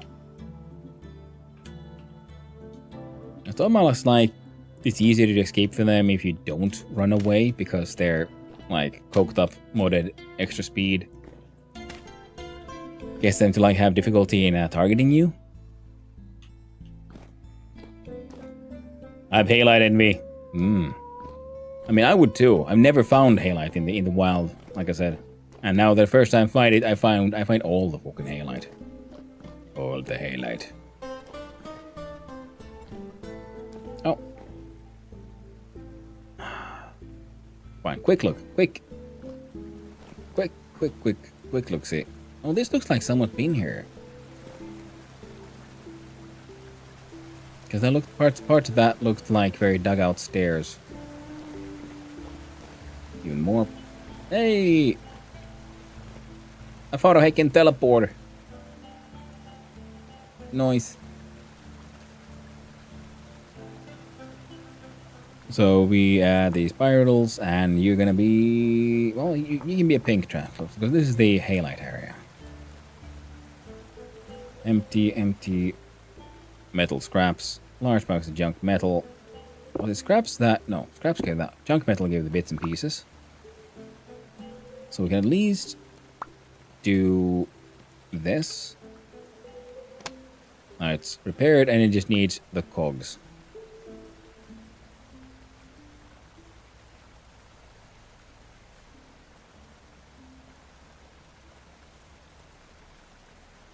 There you go. Boop. And boop. Just a small peek. A message in chat appeared. Schedule restart in 6 minutes. Ah. Good to know. Thank you for helping me notice. You got spelt, turnips, and some spiderwebs. I don't need any of that. You are metal scraps, which will give more of that. You have lead, firewood, a club, and the summer shoal cylinder. We're gonna check away these sticks, grab the summer stroll, money, and some ruined ladder.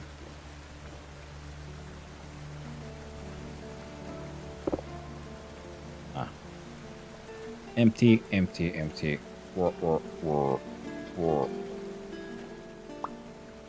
So I'll need 3 cogs, 3 temple gears, and then we could fix that one. We got some granite.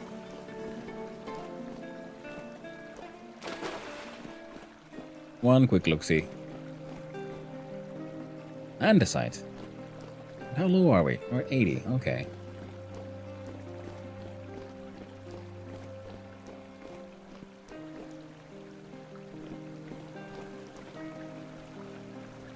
That's a giant cavern. Oh, we got some saltpeter. Yep. We can't get... It's not that easy to get up and down from here. So, I shall have to declare that peaking done. Because otherwise we'll never get away from here. The adventures never end. I should mark it on the whole map like, ooh, this is an adventure hole, but then again, I've already marked it as the translocator, so I should be able to find my way back.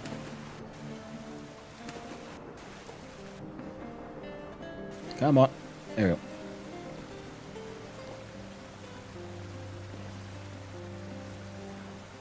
Goddamn lagging nonsense. So itchy. Where'd you get the green gears to repair with? Ah, you kill drifters. The enemies drop them, and sometimes you can get them as loot from other things, like the bony soil that you can find. It's one of the reasons why it's valuable, is because when you do panning in bony soil, there is a chance to get a temporal gear. Just like panning through normal sand can give you different kinds of cool and nice ores and things, or sometimes you find, you know, like diadems. Hey, now that is quite enough, sir. This is why we can't be friends. You keep doing this shit. Take that, you damn dirty ape. Oh, that guy like fell down far. What? No! I hear you. Alright. I'm going in this general direction. You'll be fine. Even more resin. God damn. My pockets are so goddamn full, and my dude is so slow. Well, sticks in his offhand and everything. Oh man, there's too much adventure in these holes. You must run away.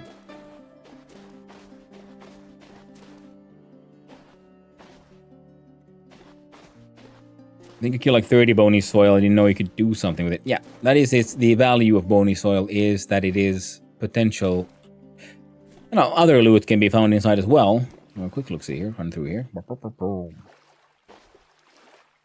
But if you do, you know, you have a wooden log and a knife, then you can do your panning.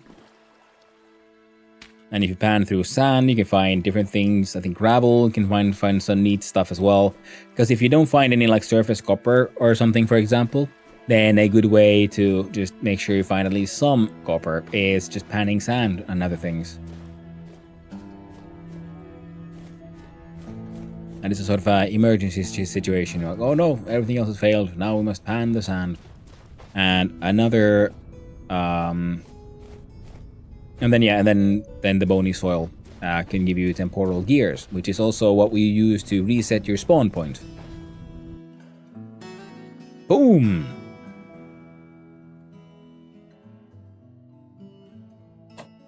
And I got kicked out of the server. Reset. Nice.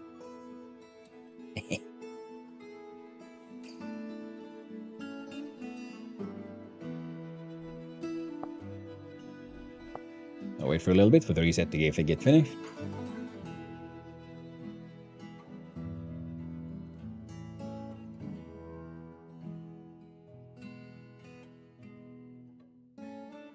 Another cool thing is that, you know, when you defeat enemies or go hunting, then you can use your knife to harvest them, see what you can find inside. In that way, you can find some temporal gears.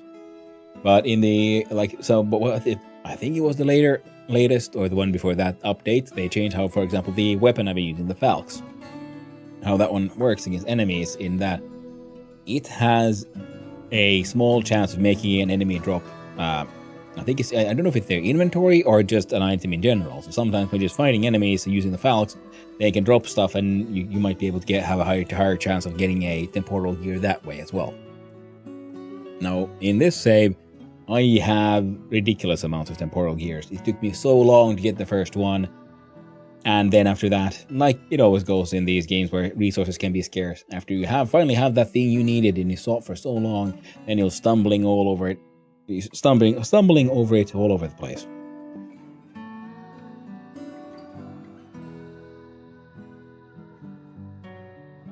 Probably can't be streaming for too much longer. But we've got enough time at least to get all our goodies back home.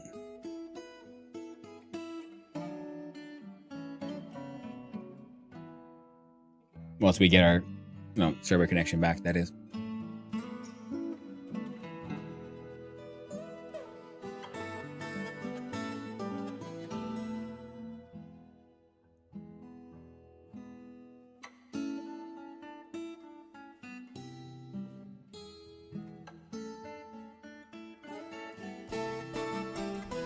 And if it turns out that the giant halite block I stole from there wasn't actually that much, it must fall twice in the end, which I doubt it. I think that would be more than enough salt for anything and everything I might need. You're missing 30 mods, jeebus.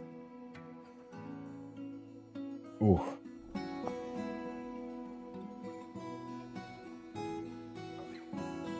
Okay, yeah. There's been a bunch of updates.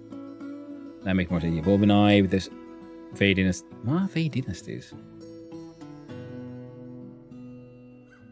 Butchering, configs, toolsmith. Yeah, so these are all things we've already had. They've all been updated. Yeah, this server has like 80 mods, 100 mods. I'm not sure.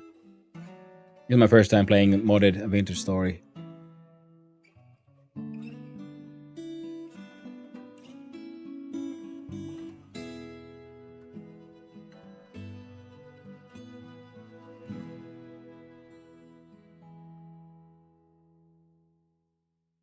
There we go.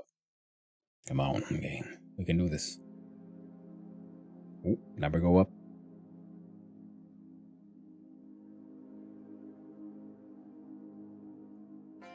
And game crash.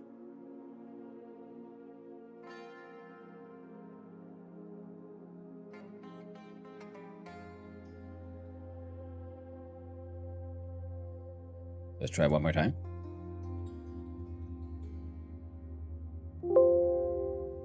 Game's already done, but no, it sure ain't, friend.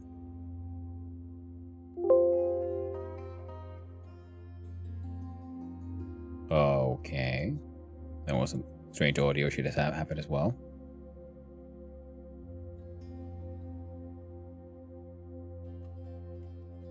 Try one more time. Hopefully everything doesn't explode. Okay.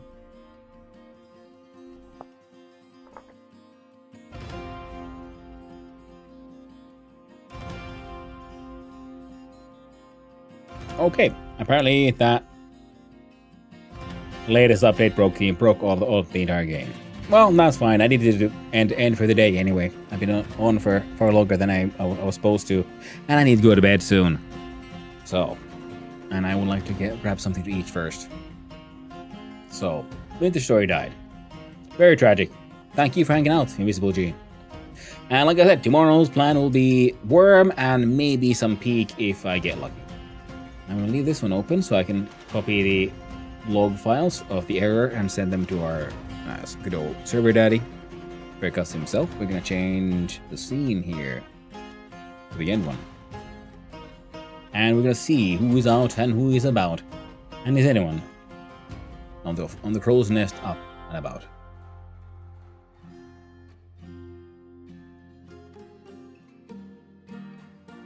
Well, Breakus, of course, on. We're going to be boring and a raid over there again. Yeah, well, apparently the server is running, everything should be fine. But, oh well, it's tragic. So I'm going to raid you on over to Breakus, who is our most gracious host and curator of the mod list. He runs the server. A very cool dude, a wonderful streamer. And man with good taste about mods, I'd say. So, thank you all for hanging out. I hope you had a good time. I know I did. Thank you, C. Turtle. Thank you, Invisible G. Thank you, Keen Stockholm. Thank you, everyone. Thank you to all the chatters, all the lurkers, and all those who just wandered on in. I hope you all have a most wonderful day, a wonderful rest of your weekend, and hopefully I'll see you around next time.